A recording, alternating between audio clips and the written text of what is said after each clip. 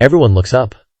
What's that? From Hua Chongyang's perspective, the figure has no vital energy fluctuations and no aura whatsoever. Wang Yu, sensing this, immediately yells, "You cowardly rats, daring to ambush this general? Go die!" He turns and throws a palm strike. Boom! The figure takes the hit and crashes to the ground. The crowd gasps. Wang Yue, confused, turns to take a closer look. The one who flew over wasn't trying to ambush, nor was it a nether sect cultivator, but the current emperor, Liu Shang, the king of Great Yan. Wang Yu's scalp tingles, his eyes wide. "Your Majesty?" The faces of the 5 elders and the godly capital cultivators are filled with horror. That's the emperor's corpse. Yu Zhenghai won. But where is Yu Zhenghai? The crowd looks up again. This time, there's no sign of Yu Zhenghai, but a flying chariot is approaching. The sky shuttle of the Devil Sky Pavilion. Immediately, a deep voice booms from the flying chariot. "Capture them all!" 4 short but powerful words echo through the godly capital. As soon as he finishes speaking, a figure leaps from the flying chariot. Duan Musheng, with thousands of spear shadows, rushes towards the imperial guards, sweeping his spear and felling over 100. Zhang Yueyan, Zhu Honggong, and the 3 elders also appear, rushing in all directions, each summoning their 100 tribulations insight dharmic body. Zhong Zhao and Qi Feng also summon their dharmic bodies and join the fray. The Devil Sky Pavilion is crawling with nascent divinity realm experts. The cultivators, hoping to profit from the chaos, are shocked, their eyes wide, as they look at the sky shuttle in the sky. The 5 elders are even more horrified. "Ji Laomo! It's Ji Laomo!" The hearts of those trying to score a quick buck in the godly capital pound in their chests, as they look from the sky shuttle to Liu Shang's corpse, stunned. The 5 elders lied to them. Weren't they saying Liu Shang was about to advance to 9 leaves? Weren't they saying the imperial family had an invincible 10 absolute formation? Weren't they saying the imperial guards could sweep the world? It was all a lie. Run! The cultivators scatter in all directions. Hua Wudao, seeing the Devil Sky Pavilion shuttle, gets hyped and says, "Yuexing, this situation is perfect for you to shine." Yes. Hua Yuexing taps her toes lightly, leaps, and spins 360 degrees in place, sending arrows flying, rushing towards the scattering cultivators. Swoosh! Swoosh! The arrows pierce through their dharmic bodies, and the low-level cultivators fall. At the same time, Fan Tianzong blooms like a swimming dragon, going wherever cultivators are trapped. Even though the 4 elders have severed their golden lotus and rebuilt, those of the same stage are no match for them. Whoever the golden gourd sucks in, dies. Lang Luo's figure flickers like a ghost, and his dragon-binding staff releases talismans like falling leaves, blanketing the godly capital. Si Wu Yai looks up at the sky, excited.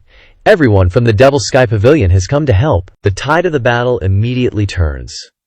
The Devil Sky Pavilion crushes all the cultivators present. After a while, no one dares to move. No one dares to fight anymore. Whoever dares to move will be killed. Hearing the voice, the crowd looks towards Hua Yuexing. Just as Hua Yuexing is opening her dharmic body, with a swoosh, her 2-leaf dharmic body suddenly blooms a leaf. Hua Yuexing breaks through in battle, the bow and arrow in her hand still enveloped in vital energy, her right hand condensing 4 arrows, ready to pierce the sky at any moment. With the situation stabilized, tens of thousands of Nether Sect disciples cheer in unison. We respectfully invite Ancestral Grandmaster. The one sitting on the sky shuttle is the biggest backer of the Nether Sect, and everyone is ecstatic. Si Wu Yai and Hua Chongyang both breathe a sigh of relief. We didn't have to use the demonic essence pill after all. On the shuttle, Lu Ju Hao, with his hands clasped behind his back, steps out. Ye Changxin and Hai Luo stand on either side. Lu Zhao observes the imperial guards, his gaze stopping on the 8-leaf Wang Yu. Wang Yu takes a step back. Lu Zhao descends, the crowd gasping and staring as Lu Zhao hurtles down like lightning. Blue vital energy seals appear under his feet. Boom! 2 vital energy seals shoot out from under Lu Zhao's feet, rushing towards Wang Yu. Wang Yue was scared SHT less, trying to dodge. But those 2 gang seals had eyes, accurately slamming into his chest. Wang Yu plummeted, feeling like trash. I'm an 8-leaf, damn it! Why can everyone step all over me? He couldn't control his surging blood, letting out a painful cry and spitting out a mouthful of blood. Wang Yu lay still on the ground, his face red with humiliation. The 5 elders, the neutral cultivators, and tens of thousands of nether sect disciples held their breaths, looking at the demon heaven pavilion's ancestor descending, a seemingly harmless old man. Yet he suppressed the entire godly capital with his aura alone. He's no ordinary geezer. He's the top 9-leaf cultivator, the master of Demon Heaven Pavilion, and the Shifu of the 9 disciples. The godly capital instantly went silent. Lu Xiao stood with his hands behind his back, looking at Wang Yu. Wang Yu shrank back, silent for a long time. Wang Yu finally crumbled. His psychological defenses were obliterated by Lu Xiao's aura. Without a word, Wang Yu frantically kicked off the ground, wanting to flee. Lu Xiao reached out, and a long spear lying on the ground flew into his palm, emitting a resonant hum. Blue light emanated from Lu Xiao's fingers, and the spear shot out. Whoosh! The speed was like a bullet, exceeding everyone's expectations. The spear pierced Wang Yu from behind, and the immense force continued forward. Bang! Sniped a target. Gained 1,500 merit points. Looking at Wang Yu's corpse pinned to the city wall, the 9 elders. Mouths were dry. Their bodies trembled, and fresh blood flowed, the spear slowly drawing red lines, dripping like a waterfall. Lu Xiao didn't continue looking at Wang Yu but turned to look at the top of the imperial city, nonchalantly saying, "Beidou Library, end it yourselves." The 9 elders' hearts sank. Lu Xiao spoke, and the Demon Heaven Pavilion disciples looked toward the 9 cultivators. Mo Baiyi was floating in the sky. These people led the 10 Absolute Formation, and could be considered the murderers of Senior Yu Zhanghai. Could it be that you're going to kill everyone? An elder tried to suppress his fear and said, "Casualties in war are understandable, but massacring an entire city is an extremely cruel act." Lu Xiao raised his head to look at that elder, not recognizing him, and simply said, "Start with you. Start with you. Pay back my disciple's life to this old man." A deep voice, full of power. Lu Xiao stood firmly on the ground, hands behind his back, waiting for the elder in the sky to end his own life. But how many people in this world are willing to commit suicide? In front of everyone, how many have the courage to stab a knife straight into their heart? The elder gradually widened his eyes, then turned around, unleashed his Dharma body, and flew away at lightning speed. Second disciple Yuan Air, standing closest to him, immediately snorted. "Trying to escape? Seriously? Watch me beat you to death."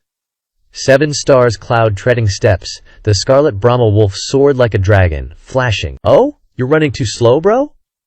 In an instant, Yuan stood in front of him, kicking. Bang! The elder was kicked in the chest, falling to the ground and creating a human-shaped crater. Yuan charged down again. Bang! 7 stars cloud treading steps helped her appear on top of him in a flash.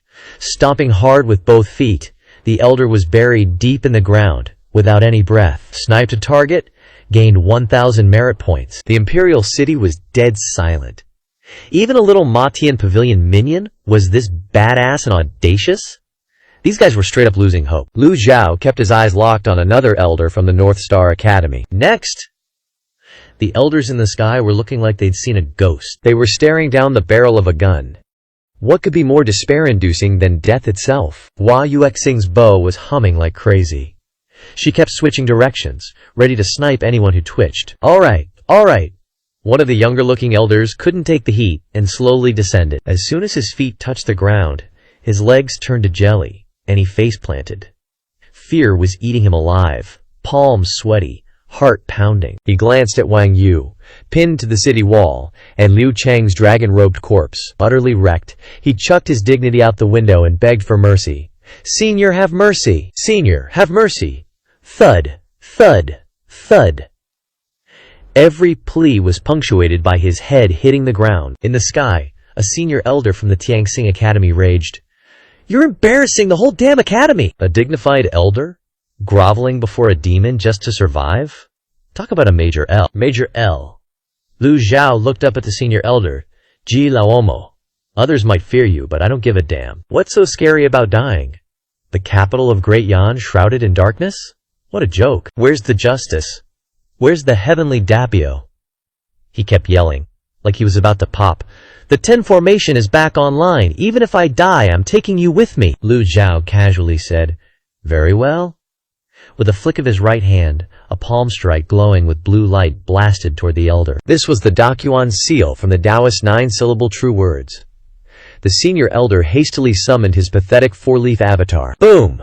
The palm strike crushed the avatar like it was nothing, then slammed into the nine-leaf elder. Crushing a four-leaf was like swatting a fly. The elder went down, instantly crippled and out of the fight. Lu Jiao intentionally spared him. He'd already blown half of his extraordinary power, saving Yu Zhenghai on the Yunnuo River. Gotta save up that extraordinary power. Of course, some targets weren't worth saving it on, like Wang Yu and Liu Ch. To off Liu Cheng, Lu Jiao had used his last one-hit kill card. He didn't give a damn about the cost-effectiveness ratio for that guy. It was all about whether he deserved it. This palm strike didn't use much extraordinary power, just enough to take him out of the game. He'd kick the bucket sooner or later anyway. This casual move silenced the elders from both academies. No one else was willing to die on that hill. Lu Jiao looked at the red-faced elder on the ground and casually asked, "Tianxing Academy?" Si Wuya immediately bowed and said, "Master, this is one of the 10 elders of the Tianxing Academy. He led the 10 formation. His name is Chen Ranzi." Lu Jiao nodded and glanced at Chen Ranzi. "You like talking about justice, huh? Well, let me tell you about justice." Lu Jiao turned to the hovering elders. "I'm giving you guys a chance. Whoever can tell Chen Ranzi what justice is, I'll spare their life. Limited spots available, only one winner." As soon as he finished, the Tianxing Academy elders were practically tripping over themselves, raising their hands. "Me! Me! Me! I'll tell him what justice is." "Shut up! What do you know about justice?" "Me!" The Tianxing Academy elders were bickering like crazy, faces redder than a baboon's butt. Chen Ranji stubbornly glared at the crowd in the sky. The insults were already flying. "Chen Ranzi, you're just a poser. You dare talk about justice? You only got where you are today by bribing the dean. I spit on you. Chen Ranzi, you dumped your poor wife, resorting to any means necessary to get rid of her, even killing the woman who stood by you through thick and thin, just to marry someone richer. A piece of trash like you dares to talk about justice?" Chen Ranzi was stunned. "No one on this earth can hurt me more than those who call themselves family." The ear-splitting insults kept coming. Chen Ranzi pointed at the elders in the sky, stammering, You! Just then, Lu Jiao pointed at someone. "You!" The elder was ecstatic, and hurriedly bowed, descending.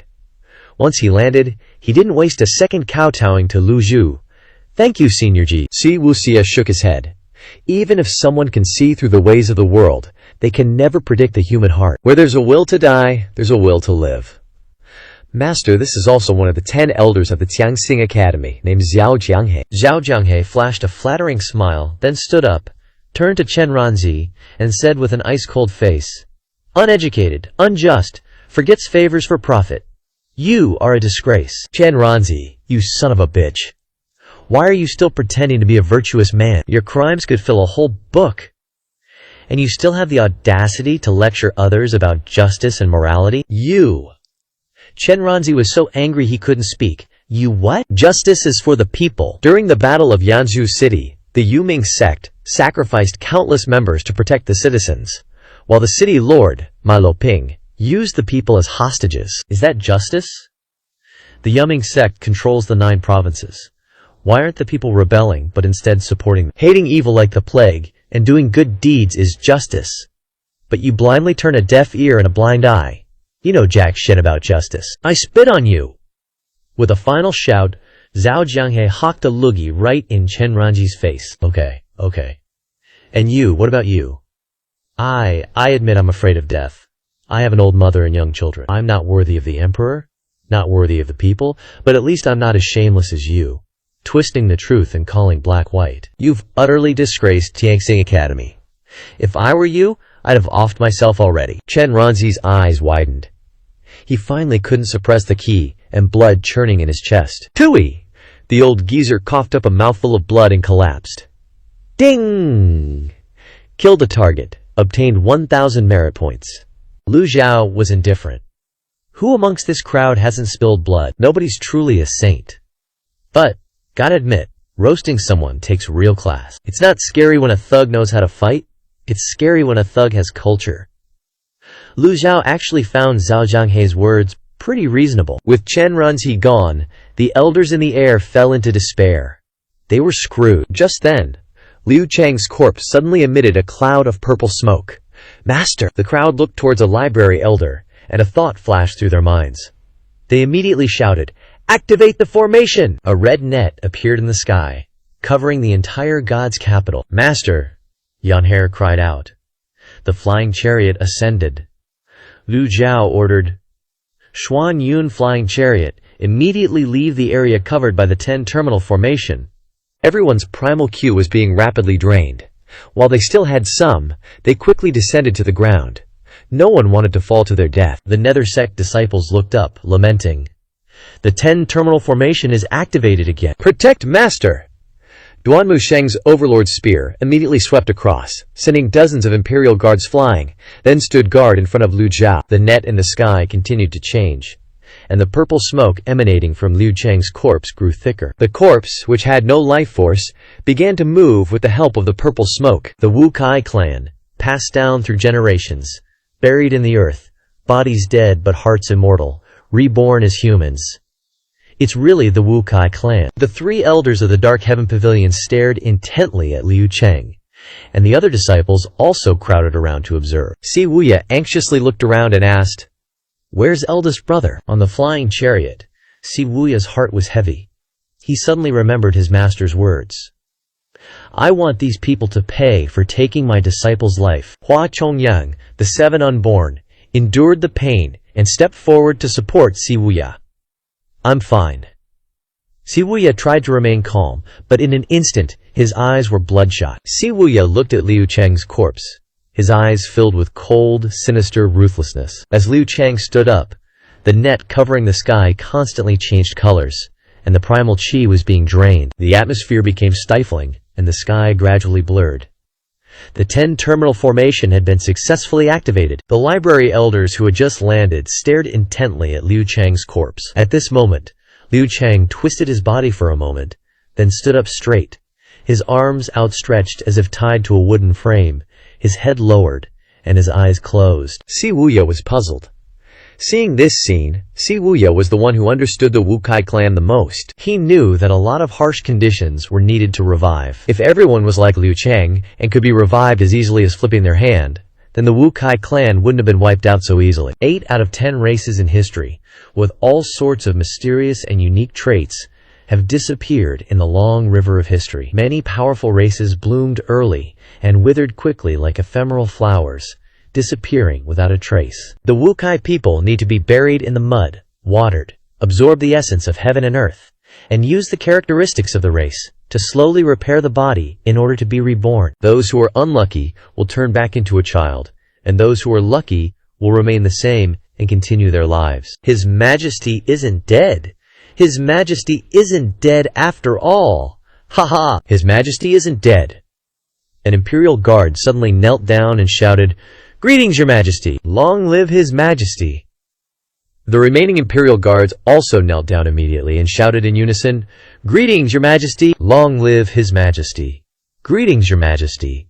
Long live His Majesty!" Several shouts echoed throughout the imperial city outside God's capital. The cultivators who wanted to watch the drama could only helplessly look at the 10-terminal formation lighting up in the sky, unable to observe the specific situation in the city. Some cultivators with keen hearing heard the shouts of the imperial guards, and everyone sighed. The Dark Heaven Pavilion has finally met its match. Was God's capital so easy to provoke? Over the years, so many strong people had come to God's capital to establish their own forces, but these forces all died at the hands of the imperial guards. What a pity for the Dark Heaven Pavilion. What a pity for the #1 demonic sect in the world. In the imperial city, Liu Cheng suddenly raised his head, opened his eyes. His eyes were empty and godless. The joints in his neck cracked. His eyes gradually regained focus. His consciousness returned to his mind, and memories gradually appeared in his mind. Liu Cheng looked around. God's capital, the imperial city, the 10-terminal formation, the imperial guards, the elders of the 2 major academies, and the dragon robe he was wearing. Everything had returned. Liu Cheng took a deep breath and looked at the nether sect disciples, Si Wuya and Hua Chongyang in front of him. "I have returned. Greetings, Your Majesty. Long live His Majesty. Greetings, Your Majesty. Long live His Majesty." How could Liu Cheng not be excited and full of lofty sentiments in this situation? Master has really come back to life. Duanmu Sheng said in surprise. Although he knew the characteristics of the Wu Kai clan, seeing Liu Chang resurrected with his own eyes was still an extremely shocking feeling. I didn't expect there to be a race with such miraculous talent in the world. The Imperial Guards didn't know these things. They just thought that the Emperor had never died and was standing up to fight again. The 8 library elders immediately knelt down. "Please, Your Majesty, uphold justice for us. It's all over." Lu Zhao had been observing the whole time. Lu Zhao chose not to act because he wanted to see how the Wu Kai clan was resurrected, what was so special about it, and maybe it would be helpful in treating Yu Zhengha. "This is the Wu Kai clan." Lu Zhao finally opened his mouth. Liu Chang turned to look at the old man standing in front of the Imperial Guards, and Duanmu Sheng, who was blocking in front of him. He was not afraid at all, but laughed and said, "Ji Tian Dao." Liu Chang was not careless at all, and took a few steps back, raised his hand, mobilized his primal chi instinctively, and found that his body was empty.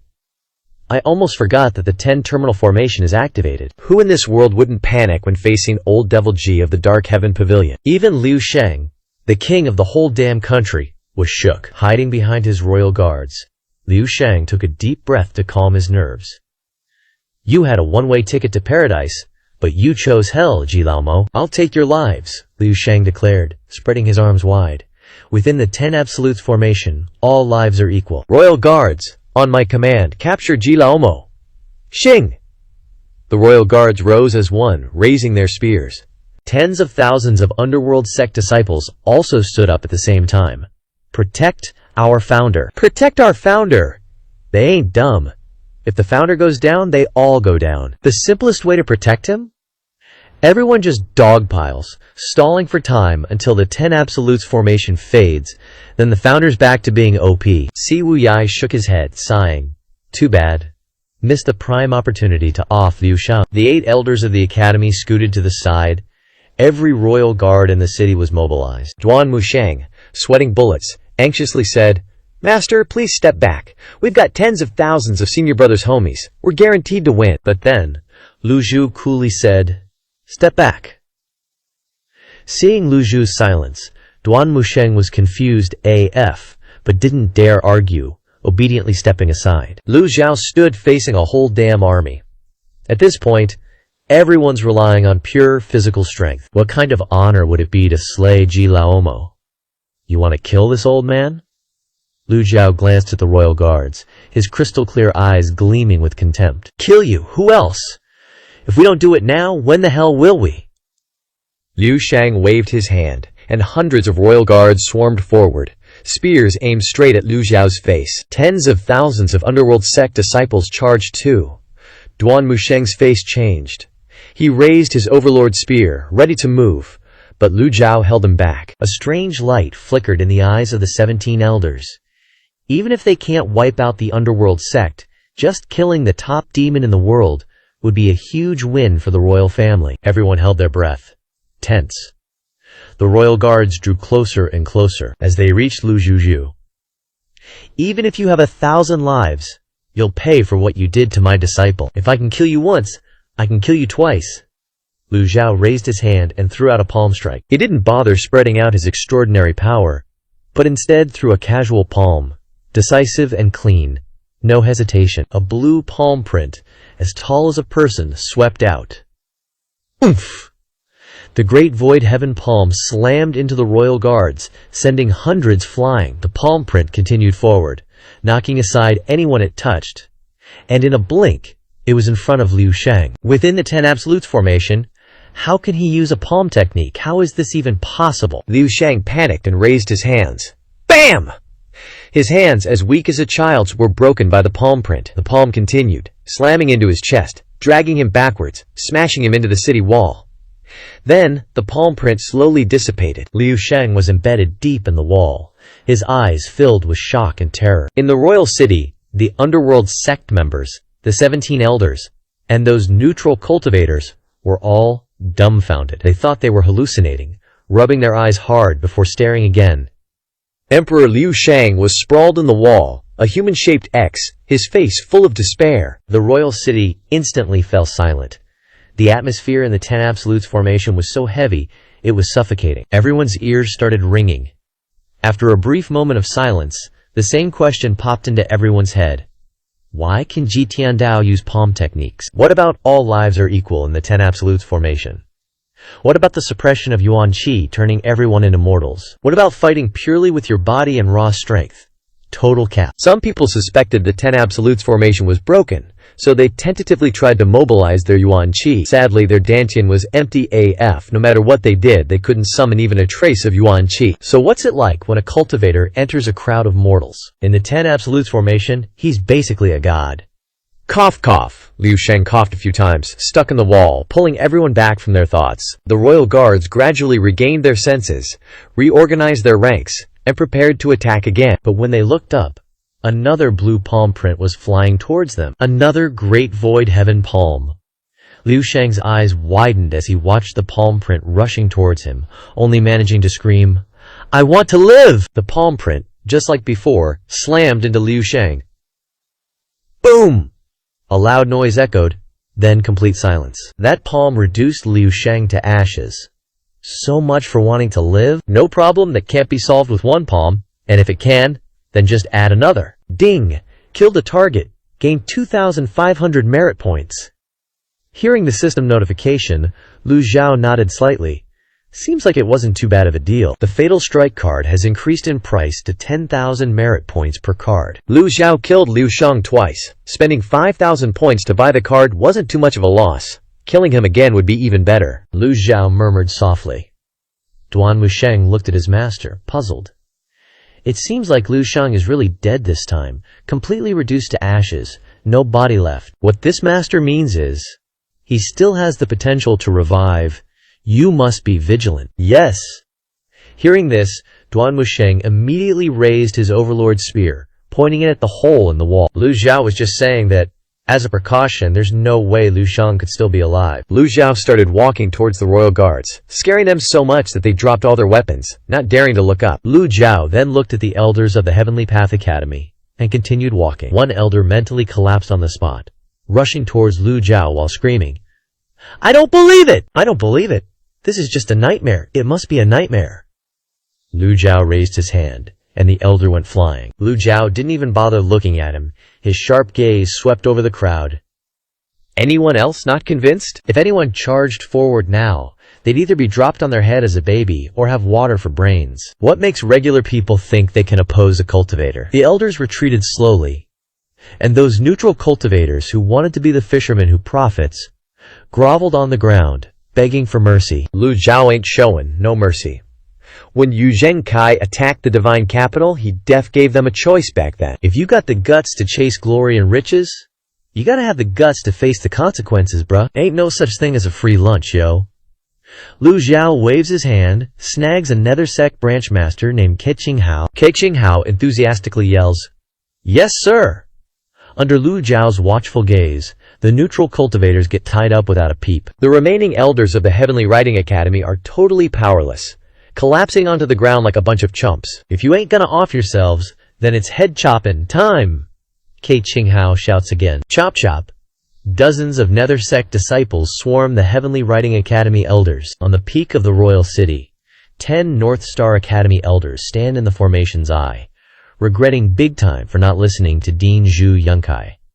Now they're in too deep. These dudes look at each other, wink wink, then bail out of the formation. Si Wuya, ever the watchful one, shouts, "Master!" Lu Zhu looks up at the royal city's peak. The white-robed cultivators are gone. Lu Zhao takes a casual step forward, and the Imperial Guards scramble backward. Inside the Ten Absolutes formation, there's no primal chi.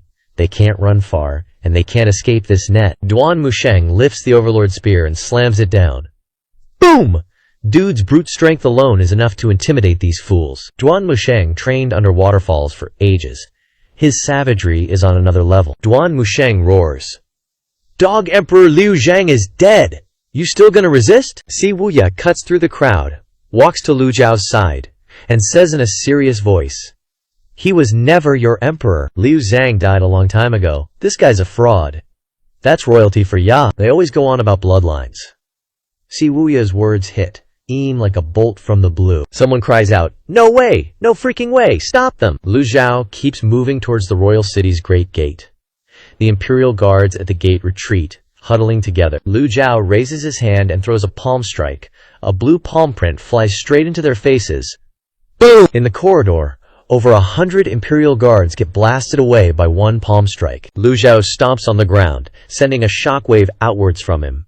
The floor crumbles, and over 1,000 Imperial guards get blasted into the air. Lu Jiao stands calmly with his hands behind his back, standing in the middle of the Imperial Guard encirclement. Then, the Imperial Guards rain down from the sky, slamming into the floor. Boom! Boom! Boom! Can't take a single hit. The Nether Sect disciples watch this scene, hyped AF. That's hype. So satisfying. Inside the 10 Absolutes formation, the Ancestral Master is a god.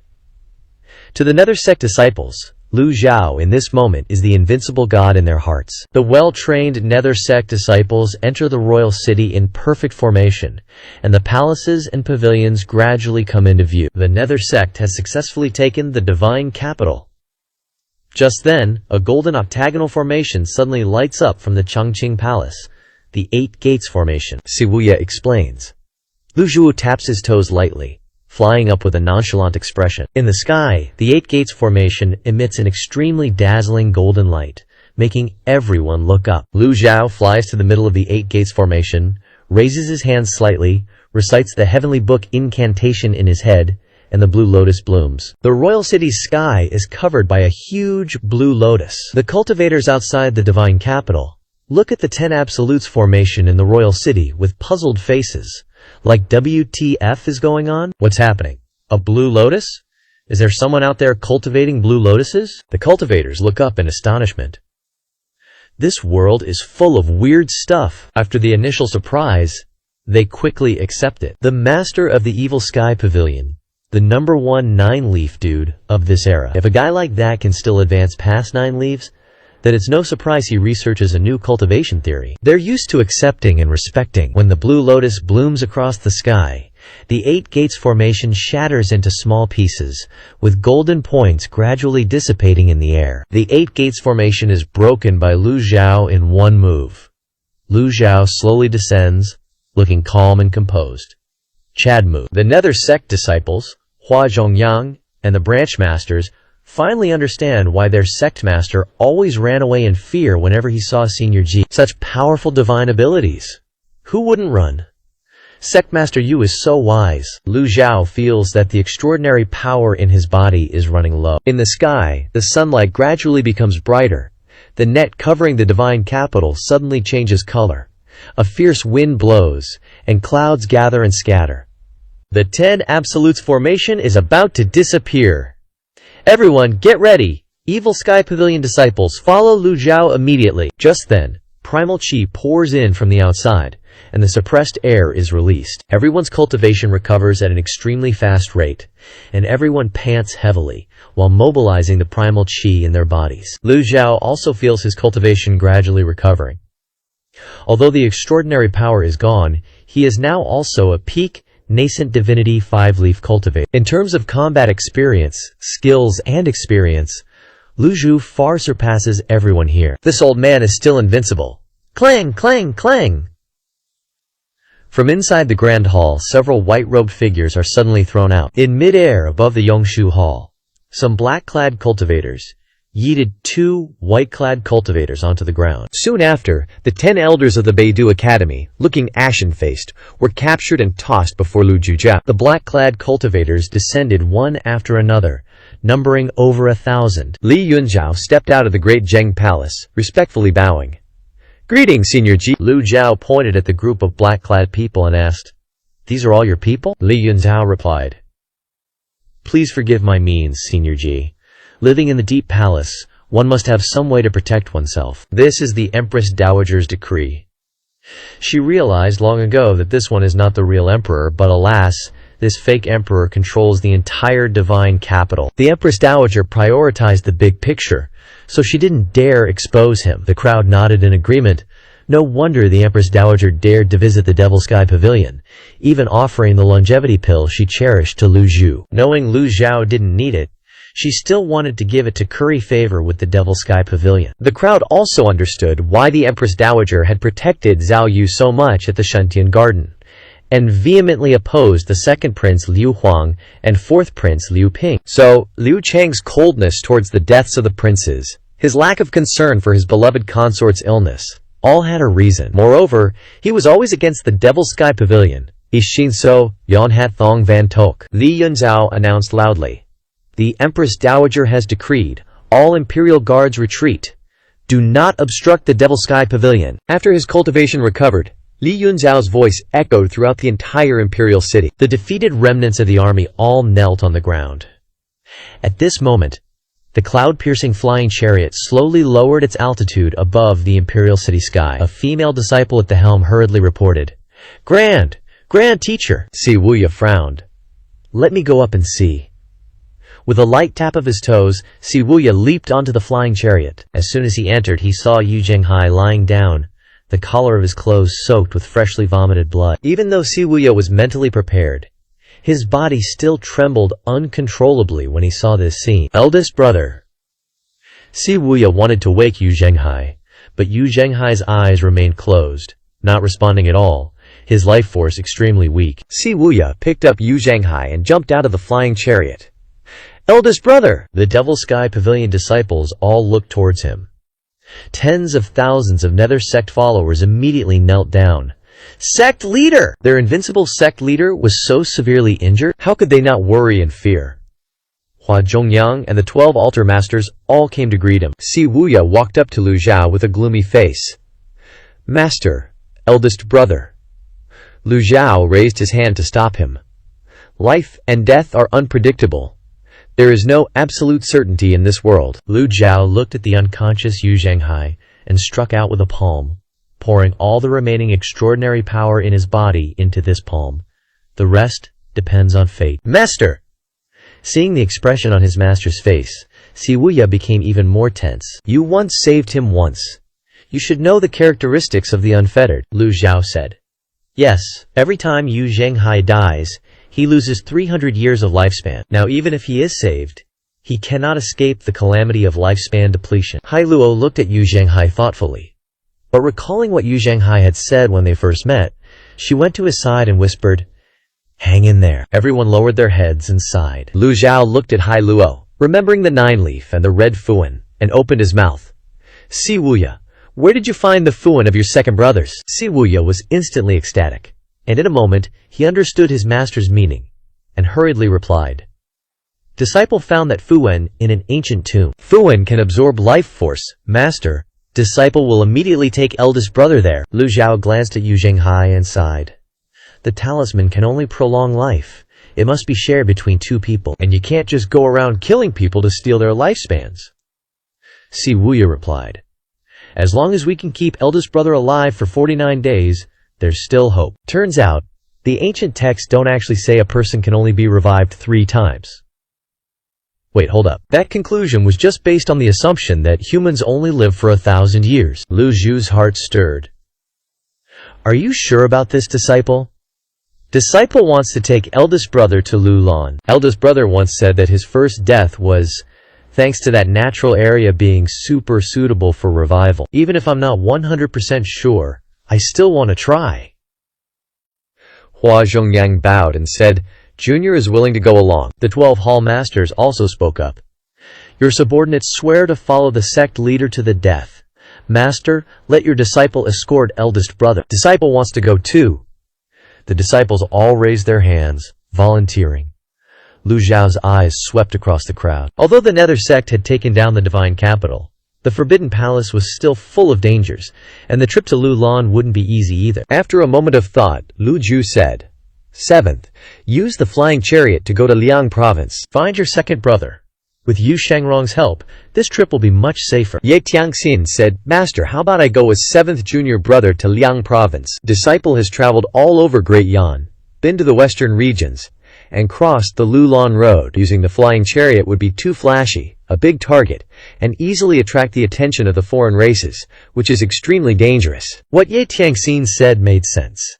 Having her along would make the trip much smoother. However, Si Wuya said, 6th senior sister, even though you're an 8-leaf, your injuries haven't fully healed. You should stay behind. The divine capital needs master to be here. Besides, I have many eyes and ears in Lulan. Si Wuya glanced at Yu Zhenghai and said, Master, time waits for no one. Your disciple will take his leave first. Go. Lu Zhao waved his sleeve. Si Wuya lightly tapped his toes and soared onto the flying chariot. The flying chariot left a long trail, streaking across the sky and disappearing into the clouds in an instant. The cultivators outside the divine capital were shocked and suspicious at this sight. Seeing the 10 absolute formation disappear, their courage grew, and they approached the divine capital to investigate the truth. No defending soldiers, no sky-covering net, no crossbows. The divine capital was a complete ruin. Houses collapsed, corpses strewn everywhere, blood all over the ground, and flies buzzing. For some reason, the cultivators hovering in the air all sighed softly. The war is over. Will the divine capital be reborn? Who will ultimately be the victor? The cultivators looked up at the imperial city. No one knew the answer, and no one dared to approach the imperial city rashly, only circling around in the divine capital. In the imperial city, in the great Zheng Palace, Li Yunzhao helped the Empress Dowager sit down. Sitting opposite her was the master of the Evil Sky Pavilion, the #1 nine-leaf of the time. In the great hall, many civil and military officials were kneeling, and more than a dozen elders from the 2 great academies were also tied up and kneeling on the ground. Zhao Yu, come here. The Empress Dowager looked at Zhao Yu standing behind Lu Zhao. Zhao Yu lowered her head. I don't blame you. She naturally couldn't blame Zhao Yu. Since she was young, Zhao Yu had not been in the palace. But when the Empress Dowager was seriously ill, she took care of her wholeheartedly, fulfilling her responsibilities. On the contrary, it was rare that Zhao Yu didn't hate the royal family. The Empress Dowager was only afraid that she had been wronged, so how could she be in the mood to blame her? The Empress Dowager's gaze shifted to Lu Zhao, and after observing him for a while, she said with emotion, It's been a long time. Lu Zhao didn't answer her but said directly, Outside the great Zheng Palace, there are tens of thousands of Nether sect disciples, all subordinates of my disciple. I know. I don't judge Liu Qua, but Liu Sheng has neglected state affairs since he ascended the throne, slaughtered the people, threw their bodies into the river, and then fished out their bones. WTF. For 10 years, the princes made trouble, colluded with foreign races, and the Great Witch plagued the 9 provinces. The royal family's fate today is all reaping what they sowed. The Empress Dowager took the initiative to add a few words, and then sighed softly. She turned her head to look at the civil and military officials and said, It is meaningless to talk about this now. The change of dynasty is the law of heaven. As long as the world and the 9 provinces are all able to live and work in peace, then even if the world changes to the Jiao family, I will not complain. The civil and military officials kneeling on the ground shouted, Empress Dowager! The Empress Dowager was sad and touching. If this world really changed hands, then they would all become slaves of a fallen country. Lu Zhao shook his head. Unlike Yu Zhenghai, Lu Zhao had absolutely no interest in this world. If his eldest disciple, Yu Zhenghai, wanted to sit on the throne, he would probably have to put in a lot of effort. After all, he was not a Liu. Of the 5 princes, only the 3rd prince, Jiang Aijian, and the 5th prince remained. Which one the civil and military officials wanted to support to ascend the throne had nothing to do with Lu Zhao. It was just that Yu Zhenghai had worked so hard to win the world. If Lu Zhao took over this matter for his disciple, wouldn't he be disappointing Yu Zhenghai? Therefore, Lu Zhao was not in a hurry to make a decision, but looked at the elders of the 2 great academies and the civil and military officials. How should these people be dealt with? Lu Zhao asked. Deal with them as the Evil Sky Pavilion wants. The Empress Dowager replied, not caring much. I'm asking you, which means I respect your decision. These words made the elders of the 2 great academies overjoyed, desperately kowtowing. The Empress Dowager was slightly stunned. The divine capital had fallen, so what else could she do? She turned her head to look at the elders kowtowing, feeling annoyed and upset. Drag them out and execute them. The most ruthless are the emperors and the royal family. It has always been so. One word of command turned the elders' faces ashen. Empress Dowager, spare us! Empress Dowager, spare us! The imperial guards rushed in. The elders had their cultivations sealed when they were captured, so they could do nothing, and they were all dragged out. Lu Zhao glanced, slightly regretful. Should this old man have been more ruthless and killed them himself? These elders may be weak, but even small mosquitoes are meat. Damn it, what a pity. When did you know he wasn't Liu Zhang? Lu Zhu asked. The Empress Dowager looked up and said, How could Ai Jia not recognize her own son? Ai Jia knew it the day Liu Zhang ascended the throne. Liu Guo is still alive. With his abilities, catching this guy wouldn't be a big deal, Liu Zhao said. Liu Guo did intend to do that, but Liu Zhang was already an 8-leaf cultivator and had the super heaven-grade weapon, the judge's pen, the Empress Dowager said. Liu Zhao raised his hand, and a writing brush appeared in his palm. This thing is also super heaven grade? The Empress Dowager wasn't surprised to see it in Liu Zhao's hand, and nodded slightly. That's right. This is why the royal family has stood tall for so many years. Liu Guo has the Lingshu sword, Liu Zhang has the judge's pen, and experts from all over the world gather in the divine capital. Armor patterns? Pen nibs? Liu Zhao asked. Where did the royal family get these things? The Empress Dowager turned her head and signaled to Li Yunzhao. Tell them to withdraw. Li Yunzhao understood and turned to the civil and military officials. The Empress Dowager is tired. Withdraw. We obey. The civil and military officials were dumbfounded. The divine capital has fallen. What should they do now? Should they pack up and leave? Or stay? But the Empress Dowager had spoken, so they didn't dare say anything, and respectfully left the Great Zhang Palace. The Empress Dowager stood up and said, Please follow Ai Jia. Where to? Li Yunzhao whispered. The inner treasury. Yan Friar was surprised to hear that. Is that the inner treasury that shameless guy mentioned? Zhu Honggong also spoke up. Are there good things? In theory, could I rush in and rob the place? The others turned to look at Zhu Honggong. Back to his old bandit habits, huh? What a psycho. Zhu Honggong scratched his head, looking at everyone. Did I say something wrong? Why is no one answering him? He obediently followed behind Liu Zhao. Zhu Honggong couldn't understand. 10th junior sister, am I wrong? Hai Luo nodded.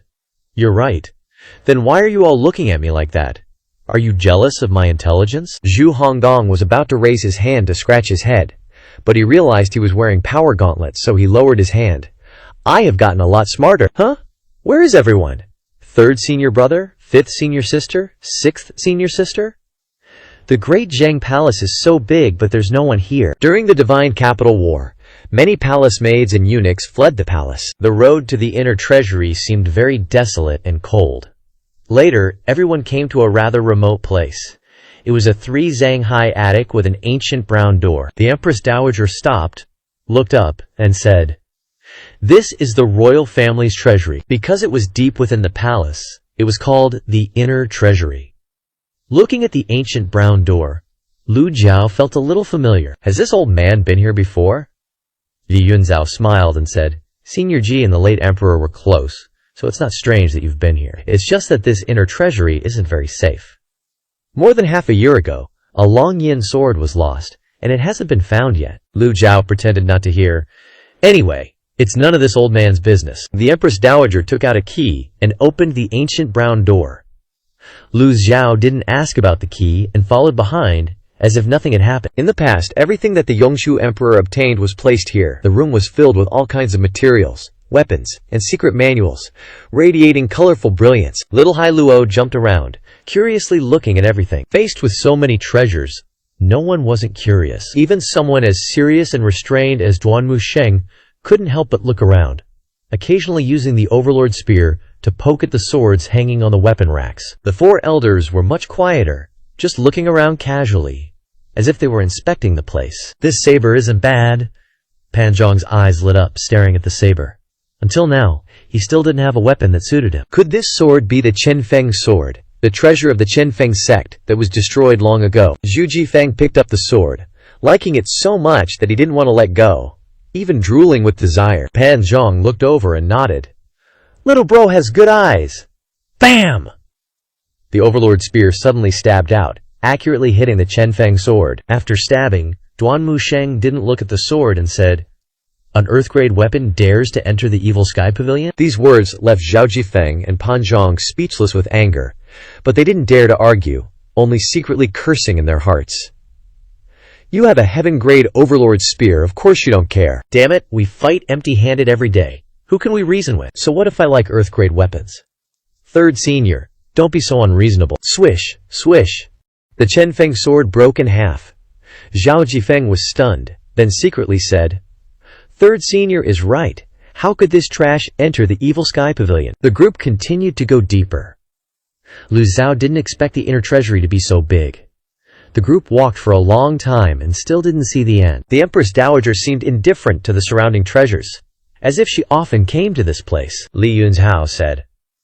The late emperor entrusted the inner treasury to the Empress Dowager's care. Over the years, the Empress Dowager has carefully guarded this place, without any slackness. After the late emperor passed away, the Empress Dowager still persisted. At this time, the Empress Dowager suddenly stopped, turned around to face the evil Sky Pavilion group, and slowly said, "You may take anything you wish from the inner treasury." The disciples were secretly delighted, and in an instant they jumped around like monkeys who had never seen the world, grabbing this and snatching that. Li Yunzhao was stunned, thinking, every disciple of the evil Sky Pavilion has a heaven-grade weapon in hand, yet they still value the things in the inner treasury? Lu Zhao scolded softly.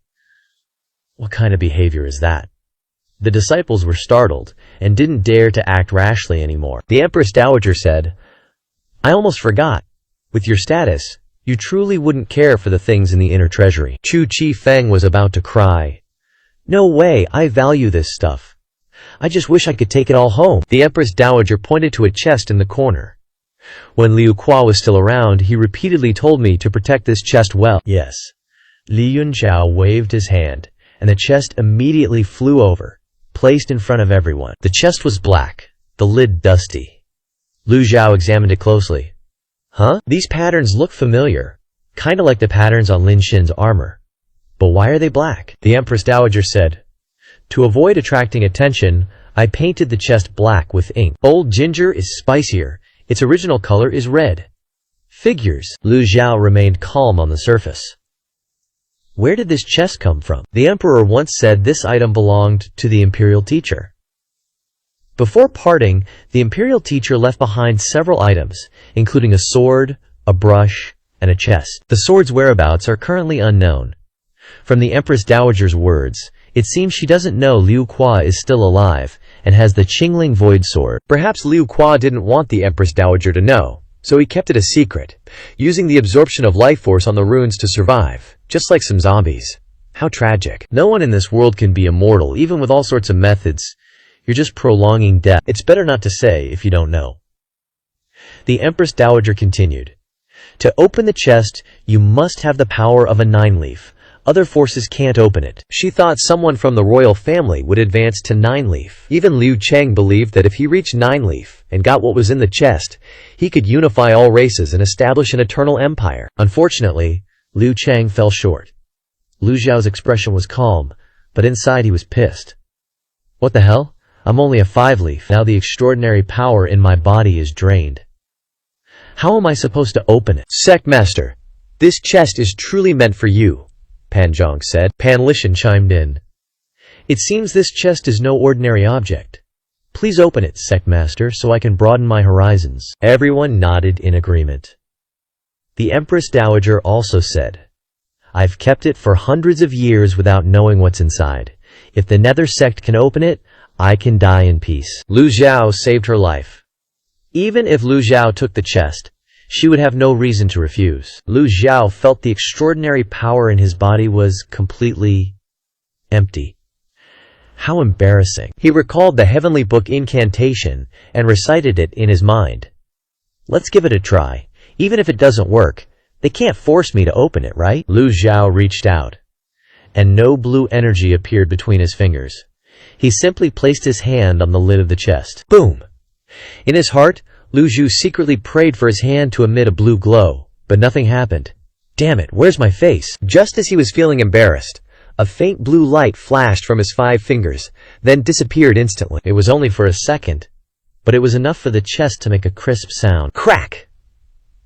The Empress Dowager's eyes widened, and she said excitedly, I've had countless people try all sorts of methods without success. I didn't expect. Others weren't particularly excited. But the Empress Dowager had tried so many methods without success, only she understood how difficult it was to open this chest. Li Yunchao said, I can testify. Even His Majesty couldn't open the chest. He used his 8-leaf great divine power to hack at it all night without any movement. Sect Master is mighty. The 4 elders were quick to seize the opportunity and brown nose. Lu Zhao didn't like flattery. He pressed down gently, and the chest shattered into small pieces, falling to the ground, turning into trash in an instant. But the object inside the chest attracted his attention.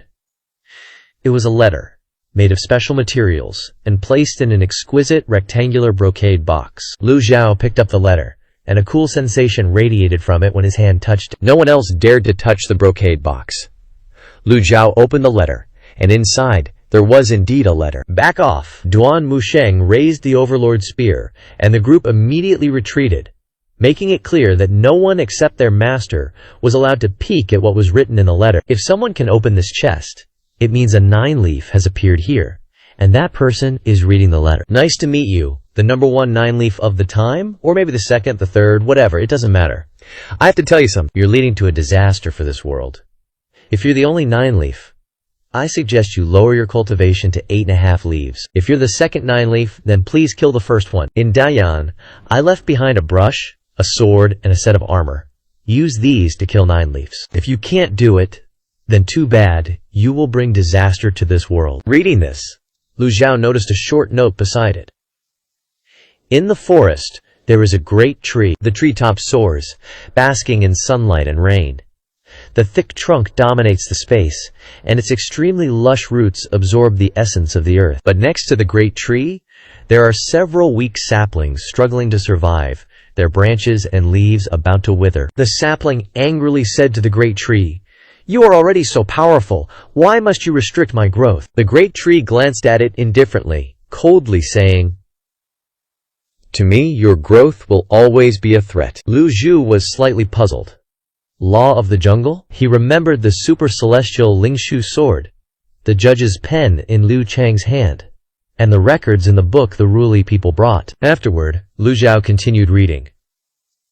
There are many madmen seeking the truth about the cage of heaven and earth, and the forbidden zone of lifespan, and many madmen have become food for fierce beasts. I hope you are not a madman. I like Dayan, peaceful, gentle, not many people like to kill, and not those crazy people. Life is inherently against the heavens. 8 leaves, living for 1,000 years is enough. So you must tell the world that there is no 9-leaf, that people can only live to 1,000 years old, so that their curiosity will be nipped in the bud and the danger will be eliminated. Don't try to explore, and don't step into the forbidden zone. The things I left behind are enough to prove everything. You must be very curious, very suspicious about what that danger actually is. Where did I come from? Sorry, can't tell ya. Homie, if you could, please help me find a person named Luo. She visited this place 300 years ago. If you find her, give her this brocade box. If not, then it's yours, my treat. Lu Xiao was shook. This mysterious expert is also looking for a chick named Luo. May all be safe. These are the last 5 words of the letter, like, no origin story, no explanation of the danger, just a cryptic message and BAM! Done! Lu Xiao flipped the letter over. Nothing on the back, can only judge by the handwriting. The bit about the law of the jungle was added later, the ink's thicker. Even though he didn't spell it out, Lu Xiao can tell from this letter that there's some seriously dangerous stuff going down. The stuff in Ruli's ancient book has the exact same handwriting and tone. This letter's definitely from the same dude. If you think Lu Xiao isn't curious, you're dead wrong. Judging from the letter's contents, the disaster this guy's talking about is the law of the jungle, like how humans don't give a damn about ants, but if those ants were the size of fists, that's a whole different story. Lu Xiao shook his head. Am I even a 9-leaf? The 4 elders of the Dark Heaven Pavilion were curious AF about what the letter said, but tough luck for them. Lu Xiao pocketed the letter, then remembered Si Wuyai. He loves pondering this kind of stuff. He'd def have some good insights. Lu Xiao asked the Empress Dowager, "What's this imperial tutor's name?" The Empress Dowager shook her head, never revealed his name. Did he leave anything else behind in the great Yan Imperial City? Just these things. If there's more, it's probably somewhere else. At this moment, Li Yunzhao chimed in. The 10 Absolutes formation was also crafted by this imperial tutor. Everyone was secretly stunned. Lu Xiao understood what the guy in the letter meant. The things he left behind are enough to prove everything. To be able to craft the mystical 10 Absolutes formation like that, this guy's not just powerful, but also cunning AF, not revealing a single piece of info about himself. Where the hell did he go? Lu Jiao asked again. The Empress Dowager sighed. When he left, The imperial tutor didn't give any signs, didn't even say bye to the emperor, just suddenly vanished. The emperor sent people to search everywhere, even to the Blackwood Forest in the far west, wanting to get through the forest, but ultimately failed. Pan Lishan frowned. This old man has been to the Blackwood Forest. My gourd was found there. There are tons of treasures in the Blackwood Forest, which once caused cultivators to flock there like a tide to search for treasures, resulting in countless casualties. Many foreign cultivators also participated. Turns out, all of this was manipulated by the royal family behind the scenes. The Empress Dowager looked embarrassed. Li Yunzhao added. 7th Senior Si Wu Yai once created a huge fire, burning 10,000 miles east of the Blackwood Forest, to stop the treasure hunters. Everyone simultaneously turned to look at Lu Zhao, his poker face still as calm as ever, acting like he didn't hear anything. What's it got to do with me? Lu Zhao looked down at the brocade box on the ground, gently lifted his hand, astral energy vibrated, and the brocade box flew up, landing in his hand. This action attracted everyone's attention. No one cared about the previous topic anymore, nor bothered to wonder what was written in the letter. Master, what's inside? The brocade box is exquisite, long and rectangular, with red lines carved on it. A red lotus flower is carved on the front of the box. The lid is just closed. No keyhole or sealing array. Lu Zhao opened the box. BAM! Inside the brocade box is a zither, looking elegant and ancient.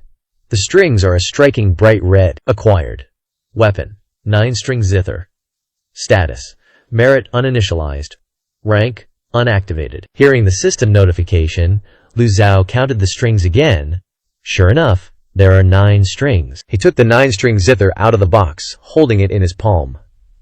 The 9-string zither is about the same length as the jade flute and as wide as a hand. A zither!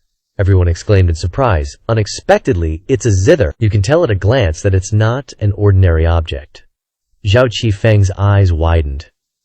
I feel like you're stating the obvious. The 9-string zither gave off a cool sensation, a powerful aura, and a stunning appearance. The disciples looked at it blankly. How can you play such a small zither? The 9 strings are only half a hand wide. Are we supposed to use toothpicks to pluck the strings? The main point isn't that. But why did the Great Yan's imperial tutor leave behind a zither? What's the intention? Lu Zhao turned to look at the Empress Dowager. Was the Great Yan's imperial tutor refined and elegant? The Empress Dowager sighed. The imperial tutor was proficient in music, chess, calligraphy, and painting, and occasionally played the zither, but I've never seen him use this zither. Such an exquisite zither. It must be for decoration. Lu Zhao shook his head. Not necessarily. Others might think it's just a decorative zither, but someone as experienced and knowledgeable as Lu Zhu can be sure that this is a zither controlled by primal energy. Plus, the system notification makes Lu Zhu even more certain of this. Everyone's eyes were focused on Lu Zhao. Lu Zhao released his hand, and the 9-string zither floated in front of everyone. He raised his hand and smacked it with a palm. Boom! The entire 9-string zither emitted a golden light, and then swelled up, with astral seals enveloping the zither. Everyone opened their eyes wide, Pan Lishan said.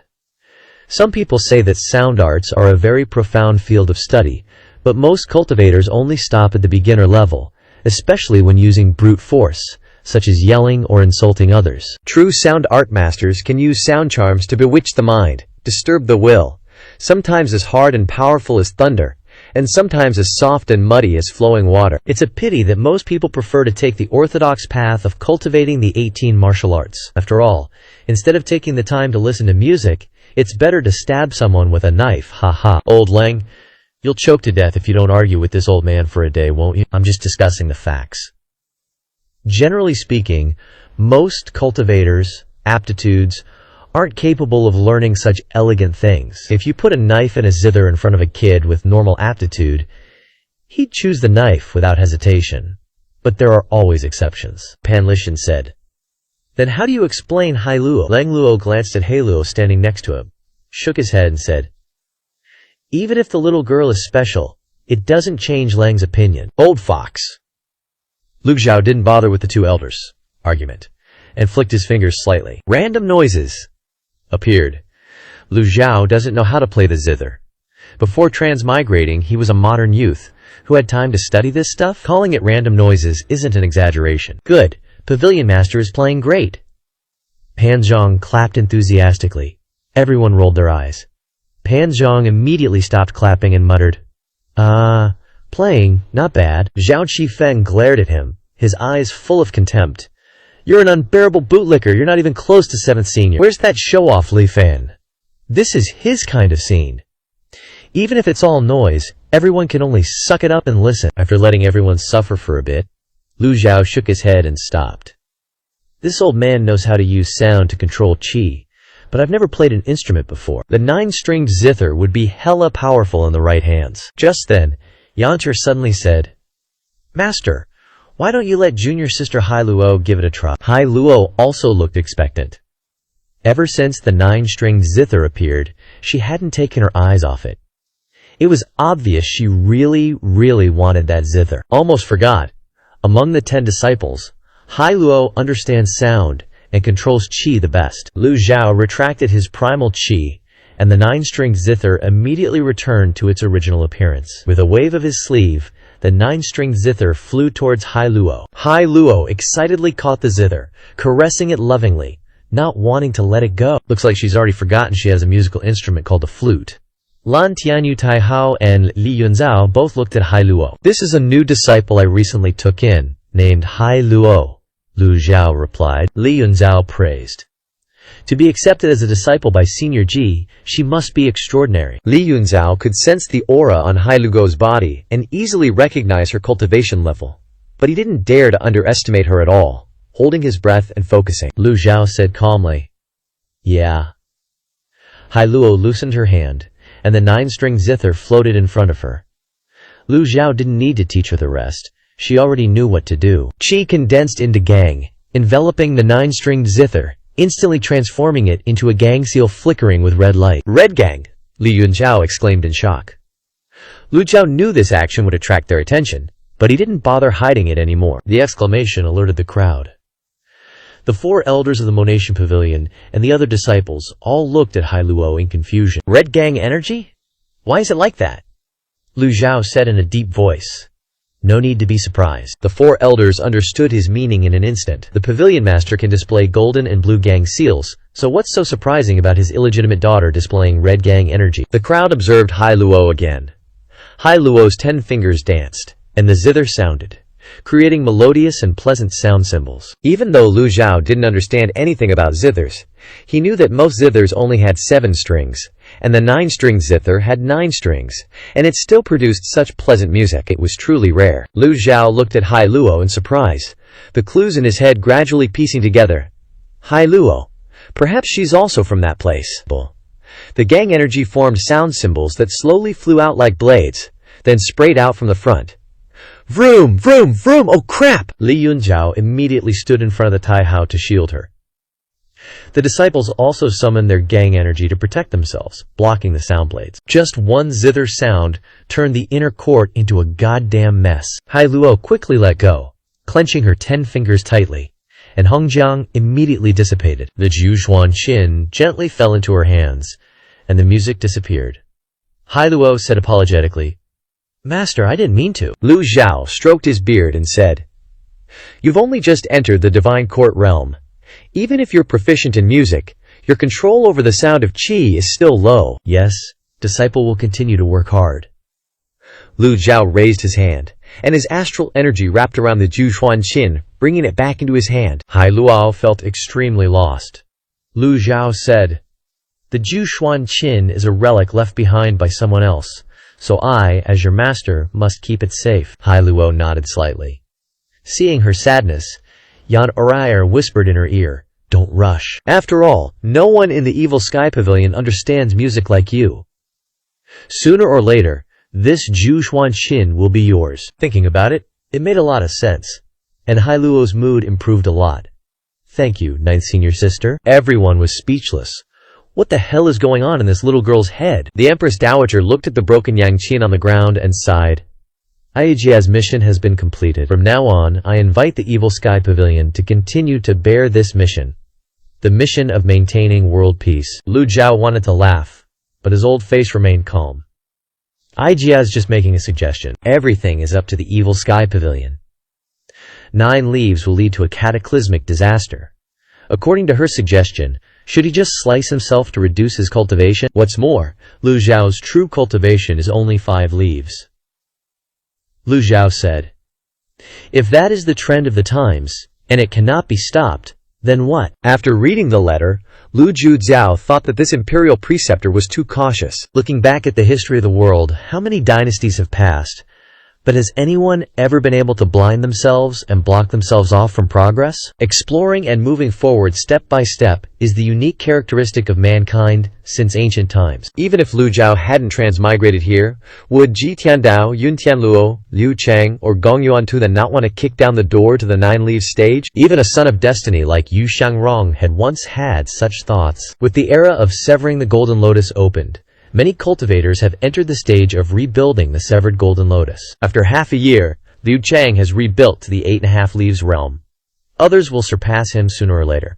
It's just a matter of time. When that time comes, impacting the 9 leaf stage will become the general trend.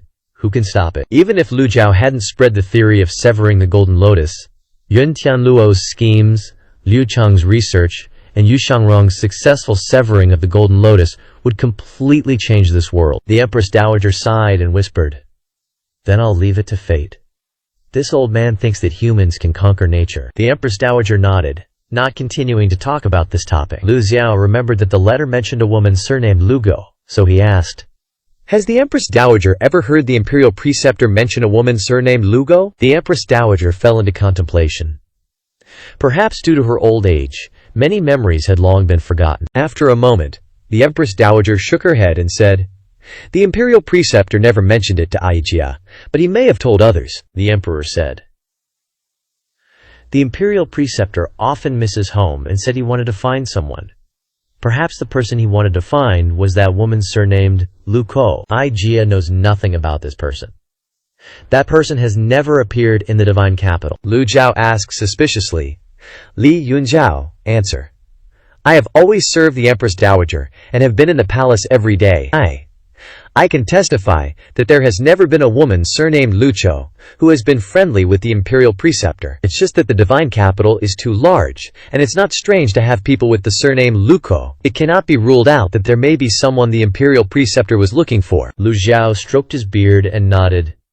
Never mind. At this moment, a guard appeared outside the inner treasury, bowed, and said, "Empress Dowager, Zhao Yongkai of the Northern Dipper Academy and Meng Nanfei of the Celestial Journey Academy request an audience." The Empress Dowager said, "Tell them to wait for orders at the Great Zheng Palace." Great Zheng Palace. Zhao Yongkai and Meng Nanfei knelt on the ground, trembling all over. The Empress Dowager sat on the right, and Lu Zhao sat on the left. Zhao Yongkai pleaded, "Senior Ji, please believe me.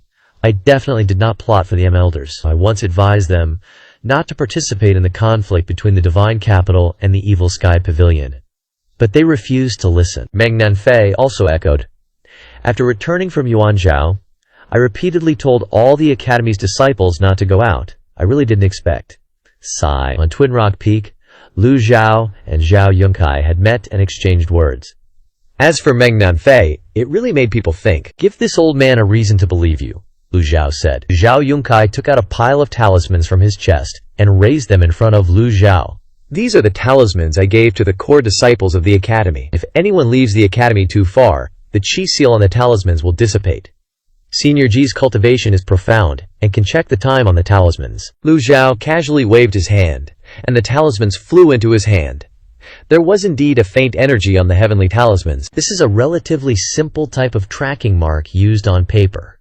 "And you?" Lu Zhao looked at Meng Nanfei. Meng Nanfei's whole body trembled. Widening his eyes, Meng Nanfei said, "Senior Ji, everything I say is true. They originally wanted to use this method too. These words are not convincing." On Twin Rock Peak, Meng Nanfei didn't give him any face and only sent a disciple to meet him. It wasn't until Lu Zhao used a disguise card that he was able to intimidate him. At this moment, Hua Zhongyang suddenly bowed and said, "Senior Ji, this junior has something to say." "Speak." When the Nether sect attacked the city, this junior saw many disciples from the Celestial Journey Academy. As soon as Hua Zhongyang said this, Meng Nanfei took several steps back. You must have seen wrong, right?" Hua Zhongyang snorted coldly. Could it be that I can't distinguish between the forbidden guards and the academy's disciples? One side wears armor, and the other side wears white robes. Hua Zhongyang isn't blind either. Lu Jiao understood the situation and turned to ask Hua Zhongyang, were there many casualties among the Nether sect's disciples? Reporting to Senior Ji, we haven't had time to count yet, but before the Great Battle, the Nether sect had nearly 70,000 brothers. Now, there are less than 40,000, Hua Zhongyang said, choking. Swish! Many Nether sect disciples rushed in outside the door of the Great Zheng Palace, all staring at Meng Nanfei with red eyes. The 12 commanders knelt down at the same time. Now that the sect leader is not here, we beg Ancestor Master to make the decision for us. We beg Ancestor Master to make the decision for us. We beg Ancestor Master to make the decision for us. The shouts echoed throughout the hall. Liu Cheng is dead, and no one mentions him anymore. Lu Zhao looked at Meng Nanfei. Even if this old man forgives you, the blood and tears of tens of thousands of Nether sect disciples will not forgive you. Meng Nanfei's heart skipped a beat. Senior Ji, I had no choice. It's all for my master. Lu Zhao straight up ignored him. Hua Zhongyang, since Yu Zhanghai isn't here, you're temporarily in charge of the Nether sect. Decide Meng Nanfei's fate. Lu Zhao waved his hand. Hua Zhongyang knelt on one knee. Many thanks, Senior Ji. The branch leaders were hyped, glaring at Meng Nanfei with hatred. Hua Zhongyang looked at Meng Nanfei and yelled, "Get out here!" Seeing Meng Nanfei didn't move, Hua Zhongyang went to drag him, but Hua Zhongyang was injured, and Meng Nanfei instinctively dodged back. Just then, Lu Zhao unleashed a palm strike. He's a 5-pedaled dude now. A local big shot. Bam! Meng Nanfei didn't dare to dodge, cried out in pain, staggered back, blood trickling from his mouth. Lu Zhao ignored him and said, Hua Zhongyang, I'll stay in Huangcheng for a few days. Clean up the mess in Chengdu. As long as I'm here, the sky won't fall. Hua Zhongyang was worried that after Lu Zhao left, the Nether sect would have trouble cleaning up the aftermath of the war. They'd suffered heavy losses. With the evil sky pavilion here, it's all good. Hua Zhongyang and the branch leaders knelt down, respectfully saying, Thank you, Ancestor. Meanwhile, in Liangzhou City, on the city wall, Huang Shiji looked up at the cyan-robed swordsman standing on the tower, cupping his hands. Second Master is thinking of a way to kill General Jia Laier. Yu Shangrong crossed his arms, looking west, not turning his head, simply replying, No. Then what is Second Master thinking about so intently? I'm wondering why Ziha Lakir is so slow to attack, Yu Shangrong said. Of course, it's because he's scared. Instead of passively defending, why not actively attack? Second Master means, Huang Shiji asked, shocked. Just then, a figure flew up from below the city wall, bowing. Island Master, Seventh Master, sent a flying letter with a death diagram. Something happened to the sect leader. Huang Shiji widened his eyes and scolded. Don't talk nonsense. This is indeed Seventh Master's handwriting. This disciple wouldn't dare to lie. Seventh Master said to wait for him to arrive, the disciple said, offering the flying letter. Seventh Master is heading to Liangzhou City, arriving early tomorrow morning. Yu Shangrong gently raised his head, still looking towards the foreign race, not turning back, continuing to be silent. But the smile on his face was gone. Huang Shiji sensed the atmosphere was off, bowed to Yu Shangrong, and turned to leave. Early the next morning, Huang Shiji, Jiang Aijian, Li Jinyi, and the 3 sect leaders of the Myriad Venom sect, Flower Interred sect, and Devil Slaughter sect, gathered at the general's mansion. Where's Second Master? A disciple bowed and said, Second Master is still standing on the tower. He's been standing there so early? Jiang Aijian asked, surprised. Second Master has been standing there all night. Standing all night? Huang Shiji frowned slightly. Let's go take a look, Jiang Aijian said. Master, don't be a dumbass. Going there now, you'll get your skin peeled off. Something happened to Senior Bro. How can Second Master be happy? Huang Shiji paused for a moment, then replied. Aren't they always at odds? They are, but they're still fellow disciples. Jiang Aijian glared. That's true. Huang Shiji nodded. Little Jiana. Jiang Aijian immediately looked annoyed. Master, please call me Jiang Aijian. I as in benevolence, Jian as in sword obsessed. If you can't do that, call me good disciple. If you still call me little Jian, I'm leaving. Get lost, Huang Shiji scolded. If you were 1/10,000th as good as Yu Shangrong, I wouldn't be so miserable today. Look at him. Loyal and righteous. High cultivation. famous throughout the land. And look at you, Master. I don't like hearing these words. I'm famous too. One of the 3 great sword maniacs famous in the cultivation world, that's me. I'm not tarnishing your reputation. It's not fair to compare me to him. Jiang Aijian huffed, unconvinced. Just then, from the east of Liangzhou City, a flying chariot suddenly appeared, dragging a long tail as it rushed over. Perhaps because it was flying at full speed, the cloud-piercing flying chariot made a resounding boom. Everyone immediately stood up. He's here! 7th Master is here! The group leaped into the sky. Just as they leaped up, a figure flashed in front of them. The cyan-robed swordsman crossed his arms, indifferently looking at the cloud-piercing flying chariot. Greetings, 2nd Master. The people from the Myriad Venom sect, Flower Interred sect, and Devil Slaughter sect all bowed. But Yu Shangrong ignored them, still staring intently at the cloud-piercing flying chariot. Before long, the cloud-piercing flying chariot arrived at Liangzhou City. Yu Shangrong stepped into the air and flew higher. Si Wuya, who was driving, saw Yu Shangrong and immediately bowed. Greetings, 2nd senior brother. Yu Shangrong immediately saw Yu Zhanghai lying in the flying chariot. Sensing that Yu Zhanghai no longer had any breath, his whole body gloomy with death aura, he frowned. Does Master know? Yu Shangrong asked. Yes, it was too late when Master arrived. Eldest senior brother and Liu Shang fought a great battle by the Cloud Rage River. Both sides were evenly matched, ultimately resulting in a mutual loss. Si Wuya briefly explained the situation. Yu Shangrong landed on the flying chariot, his expression indifferent, saying, I said long ago that Liu Shang wasn't so easy to deal with. If he had listened to my advice, he wouldn't have ended up like this. 2nd Master, it's the Evil Sky Pavilion speaking.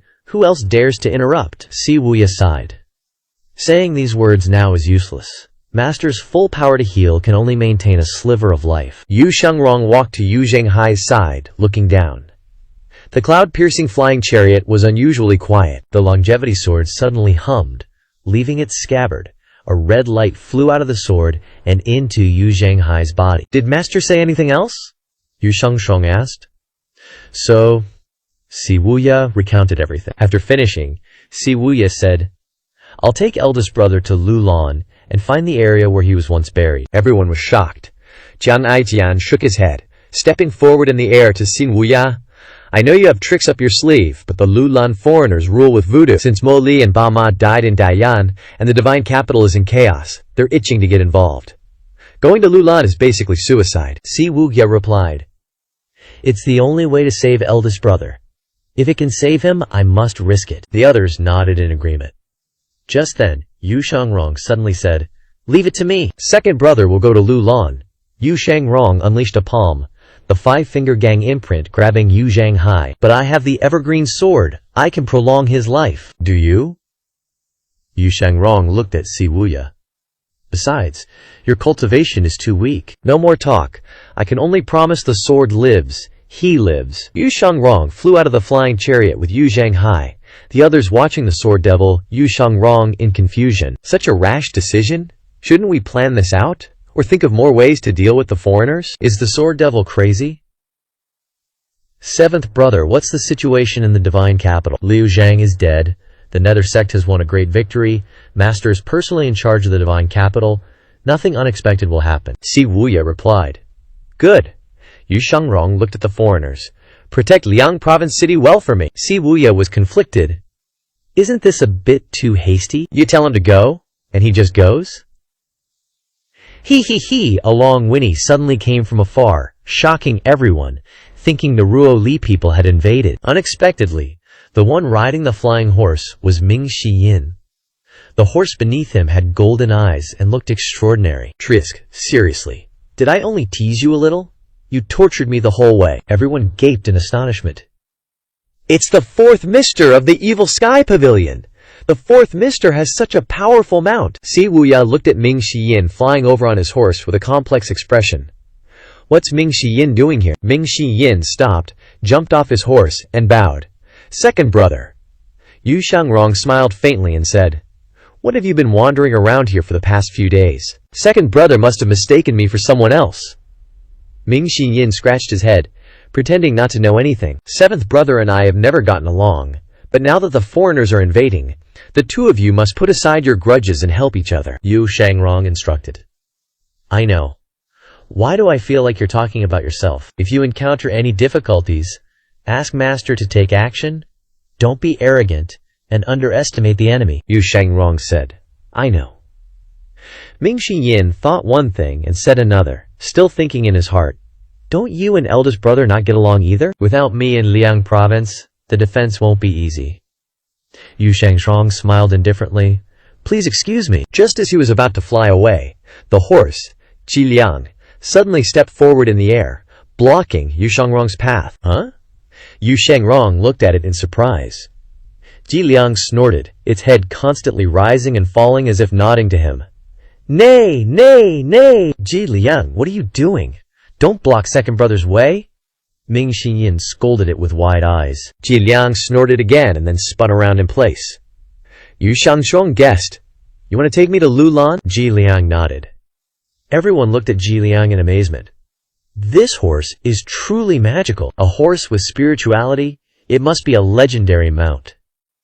Second Mister is indeed destined to have this horse. If it takes Second Mister to Lulan, success is guaranteed. Ming Yin was dumbfounded. Saving people requires seizing the moment. Yu Shangrong thought it made sense, so he nodded. All right, he jumped onto the horse's back, carrying Yu Zhanghai and placing him on Ji Liang's back. Ji Liang was extremely gentle, obedient, and docile. Ming Yin stared blankly with wide eyes. Yu Shangrong said, Fourth brother, I've inconvenienced you. No inconvenience at all. This horse originally belonged to Master. Just take it and use it. In his heart, Ming Yin cursed Ji Liang 1,000 times. Yu Shangrong nodded without saying anything more, quickly riding the horse towards the woods to the west, disappearing in the blink of an eye. At the same time, behind a large rock deep in the forest, a Ruoli cultivator saw Ji Liang speeding away and immediately returned to the camp. In the camp, General Zala learned of this news and smiled. Do you know who just left Liang Province City? Reporting, my lord. Although it was quite far away, I can confirm that the person on the horse was Yu Shangrong, the second disciple of the Evil Sky Pavilion. It seems he was also carrying a sick person. Very good. Zala said, inform Lu Lan to pay close attention to this person and kill him if you have the chance. Yes. In the Ruo Li camp, the cultivators sat around the campfire drinking and eating meat, showing no signs of wanting to attack Liang province. Zala stepped outside, raised his head, and looked up at the sky. Zalan, I will avenge you soon. A cold light flashed in Zala's eyes. The forest was very quiet at night. After flying continuously all day, Yu Shangrong planned to stop and rest for a while. Ji Liang performed too well, far exceeding Yu Shangrong's expectations. If nothing unexpected happened, Ji Liang should be able to fly across the Sky Rift. The Sky Rift is a canyon located between Daiyan and the western regions, towering high into the clouds. To cross the Sky Rift, one must have extremely high cultivation, or be escorted by a flying chariot. Many soldiers patrol around the Sky Rift year-round, preventing foreign invasions, making it difficult for ordinary people to cross. After the divine capital's great chaos, Wei Zhuoyan's army withdrew, making this place seem much more desolate. Yu Shangrong gazed towards the sky ditch, seeing nothing but the night stars. He looked at Yu Zhanghai, leaning against a tree with his eyes closed, and softly asked, You hate Lu Lan so much. Why didn't you attack them when the Yuming sect was at its strongest? You even managed to hit the divine capital, didn't you? Yu Zhanghai didn't answer, nor could he. Back when I, you, and our master fought, we were ultimately defeated. After Master left, if I hadn't landed that final palm strike on you, would you have avoided Liu Shang's sneak attack? So your life should rightfully be on my head. But I don't regret that palm strike one bit. The grudges between the Junzi nation and the Wookiee tribe shouldn't be carried by our generation, don't you think? In the silent forest, only Yu Shangrong was muttering, talking to an unconscious man. The Lu Lan took your life, so I'll make them pay it back. Then we'll be even. What do you say? You're not answering, so I'll take that as a yes. Yu Shangrong stopped talking. The horse, Ji Liang, neighed, as if responding. Yu Shangrong noticed Yu Zhanghai's life force fading and took out the longevity sword. Several beams of red light shot from the sword, merging into Yu Zhanghai. This method of prolonging life might kill us both, he said. Yu Shangrong then smiled warmly. but it seems heaven doesn't want us to die so easily. Suddenly, Yu Shangrong's fingers pushed the longevity sword out of its sheath. Whoosh! The longevity sword shot off in another direction, stabbing straight into the forest. Poof! The sword pierced a cultivator hiding behind a tree. A strand of red energy flew out of the corpse, was absorbed by the longevity sword, and then flew back into the scabbard. Yu Shangrong smiled as if nothing had happened. The first one. He stood up, helped Yu Zhanghai onto Ji Liang's back, and flew out of the forest. As Yu Shangrong left, a man collapsed behind another tree, sweating profusely, swallowing hard. This is the Sword Devil of Great Yan. General Za Laer wants us to stop this guy? Gotta send a message ASAP. As he finished speaking, a voice suddenly came from above. Sorry, buddy, you won't be sending any messages. When he looked up, he didn't even have time to see clearly, before he was riddled with holes by the longevity sword's sword energy. Swish! The second one. Yu Shangrong sheathed his sword, flew back onto Ji Liang's back, and the two of them, one horse, flew towards the sky ditch. The sky ditch separates Great Yan and the western regions. A mountain range stretching for tens of thousands of miles, towering into the clouds. Because of its extreme height, many cultivators hesitate. Most cultivators who want to go to the western regions have to take a detour. However, the long journey takes a lot of time. Even when Yu Shangrong returned to Little Cold Mountain with his 8 leaves cultivation, it took him nearly 5 days to reach the Zunhua burial grounds. Taking a detour is out of the question. Yu Zhanghai's life is hanging by a thread. Luckily, Yu Shangrong has the horse, Ji Liang. Ji Liang is naturally in sync with Yu Shangrong. No matter what he wants to do, Ji Liang can immediately understand his intentions. Yu Shangrong flew up very high, higher than ordinary cultivators could fly. When reaching a certain altitude, the ambient qi can no longer sustain a cultivator's breathing. Unless they descend, they'll suffocate. That's why cultivators later stopped flying high willy-nilly. The sky ditch is not infinitely high. When Ji Liang flew halfway, the surrounding temperature suddenly dropped sharply. The air became bitterly cold, and wind and snow lashed at their faces. Yu Shangrong summoned his protective gang qi, enveloping Ji Liang and Yu Zhanghai. I heard Lao Si call you Ji Liang. I like you a lot. If possible, follow me from now on. What do you say? While flying high, Yu Shangrong spoke. Nay! Ji Liang stepped on the clouds, responding with a neigh. Very good. No need to worry about my master. He has many mounts. He won't miss you, Yu Shangrong said. At this moment, the wind and snow blew even more violently. Yu Shangrong smiled and said, Follow me! Lightly tapping his toes on Ji Liang's back, Yu Shangrong flew horizontally. The Dharma body opened. Boom! A void golden lotus Dharma body appeared, blocking all the wind and snow. The Dharma body was 9 zang tall. Yu Shangrong shook his head and sighed. In this case, having the golden lotus is still better. However, his expression remained calm. Slipping inside the Dharma body emitted a dazzling golden light, flying towards the highest point on the sky ditch. The western region garrison and the common people gathering food on the mountain all stopped what they were doing and looked up at the sky. The sky ditch, which was originally dark, suddenly had a beam of light, like a Kongming lantern. The border defense soldiers on the western region side immediately mobilized, summoning troops and rushing towards the sky ditch. Yu Shangrong stared intently ahead, the wind and snow blurring his vision. Countless snowflakes fell on the Dharma body, obscuring its light, but he continued steadfastly, without retreating. 7 lotus leaves appeared, radiating dazzling light, spinning around the Dharma body. The accumulated snow was swept away by the lotus leaves. In an instant, the light intensified. Boom! The Dharma body pushed back the wind and snow, turning into a brilliant glow in the sky. Ji Liang cooperated perfectly, carrying Yu Zhanghai closely behind, finally crossing the highest point on the sky ditch. The wind and snow ravaged everywhere. Yu Shangrong retracted the Dharma body, and snow immediately covered him. From his hair to his eyebrows and even his robe were covered in white. Gang Qi opened, forming a barrier, blocking the wind and snow. Nay! Ji Liang neighed and ran to stand beside him. 1 man and 1 horse stood on the summit of the sky ditch, observing the vast landscape. The whistling wind echoed in their ears, the misty and beautiful scenery obscured by the wind and snow. The boundless western region was shrouded in endless darkness. I once came here alone when I first reached the 8-leaf peak, but standing here now isn't as interesting as it used to be. He. Yu Shangrong turned his head to look at Yu Zhenghai.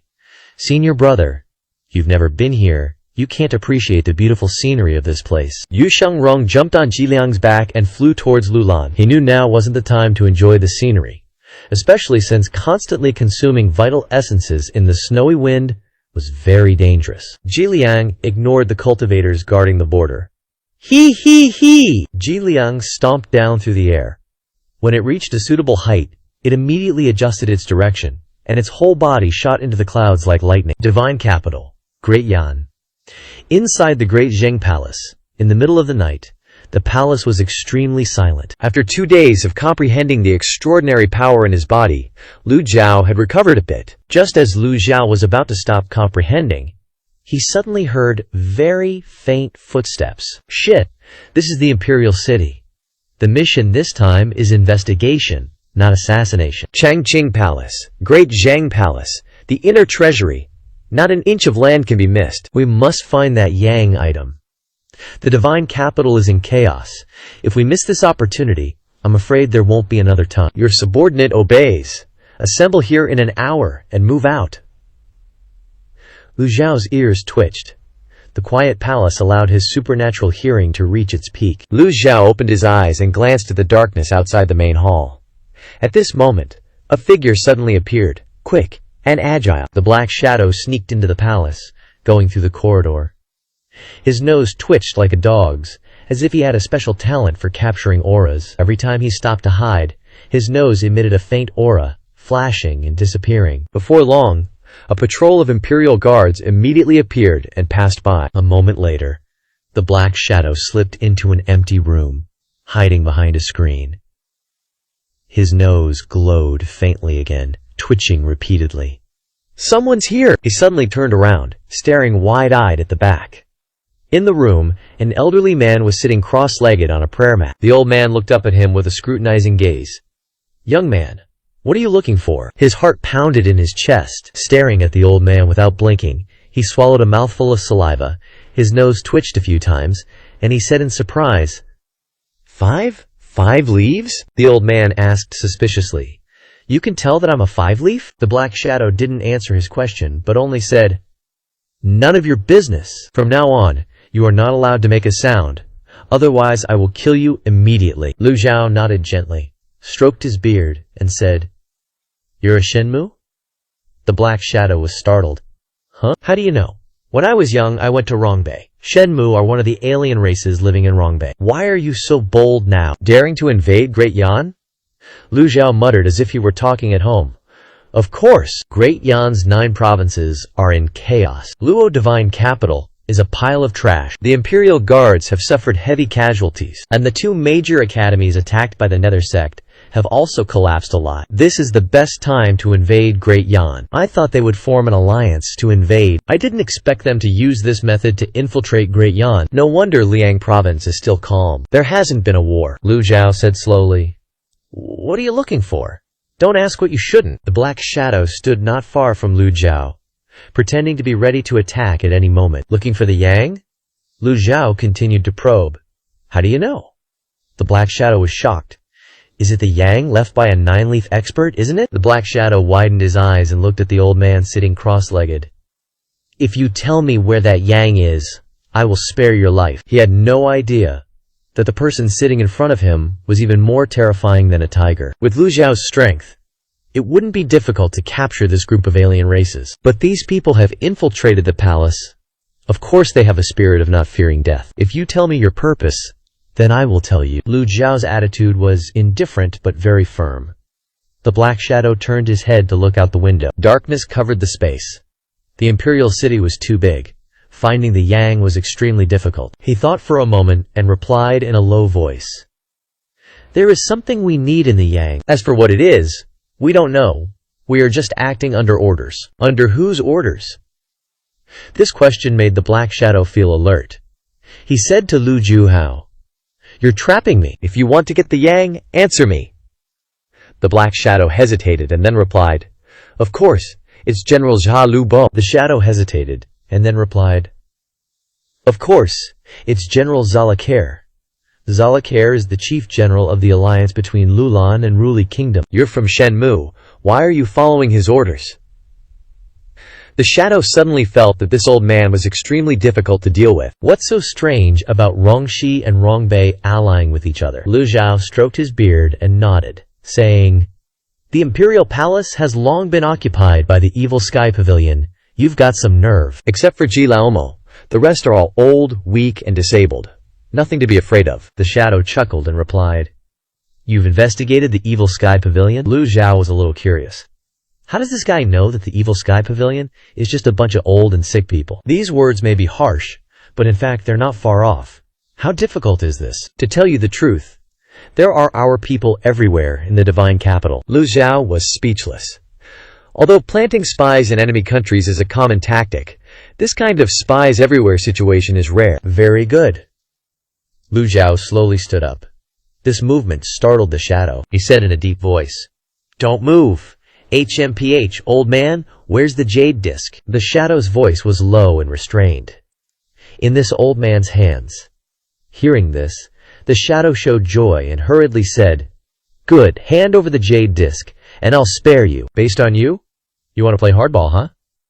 The shadow had actually decided to kill when answering those questions. He knew he had to get rid of this old man.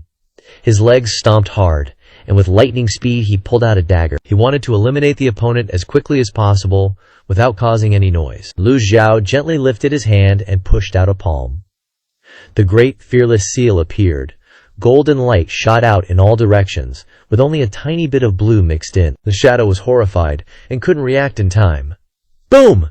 The great fearless seal hit him in the face, and his whole body flew backward. The hand seal shattered the door and sent him flying out of the steps outside the hall, then rolling down the yard. The shadow cried out in pain. His internal organs were severely injured. He spat out a mouthful of blood. He covered his chest and got up, intending to run away. "This old man wants to see where you're running." Lu Zhao leaped out. The five-leaf golden lotus appeared. Boom! The golden light of the avatar immediately illuminated the Decheng Palace and the square outside the palace. The Imperial Guards and nearby cultivators all rushed over. Lu Zhao flew out with lightning speed, spotted the Shenmue person hastily flying away, and immediately struck out a palm. The Shenmue spy frantically summoned the six-leaf Panther King avatar. So that's how it is. Boom! The palm strike hit the six-leaf Panther King avatar. At this moment, many figures had appeared in the sky, and the disciples were also attracted by the huge commotion. The Shenmue person continued to fly away at extremely high speed. He turned his head and said, "Too bad.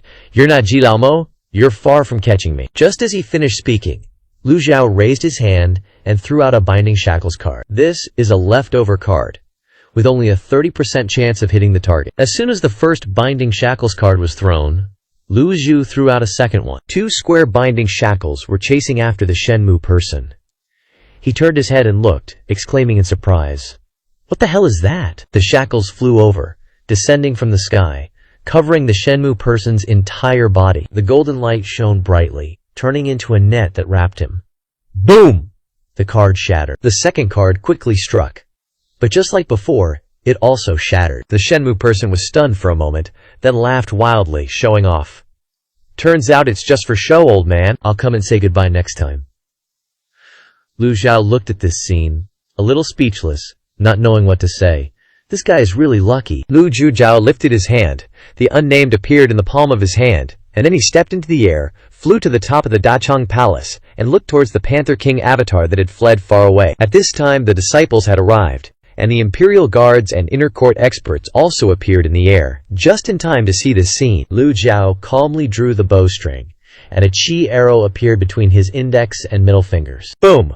The chi arrow left the bowstring, unstoppable, and shot towards the back of the Shenmue person. Poof! Unsurprisingly, the Shenmue person was immediately hit by the chi arrow and fell straight to the ground. The Inner Court experts looked at Lu Zhao with awe, not daring to say a word, and at the same time looked towards the person who had fallen, secretly thinking, "What a blind idiot who walked straight into the line of fire, clueless." Duan Musheng saw this and said, "Let this disciple go and capture him." After speaking, he flew towards that direction. Lu Zhao put away the unnamed, and then indifferently looked at the surrounding Inner Court experts who were still distracted. "What? Do I have to capture the thief for you guys?" Yes, yes, this subordinate will go immediately. The inner court experts scattered around to hunt for the thief. Some people ordered the imperial city to be sealed off, not allowing anyone to escape. Catch the assassin! Based on the sounds Lu Zhu heard earlier, there were about 5 aliens who sneaked into the imperial palace this time. If the imperial city is completely sealed off and strictly searched, it shouldn't be difficult to catch them. Before long, Duan Musheng brought the Shenmu spy back, throwing him down in front of the Dachang palace. The Shenmu person fell to the ground, screaming miserably, his eyes filled with fear. The crowd felt very strange. He survived a strike from a 9-leaf cultivator, so they lowered their heads to observe carefully, and then realized that the arrow pierced his abdomen. His Dantian Chi Si was destroyed. The thief no longer had any cultivation, but it was not enough to kill him. Lu Zhao slowly descended, looking towards the Shenmu people. Name: Lu Li. Identity: Shenmu.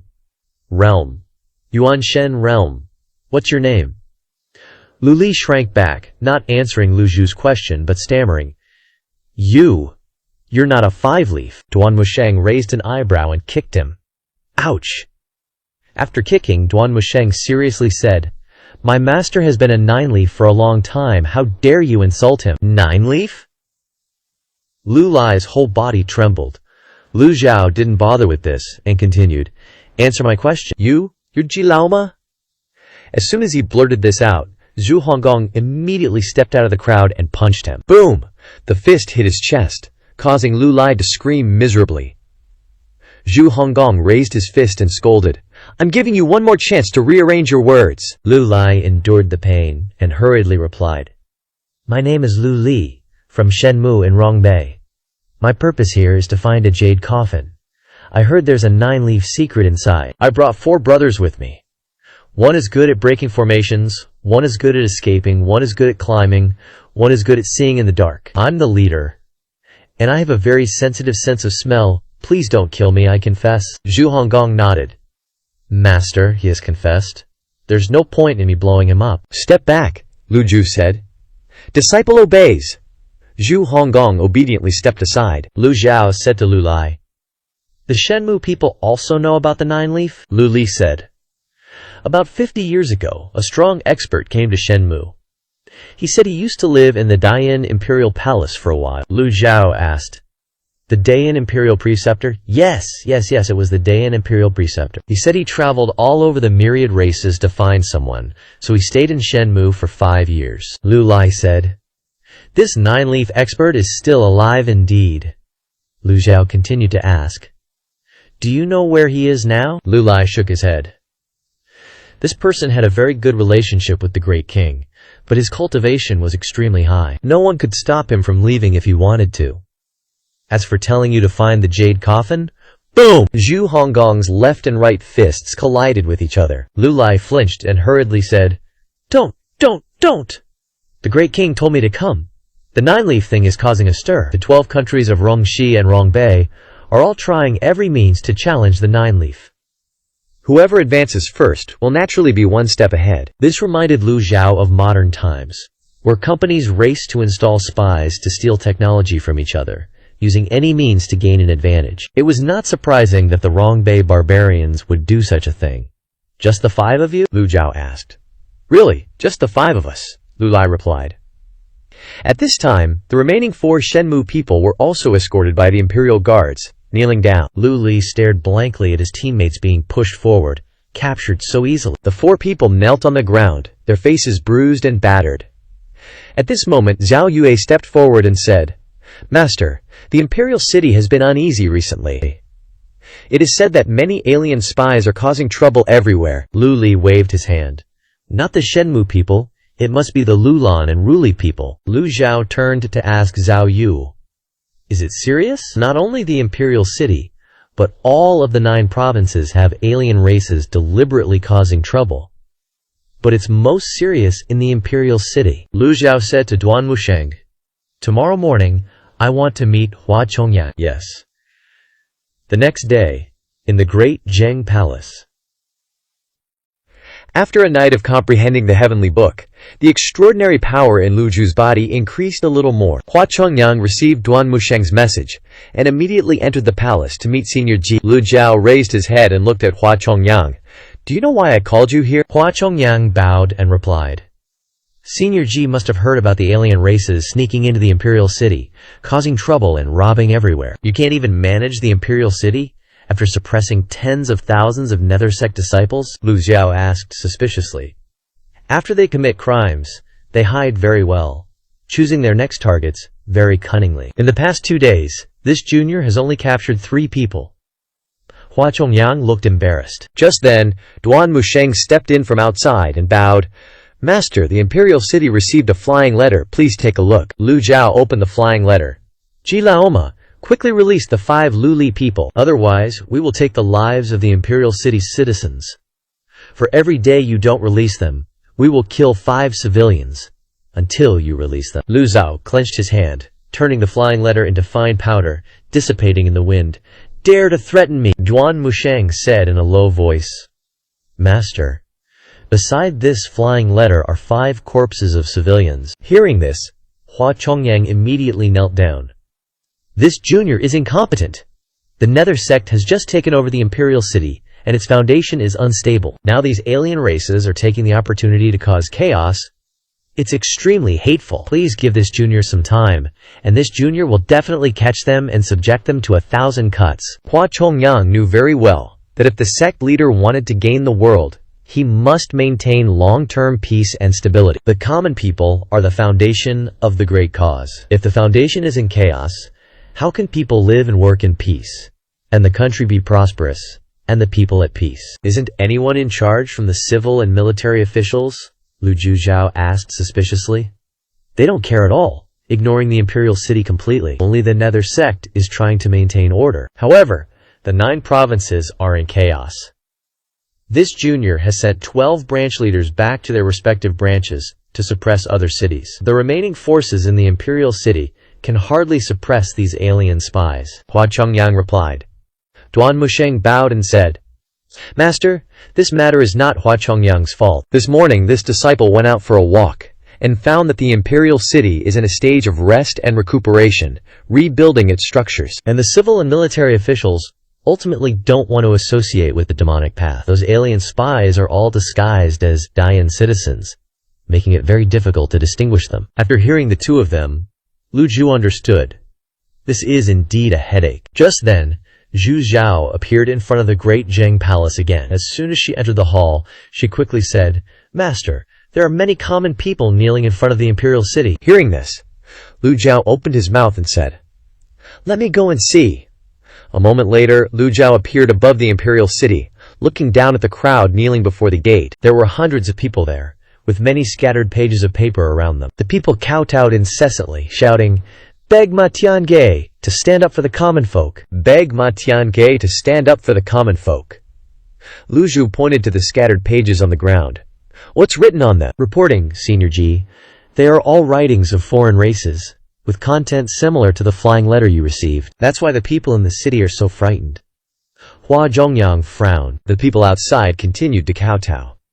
Lu Zhao glanced at the crowd, each of them revealing their identity as the great Yan human race. Those spies are really cunning bastards. Even if we catch them, they won't admit it, even if they die, so there's nothing we can do. Randomly killing people will only make the god capital more chaotic. Just like that saying, conquering the world is easy, but maintaining it is hard. Lu Zhu stroked his beard, pondering a solution. After a moment of contemplation, Lu Zhao said, "I'll handle this." As soon as he finished speaking, Lu Zhao heard a system notification. Lu Zhao opened the system's task panel and saw a new task appear. Resolve the hidden dangers in the god capital. With Senior Jean taking action, this matter will definitely go smoothly. Hua Zhongyang bowed in response. But in his heart, Hua Zhongyang was still thinking, this matter is extremely difficult to solve. It can't be resolved with force alone. How will Senior Ji handle it? Inform Zhu Yongkai of the Beidou Academy. I want to see him. Near noon, in the great Zheng Palace, Hua Zhongyang recounted the events of the god capital to Zhu Yongkai. Lu Zhao asked Zhu Yongkai, "Do you have any plans?"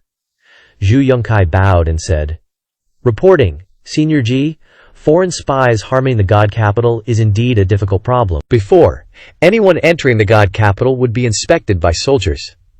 The chaos in the God Capital gave them a great opportunity to blend in. If we want to solve it, we can only search house by house, using the entire force of the God Capital to catch them. Hua Zhongyang then said, "Although this method is thorough, it is too slow." The foreign spies declared that they would kill 5 people every day, and the God Capital is too large. Using this method, it would take at least 3 to 5 days, and it might be too late. Zhu Yukai nodded.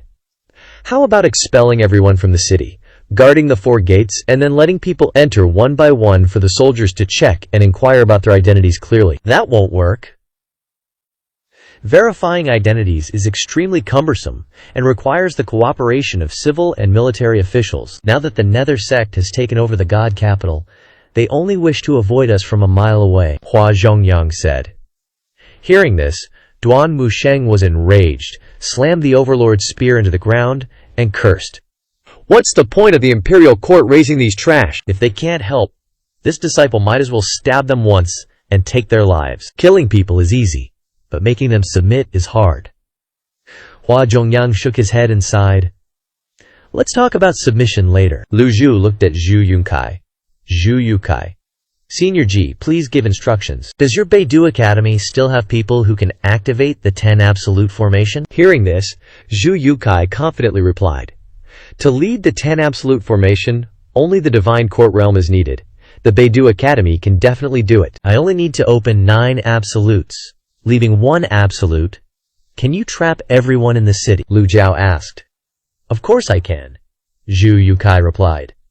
Good. Lu Jiao stood up. Hua Zhongyang, how many Nether sect disciples are left in the God Capital?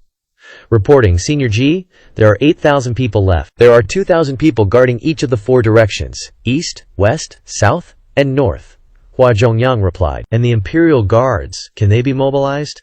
6,000 Imperial Guards. Compared to the previous defense force of the God Capital, it is indeed much weaker. No wonder those foreign races are so arrogant. Lu Zhu fell into thought. Although the overall force is too weak, the 10 Absolute Formation can last for an hour, and with the help of his disciples, cleaning up these cowards shouldn't be a big deal. Lu Zhao nonchalantly said, The spies will be cleaned up in the afternoon. Go and prepare. Yes! The group bowed and retreated.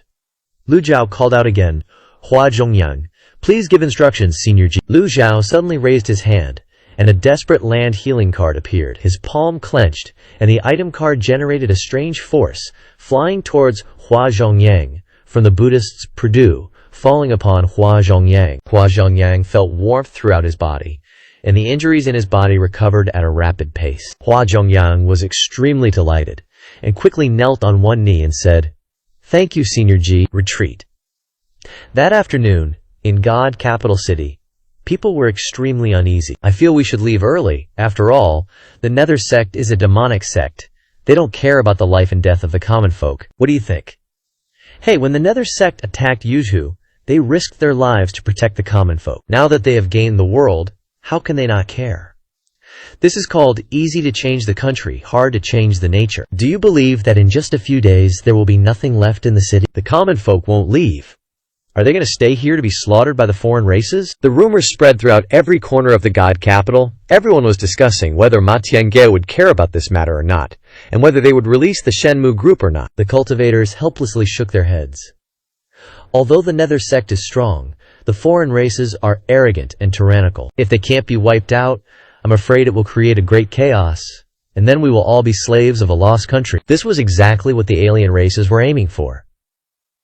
While everyone was busy gossiping, someone suddenly pointed towards the Imperial City. They're coming out! The Grand Ancestor of the Evil Sky Pavilion is making an appearance. He's finally out? Let's bounce and check it out. Outside the Imperial City gate, countless cultivators and commoners gathered. More and more cultivators flew in from afar. The Imperial Guards were nowhere to be seen, and the no-fly zone within the Divine Capital was officially yeeted out the window. Li Yongxiao stood on the city wall, hands clasped behind his back, observing the crowd. Duanmu Sheng, Zhao Yue, Ye Tiangxin, Yan He, Hai Luo, and Zhu Hong stood behind him. Seeing that everyone had gathered, Li Yongxiao casually waved his hand. Hua Zhongyang stepped forward, unleashing a booming sound wave. Spies causing chaos in the divine capital, destroying order, and taking innocent lives. Senior G is merciful, giving you all a chance. Voluntarily confess your crimes. Anyone who confesses will get a full corpse. No cap. Some citizens knelt down and kowtowed, crying, "Please, ancestor, deliver us justice. Please, ancestor, give us justice." Hua Zhongyang's gaze swept over the cultivators hovering in the air. "I hope you can put aside your prejudices and unite to eliminate the spies." A cultivator in the distance suddenly spoke up. "Easy for you to say.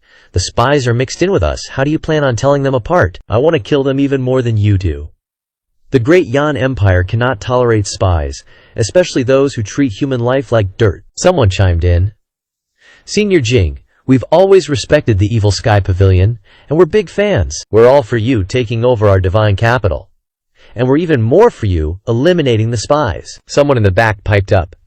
"Senior G, please think of the bigger picture. Release the 5 Shenmue spies to protect the common people. You can catch the spies later." Li Yongxiao observed the speaker. He was clearly from Shenmue. Li Yongxiao wasn't in a rush to make a move. Others didn't know he was from Shenmue, so acting now would be sus. Just then, a disciple from the academy flew over and bowed. "Senior G, preparations are complete." Li Yongxiao glanced at the vast crowd of cultivators before him and said indifferently, "This old man has given you your chance." The academy disciple shouted loudly, "Activate the formation!" The prolonged shout echoed throughout the imperial city. Those identified as being from Ruli, Shenmue, and Lulan clearly had their faces dropped. Whoom! Whoom!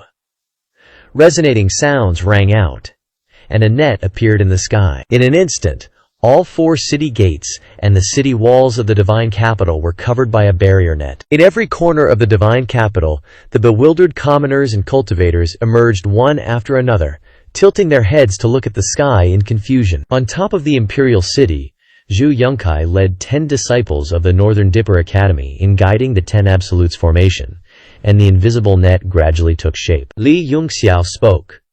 "Bring out those slaves." "Yes, sir." Before long, the slaves and their 4 accomplices were brought before the imperial city gate, facing the common people. Not far away, Li Yongxiao said coldly, "This old man hates being threatened the most. Execute them." The executioner stepped forward without hesitation, drew his blade, and swung down, sending heads flying and rolling on the ground. The commoners and cultivators stared wide-eyed. "Senior G, this action will offend those spies. What about the common people? Was this too impulsive?" someone muttered. But Li Yongxiao said loudly and clearly, "The alien spies are causing chaos and treating human life like dirt. How can this old man let others diminish my prestige?"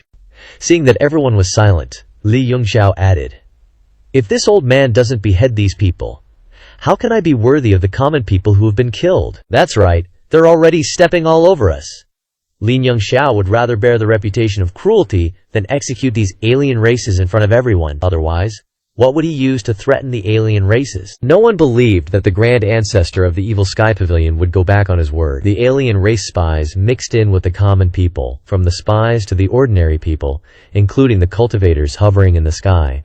All looked up at Li Yongxiao standing on the city wall. The #1 demon in the world, with a single order, could turn the great 1,000 worlds upside down. At this moment, they suddenly remembered that this was a frickin' demon!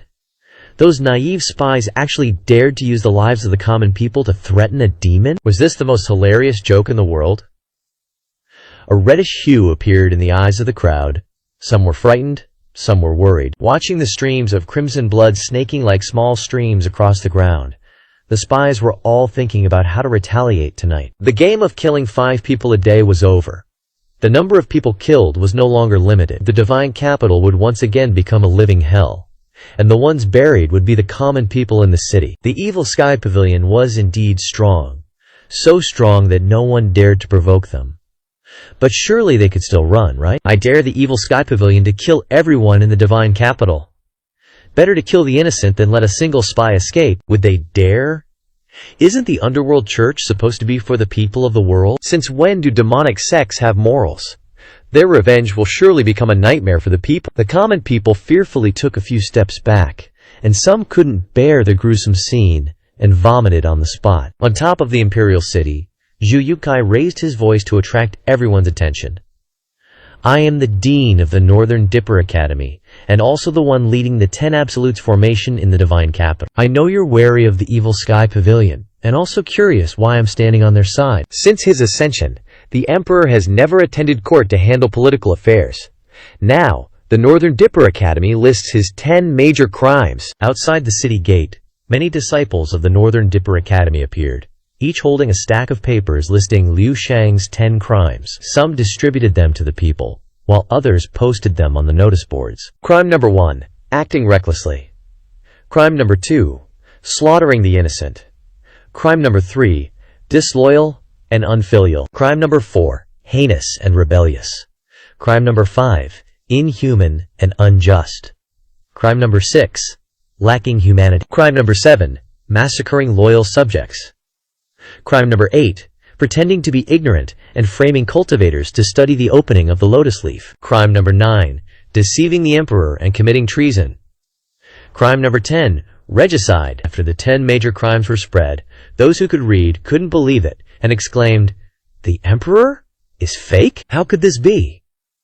The paper listing the crimes exaggeratedly explained Liu Shang's regicide. The news was like a bomb exploding, and the crowd was in a frenzy of discussion. Previously, many rumors about Lia Fan had spread in Chengdu, but now that the imperial city has announced it to the world, the credibility of these rumors has instantly increased. This is the Dean of the Beidou Academy, not some shrimp. Even if someone has doubts at this time, it doesn't matter anymore.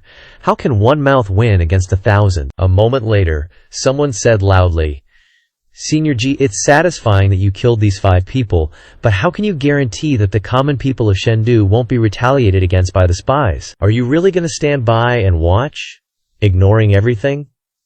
How are you going to find the spies?" One person said, "I am now sure of one thing. The spies will frantically retaliate against everyone. I beg you to close the 10 Absolute formation and let us go. Chengdu is no longer habitable. We must leave Chengdu quickly." Originally, some people were counting on the Monation Pavilion to take charge, but now they are clearly wavering. If you leave Chengdu, will the alien races let you go? Outside, they can kill you even more easily. Where are you planning to run? Relying on those cultivators to follow and protect you every day? Hearing this, the common people of Chengdu were even more frightened. Before today, the city was just a place for the people to live and work in peace. But now it seems that they have nowhere to set foot to live in peace. Wait. Hold up. Duan Musheng descended from the sky, and the overlord's spear in his hand was thrust into the ground, creating a loud sound. His posture was majestic, and his eyes were fiery. The crowd immediately retreated a few steps. The 10 Absolute formation only opens 9 Absolutes. The last Absolute is not activated in order to leave a part of the original Qi in the formation for the Chengdu cultivators to use. A little bit of original Qi. My Shifu said he would catch all these cowards. May I ask you a question? How will you catch them?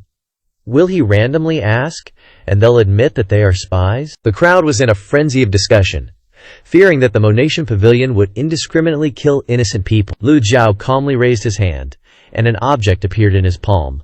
The Taishu mirror. The Taishu mirror emitted a buzzing sound of resonance, shining forward, emitting light like a flashlight. The light in the Taishu mirror shone on the cultivator who had just spoken to Duan Musheng, and a Langwang Dharma body appeared in front of everyone. Langwang Dharma body. Roulier person. What the hell? What am I seeing? He is the Roulier spy. The crowd panicked and retreated, looking at the Langwang Dharma body in unison. Chu Yukai, the dean of the Beidou Academy, looked at the Taishu mirror in surprise. The Taishu mirror is a treasure specially used to distinguish between truth and falsehood. It can clearly distinguish the cultivation of each person by examining the altitude and depth. This is a treasure of the Taishu Academy. While everyone was still in shock, Duan Musheng swung the Overlord spear and roared, "Quickly pay with your life!" The Overlord spear swung violently, and thousands of overlapping images converged into one place, directly approaching the Roulier spy at lightning speed. The Roulier spy's expression was horrified. He was already stunned when he was discovered, and before he could do anything, the spear was already in front of him. He wanted to summon body-protecting astral ki to stop it, but found that the original Qi in the 9 Absolute formation was pitifully little. Duan Musheng's attack was extremely fierce and domineering, not giving his opponent a chance to breathe. Tian Quan Yu Kui! Duan Musheng's figure flew into the air and the Overlord's spear stabbed down. Seeing this scene, the four elders of the Motion Pavilion suddenly recalled the scene of martial arts training on Golden Court Mountain back then. Duan Musheng's skills were not yet proficient when using it, only the form was beautiful. Now this move has been simplified by him to be extremely concise. The spear shadow stabs down from the sky, and the tip of the spear glitters with golden light. The Roulier spy was hit, and his feet sank into the ground. The Overlord's spear did not stop but continued to press down. Boom! His legs knelt completely on the ground cracked, and the battle ended. Duan Musheng retrieved the Overlord's spear. Third senior brother is so powerful. Third senior brother's spear technique is becoming more and more badass. Hearing the flattery of the junior brothers and sisters, Duan Musheng walked over arrogantly, ignoring the spy. The Roulier spy knelt on the ground, his eyes full of fear, his face facing the top of the imperial city. My Shifu said he would catch all these cowards. Seeing the Taishu mirror in Lu Zhao's hand, even if they didn't know what this thing was, everyone understood its use through the scene just now. The common people in the city were shocked and hurriedly knelt on the ground. Please let the Motion Pavilion take charge of us. Please let the Motion Pavilion take charge of us. In the resounding shouts, there was a mixture of the trembling voices of the alien race spies. They looked up at the net above their heads. 1 hour! Just avoid it for 1 hour! Chengdu is so big, there is no shortage of places for them to hide. At this time, Lu Zhao suddenly said loudly, any cultivator who stands in front of the Taishu mirror will have to reveal their true form. This old man is stationed in Chengdu and will never tolerate spies plotting against the common people. Lu Zhao, with his 5 leaves cultivation, dropped this truth bomb, Yuan Qi surging, broadcasting his voice like a boss. Hundreds of commoners outside the imperial city kowtowed, chanting, thank you, ancestor of the evil sky pavilion. Thank you, ancestor of the evil sky pavilion. Ding! Received devout worship from 350 people, gaining 3,500 merit points. Zhu Yukai bowed so low he almost touched the ground. Senior Ji, so you have the Taishu mirror? Then let's not waste any time, let's find all the spies and catch them all at once, Pan Lishan said. Catching all the spies in 1 hour? That's gonna be tough. Things have come to this, we must catch them all. Otherwise they'll seek revenge like crazy. Lu Ju nodded, stroked his beard, and gazed at the sky. Zhu Yukai looked at the crowd below and shouted, foreign races are causing chaos! All cultivators of Great Yan should join hands to eliminate the invaders. Zhu Yunkai knew, no matter how many good deeds the evil Sky Pavilion did, there would still be prejudiced folks unwilling to cooperate. Duan Musheng gripped his overlord's spear tightly, stepping forward. Master, let's begin. The 4 elders of the evil Sky Pavilion jumped down in unison. Lu Zhao nonchalantly replied, all right. Before everyone's eyes, Lu Zhao suddenly retracted the Taishu mirror, lightly tapped his toes, and soared into the sky. Pavilion Master, what is this? The 4 elders were puzzled, not understanding. Master. The disciples were also dumbfounded. Shouldn't Master be using the Taishu mirror to check everyone's dharma bodies one by one? Why retract the Taishu mirror? The cultivators followed, flying after him, the 4 elders joining in. In the blink of an eye, Lu Zhao flew to the center of the divine capital, stopped, and looked up at the net in the sky. What is the Pavilion Master planning? I have no idea. We can't delay any longer, we're running out of time. The problem is Lu Zhu isn't using the Taishu mirror, and neither are the others, so there's no way to identify the foreign races to attack. The crowd could only look at each other anxiously. While everyone was still confused, Lu Zhao continued to fly upwards, straight towards the net. Reaching mid-air, Lu Zhao raised his hand, the Taishu mirror appearing in his palm. The light from the Taishu mirror shone down blindingly. On the ground, commoners and cultivators alike retreated, but the higher the Taishu mirror was raised, the wider the halo shone, spreading in all directions. Another Ling Wang Dharma body appeared, followed by a Bao Wang Dharma body, a Jin Shi Dharma body. All sorts of Dharma bodies, with different shapes, revealed their true forms under the light of the Taishu mirror. Zhu Yukai had a eureka moment, and immediately ordered, scholars of the Academy, listen up, move out immediately. All the disciples of the North Dipper Academy standing on the Imperial City flew down. The Great Yan cultivators glanced around, suddenly realizing that the friend they were just chatting with was actually a member of a foreign race, and immediately panicked, drew their bows and unsheathed their swords, slashing. The 4 elders and the disciples finally understood, and everyone started to move. At the same time, Lu Zhao continued to fly higher, until his figure was only the size of a palm. From the barrier net, a crack suddenly echoed, and a massive cage of light spread out. Lu Zhao unleashed a palm strike, slamming the Taishu mirror straight into the net. The energy in the net gradually converged. The Taishu mirror suddenly turned blue, instantly illuminating the entire divine capital. How is this possible? Oh my god, so many spies! Kill those motherfuckers! How dare they invade our Great Yan? Kill! Kill! The Great Yan cultivators were shaken by the scene before them, and simultaneously drew their swords and blades to chop down the foreign race spies. In an instant, blood rained. This battle was even more chaotic than when the Nether sect attacked the divine capital. So disorganized, undisciplined, unplanned, simply relying on instinct to kill. All the foreign race spies turned ashen-faced. A unique energy resonance reverberated throughout the divine capital. Lu Zhao loosened his grip, standing still and observing. The Taishu mirror looked like a sun, absorbing the power of the barrier net, and then shining its light. The people in the city knelt on the ground, worshipping devoutly. Ding! Received devout worship from 105 people, gaining 1050 merit points. Ding! Received devout worship from 203 people, gaining 2030 merit points. Ding! Received devout worship from 390 people, gaining 3,900 merit points. The sound of merit point notifications rang out continuously, surprising Lu Zhao. In fact, he hadn't expected to gain merit points from this action. If you really wanted merit points, Lu Zhao wouldn't have killed the 5 deep cover spies in front of everyone earlier. The light of the Taishu mirror only revealed everyone's small Dharma bodies, while the Dharma bodies summoned by cultivators carried more energy, so the sizes were uneven. The divine capital was in chaos. The foreign race spies bared their fangs and claws, crazily charging towards the people nearby. Seeing this, Zuo Yushu summoned her Panlong staff Dharma body, slamming it hard into the ground. From within the Panlong staff, talisman scripts and seals immediately flew out, spreading from the golden gourd, flying in all directions. They attacked and killed any foreign races they found. Lang Luo was calmer, not using many moves, but gently walking through the crowd, her figure constantly flickering, each flash taking the life of a foreign race member. Lu Zhao helplessly shook his head. The disciples are still too young, lacking the experience and decisiveness of the 4 elders. Duan Musheng and Yanyer were faster than the others, occasionally flying up high, then down, taking the lives of many foreign races. Hai Luo didn't know how to kill, so she just stood still on top of the imperial city, not moving at all, prioritizing protecting the commoners. An hour should be enough, Chu Yongkai said. Lu Zhao looked down at the scene below.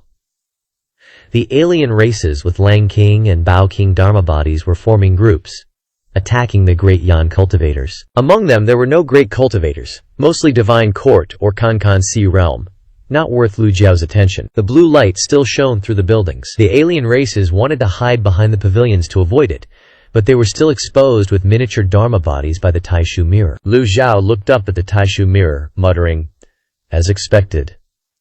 Lu Zhao then observed the disciples. Battles. Zhu Honggong may be a bit slow and silly, but his cultivation is almost at 3 leaves, and he's playing hide-and-seek, ambushing alien spies in the divine court realm. Lu Zhao was helpless. Boom! Zhu Honggong knocked someone down with a punch, laughing and saying, "Kid, you dare to play hide-and-seek with your grandpa? You're too young and green. Your Dharma body has too heavy an aura." After killing one person, he looked around for the next target, saw a female Lang King Dharma body hiding. Zhu Honggong grinned and ran over. At this moment, an 8-leaf Dharma body suddenly flashed across the sky, its aura majestic. In an instant, the Dharma body dissipated. Ye Tiangxin appeared, and with a palm strike, the female Lang King Dharma body bit the dust. Zhu Honggong looked up again, but Ye Tiangxin was nowhere to be seen. "Sixth senior sister, don't steal my kills," Zhu Honggong complained. Yi Tiangxin replied, "Eighth junior brother, you're too slow, and you dare to blame me? I wouldn't dare. I wouldn't dare." Zhu Honggong turned around and continued to look for new targets. He smirked and cracked his knuckles. At this moment, a cultivator ran up from behind and shouted, Eighth, mister, you called me. I.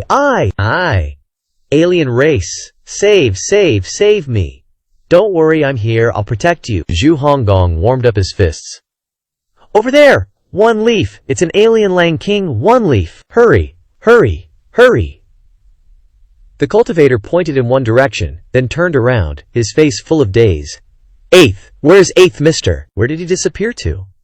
Lu Zhao retracted his gaze and looked towards Hai Luo, who was standing on the top of the imperial city. Under the blue light of the Taishu mirror, Hai Luo's red lotus dharma body glowed brilliantly, and that dharma body was already at its most complete. Lu Zhao lowered his altitude, flew towards the top of the imperial city, and came to Hai Luo's side. With the fastest speed, he reached out his hand. "Give it to your teacher." "Yes." Hai Luo looked up at her master, timidly said, "Master, why are everyone's dharma bodies golden, but mine is red?" Lu Zhao looked at her with a complicated expression, not knowing how to answer. According to previous speculation, Hai Lu Zhao might be awakening, so don't ask too much for now. Before you have enough strength to protect yourself, you must not summon your dharma body at will, Lu Zhao instructed. "Yes, your teacher will help you hide it." Lu Zhao put his hand on Hai Luo's hand, gently clenched it, and blue light appeared. Under the extraordinary power of the Book of Heaven, the red lotus was slowly concealed. Lu Zhao nodded with satisfaction. At the same time, a doubt arose in his heart. Cultivators all over the world mobilize their vital energy through cultivation to form a special power. But Lu Zhao's extraordinary power is clearly stronger than the power of vital energy. After Lu Zhao concealed Hai Luo's red lotus dharma body, a deep voice came from the steps leading to the top of the imperial city, filled with shock and doubt. "So you are only 5 leaves?" Lu Zhao and Hai Luo both turned to look. A cultivator in black clothes, with his face covered, was slowly walking over, his eyes filled with surprise and incomprehension. Hai Luo turned her head to look at the miniature dharma body behind her. "Master, is Master really 5 leaves?" Lu Zhao then remembered, and sighed helplessly. It was still because he was careless, exposing himself under the Taishu mirror. Behind the man in black opposite was a 6-leaf golden lotus dharma body. Great Yan Cultivator. A great Yan Cultivator appeared on the top of the imperial city, which surprised Lu Zhao a little. Although he was wearing black clothes and carefully concealed his identity, nothing could be hidden under Lu Zhu's eye of truth. Name: Wei Zhuoran. Identity: Great Yan human race, nascent soul realm. Under the light of the Taishu mirror, Wei Zhuoran's 6-leaf dharma body seemed very dazzling. It seems that he has worked hard to raise his cultivation to the 6-leaf realm in the past period of time. The once rigid Wei Zhuoran, after a long period of cultivation, now has the aura of someone in a high position. Hai Luo retreated behind him. Lu Zhao stood in front of her. "Don't be afraid." Wei Zhuoran's eyes looked at Lu Zhao with a complex expression, while carefully probing.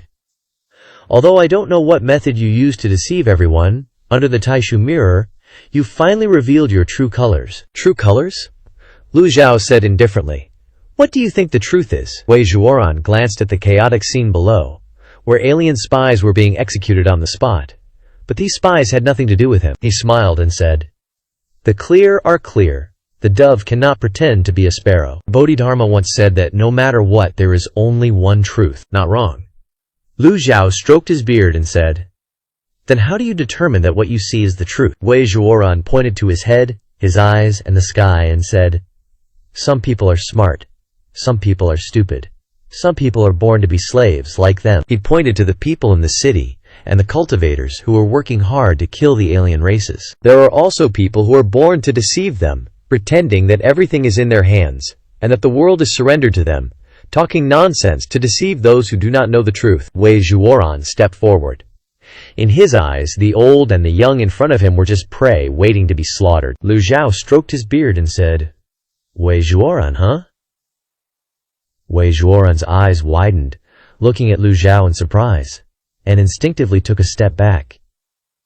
"You even recognized me? You think your wings are strong, huh? I helped you get to this position to replace Wei Zhuoyan. You should be grateful." Wei Zhuoran stabilized his mind and said, "Things are different now.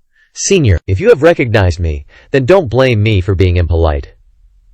Wei Zhuoran glanced at the battle situation outside. He knew that he could not continue to delay. His figure flashed, and Wei Zhuoran rushed in front of Lu Zhao, striking out with both palms. He thought his palm strike would at least injure Lu Zhao, but the old geezer just casually raised his hand and unleashed a palm strike of his own, like a Buddha's hand. A golden palm seal, infused with a hint of azure extraordinary power, met the attack head-on. Boom! Too close for comfort. The human-sized palm seal instantly sent Wei Zhuoran flying, his face mask shattered, nose flattened into his forehead.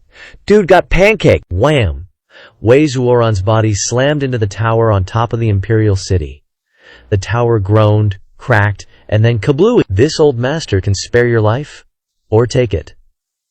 Lu Zhao clasped his hands behind his back, advancing step by step. Wei Zhuoran's eyes widened, fear gripping him as he watched Lu Zhao approach. No, no, no, he stammered, clutching his wound, trying to summon his Dharma body to escape, but a powerful suction from behind yanked him back. Devil's Hand seal. Wei Zhuoran was seized, his heart sinking. No way. No way, he repeated in his head. Before this old master, anyone below the 8 leaves is basically the same. If you're so tough, then this old master will use both hands. Lu Zhao stared at Wei Zhuoran. Who are you working for? Wei Zhuoran's eyes bulged, refusing to answer. Lu Zhu dragged him forward and tossed him onto the ground like trash. Wei Zhuoran breathed his last, rasping. The 5 leaves were fake?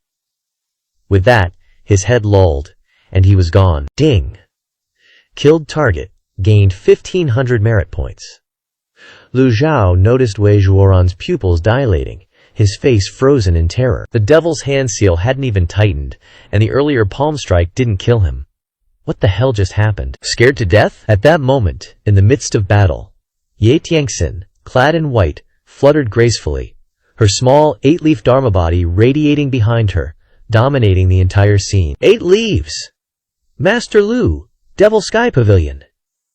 With the spies largely eliminated, the Dayan cultivators finally noticed the white-robed woman with silver hair like an immortal. Turns out she's an 8 leaves.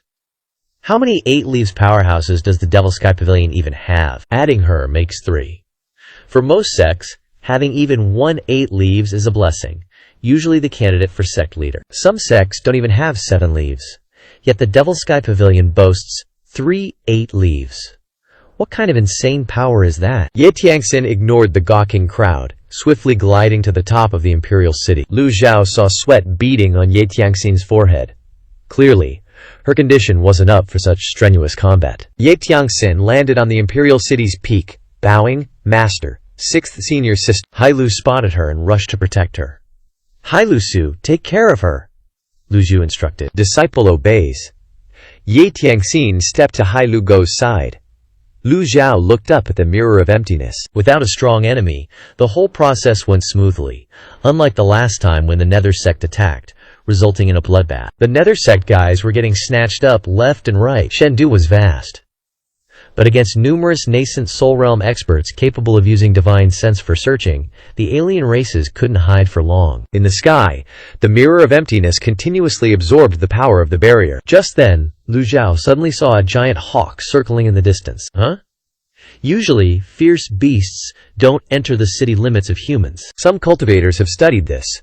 Even mutated fierce beasts that don't absorb origin quis don't like to approach human cities, as if they're inherently incompatible with places saturated with human presence. Of course, that doesn't mean fierce beasts won't attack humans.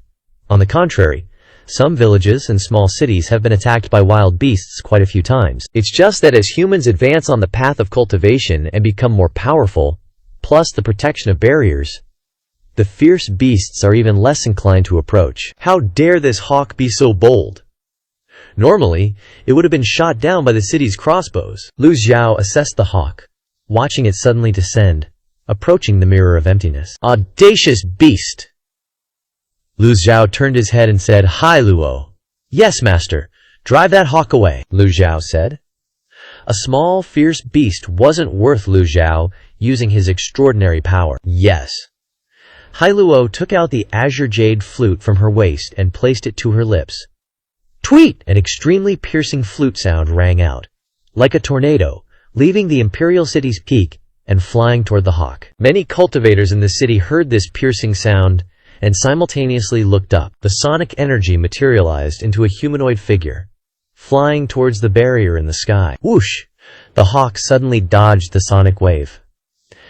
Master, this hawk is unusual. Ye Tianxin noticed something odd. Should disciple take action and eliminate it? Lu Zhao shook his head. Hi, Luo. This master isn't telling you to attack it, Try talking to it. Yes. Hai Luo understood. A melodious and beautiful flute sound emerged, spreading in all directions, 100 times better than the sonic attack earlier. Many common folk looked up at the Imperial City's peak after being cleared by the disciples of the North Star Academy and the people of the Devil Sky Pavilion. At this moment, only the people of Great Yan dared to appear at the foot of the Imperial City. Half the area in Shandun had been cleared of spies. Common folk poured into the streets, seeing the cultivators nearby with golden glowing, humanoid dharma bodies, gradually losing their fear. People from all directions flocked towards the Imperial City, then simultaneously knelt down. Thank you, Grandmaster G of the Devil Sky Pavilion. Thank you, Grandmaster G of the Devil Sky Pavilion, for standing up for us. Ding! Received 502 people's sincere worship, gained 520 merit points. Ding! Received 1,300 people's sincere worship, gained 13,000 merit points. Ding! Received 20-30 people's sincere worship, gained 2,300 merit points. Hearing the continuous system notifications, Lu Zhu was secretly pleased. Too bad, after the battle of the Nether Sect and the royal family, many common folk had left the city, not returning yet, so the numbers had decreased quite a bit. Plus, with the spies wreaking havoc, many people had fled, afraid to show their faces. At present, seeing this many people outside the Imperial City gates is already pretty decent. Don't get too greedy, folks. A melodious flute sound drifted over. That barrier net, that hawk didn't retreat but became even more savage, diving straight for the Taishu mirror. Bam! The barrier net rippled. Hai Luorong, who was playing the flute, said to Lu Jiao, Master, your disciple told it to scram, but it just ain't listening. Cultivators in the city were also drawn by the collision sound. Seeing a hawk clashing with the barrier net in the sky, everyone was absolutely gobsmacked. The Taishu mirror's mission isn't done yet. If it gets interrupted now, the remaining spies will escape, and that would be the worst epic nightmare for the common folk. It's still trying to pull some stuff. Hai Luorong said, powerless. Lu Zhao raised his hand. Got some guts, huh? You damn beast. Won't drink the invited wine? Only likes the penalty wine, huh? The unnamed bow appeared in Lu Zhu's hand. Ye Tianxin had just returned not long ago, so she didn't really know how OP her master was, nor did she know what weapon her master held. Seeing the unnamed bow, she was a bit shook. Lu Zhao drew the bow with his fingers, radiating blue light. Whoosh! The unnamed bow was enshrouded in an energy seal. A human-sized energy bow appeared. Lu Zhao pulled back the bowstring with his right hand, and an energy arrow materialized between his fingers. Crack! The energy arrow ripped through the air. Its whooshing sound made everyone look up. The blue energy arrow, with lightning speed, pierced through the barrier and shot straight for the hawk. The hawk frantically flapped its wings and tried to loop away, but the energy arrow, like it had eyes, followed suit and then skewered it. The hawk tumbled onto the barrier net, then slid off and was flung away. Did Master just use a beef slaughtering knife to slice a chicken with that one arrow? Talk about overkill. Zhu Honggong gaped at the sky. Senior 8-8. Grandmaster is truly majestic. Next to Zhu Honggong was a Mo Tian Pavilion fanboy cultivator who kept gushing in admiration.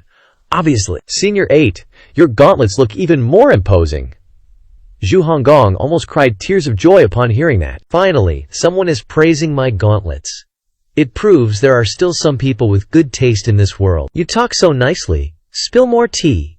Zhu Honggong said gleefully. He said, Senior 8, your gauntlets are the most stylish, most domineering, most divine, most dazzling weapon I've ever seen. Bro, you have good taste.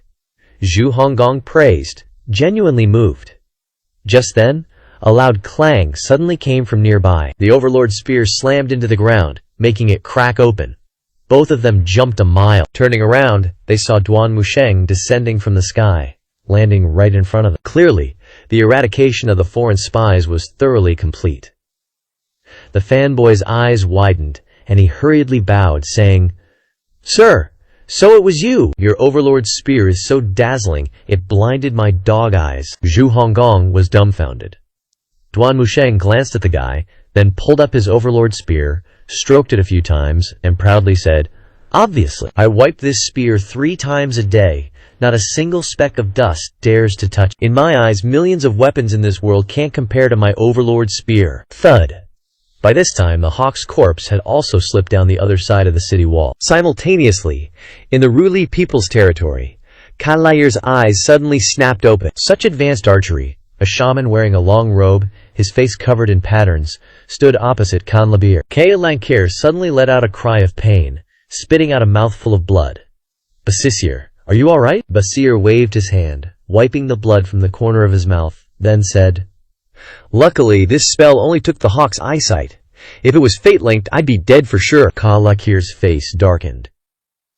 Who knew this old geezer had so many treasures? Our spies sent to the divine capital are probably more bad than good, Basir replied. Using the barrier as a mirror to reflect across the divine capital, the 9 leaves is truly terrifyingly powerful. General Kalakir, why don't we just make peace with Great Yan and live in harmony? Bam! Kaladir slammed the table and roared, "Basir, I respect your status as a great shaman, but I beg you, don't spout nonsense. Don't you know how much Great Yan bullies Lu Lan every year? How many women does your Lu Lan send for political marriages annually? Are you so thick-skinned you feel no shame?" Basikir was speechless. Currently, the Golden Lotus severance is beneficial to the Ruli people and Lu Lan. Even though this operation failed, it still bought us some time. Up till now, Great Yan still hasn't produced a second 9 leaves. Soon enough, we can definitely pacify Great Yan, Kailabir said confidently. Basikir nodded slightly, stabilizing his injuries and slowly regaining his composure. Just then, outside the camp, a Ruli subordinate rushed over to report. "General, the Lu Lan Western soldiers reported that they've lost track of the sword demon Yu Shangrong in the Heaven's Chasm area." Kalakir stood up. Before he could even cuss him out, the subordinate went down on one knee and said, "General, please forgive this subordinate. Yu Shangrong's cultivation is unfathomable, and he even has a mount, as fast as lightning." Kaila IV, already pissed off by Basijir's earlier words, now received this news and mocked him without mercy. "Mr. Basiji, no wonder your Lu Lan always has to send women for political marriages. So weak, what else can you do?" "You, please calm down, esteemed sirs, please calm down," Basir said. "And what about your Ruli people? If I'm not mistaken, your brother Kailan and his mount also died in Great Yan, didn't they?" Kalahir swung his arm and threw a palm strike. Bam! The table shattered. Basir took a step back and angrily said, "What do you want to do?" Kalasir tried to suppress the anger in his heart, pointed outside. "Get out!" Basir reluctantly cupped his hands, but snorted coldly and turned to leave. The subordinate who had just delivered the news hurriedly followed after him. "Mr. Basir, please calm down. The general is just straightforward and speaks his mind." HMPH. Basir coldly waved his sleeve and left the camp. The subordinate stopped, glanced left and right, then smirked and muttered, "Seventh Master's plan is truly brilliant." In the Maigu land of Lu Lan, Giliang flew low, darting through the gloomy forest. After several days of continuous flight, even Yu Shangrong felt his mouth was dry and bitter. He gently patted the horse's back, signaling Jie Liang to stop. After landing, Yu Shangrong looked around. The forest ahead was deep and endless, shrouded in a gloomy and humid atmosphere, with only occasional glimpses of faint light. "We'll be there after we leave Maigu land." Yu Shangrong looked at Yu Zhenghai lying on the horse's back and smiled softly.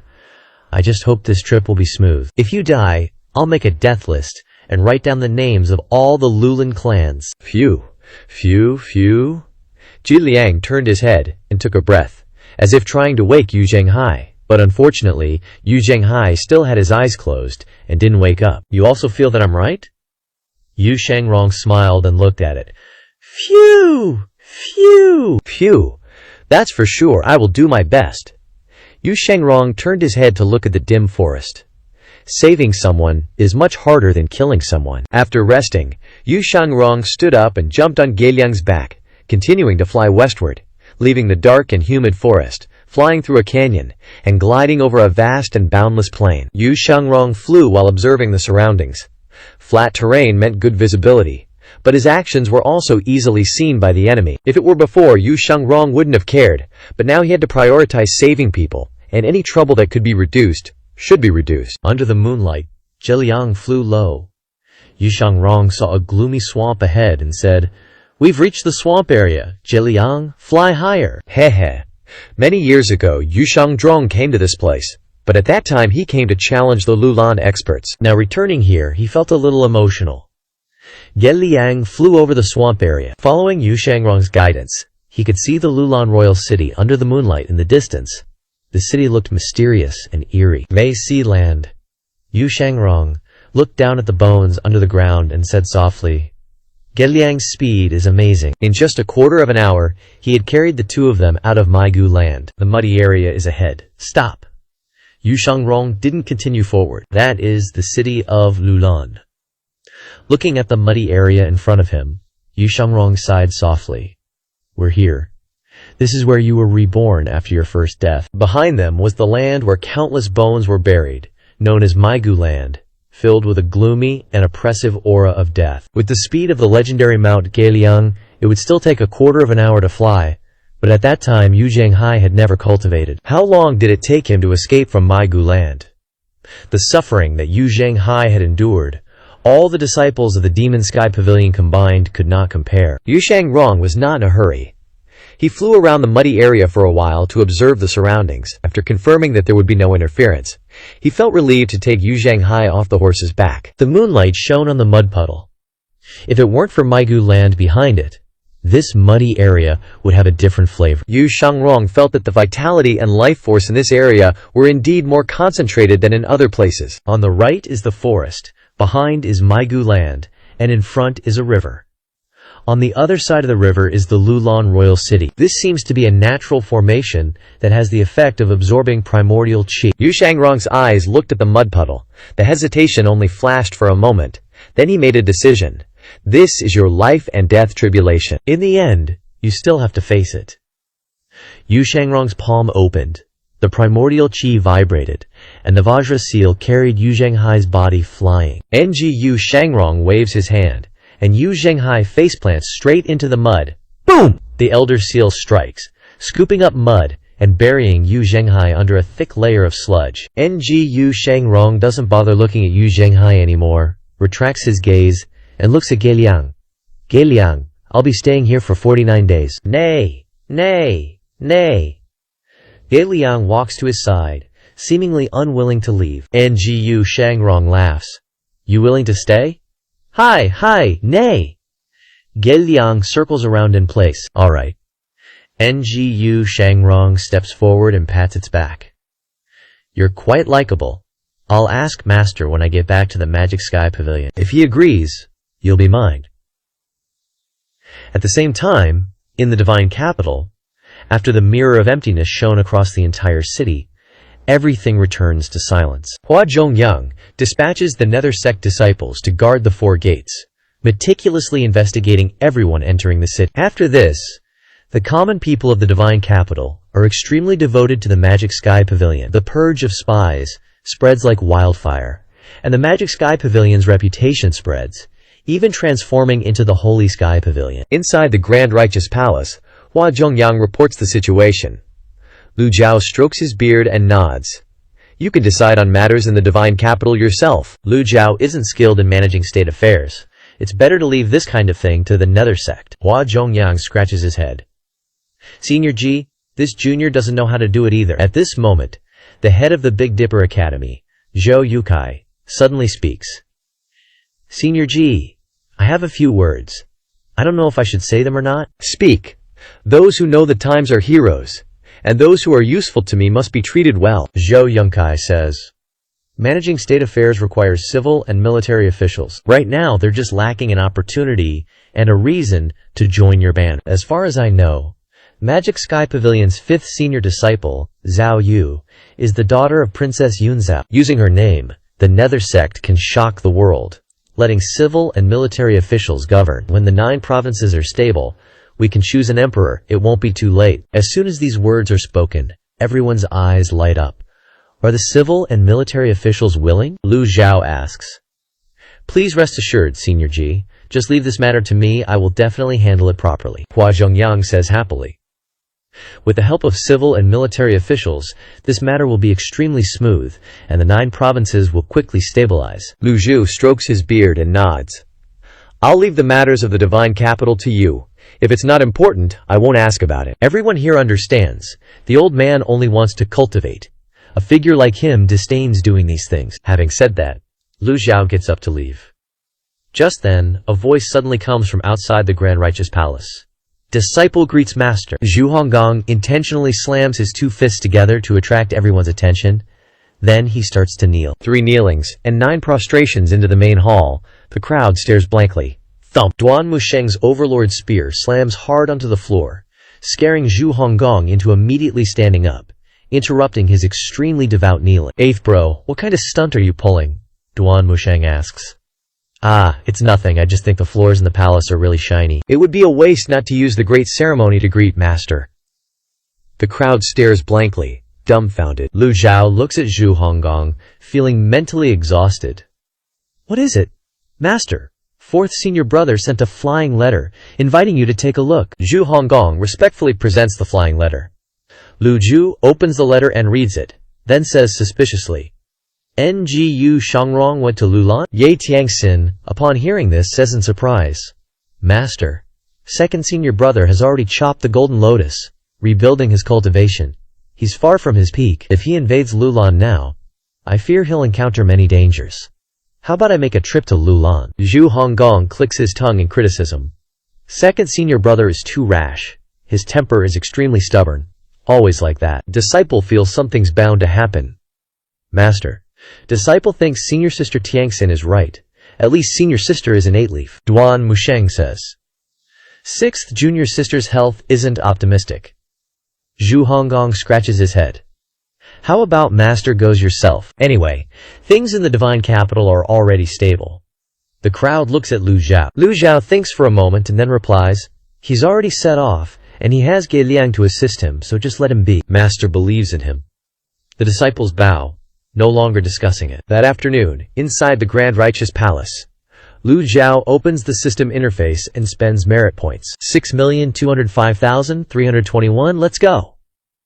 Immediately following are M consecutive draws that all fail. Lu Xiao grumbles in frustration. "Are you trying to screw me over again, system?" Drawing the star costs 50 merit points, consuming 11 points of luck, obtaining a power-up reverse card, and a shimmering stone. Power-up reverse card. Each use reverses 1,000 days of lifespan. Shimmering stone. A material used to refine weapons, with a chance to increase the quality of the weapon. Lu Zhu's eyes light up. Looks like my luck isn't bad. The power-up reverse card is easy to understand. Each one is worth 1,000 days of lifespan. But what's the shimmering stone for? Based on the information Lu Xiao has gathered so far, above heavenly grade is super heavenly grade, so what's above super heavenly grade? Lu Xiao still remembers when he and Liu Ge fought. The renowned sword cleaved Liu Ge's soaring void sword in two. So what grade of weapon is the renowned sword exactly? Lu Xiao slightly flips his hand, and the renowned sword appears in his palm. Use the shimmering stone? The star level of the renowned sword depends on the host's cultivation. It cannot be refined. It's impossible to use the shimmering stone. Screw you, system. So what the hell did you give me the shimmering stone for? Oh well, better than nothing.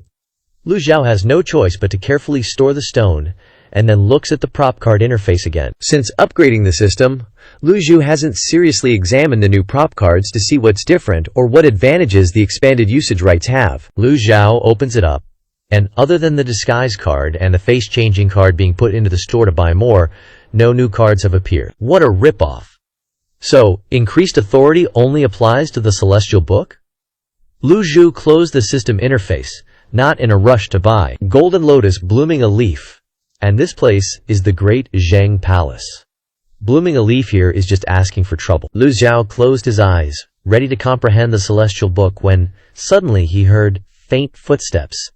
Someone's approaching. Lu Xiao continued to unleash the power, the extraordinary power, of the Celestial Book. The footsteps seemed to be pacing back and forth on the steps outside the main hall. Not like spies or foreign tribes. Lu Xiao expanded the range of his hearing ability. The faint blue, extraordinary power lingered around his ears. The range expanded from the Great Zheng Palace to the nearby Chengqing Palace, and then kept going. Just as Lu Xiao was about to test the limit of his hearing, womp womp, Lu Xiao heard the whistling of wind in his ears, and then all sound went silent. Lu Xiao widened his eyes and muttered, "The hearing ability is still limited. The range isn't that great. only the size of the Imperial Palace. Of course, ordinary cultivators can't do this, but this is the Celestial Book's ability. Do I have to keep upgrading my authority to use it fully? Moreover, Lu Zhu discovered that this ability consumes an insane amount of extraordinary power. Whatever, I'll just keep comprehending the Celestial Book. Lu Zhu wasn't planning on using this chicken rib ability again. Just then, a voice came from outside the main hall. Disciple greets master? Lu Zhao recognized the familiar voice and knew who it was. Enter. Yi Tianxin, dressed in white, slowly walked into the main hall. Lu Zhao opened his eyes and looked at her. What's the matter? Yi Tianxin bowed and said, This disciple has a question and wishes to ask master for guidance. Speak! Recently, even though my injuries have recovered, I still feel overwhelmed when I do things, Yi Tianxin said. The vitality in your body is being sucked away by the Golden Lotus Talisman. Of course you'll feel powerless. Lu Zhao chose his words carefully. If he told the truth, it would be, You're getting old, but he didn't say that. Yi Tianxin said, According to current cultivation theories, after breaking through, shouldn't we gain lifespan? That's right. Lu Zhao nodded. If this disciple blooms the 9th leaf, will I also gain lifespan? Yi Tianxin looked up at her master. She knew her question was audacious. Not everyone is willing to share the secrets of the 9 leaves. Lu Zhao looked at her for a few moments, paused, and then said, You can gain lifespan. Are you looking for a method to advance to the 9 leaves? Yi Tianxin knelt down and anxiously replied, This disciple wouldn't dare to ask for too much. You've returned to the sect, so of course I must teach you well. It's your duty to ask, and it's my duty to answer. No need to be so formal. Stand up, Lu Zhao said calmly. Fidelity +1. Instructed and taught Yi Tianxin, gaining 500 merit points. Yi Tianxin raised her head, a trace of emotion evident in her eyes. Recently, this disciple has been hesitating. Yi Tianxin confided, I'm listening. This disciple intends to sever the Golden Lotus, Yi Tianxin honestly said.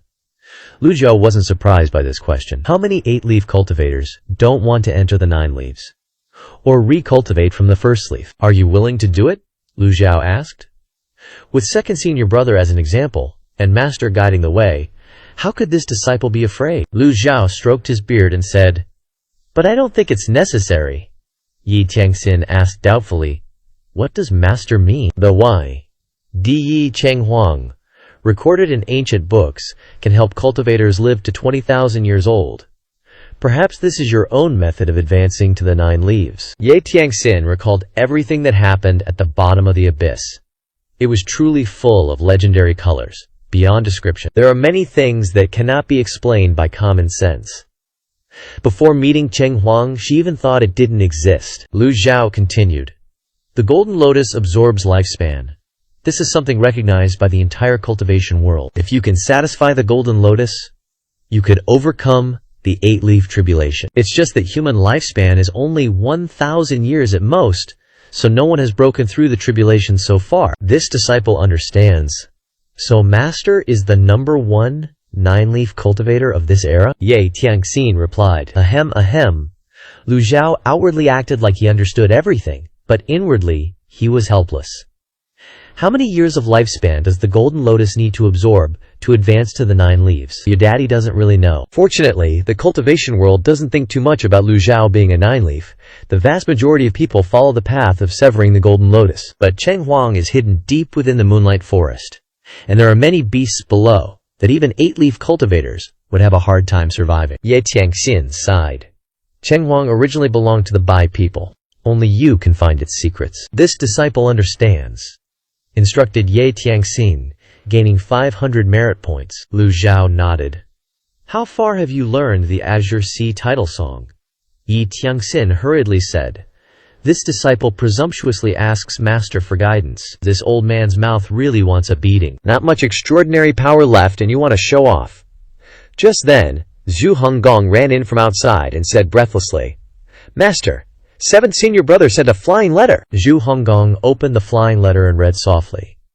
Master, things in the divine capital must be going smoothly. This disciple believes that master can handle everything. This disciple is currently sowing discord among the people of Ruli. With this disciple guarding Liang province, Master can rest assured. In addition, this disciple has received an important piece of news. Great Flame's imperial preceptor is very likely still alive, and is currently in the foreign tribes. Hearing this news, Lu Xiao wasn't surprised. He had previously assumed that Great Flame's imperial preceptor was still alive. The matter of the Luo woman and the Red Lotus will eventually have clues. Tell him to continue investigating. This disciple obeys. Zhu Honggong bowed, glanced at Ye Tiangxin, and then laughed. Master, this disciple also has a question that I would like to ask Master to answer. It's good to be eager to learn. Lu Xiao was also very happy. If he teaches his disciples well, the merit points he earns will be much faster than cultivating himself. Recently, for some reason, this disciple always feels like someone is watching me. Chengdu is stable. The imperial city is at peace. Who dares to keep tabs on Zhu Honggong? Lu Xiao said, You sure someone's tailing you? Thump! Zhu Honggong immediately kneeled and scooted forward, then cocked his head to look at Ye Tiangxin.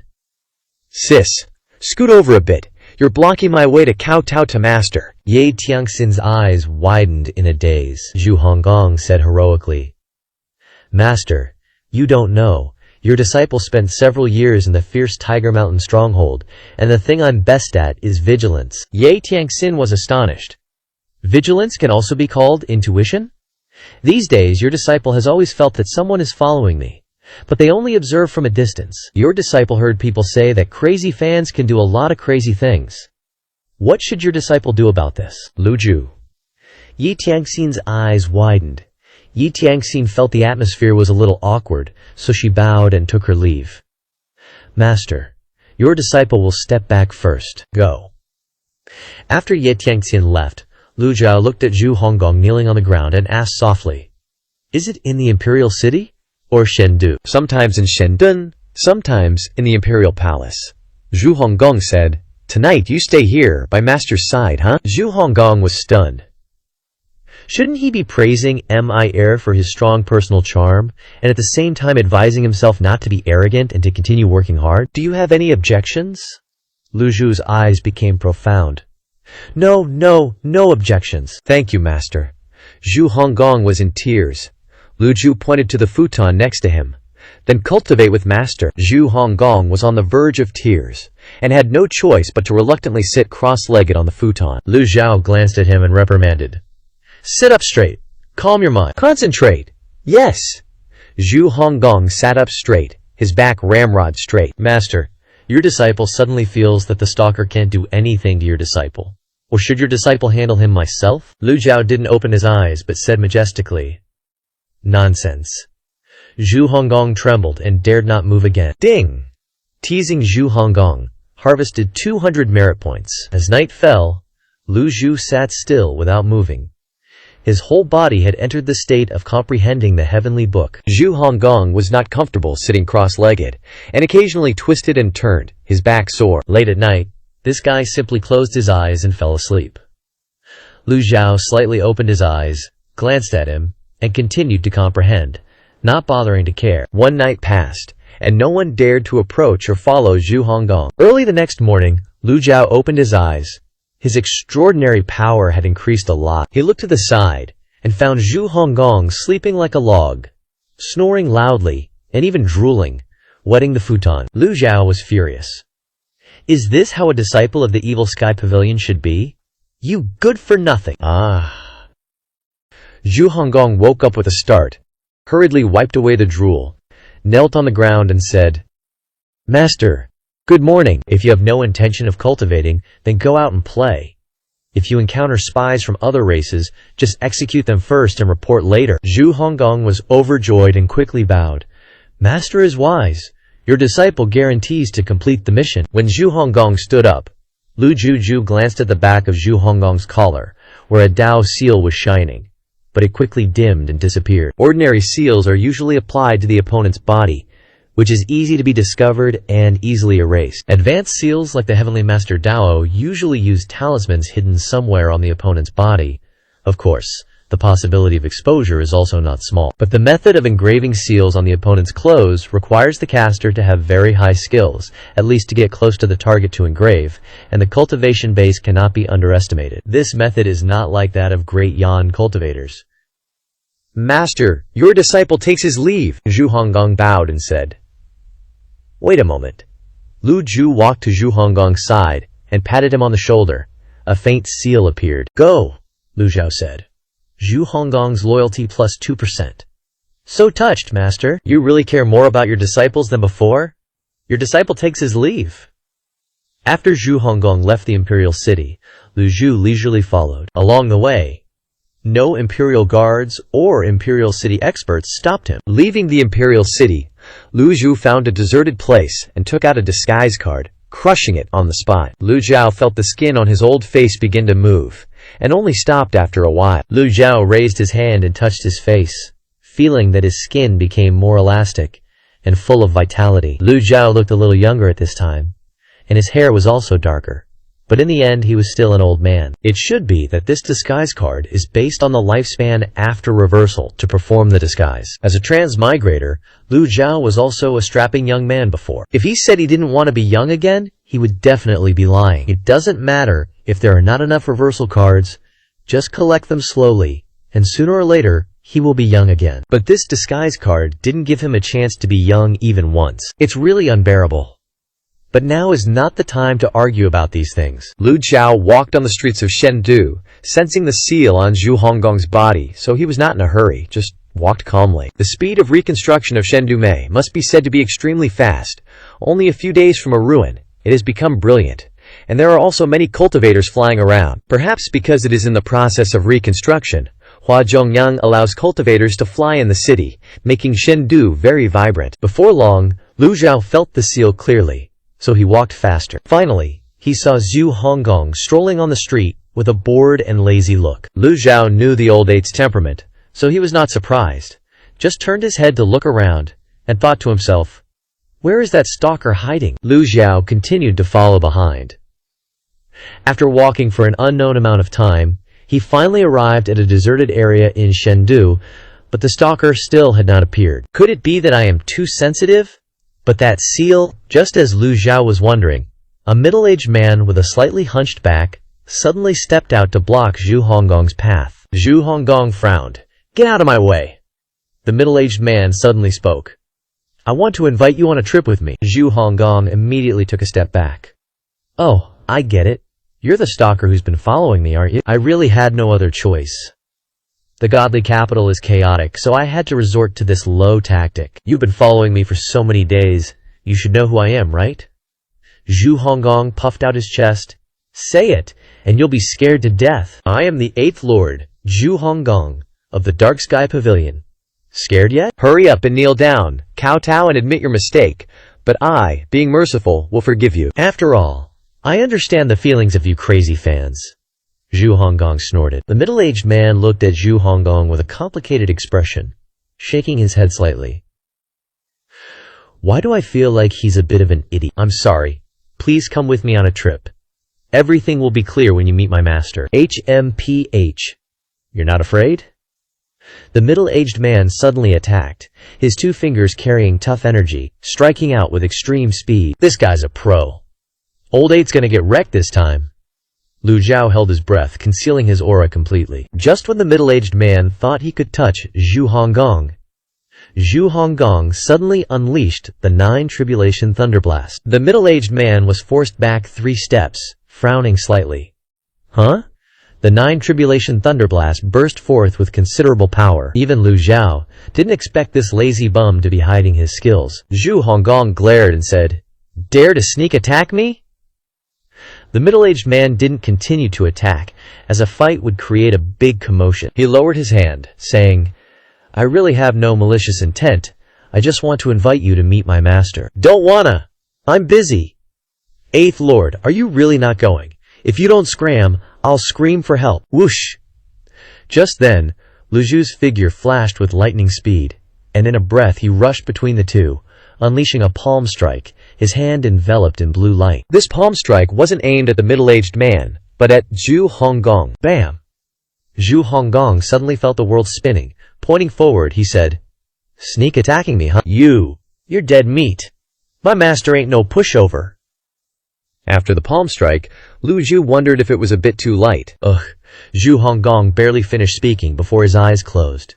His head lolled, and he fell to the ground. Lu Jiao stood beside Zhu Honggong, glanced at both sides of the street, and said, "While no one's around, take this old man to meet your master." This was the reason Lu Zhu Honggong. With Zhu Honggong's skills, if he was really hiding something, this middle-aged man probably wouldn't be able to catch him. But from the other party's words, it was clear that there was a mastermind behind this guy. If they really fought, the middle-aged man might be afraid and would rather die than reveal the identity of the person behind him. Moreover, Lu Zhu felt that the middle-aged man had no killing intent toward Zhu Honggong. As expected, the middle-aged man took a step back. "Who are you?" "This old man's surname is Lu." Lu Zhao answered honestly. "Is there anyone more honest than this old man in the world?" "Thank you, Senior Lu Xiao, for your help. I hope Senior Lu will hand him over to me," the middle-aged man said. "Giving him to you is fine, but you have to answer a few questions for this old man." Lu Zhao asked, "Please speak, Senior Lu. What's your name?" "Jiang Fu. What are you taking him for?" Lu Zhao asked. Senior Lu must have misunderstood. "We're just old acquaintances who haven't seen each other in a long time. There's no other intention," Jiang Fu said. "If that's all, I'm afraid this old man can't hand him over to you. I might as well kill him to make a name for myself in the cultivation world." At this moment, Zhu Honggong suddenly turned over, pointing his finger at the sky, vaguely saying, "Ah, who dares touch me? My master is definitely not a spent light bulb." Bam! Lu Zhao kicked him in the butt. "Robbing bastard, you dare to slander this old man behind my back? Don't! Jiang Fu thought the other party wanted to finish him off, and immediately waved his hand. "Please, by all means, don't kill him. Let's talk things over slowly. Why does Senior Luca have to make things difficult for him? Aren't you afraid that the Dark Sky Pavilion will come looking for trouble? Moreover, this is the godly capital. Causing a commotion will definitely attract the attention of the Nether sect," Jiang Fu said. "You're afraid of the Dark Sky Pavilion?" Lu Zhao asked back. "Not exactly afraid, I just respect them," Jiang Fu said. "How about this? You come with me to meet my master, and you'll understand." This old man couldn't ask for more. Lu Zhu said indifferently, "All right, lead the way then." A moment later, in a secret courtyard in the godly capital, Jiang Fu led Lu Zhao and the unconscious Zhu Honggong into the courtyard. Immediately, 5 young cultivators came out and looked at them. Lu Zhu glanced at the group, then placed Zhu Honggong on the ground. Jiang Fu bowed and said to the person in the room, "Holy Lord, the person has arrived." "Very good." An old, low, and tired voice came from the room. Creak. Lu Zhao stood with his hands behind his back, looking towards the door, secretly guessing who the mastermind behind the stalking of Zhu Honggong was. Is it the Great Yan Imperial Preceptor? Is it someone from the 10 Great Sects eyeing the Dark Sky Pavilion?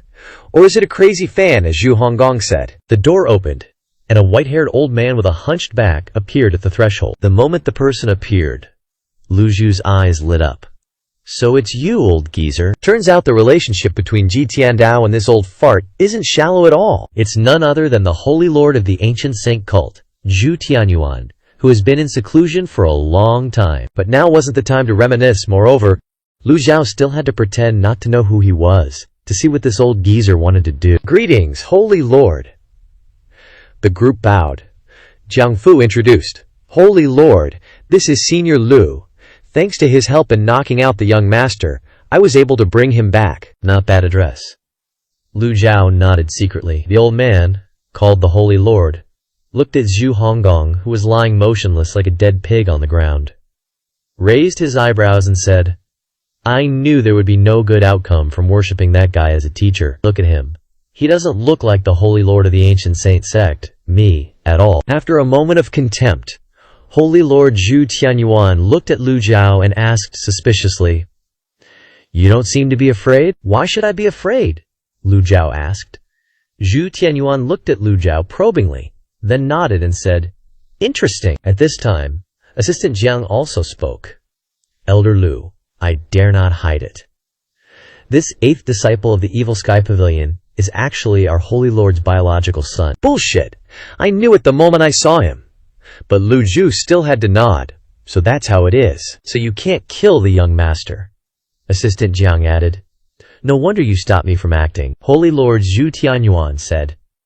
You originally intended to help with this matter. No hard feelings. Assistant Jiang saw the old immortal off. Wait a moment, Lu Yaozhao suddenly said. Is there anything else? The old man was a little curious. If Zhu Honggong is a disciple of the Evil Sky Pavilion, why didn't you come to pay a visit, but instead sent people to secretly monitor him? Lu Zhao asked. How could I leave without clarifying everything? Moreover, this old geezer clearly doesn't want to meet Ji Tiandao, Zhu Tian answered. Elder Luca, you're meddling a bit too much. Anyway, I brought this person here, so I naturally have to ask clearly, Lu Zhao said. Zhu Tianyuan frowned. You want to interfere in the affairs of the ancient saint sect? This is not the answer I want to hear. This answer made Zhu Tianyuan even more suspicious, and he examined Lu Zhao again. Not bad cultivation, no wonder you're talking so big. I heard from Assistant Jiang that you even wanted to kill the Mad Devil? Could it be? Shouldn't I kill him? Lu Zhao deliberately said. The past is different from the present. Although I don't like Old Devil G much, he is still the #1 nine-leaf of this era. This world is originally a world where the strong are respected. He used his strength to support the Great Void, illuminate all living beings, kill alien races, and eliminate demons. In this respect, I admire him very much. His eldest disciple, Yu Zhenghai, is still wholeheartedly for the world, and Liao Ming protects the common people. Aren't these things worth your respect? As soon as Zhu Tianyuan finished speaking, Zhu Honggong on the ground woke up. He jumped up in fright and looked around. Assistant Jiang bowed respectfully. Young master. Zhu Honggong looked left and right. What young master? Where is this? Who knocked me out just now? You're shameless. If you have the guts, don't attack sneakily. Come out here and fight me one-on-one. Lu Zhao's face sank. This unfilial disciple, I really acted too lightly. Young master, calm down. The Holy Lord has been waiting for you for a long time, Assistant Jiang reminded. Zhu Honggong raised his head and glanced at Lu Ju, then looked at Zhu Tianyuan standing in front of the room. The young cultivators around all knelt down in unison. Greetings, young master. Zhu Honggong's face went blank. Zhu Tianyuan excitedly stepped forward and said, My son, you must have suffered a lot with Old Devil G. Look how thin you've become. Lu Ju's eyes widened. Among the 10 disciples, Zhu Honggong is the fattest, eating well and sleeping well. How can Zhu Tianyuan be so shameless as to say these words? These words startled Zhu Honggong, and he took 2 steps back, disgusted. Don't touch me! Who are you? I am your father! Zhu Tianyuan said loudly, with a majestic expression. Zhu Honggong retreated again, glanced at the crowd and said, Want to take advantage of me? Look at your body. Is there anything worth me taking advantage of? Zhu Tianyuan glared at him. Zhu Honggong observed the situation in front of him. It seemed unfavorable. Then he looked at the old man who had knocked him out, wondering what kind of fierce character this was. The other trash in front of him didn't seem too strong. Only the old fart who wanted to take advantage of him was quite difficult to deal with. A gentleman takes revenge. 10 years is not too late. Why bother going head-to-head with them? You've recognized the wrong person.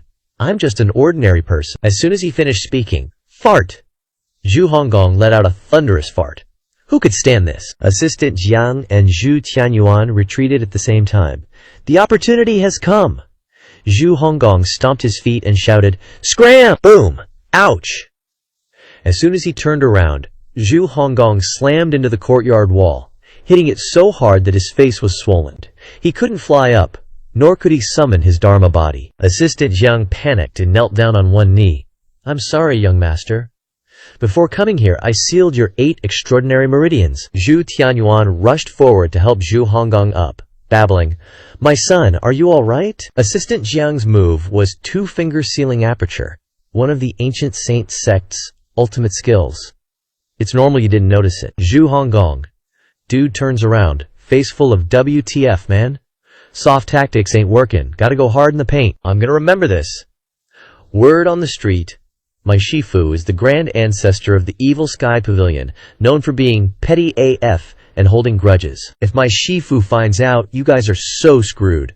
No chance you're getting away with murder. My Shifu put a mark on me. If anything happens to me, you're all going down with me. Damn, old eighth knows he's marked.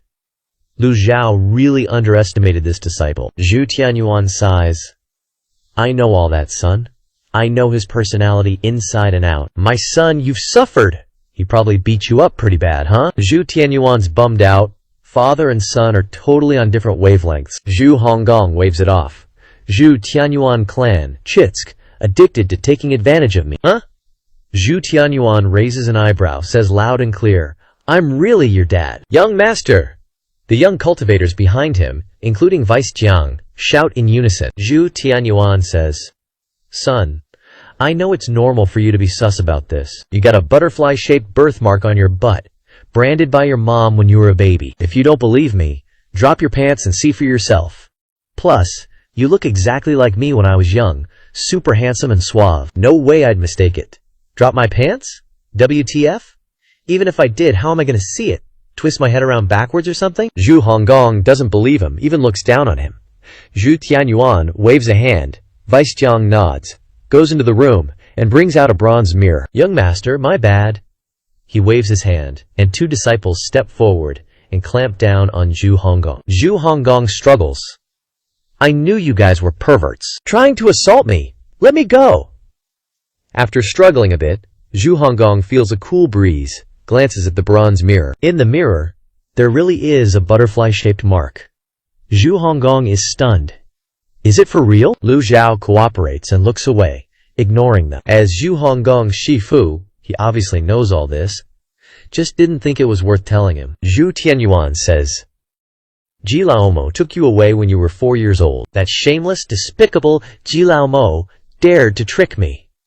Zhu Honggong's face freezes, can't believe the person in front of him. Vice Jiang immediately waves his hand. The two disciples help pull up his pants and respectfully step back. Zhu Honggong asks, Why did it turn out this way? Alright, let's not talk about this for now. Son, was living with Jilaomo good? Zhu Tianyuan asks. Zhu Honggong is still in a daze. At this moment, Lu Zhao suddenly turns to face Zhu Tianyuan. So, the purpose of this trip is to find family? Zhu Tianyuan composes himself, looks at Lu Zhao. Seeing his son made him emotional, almost lost his cool. There are outsiders here. Zhu Tianyuan says, Lu Laoxian Sheng, you're nosy AF. Vice Jiang, show the guest out. Vice Jiang steps forward and makes a gesture. Lu Laoxian Sheng, please leave. Lu Zhao's expression remains calm, his hand slightly raises. Faint blue light appears between his fingers that is hard to see with the naked eye. Vice Jiang frowns, senses danger, immediately raises his hands in front of him. Lu Zhao keeps staring at Zhu Tianyuan, but the palm strike hits the middle of Vice Jiang's hands. Boom! Vice Jiang is hit hard. The protective ki on his arms is shattered. The powerful palm force pushes him back, breaks a pillar, shatters the wooden door, and lands in a pile of stuff inside the room. Everyone is shocked. Vice Jiang is a capable general by the Holy Lord's side, a great cultivator, yet he was sent flying by a casual palm. The courtyard becomes extremely quiet. The cool breeze carries the bright sunlight into the faces of the crowd, reminding them not to mess with the old man in front of them. This seemingly weak old man can unleash such amazing power with just a wave of his hand. Zhu Tianyuan looks at Lu Zhu. Zhu Honggong looks surprised. Zhu Tianyuan forces a smile. Lu Laoxian Sheng's methods are amazing. Impressive. Impressive. Let's talk about things slowly. In his heart, he's secretly scheming. Didn't expect the divine capital to have such a master. Not afraid of Jilaomo? Not afraid of the Nether sect? What's this guy's purpose in coming here? Lu Zhu asks. You came to the divine capital to take Zhu Honggong away? That's right. Zhu Tianyuan clasps his hands. He is my son. Of course I have to take him away. Zhu Tianyuan sighs and looks at Zhu Honggong. Lu Laoxian Sheng doesn't know. This son of mine had extremely poor talent when he was young, unable to enter cultivation. But Jilaomo took a fancy to him, so I made a bet with him. If one day Zhu Honggong enters the Yuanshen realm, I will never see him again. You're afraid Jilaomo won't let you see your son again? So you're trying to take Zhu Honggong away? Lu Zhao asks. That's right.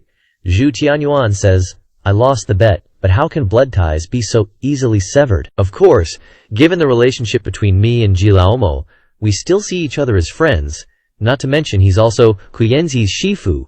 the #1 nine-leaf cultivator of the time, grand ancestor of the evil sky pavilion. Lu Laoxian Sheng. Are you satisfied with this answer? The implied meaning is, even if your cultivation isn't bad, do you dare to be an enemy of the evil sky pavilion? Lu Zhao strokes his beard, looks at Zhu Tianyuan, and softly calls out, Zhu Honggong. Zhu Honggong flinches. These 3 words hit him with a wave of familiarity. Wait, hold up. His eyes widen. The aura, the mannerisms, the voice, the intonation, even the clothes were the same. But the face was younger, totally unfamiliar. What the hell? Phew. Good thing it ain't me, Zhu Honggong said. Senior Lu, please don't interfere. I'll handle my master. My son speaks the truth. Zhu Tianyuan nodded. This is the divine capital, now Wu Ming cult's turf. If we really fight, we both lose. At most, I just won't see my son. But you'll lose your life, Zhu Tianyuan said seriously. Knowing Jilaomo, if he attacks, you won't stand a chance. Lu Zhao was silent. Just as he was about to end the disguise card, Deputy Jiang suddenly flew out of the mess, like a cannonball, charging towards Lu Zhao. Deputy Jiang, no! Zhu Tianyuan panicked hard.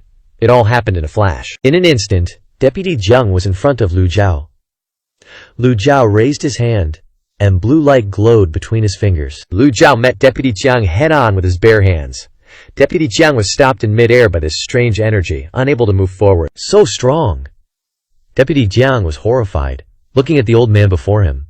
Even though he was prepared, he was still shocked that he was controlled so easily. This showed the huge gap between him and the old man. Lu Zhao didn't even bother looking at him.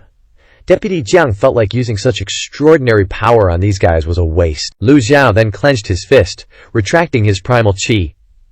Deputy Jiang fell straight to the ground, face-planting. Zhu Tianyuan exclaimed, Such control! To do this, your cultivation must far exceed your opponent's, using extremely powerful control to absorb all the primal chi in a 1-foot radius, to control the opponent. Really? Lu Zhao felt the palm strike was simple, effortless. That palm of yours is just like Jilaomo's.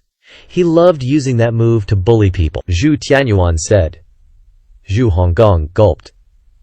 This old man seems like trouble. Gotta find a way to escape. Zhu Honggong instinctively shrank back. Just then, Lu Zhu cast the great divine power. His figure flashed and disappeared. Zhu Tianyuan frowned, thinking Lu Zhao was going after his son. He immediately moved to block, quickly throwing out a palm strike. Lu Zhao also threw a palm strike. The palms collided. Boom! Lu Zhao didn't budge, still blocking in front of Zhu Honggong. Zhu Tianyuan retracted his hand and retreated 4 or 5 steps to barely stabilize himself. His hand and shoulder were numb. He was secretly shocked. This guy really came to cause trouble. Kneel! Lu Zhu said indifferently. Zhu Honggong looked up at the old man before him. He felt like his eyes were playing tricks. The old man's features were slowly changing, distorting. Zhu Tianyuan quickly said, Son, a man's knees are gold, only for heaven, earth, and parents. How can you just tell him to kneel? At worst, I'll let Ji Lao Mo deal with this guy, chalk it up to bad luck. As soon as he finished speaking, Zhu Honggong knelt down with a thud. He knelt decisively, hands flat on the ground, forehead touching the back of his hands. His whole body stiffened, not daring to move. This, Zhu Tianyuan, was stunned, then immediately flew into a rage, unable to control himself. I knew Ji Lao Mo wouldn't teach you right. I'm so pissed. How can you be so spineless? No matter what, this is your turf. I must question Ji about this. Huh? You? Why are you transforming into Ji Lao Mo? While Zhu Tianyuan was ranting, Lu Zhu turned to look at him. Zhu Tianyuan didn't say a word. He took off like lightning and yeeted himself out of the courtyard, gone without a trace. Deputy Jiang and the ancient saint cult disciples were all dumbfounded. Lu Zhuxiao shook his head, looking at Zhu Honggong. That's your good-for-nothing old man for you. Master, your disciple is suffering, Zhu Honggong cried, tears streaming down his face. Zhu Tianyuan, if you really leave, you'll never see Zhu Honggong again, Lu Zhao threatened. A heartbroken sigh came from outside the courtyard. Then, Zhu Tianyuan nonchalantly pushed the courtyard door open and walked in. The ancient saint cult disciples were even more dumbfounded. Is the Holy Lord acting? Zhu Tianyuan looked seriously at Lu Zhu. Jilaomo, you're as shameless as ever. The ancient saint cult disciples immediately staggered back. He's Jilaomo. Deputy Jiang was shocked and looked up. Only now did he realize that Lu Zhao's features had completely changed, a world of difference from before. Cough, cough, cough. Deputy Jiang coughed. Greetings, Senior G. Greetings, Senior G. Deputy Jiang endured the pain and knelt on one knee to salute. The other disciples also hurriedly saluted, their hearts filled with apprehension. Interesting? Having fun? Zhu Tianyuan asked, arms crossed. Tell me, if I didn't do that, would you show up? Besides, if the one watching from behind wasn't you, but someone who wanted to harm my disciple, did you want me to sit idly by? Zhu Tianyuan thought for a moment, then nodded. That's very reasonable. Zhu Honggong begged miserably. Master Lu Zhao said sternly, Shut up. Daring to badmouth your master behind his back, disrespectful and rebellious. You have some nerve. Zhu Tianyuan immediately smoothed things over. Don't be so petty. He's just a little cocky because of his master. If you don't teach him properly, isn't it your fault? And you dare to complain about me? Lu Zhao glared at Zhu Tianyuan. Don't you dare. If it weren't for this brat's sake, based on your reckless words just now, I definitely wouldn't let you off. Zhu Tianyuan's old face stiffened. Then he awkwardly laughed and said, It's not that serious. I did compliment you, though.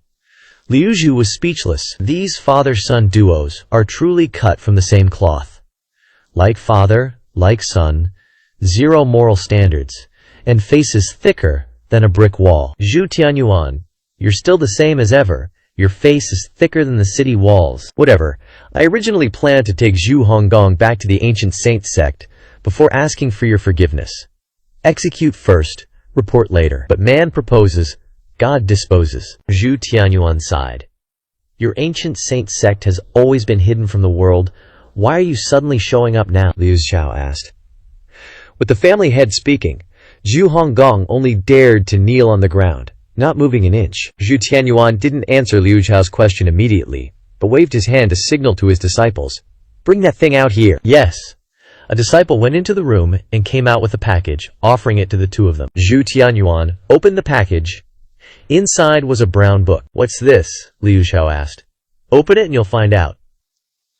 Liu Zhao took the book and flipped through the pages. The first few dozen pages were torn out. Only the later part had complete pages. It read, The people here are very weak. They don't seem to know how to break through 9 leaves. I feel a very familiar constraint of heaven and earth here, but I don't know how to break it. I want to help the people here become stronger, so they can resist 9 leaves, or even 10 leaves. I've met many cultivators, but their thinking is too conservative. Reading these lines, Liu Zhao couldn't help but be surprised. Curiosity surged in his heart. Liu Zhu continued to the next page. Many people don't believe me. Without passion and perseverance, they will never improve. I want to tell the cultivators here the truth. Liu Zhao touched the page. It felt old and musty. Clearly this book wasn't using any protective measures. Even the cover was extremely simple. The 4 corners were corroded and peeling, and many of the words had become blurred. A lot of pages were torn out from the middle of the book. The reason was unknown. Just as Liu Zhao was about to continue reading, he suddenly heard Zhu Tianyuan say, This is one of the reasons I appeared in Shendu, because so far only you have reached 9 leaves. I originally planned to have someone offer this book to you, but I didn't expect us to meet here. If you think this thing is worth it, then I'll use it to exchange for my son. Is that okay? Liu Zhao didn't answer the question about Zhu Honggong, but asked, Why didn't you bring it out earlier? Zhu Tianyuan shook his head and sighed. I didn't know about this book before. It was during a disciple of the ancient saint sect cleaning the scripture pavilion. They curiously flipped it open and discovered the contents inside. This book is very incomplete. It must have been torn by someone. If it weren't for your 9 leaves appearing out of nowhere, I'm afraid this book would have been regarded as trash and thrown away. Liu Zhu flipped through a few pages at the back. In the perception of many people, 8 leaves is the limit of human cultivation. But only I know that's not the case. I discovered that the constraints of heaven and earth are different. What binds people's cultivation is the golden lotus dharma body, so how to solve it? More pages were torn out. Finally, someone is willing to believe me. It's an old man surnamed Yun. Seeing how miserable the old man was, I repaired the loopholes in his cultivation technique. I still can't prove that there's a problem with the golden lotus here, but who is willing to listen to me and experiment? Reading this, Liu Zhao thought doubtfully. The old man surnamed Yun. Is that Yin Tianluo? Liu Xiao turned to Zhu Tianyuan and asked, Do you know the owner of this book? Liu Xiao had been searching for the whereabouts of the woman surnamed Luo for a long time. Unexpectedly, there was a clue at this time. It was unexpected. Zhu Tianyuan shook his head and replied, She signed her name on the last page of the book, so I guess the owner of this book is a legendary woman. Legendary? Based on Liu Xiao's understanding of the woman surnamed Luko and his own 1,000 years of experience, this woman can only be called mysterious at most. Why is she called legendary? Brother Ji doesn't dare to admit it? Liu Xiao replied. Hey! Why hold a grudge for so long? I've already taken out the treasure at the bottom of my box and given it to you, great sir.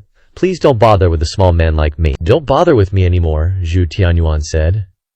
Liu Zhu glanced at Zhu Honggong lying on the ground. Could this be genetics? When the two first became friends, Zhu Tianyuan's temper was already like this. Now meeting again, he hasn't changed at all. Have you read this book? As soon as Liu Xiao asked, he felt like he was talking nonsense. I read it when I found it. Liu Xiao flipped to the last page, where there was a signature. Luo. The middle character's sound was too blurry to be recognized. Luo. What sound is this? It was indeed the woman surnamed Luo, who appeared 300 years ago that he was looking for. Combined with the letter left by the Great Flame Imperial Preceptor, it seems that this Imperial Preceptor is also looking for her, but clearly the two people's views on the cultivation world are very different.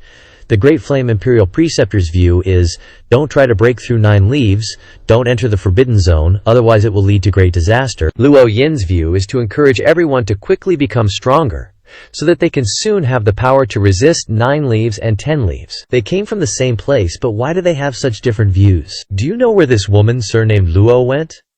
Zhu Tianyuan shook his head. The previous Saint Master met this person, but I didn't know her at the time. Now no one knows her whereabouts. Maybe she's dead. Dead? The content in the book made it clear that she was extremely knowledgeable about cultivation, but it was very difficult to control it. Zhu Tianyuan said, if she couldn't use her abilities in a dangerous situation, then she could very well die. Liu Xiao frowned. This is kinda sus, NGL. He hasn't finished reading the book, but ain't checking if it's cap or not. Zhu Tianyuan ain't got no reason to lie.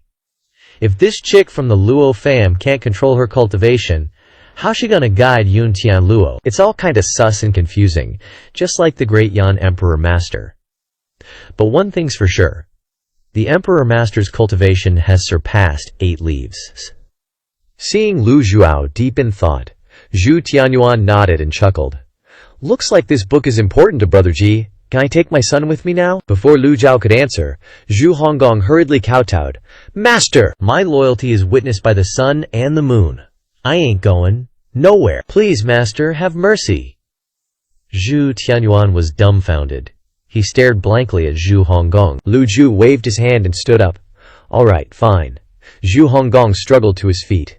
You really are Zhu Tianyuan's son. Back when I took you as a disciple, you were too young to understand anything, so you didn't know about this. Your body, your skin, and your hair were given by your parents. How can you not acknowledge them? Liu Xiao lectured. Hearing this, Zhu Tianyuan turned to look at Liu Xiao with a complex expression. Is this really Ji Laomo? Jiang Fu approached, clutching his chest, and bowed. Young master! After you left the Jiu Saint sect, the sect master couldn't eat or sleep and looked towards the south every day. The sect master's wife missed you so much that she passed away early. Shut your mouth! Zhu Tianyuan suddenly shouted. Jiang Fu immediately shut up, not daring to say another word. Zhu Tianyuan laughed. That's all in the past, don't listen to his nonsense. I'm happier than anyone that you entered the Yuanshen realm. Liu Xiao said. You lost the bet, I'm convinced. Zhu Tianyuan replied. Liu Xiao searched his memory. Zhu Honggong's talent was originally trash. Why did it improve so much after joining the sect? If the OG Ji Tiandao could change his disciples' physique and talent, then their talent can all be explained. Kneel! Liu Xiao said. Zhu Honggong was slightly stunned, but seeing his master's serious expression, he immediately knelt down. Liu Xiao clasped his hands behind his back and said, Since ancient times, the kindness of birth is as great as the earth, and the kindness of nurturing is as great as the heavens. This is your decision, you decide yourself. Zhu Tianyuan stared at Liu Xiao in disbelief. Is this really something Jilaomo would say? According to Zhu Tianyuan's understanding of Ji Tiandao, there was no way Jilaomo would let his son go back to him. He wouldn't even allow them to meet. The Evil Sky Pavilion had a rule that Zhu Tianyuan knew well. Once you joined the Evil Sky Pavilion, you had to cut ties with the past. That's why Zhu Tianyuan had to resort to this plan. He never expected Lu Jiao to let Zhu Honggong decide for himself. Lu Jiao clasped his hands and looked into the distance, where the setting sun cast half the sky in a red glow. Divine Capital was bathed in a red halo, extraordinarily beautiful. Teaching disciples is a journey, a burden on the road. And Lunju's teaching method was completely different from Ji Tiandao's. Zhu Honggong thought for a moment, then turned to Zhu Tianyuan and kowtowed hard. Boom! This kowtow shook even someone with a face as thick as a city wall like Zhu Tianyuan. Zhu Honggong kowtowed 3 times and said, "Please forgive me for not being able to return with you. Master raised me, taught me cultivation. How can I leave the old man?" Hearing this, Zhu Tianyuan sighed softly. Jiang Fu and the others shook their heads in regret. "Young master, if you don't return, the Ji Saint sect will fall into the hands of others," Jiang Fu said sadly. Zhu Tianyuan raised his hand to stop him, interrupting Jiang Fu. "I respect my son's choice. The kindness of nurturing is as great as the heavens. Zhu Honggong's choice is reasonable. I'm not interested in the Ji Saint sect, and I don't want to be any holy son." Zhu Tianyuan sighed again. "Oh well, I'm happy and satisfied to have met you now." Instructing Zhu Honggong earned 500 merit points. Lu Zhuju didn't expect to be rewarded for this kind of thing. He was just doing what he felt was right, but it seemed to have a good effect. This unfilial disciple may be cheeky on the surface, but he's very sincere at heart. It's not in vain that this old man put his heart and soul into teaching you. Lu Jiao looked up at the sky and softly called out, "Old 8." Zhu Honggong understood and quickly stood up to follow him. In an instant, the sadness on Zhu Tianyuan's face disappeared, replaced by a face even thicker than a city wall. "Son, can you call me Dad before you leave?" "No, Dad." To be honest, when he kowtowed just now, Zhu Honggong had the urge to call him Dad. But now, looking at Zhu Tianyuan's shameless appearance, he suddenly lost the urge. He even felt goosebumps all over his body. Zhu Honggong shrank back and quickly followed Lu Ju out of the courtyard. "Farewell, Senior Ji. Farewell, young master." After the two left, Zhu Tianyuan said with a look of loss, "Sigh, I'm such a failure as a person." Jiang Fu knelt down and said, "It's because your subordinate is incompetent. Forget it, that's Ji Laomo. Did you really think you could win against him?" Zhu Tianyuan glared at Jiang Fu. This. Jiang Fu's face turned red. That's the #1 9-leaf expert of the era. If he wanted to be ruthless, you would have been dead long ago. How could you still be standing here? It's just that I didn't expect Jilaomo's temperament to change so much. But if the young master doesn't inherit it, are we just going to watch the Ji Saint sect fall into the hands of others? Jiang Fu said, "The Ji Saint sect has retreated into seclusion long ago. Even if it's gone, it doesn't matter. Seeing my son living so well, I'm already very happy. Sectmaster, what should we do next?" "Of course, stay here. If I don't hear him call me, Dad, how can I leave in peace?" "That little brat, you ingrate?" Zhu Tianyuan grumbled. Back at the Great Zheng Palace, Zhu Honggong obediently followed behind Lu Ju, not saying a word. Liu Zhao didn't even bat an eye at him. His mind was fully occupied with the book in his hands, and he calmly sat cross-legged on the prayer mat. Seeing his master deep in thought, Zhu Honggong didn't dare to disturb him. He turned his head and looked outside the main hall, just in time to see Duan Musheng passing by the Dazheng Gong. So he quickly bowed and said, "Disciple will go find third senior brother to receive punishment." Liu Zhao took out the book and began reading, seemingly not hearing a thing. Seeing Zhu Honggong consciously leaving the Dazheng Gong, Duan Musheng asked, "What's up, 8th junior brother?" "Beg third senior brother to beat me." Zhu Honggong bowed and stated his request. Duan Musheng raised an eyebrow and replied, "I don't have that kind of perverted hobby. That's not what I meant. I made a mistake and should be beaten, but master is busy with affairs." "Third senior brother is also the eldest here, so it's most appropriate for third senior brother to punish me. Please hit me hard here, don't hold back." Zhu Honggong pointed to his butt. Duan Musheng's gaze towards Zhu Honggong was complex. "You're crazy." After saying that, Duan Musheng immediately turned around and walked towards the plaza. Before he could go far, Zhu Honggong sighed and said, "Third senior brother may be a bit slow, But he really treats me well. HMPH. Duanmu Sheng immediately turned around. Eighth! Get over here, what the hell? Zhu Honggong was confused and didn't understand. Seeing Zhu Honggong not moving, Duanmu Sheng walked over, grabbed him, lifted him high, and kicked Zhu Honggong's ass hard. Even though Zhu Honggong weighed nearly 100 kilos, he couldn't withstand a kick from third senior brother, and his whole body immediately flew in an arc, his miserable scream echoing before the main hall. Da Zheng Gong, senior brother, satisfied your request, and it just so happens that I've also just mastered a new technique. Inside the Da Zheng Gong, Liu Zhao opened the book and continued reading. Although the writing was blurry, most of it could still be deciphered. I still can't prove that this golden lotus has a problem, but who would be willing to listen to me and experiment? Human hearts are unpredictable. I must learn to grasp my own strength. I must have enough ability to protect myself. I can feel that some cultivators have become greedy and want to snatch those cultivation methods. Some of the cultivation methods are too profound, but I still try to study them. Who the hell created these cultivation methods? Reading this, Liu Zhao felt very strange. Weren't the cultivation methods of the woman surnamed Luo brought by her from her hometown? Then where did those cultivation methods come from?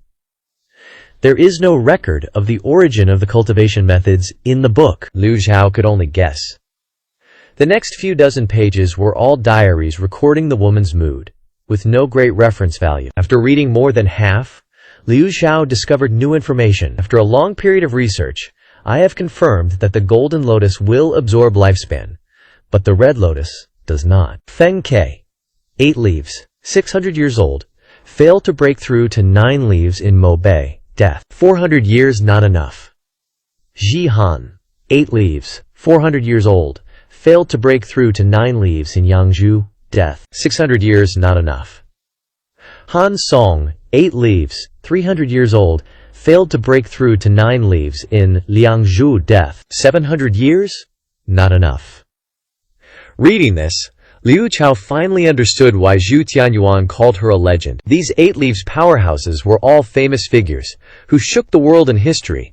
Unexpectedly, they were just a part of her experimental research. For 3 whole pages, it recorded the failures of breaking through to 9 leaves, and the age of these powerhouses was getting younger and younger. The last one was the youngest genius, Mo Jiangnan, a 100-year-old 8 leaves genius in Qingzhou, failed to break through to 9 leaves, but did not die, losing nearly 900 years of lifespan. Could it be that people in this world really have no way to advance to 9 leaves? Perhaps I should go west and see what the foreign races are like. Below was recorded her unhappy mood. One day, I will find the answer. Research will never stop. Don't give up.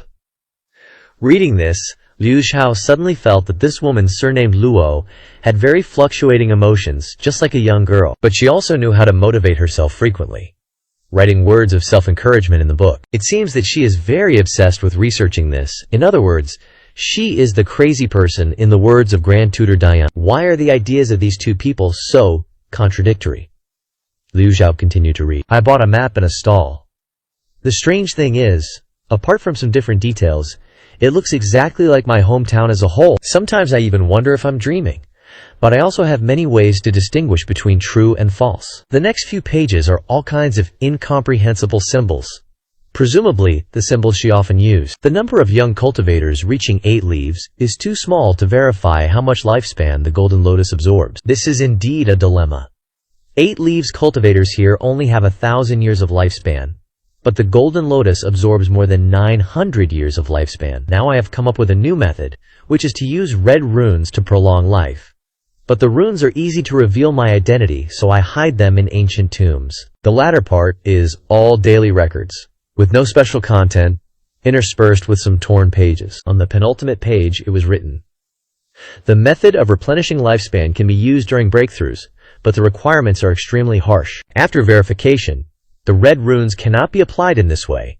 The Shangwu method will be more suitable. The golden lotus will absorb from 1100 to 1200 years of lifespan. Although the problem of the golden lotus has been solved, this method is very harsh. Is there any other method suitable for most people to use? Li Yunzhao kept reading the book from the Luo girl. If only everyone had the same perseverance and determination as me to study. But most people here aren't interested in the 9 leaves. Sadly, I still haven't found the answer to the heavenly cage problem. But luckily, the people here don't seem worried about it. On the last page, she wrote, "I'm not the only one who came here." She seemed to write the last sentence in a hurry. The handwriting was rushed. From this book, we can confirm one thing. The Luo girl has a lot of knowledge, but her own power is very unstable. Her cultivation is very high. As Yun Tian Luo said, she might be a 9-leaf or even a 10-leaf powerhouse. Except for the missing pages, everything written in this book is very detailed and realistic. It doesn't seem like something a mentally ill person would write. Especially the part about the golden lotus absorbing lifespan. She gave an answer of 1100 to 1200 years. How could a crazy person come up with such an answer? If this person were still alive, she'd be shocked to see the cultivation world using the method of cutting the golden lotus to solve this problem. So where is she now? Li Yunzhao closed the old book. Some of the paper had already come off the spine. It's been so long, is she still alive? The book doesn't mention her hometown at all. Li Yunzhao felt a bit regretful, and even more curious. Do all the cultivators in her hometown cultivate the red lotus? Red lotus. Li Yunzhao thought of Hai Luo. Maybe he can find some information about red lotus cultivators from Hai Luo. With that thought, Li Yunzhao began to close his eyes and comprehend the heavenly book. The next morning, Li Yunzhao summoned Hai Luo to the Grand Righteous Hall. Hai Luo didn't know what her master wanted, so she curiously bowed. "Master?" Li Yunzhao sized up Hai Luo, then said, "Summon your Dharma body." "Yes." Hai Luo stretched out her small, white hand, and with a thought, a small, red Dharma body appeared in her palm. It's really a red Dharma body, but the red lotus hasn't been born yet. Is the Taishu mirror wrong, or am I hallucinating? Li Yunzhao flipped his hand, and the Taishu mirror appeared. Primordial chi vibrated, emitting light that shone on Hai Lutao's body, and a red lotus Dharma body appeared behind Hai Lutao. Red lotus.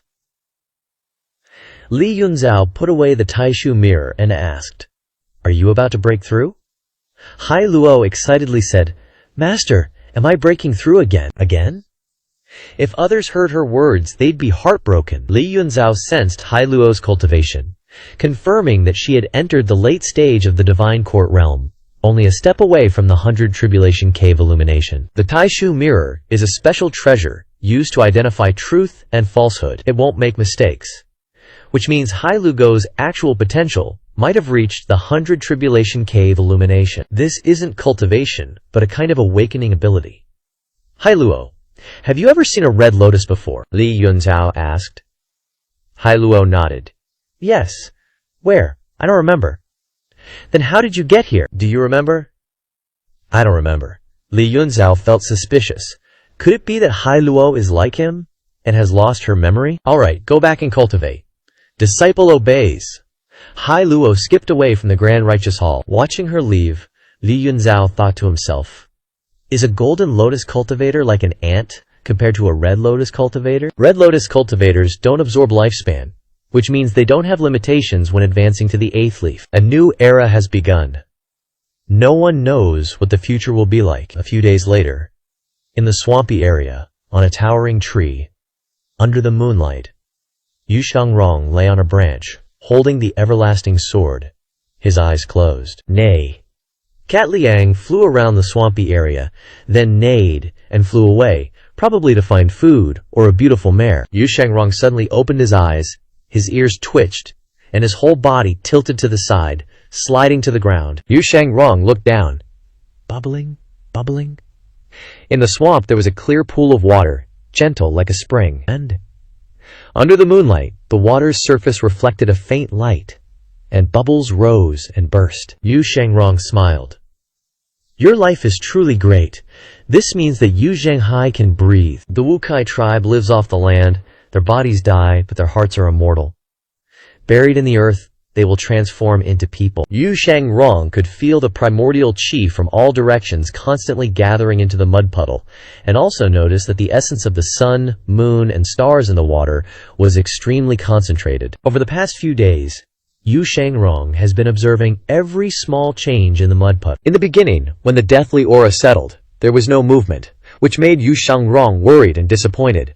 But he refused to give up, guarding the place day and night. This is Yu Zhanghai's last hope, and his only chance to survive. Yu Shangrong has done everything he can to protect his life, and all that's left is to patiently wait. Heaven allows humans to cultivate, extracting primordial chi from the natural environment, turning it into something that protects themselves, and even creating world-destroying power. But sometimes, even an eighth leaf powerhouse, when standing before the vast and mysterious natural world, still feels as small as a speck of dust. Good. I've never lacked patience. I hope you don't disappoint me. Yu Shangrong stepped into the air and flew up. The night grew darker, and the moon and stars in the sky were indescribably beautiful. Yu Shangrong flew up high to see where Cat Liang was. He looked around for Cat Liang but didn't see him, but Yu Shangrong saw a crowd of cultivators snaking towards this place. Yu Shangrong frowned, flew into the forest, and landed on a branch, concealing his aura, holding the everlasting sword, and closing his eyes. As long as they're not here to cause trouble, he won't pay attention to them. The purpose of this trip is to protect Yu Zhanghai so he can safely survive 49 days. Not long after, the large crowd of cultivators flew to the area near the mud puddle and stopped. Yu Shangrong felt strange, so he opened his eyes slightly, looking through the dense leaves at the cultivators under the moonlight. These cultivators looked very strange. They were all wearing purple cloaks, even their heads were covered, and their faces couldn't be seen. The aura they emitted was very gloomy and terrifying, especially the leader who was floating in the air. He looked extremely scary. Ahead is the burial ground. According to the plan, we need to manipulate all the remains of the dead in here. Over the past few hundred years, the demonic land has seen countless deaths. People who die in the nearby cities are thrown here, or given the highest level of ceremonial burial. One of the cultivators flew forward, passed over the mud puddle, and looked towards the burial ground in the air, raising his voice. Great ancestors, they will receive our respect, and their souls and wills will be inherited after death. The cultivators behind also flew over, their eyes all looking at the corpses covering the ground inside the burial ground. Yu Shangrong felt a slight relief. Seeing this scene, it was clear these guys were here to manipulate corpses. These remains were all trump cards left behind by the Lulan people. The Lulan upper echelons, under the guise of respecting the dead, gathered all the deceased in this place. In reality, they wanted these people to continue guarding Lulan even after death, and witchcraft was the key to manipulating the remains. Yu Shangrong withdrew his gaze, no longer paying attention to them, and closed his eyes to prepare for sleep. At this moment, the cultivators wearing purple robes had all flown into the sky above the swamp. Let's do this! Praised the cultivators. Standing in front in a square formation, they crossed their arms over their chests, then joined their hands and pointed them to the sky. A faint, purple light appearing in their palms. A purple ray of light flew towards the burial ground. The light descended and fell on a skeleton, and that skeleton suddenly twitched as if it had life. The remaining 7 formations of cultivators stood in the correct positions, raising their hands, looking up at the sky. All the hoods fell on their foreheads. They all had purple lotus patterns engraved on them. As the witchcraft was cast, each purple lotus lit up. Buzzing, the energy of the Yuanqi vibrated. Con technique. White hair fluttering wood, dim frequency. The group mumbled the incantation in their mouths. Purple air rose, mobilizing the Yuanqi between heaven and earth, and a purple witchcraft circle appeared under their feet. Blop blop. In the water pool area, in the middle of the swamp, bubbles suddenly appeared. The purple-robed cultivators looked down in confusion. Careful! Someone's still alive! As witchcraft cultivators, their ability to determine whether a person is dead or alive is extremely high, far beyond ordinary people. The group immediately stopped and looked towards the water pool, then looked at each other, halting all movements in their hands. My bad! A gentle voice suddenly came from the nearby forest. The witchcraft cultivators were stunned and quickly looked up. Under the moonlight, the cultivator who had just spoken slowly flew out of the forest, hovering in the air. The moonlight shone on his blue robe, making him look very lonely. But his whole body exuded a very unpredictable aura, the confident aura of a master who walked on the edge of a sword all year round. Yu Shangrong spoke. If possible, please move to another place to cast your witchcraft. Why? The leading witchcraft cultivator asked strangely. Yu Shangrong raised his head to look at the moonlight above him, and said calmly, Don't you guys think this place is quiet and harmonious? Perfect for resting? This friend. Sorry, we are acting under orders, and must cast witchcraft here, another cultivator said. The land of demonic beings is huge, Changing to another place won't affect anything. Ngu Shangrong smiled gently. I sincerely hope you will accept my suggestion. A witchcraft cultivator standing behind said disdainfully. Why should we change places when you don't? If you want to rest, there are many better places. Casting witchcraft in this place is the best. We've already calculated it. Same here. Ngu Shangrong only replied with 3 words. Friends, please leave this place. Ngu Shangrong shook his head slightly and sighed indifferently. If that's the case, then all of you can stay. As soon as he finished speaking, the Chengsheng sword shot out of its sheath, from 1 to 2, from 2 to 4, from 4 to 8. In an instant, a dense web of sword energy appeared, condensing into a formation in the sky. Sword Demon's Fate, defend! The witchcraft cultivators quickly raised their hands, and the witchcraft circle flew up to form a purple barrier. The Sword Demon's Fate stabbed down like a storm. A part of the sword energy shattered the witchcraft barrier, and the rest immediately pierced through the chests of the cultivators. In just one move, the team of more than 50 witchcraft cultivators lost more than a dozen people. The remaining people's faces were horrified, and they kept casting witchcraft. Ngu Shangrong's right hand lifted slightly, and the Changsheng sword flew back into his hand. Ngu Shangrong held the sword tightly, stepped into the air, and flew to stop them. Kill him! Several purple energy circles condensed and flew towards Ngu Shangrong. Ngu Shangrong's figure shot forward like lightning, slashing down with his sword, and a sky full of sword energy appeared, blowing away each energy circle. Several witchcraft cultivators flew backwards. At the same time, sword energy appeared above their heads from nowhere, and stabbed down, piercing through their chests. Thump, thump, thump, bodies fell. In the blink of an eye, only a dozen of the 50-odd witchcraft cultivators remained. The leading cultivator frowned and shouted, "Retreat!" Their robes fluttered, and more than a dozen people immediately turned and ran. Ngu Shangrong said indifferently, "Sorry, not a single one of you can leave. If they were allowed to return and report, what would be the point?" Ngu Shangrong unleashed his speed, and the red light on the sword shone even brighter. Great divine power technique. His figure flashed, and a sword pierced through one person. Ngu Shangrong continued to step into the air and rush forward. The 5 well-trained witchcraft cultivators simultaneously turned around and launched purple witchcraft circles. Having experience dealing with the Great Witch, Ngu Shangrong did not allow those purple energies to touch him in the slightest. Immediately wielding the Chengsheng sword, and the boundless sword intent swept across the witchcraft circles. By the time they looked up, Ngu Shangrong had already appeared above their heads, spreading his arms wide, and sword energy poured down. Sword Master of Great Yan! In just an instant, only one person was left in the entire team. That person ran for a while, saw that all his companions were dead, and stopped, turning to face Ngu Shangrong. He knew he couldn't escape. Ngu Shangrong raised his sword and shook his head, saying, "This was not my intention, but I have no other choice." The leading cultivator said, "Are all cultivators of Great Yan as shameless and despicable as you? If you say so, then so be it." Ngu Shangrong was too lazy to argue with others. "Haha, I admit that the combat power of each person in Great Yan is very strong, but this time you only killed a group of low-level witchmasters. If you kill me, Wang Cheng will definitely investigate, and by then, even if you run to the ends of the earth, you will be hunted down by Lulan. Is that a threat?" Ngu Shangrong asked with interest. The witchcraft cultivator calmed down. He felt that this sword cultivator from Great Yan was a reasonable person, so he tried to reason with him. As long as the other party understood the advantages and disadvantages of this matter, he would have a chance to survive. There was no need to be obsequious. "You can take it as a threat." He looked at Ngu Shangrong and raised his palm, on which was engraved a special pattern.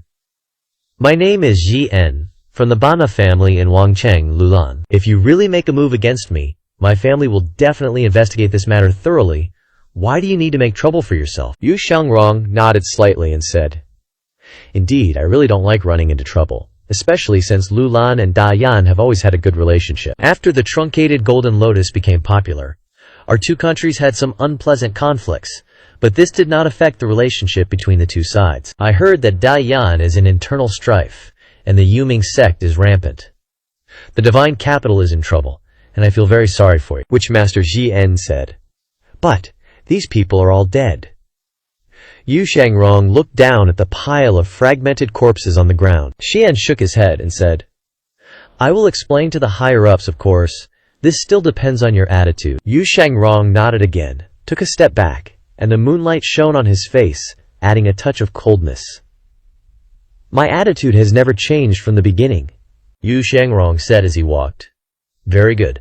I appreciate people who know what's good for them like you. See you again. Shilan turned around, and as soon as he turned away, a gloomy look appeared on his face. At the same time, the sound of converging sword energy came to his ears. Whoosh, whoosh. Huh? Jian turned around and glared, yelling, You sneak attack!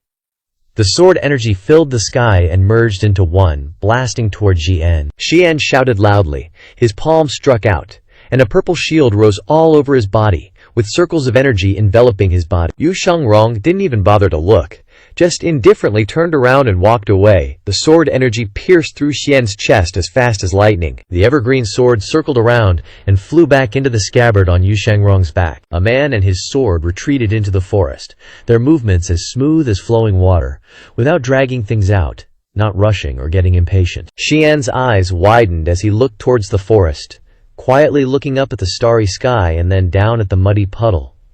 Looking back at the corpses of his companions on the ground, his life force was drifting away, and he even felt like he was being sucked out. Before he could feel the pain coming from his whole body, he fell to the ground. Yu Shangrong lay on a tree branch, thinking about how to deal with these witchcraft cultivators. Appearing in the land of demonic, obviously they have a mission. Now that all the witchmasters have become vengeful spirits under his sword, and no one has returned to report, Lulin will definitely notice this, and send someone to look for them, and they will soon find this place. So how should he respond then?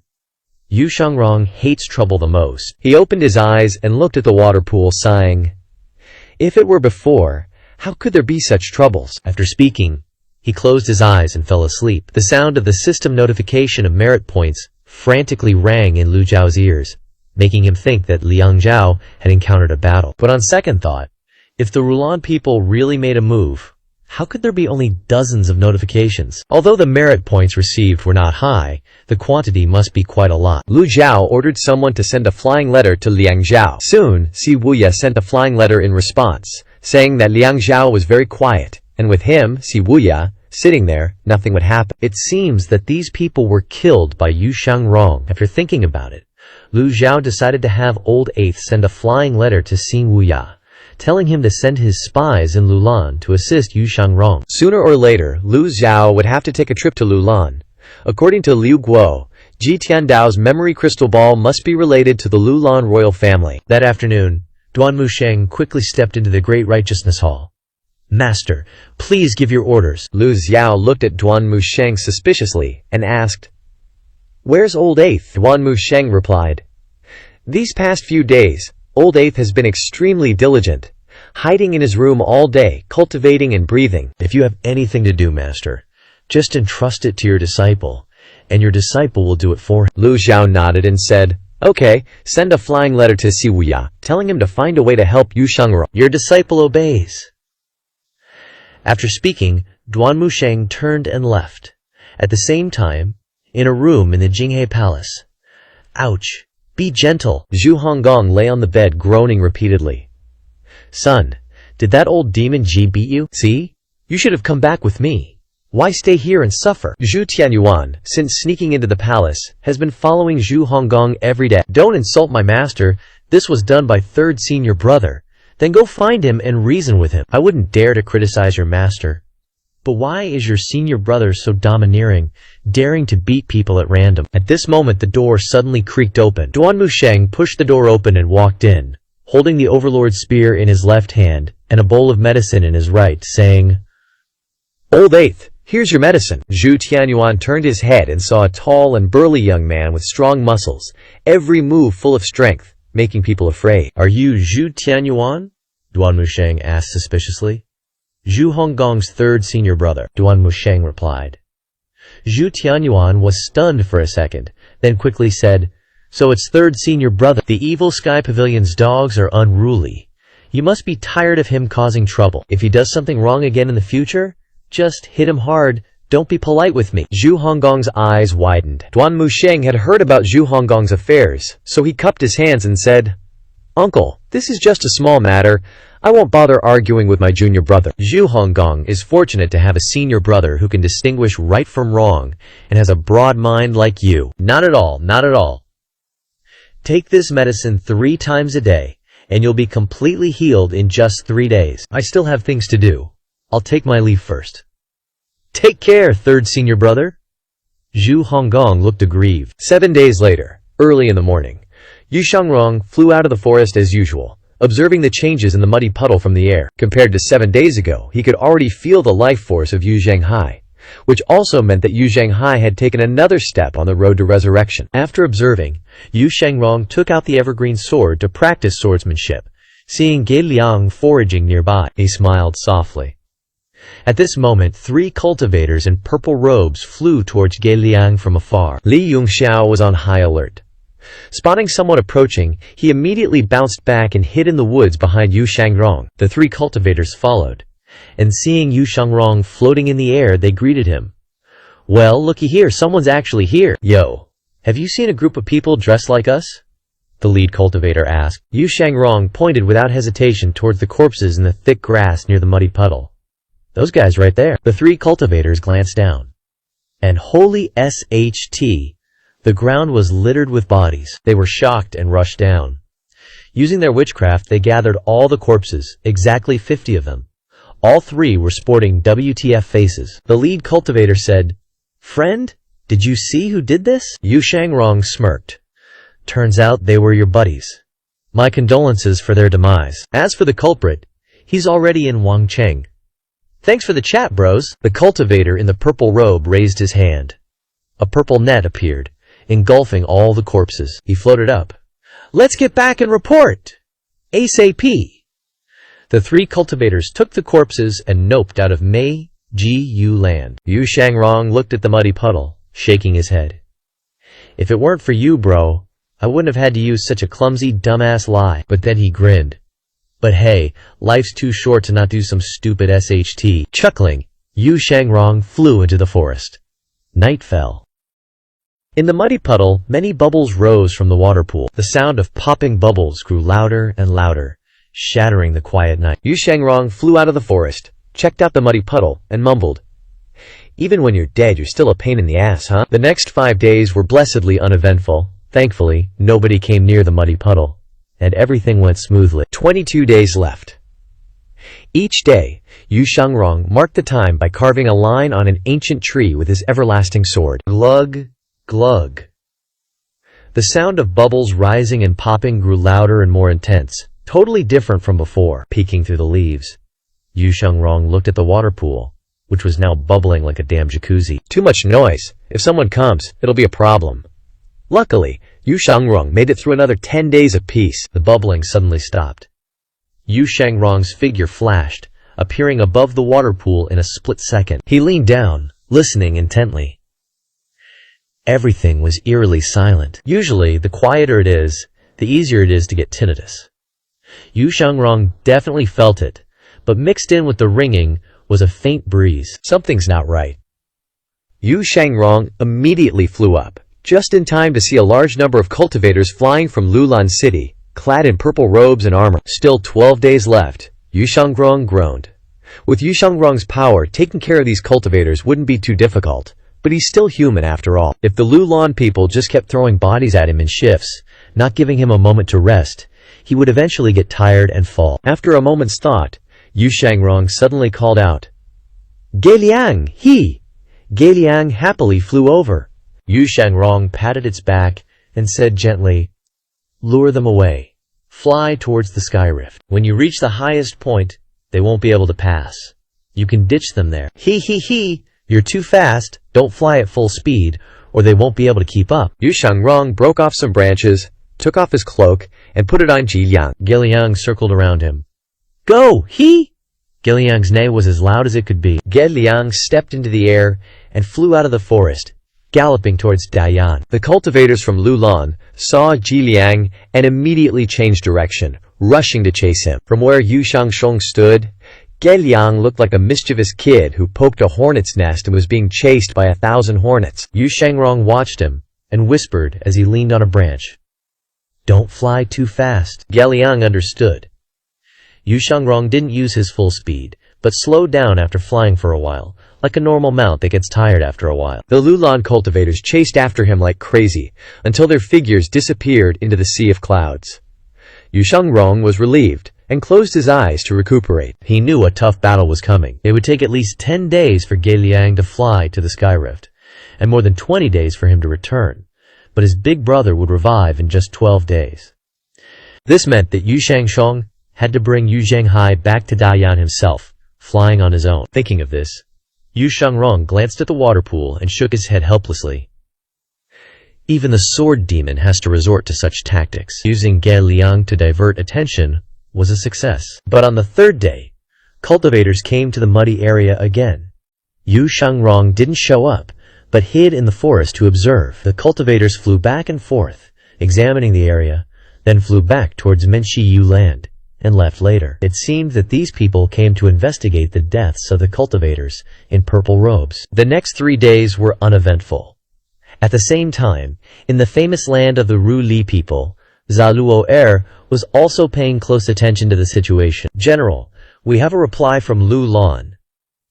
Although they didn't find the sword demon, they have set up a lot of traps on the road from Lu Lan back to Dayan. The sword demon will definitely not be able to return." A subordinate bowed. Zaluo's eyes widened, and he nodded, saying, "Very good. How is Bashir doing recently?" "Lord Bashir is not in a good mood. He has not yet accepted your opinion." "Idiot. How can someone like him become a great shaman?" "Dayan has a Juye. The 12-nation alliance is inevitable. Does he still think he is the great king of Lulan?" Zaluo smiled faintly. "This subordinate does not know. Step down. If he comes, tell him that I am busy with military affairs and cannot see him." 8. The subordinate dipped and flew off.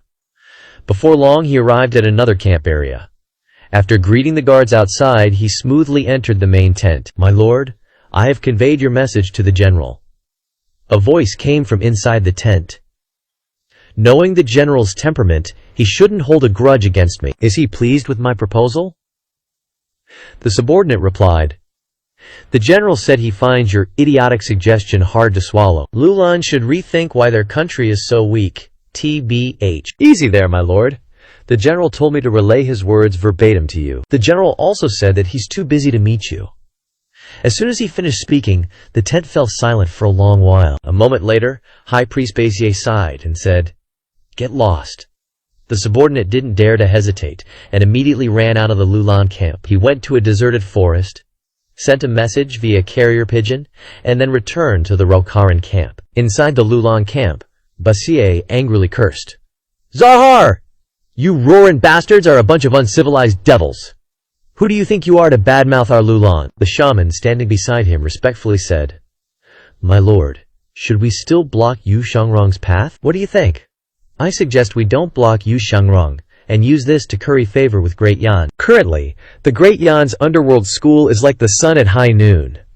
The M Alliance is afraid they can't do anything about it. Bezier glanced at him and said, "No, my lord's intention is that I not only want to block Yu Shangrong's path, but also drive him to the territory of the Rokuran people, and then kill him at all costs. The Demon Heaven Pavilion will definitely vent their anger on the Rurin. I want to see what Zahar can do to resist the wise Master Nine Fingers. Go do it. Remember to disguise yourself as a Rodrian person." Subordinate understands. 12 days have finally passed. Adding the previous 27 days, the 49-day resurrection period of the Wookiee clan is finally over.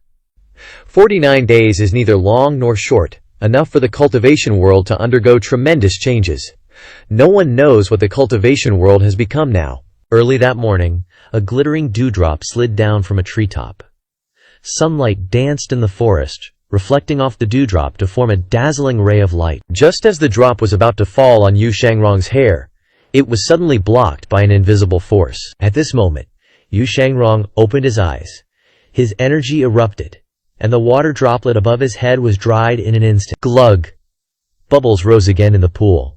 Yu Shangrong flew out of the woods, hovering nearby to observe the pool. The bubbles became more and more numerous, then turned into boiling hot water, with steam constantly rising. What was originally a small pool had evaporated in a short period of time, turning into mud. Finally, there was no more bubbling, and the mud there became dry and square. Yu Shangrong crossed his arms and stared at the area.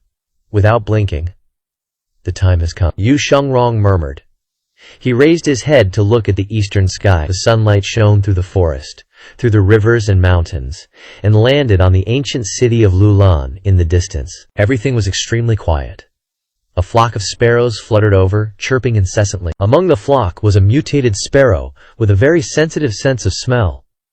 It landed on the mud, constantly pecking at the soil. Peck, peck, peck, peck, peck, peck. The sparrow seemed to have smelled something, and it pecked very quickly and with great force. Fuck! It finally pecked out a hole. Swish! A hand suddenly broke through the ground and snatched the sparrow in one fell swoop. The 5 fingers contracted, tightly gripping the sparrow's wing. Then the hand slightly opened, and the sparrow immediately flew away in panic, while the arms stretched straight into the air. This scene could be frightening. If Yu Shangrong hadn't prepared himself, he would have been terrified. Yu Shangrong stared at the rising arm. The 5 fingers stretched straight out. The hand was straight and looked young, unlike the hand of someone who had practiced the blade for countless years. Yu Shangrong shook his head. Bro got unlucky, father. After the Wushaki clansmen are reborn, the lucky ones can maintain the appearance of an adult, while the unlucky ones can even turn into infants. If their lifespan isn't long, they might die before they even get a few sips of milk. But looking at this arm, it seems they can still be accepted. Fuck! Swish! Mud splashed everywhere.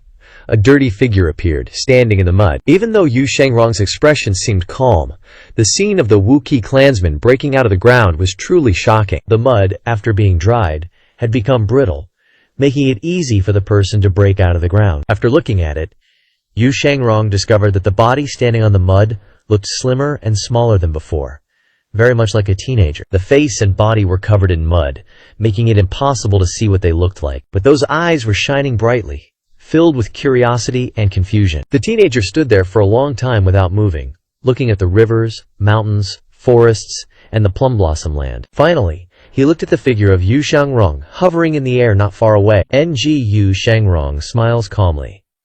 So you ain't dead after all. Not dead? Who? The young man asks, puzzled. Senior brother, handle the rest. Yu Shangrong says flatly, I've helped you a lot on this trip. Now it's your turn to pull your weight as the senior brother. The kid's like, who the hell are you? Who's the senior brother? And why can you fly? Yu Shangrong is dumbfounded. He glances at Yu Zhenghai, raises his hand, and gathers the water nearby with his chi, sending it towards Yu Zhenghai. Yu Zhenghai sees this and freaks out, hauling ass. But the water is like heat-seeking missile, chasing him down at Mach speed, and hits him. In an instant, the water washes Yu Zhenghai clean. A young boy stands there, eyes wide, staring at Yu Shangrong. WTF just happened? Yu Shangrong, equally stunned, stares back. You don't remember anything? Remember what? Your name? The boy shakes his head. Yu Shangrong sighs softly. This isn't how Lao Chi described it after rebirth. Why is he acting like a completely different person? Yu Shangrong waves his hand, and clothes prepared in the forest fly out and land on Yu Zhenghai. Put these on, Yu Shangrong said. Yu Zhenghai puts on the clothes, which are obviously too big for him, making him look ridiculous, but Yu Shangrong doesn't mock him, just says, follow me. Why? No reason. Where we going? Yu Shangrong zooms down, standing face to face with Yu Zhenghai. He sees wariness, caution, stubbornness in Yu Zhenghai's eyes. Familiar? Who are you? Yu Zhenghai asks. Yu Shangrong quietly examines him, maybe because he's been bored for 49 days. Yu Shangrong suddenly gets a wild hair and says, I'm your senior brother. Easy peasy tone, calm, indifferent. Senior brother? The kid scratches his head. Don't remember, Jack. Yu Shangrong turns away, saying casually, if you don't remember, don't sweat it. Time's tight, I'm taking you back. Back where? Dayan. From muddy swamp to sky ditch, even Zhuge Liang would need 5 days to fly. Without Zhuge Liang, Ngu Shangrong would need at least a month, not counting rest stops along the way. Ngu Shangrong doesn't even know if the kid, Yu Zhenghai, can handle flying for that long. Ngu Shangrong doesn't know jack about this new Yu Zhenghai. Reborn as a kid, does Yu Zhenghai still have his cultivation? If not, Ngu Shangrong will have to use his qi to block the wind the whole way, draining his energy. Talk about a simp move. Seeing no response, Ngu Shangrong turns back and sees Yu Zhenghai fiddling with the robe. Yeah, it's way too big for him. Ngu Shangrong gently strokes his sword. Whoosh! The sword chi precisely cuts off the bottom of the robe. The kid, Yu Zhenghai, is super surprised by Ngu Shangrong's swordsmanship. Your sword skills are awesome. Yeah. Ngu Shangrong smiles, pleased. You never admitted that before. Can I be your disciple then? Yu Zhenghai asks as they walk. Taking advantage of your senior brother is fine, but being my disciple is out of the question. Messing with the hierarchy like that is bad for your lifespan. Ngu Shangrong shakes his head. You already have a great master. Where? Ngu Shangrong sees the thirst for cultivation in the kid, Yu Zhenghai's eyes. That look is the same as when Ngu Shangrong walked from Little Cold Mountain to Devil Sky Pavilion to seek a master. It hits him. This rebirth is like bringing Yu Zhenghai back to his first death. The great Yan world is full of weird shit. Some things just can't be explained. Ngu Shangrong suppresses his shock and points towards Dayan. Let's go! A gust of chi lifts them both up, flying towards the depths of the Devil Remains land. The kid, Yu Zhenghai's eyes are full of passion and excitement for flying, for cultivation, for the future. Senior brother, how high is your cultivation? In the sky, the kid, Yu Zhenghai, asks curiously. What do you think? Ocean crossing realm. The kid, Yu Zhenghai, says worshipfully. I heard you can fly when you reach the ocean crossing realm. Ngu Shangrong gives a faint smile.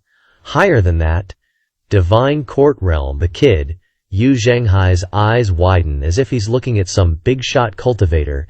Divine court realm people are usually from sects with big backers. Higher than that? Ngu Shangrong shakes his head again. Senior brother is primordial spirit realm. The kid, Yu Zhenghai, is so excited he's tripping over his words. He's forgotten how he ended up in the muddy swamp, forgotten that he was once the top disciple of Devil Sky Pavilion, once the leader of the underworld sect, whose name struck fear into hearts. A peak 8 lotus cultivator, he was reincarnated because of his obsession. Reincarnated back to the origin of all his obsessions, back to his first death in Lulong. Ngu Shangrong was originally going to brag, but thinking about it makes the whole thing boring. After a moment of silence, Ngu Shangrong says, "You'll be as strong as me one day." While the kid is getting hyped up about this, a wave of purple mist suddenly rises from the forest ahead, blocking their path. Ngu Shangrong shakes his head. Of course, it couldn't be a smooth return. Ngu Shangrong takes Yu Zhenghai and flies in another direction, heading north. This is the fatal flaw of Vululan. No matter how strong their witchcraft is, it takes time to set up formations. Enemies can break them just by dodging. Ngu Shangrong is good at this, so they head north. The kid, Yu Zhenghai, doesn't mind flying at all. In fact, he's enjoying it. After all, he's a guy who likes being high up. Some things are just in his blood. The two fly for a full day, and the purple mist barrier is gone.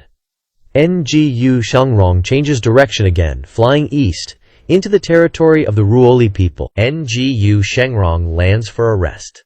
Let's go. The kid, Yu Zhenghai, nods and looks around curiously.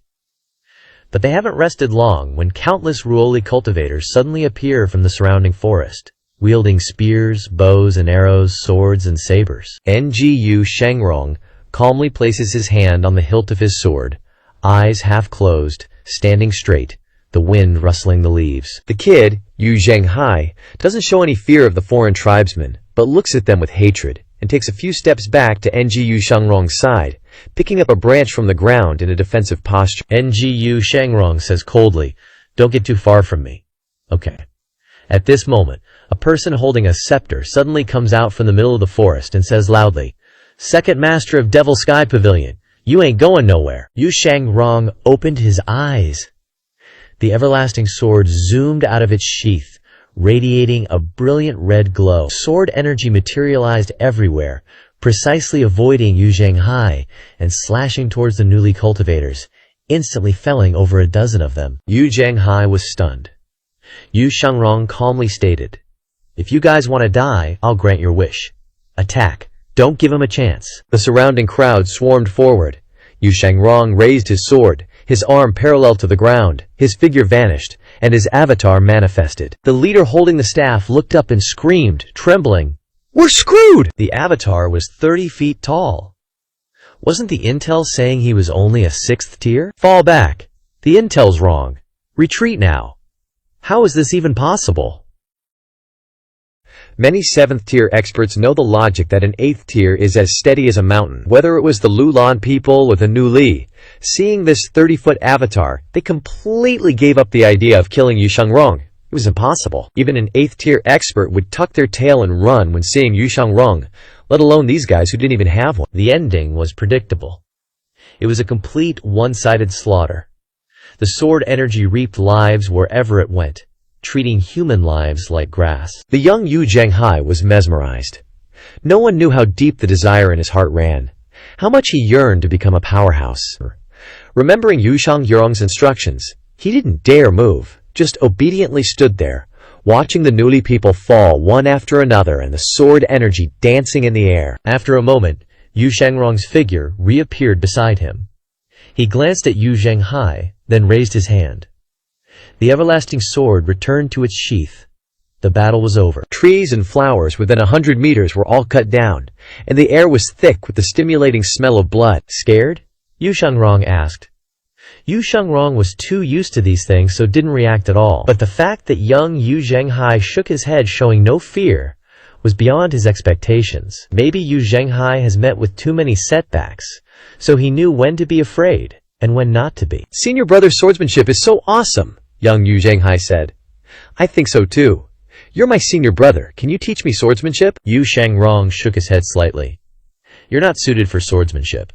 "Then what am I suited for?" "Saber techniques," Yu Shangrong replied. Hearing this, young Yu Zhenghai's eyes lit up. "How did you know I like using sabers?" "Sabers are super badass. Using a saber shows a man's strength." Yu Shangrong tried his best to suppress the instinctive argument, just indifferently closed his eyes and entered a state of rest. Young Yu Zhenghai stood aside, occasionally waving his arms and legs, swinging a wooden stick back and forth, practicing like crazy. Each stick hit the wooden stake. The strength was definitely not that of a frail teenager. "I will definitely become as strong as you," young Yu Zhenghai said. "Hopefully."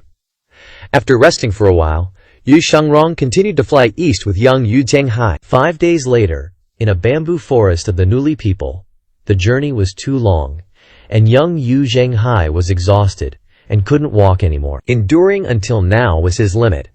The two had crossed a long, barren desert, jagged hills, a vast sea of clouds, and arrived at a bamboo forest. Yu Zhenghai completely collapsed. "I can't go on anymore." "You have no choice, you can only keep trying." Before the two could rest for long, the sound of flying came from the sky above the bamboo forest. Yu Shangrong calmly stood up, raised his hand, and a vine wrapped around Yu Zhenghai, flying him in front of Yu Shangrong. Yu Shangsheng put Yu Zhenghai on his back and tied him tightly around his waist with vines, his back still straight and his expression calm as he walked out of the bamboo forest. The everlasting sword flew up. Sword energy shot out in all directions, each strand of sword energy taking a cultivator's life. He didn't bother looking around, just stared straight ahead. At this moment, a figure swooped down from the sky like lightning. The 6th tier Wolf King avatar merged with the figure, breaking countless trees and bamboo in the forest. The Wolf King avatar pounced, baring its fangs. "Quick!" The figure wielding a weapon charged straight at Yu Shangrong. Yu Shangrong focused his gaze. The everlasting sword in his hand suddenly grew larger. Sword energy wrapped around the everlasting sword, and he slashed forward with force. Swoosh! The Wolf King avatar was cut in half, and so was the cultivator inside. "He's not a 6th tier. Retreat. Change the strategy. Run. Whoosh whoosh." The remaining figures hurriedly flew west for their lives. The battle was over. Yu Shangrong carried Yu Zhenghai on his back, his expression indifferent, and soared into the sky. He tilted his head to look at young Yu Zhanghai, who had fallen into a deep sleep. On the Liang Prefecture city wall, Si Wuyai looked towards the Nuli, not knowing what he was thinking. Are your guys actually gonna pull it off? Jiang Aijian jumped up and sat on the city wall, saying, they've crossed the Sky Gulch and formed a line of defense in the northern part of Great Yan. If Lulon sets up a grand formation, it'll be hard to take down. When using people, don't doubt them. Trust them. Si Wuyai replied. Take down? Jiang Aijian shook his head. If you want to take it down, go do it yourself. You said I was only responsible for defense. The best defense is offense. Jiang Aijian raised his hands to the sky helplessly. Can I object to this plan? You can, but it's useless. Sigh. You guys are unbearable. Jiang Aijian was speechless. Whatever, I'm the third prince of Great Yan anyway. How can I just stand by and watch while foreign races invade and do nothing? Tell me, when are we attacking? I'll do everything I can to help. Tonight. Jiang Aijian's eyes widened. Can I take back what I just said? No divine capital. In the great Zhang Palace, many days had passed, and the extraordinary power of the heavenly book in Lu Zhao's body had saturated several times. During this time, he constantly experimented with expanding the auditory supernatural power to its limit, and also mastered how to use the auditory supernatural power. Lu Zhao opened the system interface. Merit points, 66, 230 points. Recently, the only one helping to increase merit points was Yu Shangrong. Lu Zhao looked at the merit points and shook his head. I wonder what's going on with Yu Zhanghai. That unfilial disciple. Is sending a flying letter gonna kill him? After pondering for a moment, Lu Zhao opened the item interface and muttered, buy Golden Lotus Unfolding Star, consume 50,000 merit points. He got a piece of the Golden Lotus opening. Just as Lu Zhu was about to use it, he remembered that raising his cultivation would increase the price of the props, so he spent another 10,000 points to buy a one-hit kill card, considering it his last resort. After buying it, Lu Zhu muttered, use Golden Lotus Opening. The Golden Lotus Opening immediately turned into starlight, enveloping Lu Zhu's entire body, and finally converging into his dantian. A vast, sea-like force spread in all directions. The intense primordial energy surged like a tide in his dantian and grew rapidly. At the same time, Lu Zhao's mind was clear, his senses sharp. Even the slightest movement in the Grand Righteous Palace reached his ears. In the sky above the Grand Righteous Palace, clouds gathered and scattered, and primordial energy rampaged. At this moment, Zhu Tianyuan was helping Zhu Honggong take a walk nearby when he suddenly looked up. The intense primordial energy shocked them both. Son, something's happening at the Grand Righteous Palace, Zhu Tianyuan said in a panic. Don't panic. Zhu Honggong pulled Zhu Tianyuan back, enduring the pain in his body, and solemnly instructed, Father, you're new here and don't understand the situation. When you encounter this kind of thing, you must be humble and calm. Son, you're too naive. This is clearly someone opening their lotus. Maybe it's one of your senior sisters or brothers. Go and learn some experience. Zhu Tianyuan said didactically. You're the naive one. Trust me, don't go courting death. How dare you talk to this old man like that? I've eaten more salt than you've eaten rice. Zhu Tianyuan put on the airs of an elder. Seriously, he said, it's just lotus opening. What's the big deal? Your father has a good relationship with Jilaoma. Don't even mention his disciple. Even if he himself is opening his lotus, I can still go watch. Boom.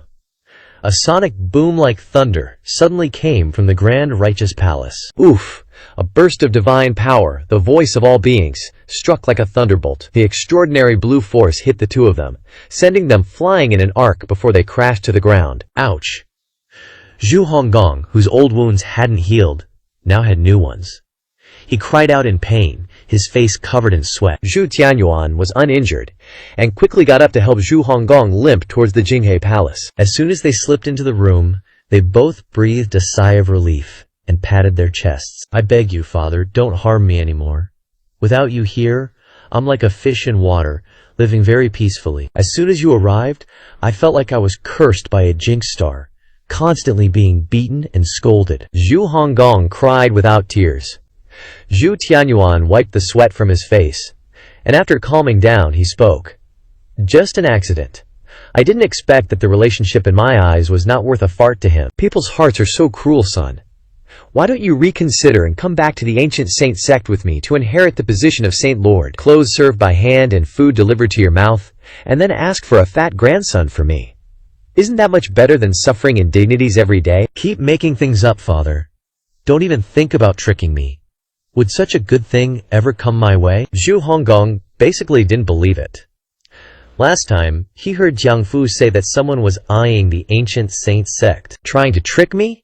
No way! Do you really think I'm just a fool? Don't! My son, I'm your real father. What kind of real father would trick his son? As they were talking, there was a knock on the door. Zhu Tianyuan immediately flipped his face, his demeanor becoming upright and dignified, and he stepped forward to open the door. Outside were two little girls curiously looking into the room. You are? Zhu Tianyuan asked doubtfully. Eighth senior brother. Yansher and Hai Luo greeted. Zhu Honggong also poked his head out and said, "Greetings, two senior sisters. We've come to visit you, brother. If you need any help, just let us know," Yanher said. If that's the case, then you can help Zhu Honggong get a basin of water to wash his feet. Zhu Tianyuan said, thinking to himself, "Senior brothers and sisters can't be relied on. There must be order of seniority. But it should be no problem for junior sister to get water to wash feet for senior brother, right?" In the ancient saint sect, everyone is like this. The young show respect to the old, and the old care for the young. Yes, very harmonious. Zhu Honggong widened his eyes in shock. Yanker frowned and pointed at herself. Ah, that's right, go, go. Zhu Tianyuan waved his sleeve. Don't forget to bring some sweets, too. I've never eaten pastries in the palace in my life. I have to try them once. Don't listen to my father's nonsense, little senior sister. Thump. Zhu Honggong crawled off the bed and dragged himself to the door. Little senior sister, I don't need water to wash my feet. Zhu Tianyuan was stunned. Son, what are you doing? You're a senior brother. Quickly go back to bed and rest. Zhu Honggong cried without tears. I beg you, father, please go back. Don't play me to death. Yanfer said. Eighth senior brother, do you really not need it anymore? No, absolutely not. Zhu Honggong immediately replied seriously. Okay, then you rest well. If you need anything, just tell me, and I'll ask third senior brother to help you get water. With that, Yanshi dragged Hai Luo away from Jinghe Palace, skipping and jumping. Zhu Tianyuan was dumbfounded. Why is the order of seniority here so messed up? He turned to look at his son, Zhu Honggong, and found Zhu Honggong staring at him like he was his enemy. Are you going or not? In the Grand Righteous Palace, Lu Zhao felt the primordial energy in his body changing. Since transmigrating, his cultivation had been lost, and because his remaining lifespan was too short, Lu Zhao's progress in raising his cultivation was extremely limited. Before, Lu Zhao wanted to cultivate on his own, but the speed was so slow that it was tragic. He had no choice but to buy the system's avatars. After reversing his lifespan by more than 100 years, most of Lu Zhao's bodily functions were restored, and his cultivation also advanced very quickly. Lu Zhao had a premonition that the era of all mankind chopping golden lotuses was very near. He needed to become a true nine-leaf in the fastest time possible. Lu Zhao raised his hand and summoned his avatar. 5 lotus petals rotated around the golden lotus. Immediately afterward, circles of light appeared, falling down, and the energy became stronger and stronger. Poof! A lotus petal suddenly bloomed from the side of the golden lotus. The 6th lotus petal finally grew, meaning that Lu Zhao had successfully advanced to the 6-leaf nascent soul realm. Lu Zhao nodded in satisfaction, clenched his fist, the avatar dissipated, and the golden light disappeared. He got up, did some stretches, feeling the changes in his body's functions. Lu Zhao's gut told him, now's the time to roll the gacha for some good luck. Spin the wheel, consuming 50 merit points. Thanks for playing. Luck +1. Ain't even mad. Let's do it again. Spin the wheel. Consume 50 merit points. Thanks for playing. Luck +2. Lu Zhao paused for a sec. Psychology? What a load of bullcrap. As the great philosopher said, don't rush things. Don't rage. Smile into the abyss, and the abyss smiles back. Nah, forget it. Gonna take a walk and try again later. Meanwhile, in a canyon 10,000 miles north of the heavenly moat, Yu Shangrong set the young Yu Zhenghai down. No matter how deep Yu Shangrong's cultivation was, flying that far still tired him out. He had to fly at top speed while maintaining a protective energy shield around both of them. After landing, Yu Shangrong immediately sat down cross-legged to meditate and recover. At that moment, The young Yu Zhenghai opened his eyes. "Where is this?" "A canyon east of Ruli," Yu Shangrong replied with his eyes still closed. "How long until we get back to Dayan?" "Half a month." "That long?" Yu Shangrong opened his eyes and smiled faintly. "If you still had your cultivation, we could save half the time." "Too bad." The young Yu Zhenghai looked down at his hands and whispered, "Cultivation." Yu Shangrong chuckled again, closed his eyes, and rapidly recovered his energy and strength. "Sifu," the young Yu Zhenghai suddenly called out softly. "Speak." Yu Shangrong enjoyed being addressed this way. "Why don't you go back alone?" Even though he had returned to his youth, even though he had lost all his cultivation, Yu Zhenghai was still more wary of strangers than anyone else. "If I leave, you'll surely die." "I won't die." "Don't be cocky. This isn't a human city. This isn't a place you can show off. Look!"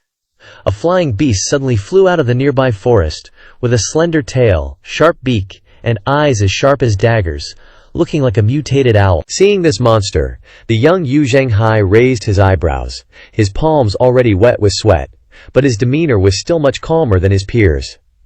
This alone was commendable. The flying beast only skimmed past without stopping, and disappeared into the forest moments later. Yu Shangrong stood up. "Continue." The young Yu Zhenghai also stood up. With Yu Shangrong's help, the two took to the skies and flew along the canyon. 3 days passed in a flash, and the end of the canyon was right in front of them. The young Yu Zhenghai looked at the forest behind him and asked softly, "How long will it take for me to have cultivation like yours?" "A long time," Yu Shangrong replied. "No duh." But the young Yu Zhenghai didn't dare say it, and continued to ask, "Can I reach that level?" "Maybe. Maybe not." Yu Shangrong's answer was too mechanical, because the young Yu Zhenghai had asked too many times throughout the journey. "I think so too," the young Yu Zhenghai said confidently. Yu Shangrong pointed to the exit in front of them. 5 more miles ahead is the abyss of 10,000 fathoms. Hold on tight to me later, yes." Yu Zhenghai also became tense. 5 miles wasn't far for cultivators. But just as they were about to fly out of the canyon, purple energy circles suddenly appeared on the ground, and the sky dimmed. Yu Shangrong had experienced countless storms, and only glanced at it, completely unaffected, and continued to fly forward. Only Yu Zhenghai was surprised and said, "Lu Lan people, the obsession with reincarnation." He really only remembers Lu Lan and being stabbed in the heart by the Lu Lan nobles, and recognizes this as witchcraft. "Hold on tight," Yu Shangrong instructed. "Yes." The flying speed became faster and faster, and the two flew through the air like shooting stars. The purple mist surged wildly like poisonous gas, like the tentacles of a giant octopus in all directions. Yu Shangrong's expression remained focused on the front, and the bodies of the two turned horizontally, directly rushing forward, the protective energy acting like a drill bit. "Careful ahead." The young Yu Zhenghai pointed to the purple barrier in front of him, but Yu Shangrong didn't slow down at all, and instead accelerated forward. The young Yu Zhenghai turned his head, not daring to look at this scene. Yu Shangrong suddenly drew the Chengsheng sword and stabbed straight at it. Boom! The Chengsheng sword pierced through the purple barrier. The red runes on the sword cut off all the purple energy, and the barrier looked like glass shattering into small pieces. The two flew through the barrier, flew another 100 meters, and Yu Shangrong chose to stop. The Great Witchcraft Formation is just an appetizer to warm up. Hundreds of meters away in the air, there was a group of cultivators wearing purple robes, and a group of cultivators holding spears blocking the way. The leader of the group was an old man with white hair and beard. Holding a scepter, he stroked his beard while watching Yu Shangrong break out of the Great Witchcraft Formation. Behind the group of cultivators was the abyss of 10,000 fathoms. Facing the abyss, a few more miles would reach the Heavenly Moat, and crossing the Heavenly Moat would step into the territory of Dayan. The geographical distance was not far. Although it was close at hand, it was as far as the horizon. The young Yu Zhenghai opened his eyes wide and looked ahead. "There are also Ru Li people." Yu Shangrong said nothing, and only waved his hand, forming 2 energy seals, one holding his body, and one holding the young Yu Zhenghai. The old man holding the scepter in his hand said coldly, "We finally meet.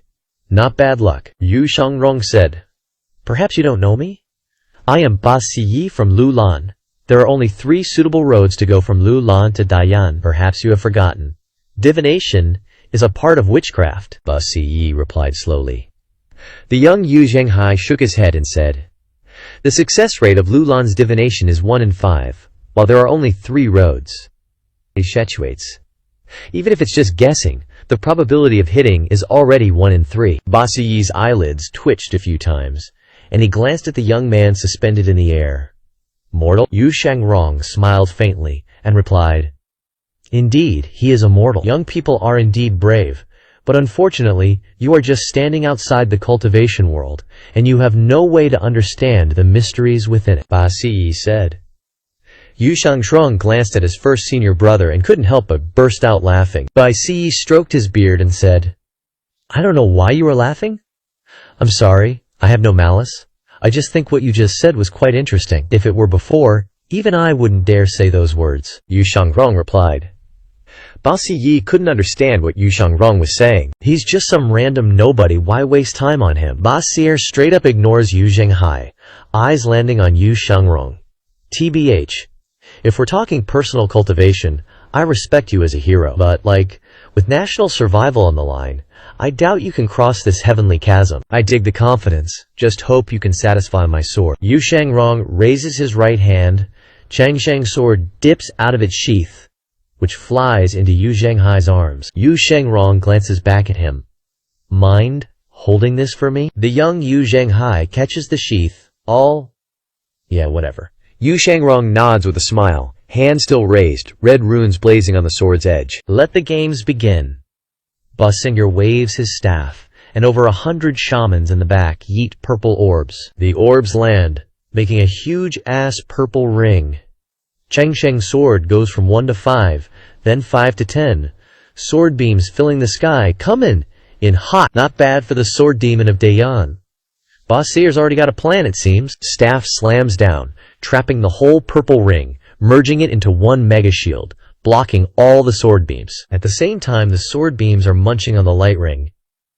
Yu Shangrong leaps, palms together. Changsheng's sword floats in front of him, then dives straight down. Aura embodiment. A golden lotus aura pops up behind Yu Shangrong.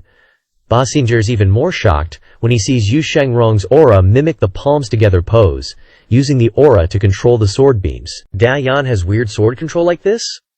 Ba Sier's eyes bug out, totally losing it. Yu Shangrong smiles coldly. Changsheng's sword still diving like a boss. This is basically a supersized sword demon's fate. With the aura's control, the power of 100 Tribulation Cave illumination is cranked up to 11. Sword beams rain down on the purple shield. Clang! Clang! Clang! Every beam that hits makes the purple shield fade a little more. Yu Shangrong glares at Bao Xingye's shield, feeling this shaman's even stronger than Zhang Yuanshan was back in the day. But he's still chill AF. The last 8 sword beams of Sword Demon's fate glow brighter than ever, slamming into the shield, then piercing through the chests of several shamans. Basir raises an eyebrow. Broke through the defense in one move. He squints at the 8 returning sword beams, and when his vision clears, he realizes they aren't sword beams, but 8 golden lotus petals. Lotus petals killing without a trace? Sharpness beyond even heavenly-grade weapons? This is one of the first skills Yu Shangrong figured out after chopping up the Golden Lotus and rebuilding. 8 shamans drop from the sky, dead. Round 1. Yu Shangrong wins. Changsheng's sword flies back to Yu Shangrong's hand. The young Yu Zhenghai says in awe, "Out of everyone I know who uses a sword, your swordsmanship is the strongest." Really? Yu Shangrong's stoked to get praised by his senior bro. I just thought people used swords to chop wood. Boss Sire couldn't believe it, blurting out, "You actually recultivated to 8 leaves?" Yu Shangrong said with doubt. "Why so surprised? What's more normal than me returning to 8 leaves?" 8 people died in the first exchange.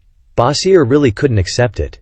"You think you can do whatever you want just because you have high cultivation?" Basim here waved his hand again, and the newly people threw their spears. Each spear emitted a purple light, and the remaining shamans simultaneously released even stronger purple light spheres. Yu Shangrong curled his 5 fingers, tightly gripping the longevity sword, and said indifferently, "Sorry, but yeah, high cultivation does mean I can do whatever I want." Yu Shangrong stomped his feet and rushed forward, his entire body forming a 45-degree angle with the ground. In fact, Yu Shangrong had always been hiding his strength when fighting in Yanjiao. If he was truly only a nascent divinity realm 6 leaves, How could Yu Shangrong have tangled endlessly with Mo Luping, one of the 8 great commanders with 8 leaves cultivation, and a battle-hardened veteran? Yu Shangrong was confident, but not arrogant.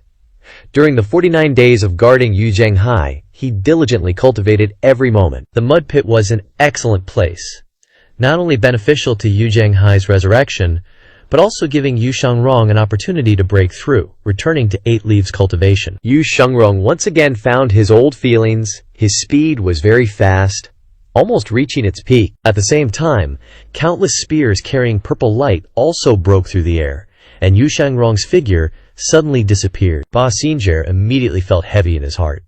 Although he had killed countless people and faced all kinds of enemies, he did not dare to have any contempt for Yu Shangrong. A second later, Yu Shangrong's figure appeared all over the sky. Each figure wielded the longevity sword in their hands. Snow-covered mountains. Spears rained down like snow.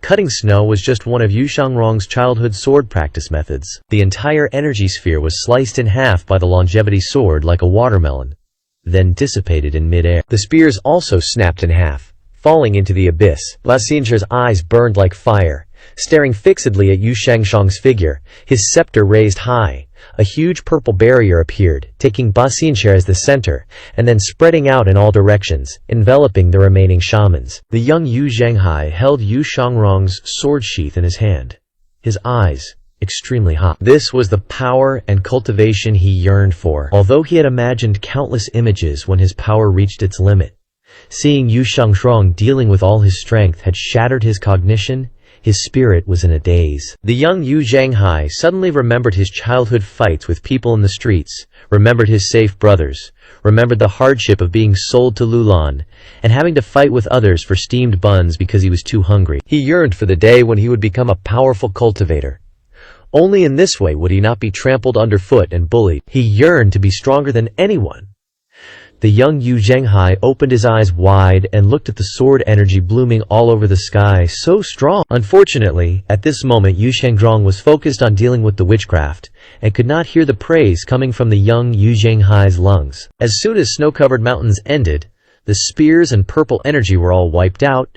Yu Shangrong landed, his Dharma body opened, and that 10 zang tall Dharma body suddenly wielded its dual palms. The shamans looked up and screamed in dismay. How is this possible? Boom! The huge golden palm fell, and the purple barrier continued to spread. Yu Shangrong held the longevity sword in his hand, his 2 fingers placed on the blade. His face relaxed as he manipulated the Dharma body. Yu Shangrong was like a tiger stalking its prey. As soon as the barrier broke, he would immediately pounce. Ba Xinjie was frightened and hurriedly ordered, "Sacrifice!" 2 shamans decisively jumped into the center of the barrier. Their entire bodies began to burn fiercely. The purple barrier became denser, and when the purple became extremely full, it turned black. Boom! The huge Dharma body struck down again, and the barrier formed circles of ripples. Seeing that the barrier had become stronger, Yu Shangrong smiled and said, "Interesting." He released the longevity sword in his hand into the air. The longevity sword floated in the air, pointing its sharp point downwards, and at the same time flew between the 2 hands of the Dharma body. The Dharma body suddenly gripped the longevity sword tightly. The longevity sword shone with brilliance, wrapped in gang energy, and turned into a huge golden sword gang. Ba Xinjie's face was pale, his eyes filled with shock. "The Dharma body can be used like this? I really underestimated you." Boom! The Dharma body held the huge sword gang and stabbed down, piercing through the purple barrier. The barrier shattered into pieces. "Retreat!" someone shouted loudly. Ba Xinjie gripped his scepter. His figure suddenly disappeared, and then appeared 1,000 meters away. The remaining shamans were not so lucky.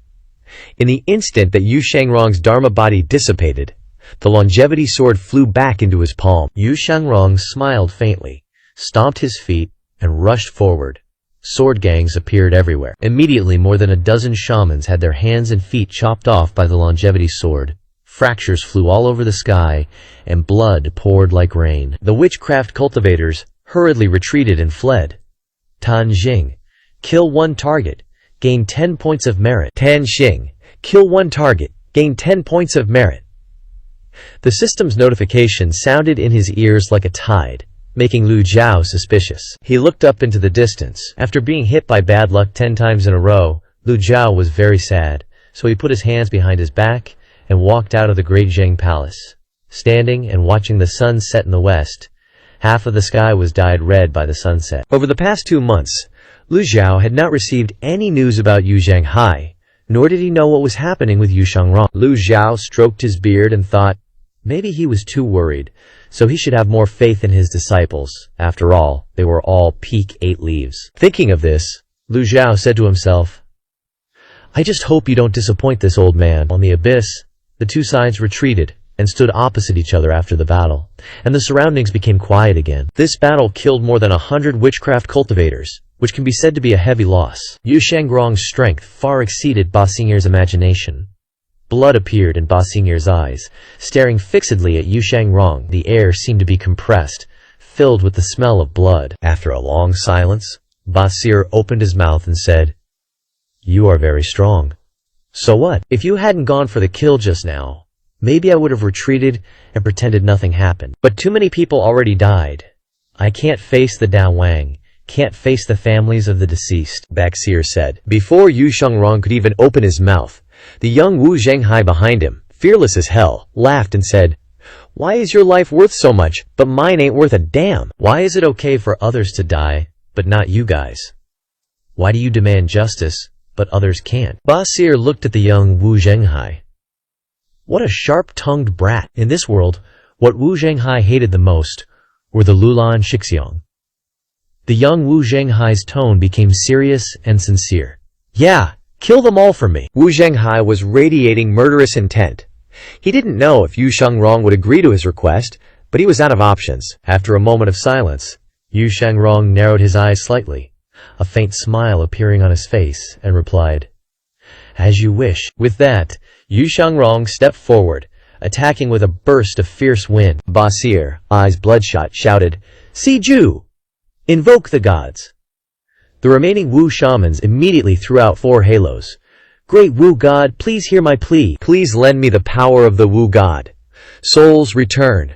From all directions descend your 1,000-foot-tall soul. Purple light flickered and appeared, obscuring the sky, then slowly converged towards Ba Xing'er. Seeing this, Yu Shangshengtrong understood that Ba Xing'er was much stronger than he had imagined. In the world of cultivation, elementary Wu shamans can only cast some basic witchcraft, such as healing or exorcism, equivalent to a Fan Hai realm cultivator. Intermediate Wu shamans can master formation-level witchcraft, mid-level trap witchcraft, ancient techniques, and witchcraft to control people's minds. Some advanced Wu shamans can deploy large formations to block armies. Great Wu shamans, in addition to understanding all powers, also have the ability to control the dead, and even invoke the gods. Ba Xing'er was clearly a great Wu shaman.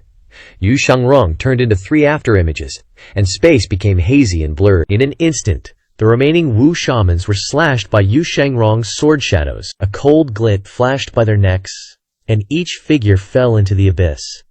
They were dying, intending to use their lives to buy time for Ba Xing'er, stopping Yu Shangrong. The entire Wu shaman swarmed towards him. Yu Shangrong swung his sword with all his might. Return, oh return, enter the 3 souls. More than 100 Wu shaman cultivators had fallen. Just then, a purple cloud formed in the sky, engulfing the space. The purple rain fell.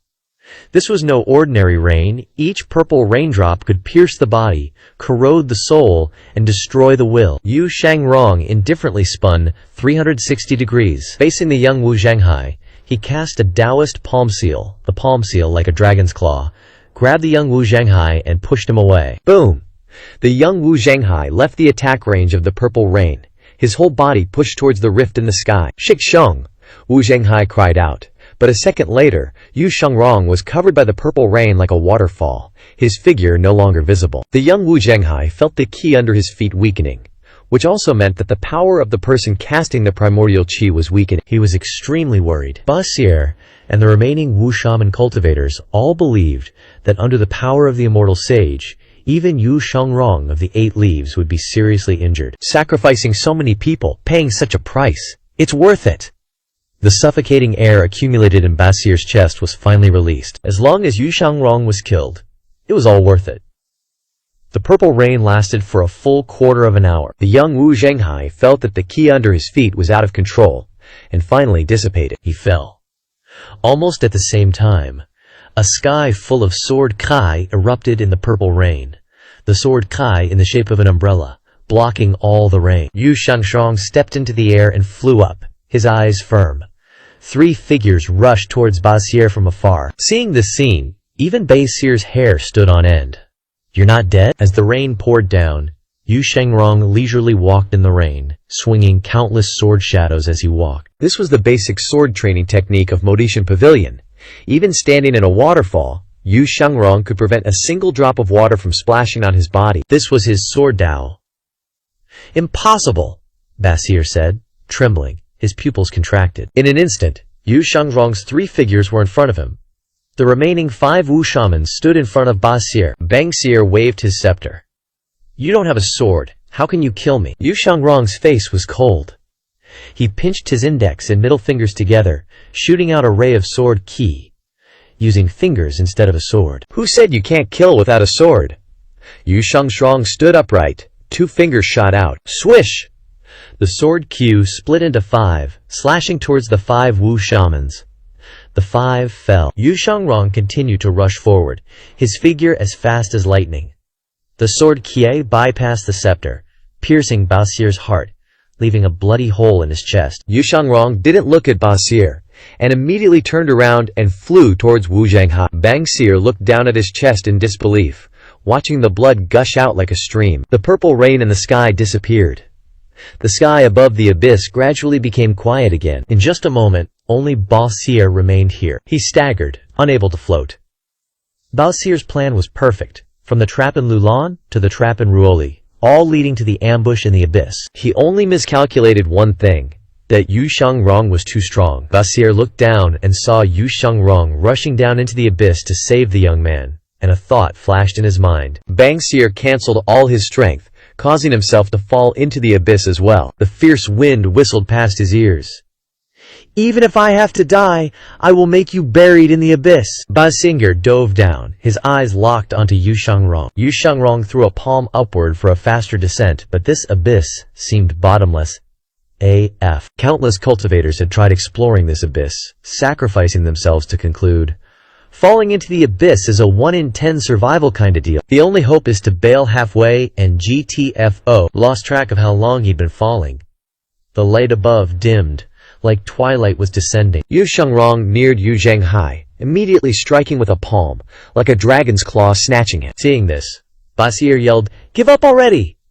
But Yu Shengrong stayed chill, unfazed, barely flicking his wrist. Whoosh! The palm sent Yu Zhenghai flying back up. Basir.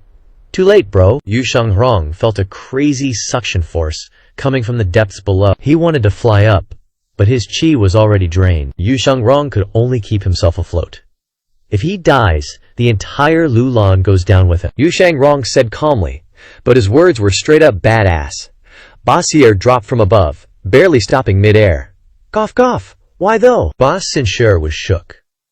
Shouldn't the beef be with the Ruo Li? If he dies on their turf, shouldn't the Mao Tian Pavilion come after them? Live well. Yu Shengrong barely raised his hand.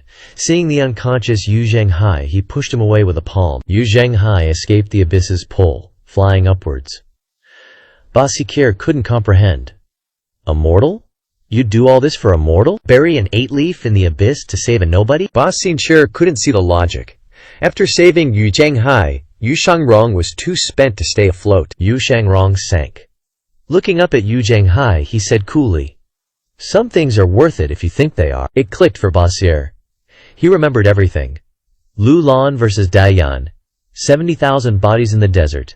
The Jiu Luo River, stained red with blood. The greats always said humans love infighting. What do they even gain in the end? Maybe that's why Dayan is stronger than the other races.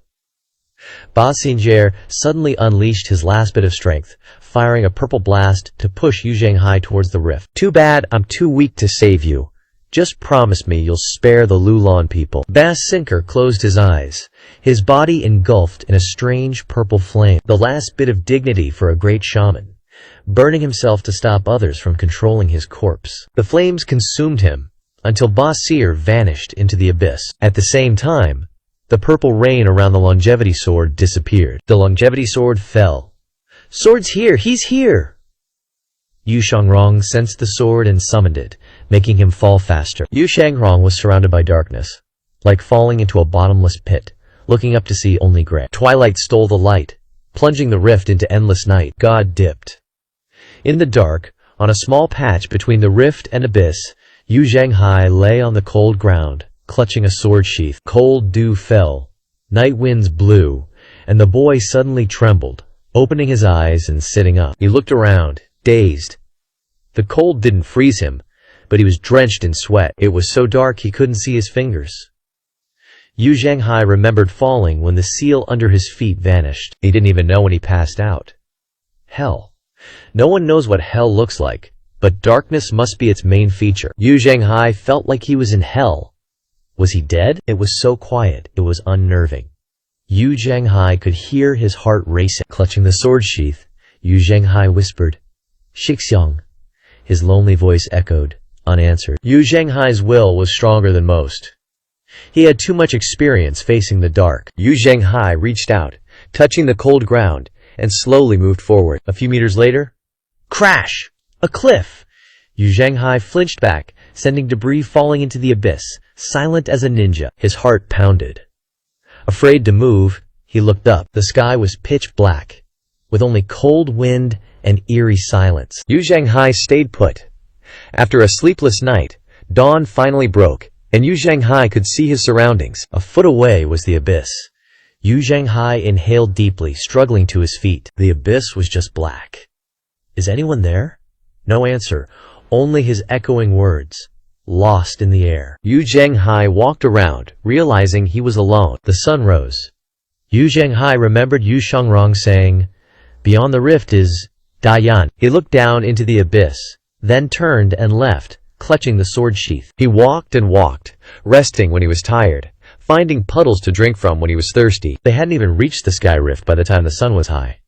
Looks close, but it's actually a freaking marathon. Just when young Yu Zhanghai was about to lose it, he spotted a village in the distance, smoke swirling, and the aroma of freshly cooked rice wafting. He was hyped AF and bolted towards it. Reaching the village entrance, Yu Zhanghai saw some villagers and stumbled back.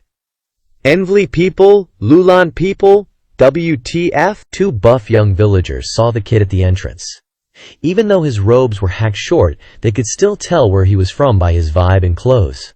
A Dayan dude! Yu Zhanghai, who's been through the ringer, immediately sensed danger, and GTFO'd. "Catch him! Whoosh!" Two hounds bigger than a dude came out of nowhere, sprinting like crazy. No way a mortal like Yu Zhanghai could outrun those beasts, no matter how hard he tried. The hounds quickly cut off Yu Zhanghai, another slave for Gvuo village.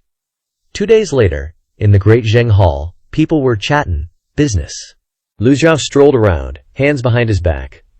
Hua Zhongyang said, "After 2 months of grind, the 9 provinces are basically stable. The Wenwu officials are cooperating. Traders in Chengdu have been wiped out. Only one was found this past month. The 4 city gates are guarded by the Nether sect.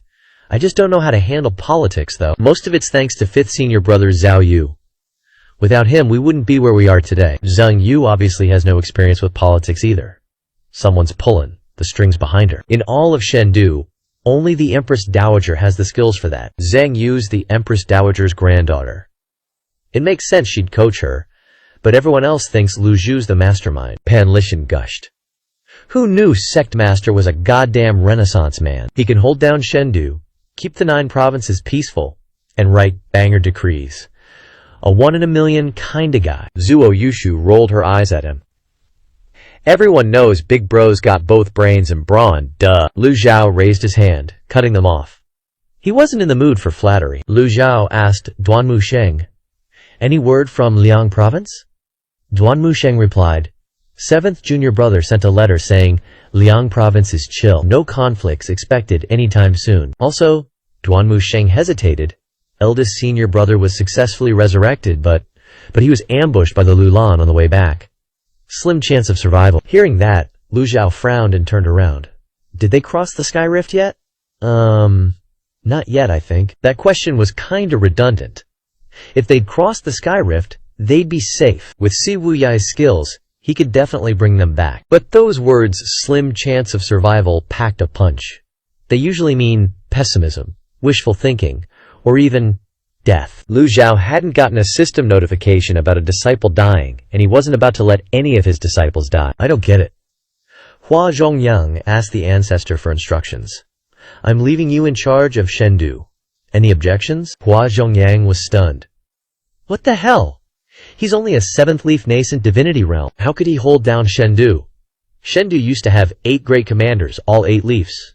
Now it's just Hua Zhongyang, a 7th leaf. Talk about pressure. The sect leader's not here, the 3 great protectors are still recovering, and his own cultivation's still slowly coming back. 1 9th leaf is worth 10 8 leaves.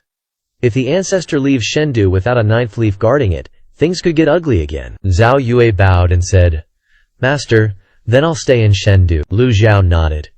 Zhao Yu has royal blood anyway, so it's better for her to stay. Ye Tianxin also bowed and said, Master, I'll stay and guard Shendu. Lu Zhao looked at the group and started assigning roles. Zuo Yusi, you're a Confucian expert and good with formations. You stay. Everything's up to eldest brother.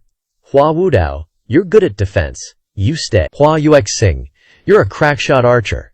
Perfect for defending the city. You stay too. We'll follow the sect master's orders. Lu Zhao looked at Leng Luo and Pan Lishan, then at his disciples. As soon as Lu Zhao's gaze landed on him, Zhu Honggong bowed and said, Master, let me follow you as an attendant. Simp? Zhu Tianyuan, standing beside him, glared at his son and said, Then I'll come too. Zhu Tianyuan's old face had lost all its dignity these past few days. He didn't care what others thought. He just wanted to stick with his son. Lu Zhao said, Zhu Honggong, you stay and guard Shendu. Huh? No, I don't wanna. No, of course I want to. Zhu Honggong immediately kowtowed like crazy. The 4 elders of the Demon Heaven Pavilion secretly gave him a thumbs up.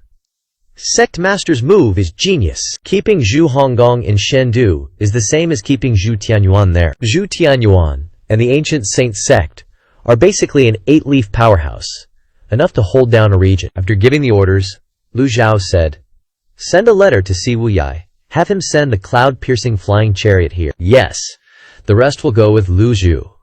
The 9 provinces are stable. It's time to go find those memory crystals. Pan Lishan and Leng Luo both have experience traveling with different races. Taking them will be useful. The other disciples are also way stronger now.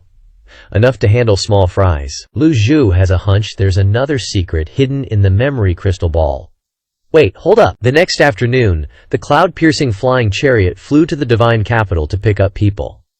The Nether sect rested for a night and set off for Liang Province City at dawn. On the city wall of Liang Province City, Si Wuyai and Jiang Aijian stood shoulder to shoulder looking at the horizon, except that Jiang Aijian was standing all slouchy, radiating laziness. Your sowing discord scheme worked pretty well. It's just a pity that great wizard Baskire kicked the bucket out of nowhere. Could it be that your people gave us fake news? After speaking, Jiang Aijian jumped up and sat on the city wall. Anyway, people's hearts are weak, easily swayed. No way it's fake. I didn't say that my people only have one, Si Wuyai replied. Jiang Aijian gave a thumbs up. Si Wuyai founded the dark web. Of course he has his own way of gathering info. 7 or 8 out of 10. It's just that Bei Sire suddenly died, leaving no trace at the scene. And my people aren't witch doctors. No way to find the cause. Si Wuyai said. What are you worried about? First, I'm worried that second brother is in danger. But with second brother's skills, not many people can threaten him. Second, the longer the time drags on, the more disadvantageous it is for us. The Rulan people worship King Ling, and beheading Jinlian is very beneficial to them. Si Wuyai said, Meet soldiers with arms, and water with an earth weir. What's there to be afraid of? As soon as Jiang Aijian finished speaking, a soldier on the city wall suddenly shouted, There's a flying chariot coming! Si Wuyai turned his head to look at the flying chariot, but when he turned back to talk to Jiang Aijian, he was nowhere to be seen. Jiang Aijian slipped down into the inner city. His figure flashed a few times and disappeared into the crowd. Si Wuyai shook his head helplessly. During this time, he has learned Jiang Aijian's ability to avoid the tough and seek the easy. At a glance, Si Wuyai recognized the cloud-piercing flying chariot with its long, meteor-like tail, and ordered to welcome it. When the cloud-piercing flying chariot arrived in Liang Province City, the cultivators and commoners in the city all looked up. From the general's mansion, Many cultivators lined up at a square formation in the sky, bowing and waiting, and cultivators with sharp eyes immediately recognized it. "Cloud-piercing flying chariot," hurriedly exclaimed. "That's great! It's the cloud-piercing flying chariot of the Nether sect. With the Nether sect in charge, Liang province is safe." The people jumped up and cheered. If it were before, I'm afraid no one would have expected that there would be a day when the common people would cheer and welcome the demonic path. Even demons have their own Tao. Hua Chongyang is Yu Zhenghai's right-hand man, and he already knows the path Yu Zhenghai wants to take. That's why he has always instructed the Yuming cult to take the common people as the foundation. It's easy to win the world, but it's difficult to defend it. Once you step into the divine capital, the Yuming cult will definitely not be the Yuming cult of the past. In the general's mansion, Lu Zhao entered the main hall, sat in the main seat, and seeing that everyone wanted to salute, he waved his sleeve. "Spared?" Si Wuyai asked doubtfully. "Master was originally in charge of the divine capital. Why did you suddenly come to Liang province?" In Si Wuyai's eyes, Liang province is very stable with him in charge, and no unexpected situations can happen. Not to mention that there are also Penglai sect, Huajian sect, Wandu sect, and Ma Sha sect stationed to help. Lu Zhao looked at Si Wuyai. "I have read your flying letter. How is the situation in Liang province?" Si Wuyai then recounted the details of the situation in Liang province. Under his arrangement, Liang province is now very stable, well defended, and no spies can slip through. Based on his research talent, Si Wuyai also gave each commoner in Liang province a coded number for easy management. Lu Zhao was shocked when he heard this. Isn't this the same as the ID card in modern times? This disciple's ability to research and infer new things is not inferior to that woman from the Lu Kou family at all. After listening, Lu Jun nodded. Everything is very stable and well-rounded. No wonder Zhao Lagor can't do anything. Lu Jiao continued to ask, "Do your informants in Lulan know where Yu Shangrong and Yu Zhenghai are?" Si Wuyai shook his head. In the past 2 days, this disciple has dispatched people to search continuously, costing quite a few, but still no real clues. Pan Lishan said, "This old man once crossed the Rift Valley to the west. 5 miles from the Rift Valley, there's a bottomless abyss. Have you sent people to investigate there?" Si Wuyai nodded. "That abyss is the territory of the Rulan people. My eyes and ears haven't investigated there, but I've sent people to hide, going around from the north to search." Upon hearing this, Lu Zhao immediately ordered, "Go all out!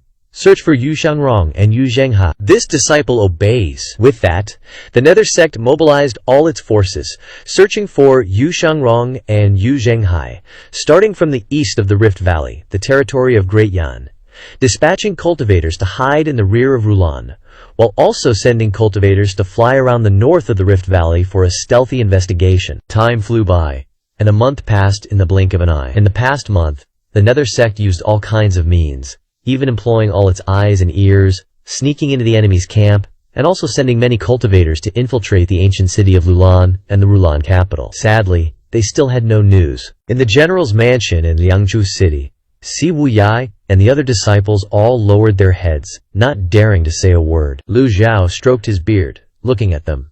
A whole month. Pan Lishan, Leng Luo, Duan Musheng, Ming Shiyin, Yaner, Hai Luo, plus many cultivators from Penglai sect, Thousand Venom sect, Flower Shadow sect, and Demon Slayer sect have all worked hard to search, but still no results. No one has even seen Yu Shangrong and Yu Zhenghai. The investigation has reached a dead end. After a long silence, Si Wuyai spoke, breaking the silence. "Master, please hear this disciple's words." "Speak." "The east and west of the Rift Valley have both been investigated, with no discoveries. The east has a joint army of Rulan and Lulan stationed, but the spies also reported no trace of eldest brother and second brother. The ancient city of Lulan and the Rulan capital are too far away. Even if we send people, the efficiency will be low. If eldest brother and second brother really had an accident and were hidden away, it would be very difficult for us to find them." Si Wuyai said. "This isn't your style," Lu Zhao said. "This disciple is usually very confident." Si Wuyai knelt down, bowing his head. "This disciple knows his mistake. If I knew things would turn out like this, I would have personally gone to support second brother. This disciple is willing to accept any punishment from master." Jiang Aijian then spoke. "This matter can't be blamed on Si Wuyai. Senior Ju, the Lulan people are skilled in witchcraft, and our spies are all low-level cultivators with limited ability to gather information. That bastard Zariah is even more cunning. The people I sent were seen through in less than 3 days and had to flee for their lives. The Dharma body is the most serious problem. Great Yan cultivators hiding among the foreign races can't go their whole lives without summoning their Dharma bodies. And mortals who infiltrate have no cultivation, making it impossible to accomplish anything big. Panlishan muttered. Could they have fallen into the bottomless abyss? The crowd looked at Panlishan, their eyes filled with worry. Si Wuyai said dejectedly. That's possible. But that abyss is a place of almost certain death. Even an 8-leaf wouldn't dare enter casually, let alone the fact that it's the territory of the Rulan people, making it difficult for our spies to infiltrate. At this moment, Ming Xinyin suddenly spoke. Master, this disciple feels that they can't do anything to eldest brother and second brother. Continue.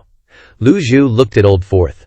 Has everyone forgotten about the horse, Ji Liang? Ming Xinyin reminded them. The crowd's eyes lit up. Logically speaking, with Ji Liang around, others shouldn't be able to catch up to them. They should have returned by now. Ji Liang is very human.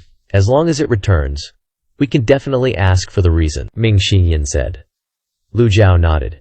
Indeed, only Old Fourth never disappoints this old man. Afterward, Lu Jiao tried to call Ji Liang. He called several times, but there was no movement around. Usually, a mount recognizing its master is like a weapon recognizing its master. There's a special connection between the mount and its owner. Lu Zhao frowned slightly and closed his eyes, his ears twitching slightly. The hearing supernatural power spread out over Liangzhou city. Lu Zhao used the all-hearing supernatural power, saying, Ji Liang. At the same time, Ji Liang, flying on the road between the swamp and the Rift Valley, suddenly stopped. It was running back and forth between the Rift Valley and the swamp when it suddenly heard its master's call. He he he. Ji Liang raised its head and neighed, no longer running towards the swamp, but turning its head to fly towards Great Yan in the west of the Rift Valley. Outside the forest, in the camp of the Lulan army guarding the border, the soldiers were deeply saddened by the death of General Bassier when they were suddenly attracted by Ji Liang's loud, clear neigh, and everyone looked up at the sky. Ji Liang's hooves shone with light, stepping on the clouds at an extremely fast speed. It's the Sword Devil's horse! Stop it!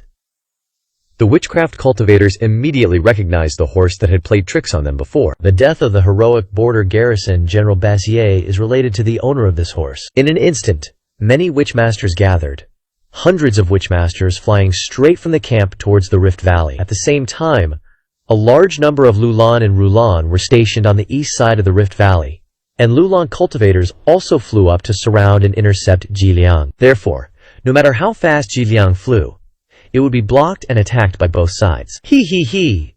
Ji Liang sensed the abnormality. Lifting its front hooves, its whole body stopped in mid-air. Seeing the witchmasters in front of it constantly creating purple balls, Ji Liang was very intelligent, judging the situation before it, and it stepped into the air and flew higher. The Lulan witchmasters looked up, revealing surprised expressions.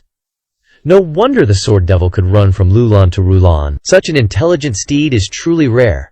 Capture it by any means. It would be good if we could tame it for our Lulan people to use. If we can't tame it, we must kill it. Understood. The witchmasters flew up to chase Ji Liang, purple energy radiating from their bodies, flickering across the sky. Ji Liang continued to fly upward, neither hurrying nor slowing, until the surrounding air thinned and the yuan qi became diluted, making breathing difficult, and then it began to fly horizontally. We can't go any higher. The yuan qi is receding. Cultivators who lose yuan qi are no different from mortals, just with a sturdier body. Ji Liang seemed unaffected, stepping forward in the air. It flew around the witchcraft cultivators, blocking its attacks, and the witchmasters immediately threw purple energy balls into the air. He he he. Ji Liang groaned softly, but its eyes were still shining with golden light, as if there was a fire burning inside. Its target was Great Yan, and it would never back down. Screw the chasing crowd. Geli Zhang blasts through the sky gully, wind and snow going wild, messing with everyone's vision. Don't let it get away. Avenge Lord Bazier. The shamans' hate boners just got a whole lot bigger. General Bassier was like a total hero to the people of Lulan, and these hundreds of shamans are forming up in a tight-ass formation, working together like a well-oiled machine. Knowing Gi Liang's got the zoomies, they're tag-teaming this collective shamanism thing. Shamanism overload. In a flash, they're gaining on Ge Liang.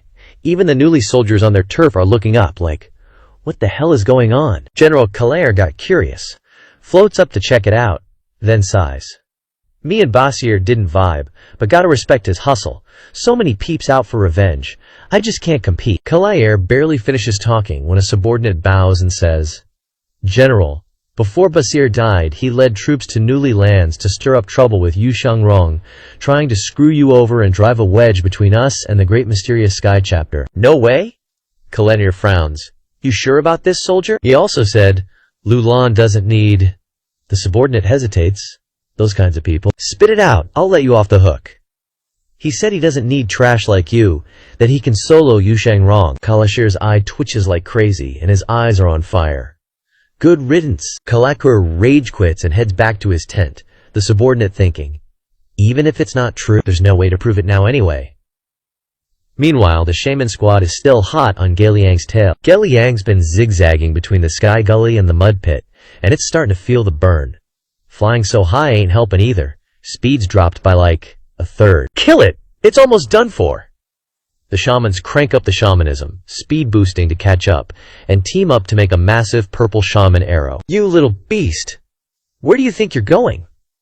The arrow fires, straight for Geliang. Geliang kicks it into high gear, but that arrow's right up its ass. Everyone thinks it's game over for Geliang, then suddenly, boom! An energy echo rings out. Who the hell dares to mess with my old man's horse? A figure flashes and lands on Geliang's back, hand up, 5 fingers glowing blue. It's an old dude with eyes that could cut steel, just straight up snatches the shaman arrow out of the air with his bare hand. These Lulan shamans ain't never seen anything this ballsy in their entire lives. They're bug-eyed, thinking they're hallucinating. But nope, the old dude's holding the purple arrow, staring them down. The shamans finally realize, in their chase, they've crossed over into Great Yan territory. Crap! Retreat! Don't panic! Great Yan cultivators are our enemies. Hold the line! Fall back to the base!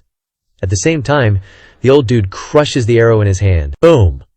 The combined power of hundreds of shamans gets turned to dust by a blue palm strike. The blue palm dissolves the shamanism in the arrow and keeps on trucking. The lead shaman's hair stands on end, yelling, "Block it!" The shaman arrow, once all-powerful, is now a total joke in front of this old guy. The blue palm is way beyond their expectations.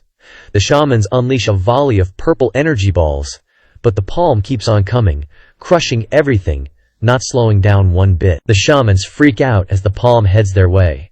They want to bail, want to scatter, but it's too late. Boom! The blue palm hits. And these shamans are like squashed bugs. Some get splattered, some lose their brains. Anyone hit is either dead or critically wounded, dropping like flies. One palm took out nearly 100. Chasing Geliang just got real expensive. The old dude chills, stroking his beard, checking out the crowd while they're still wondering who the hell this guy is.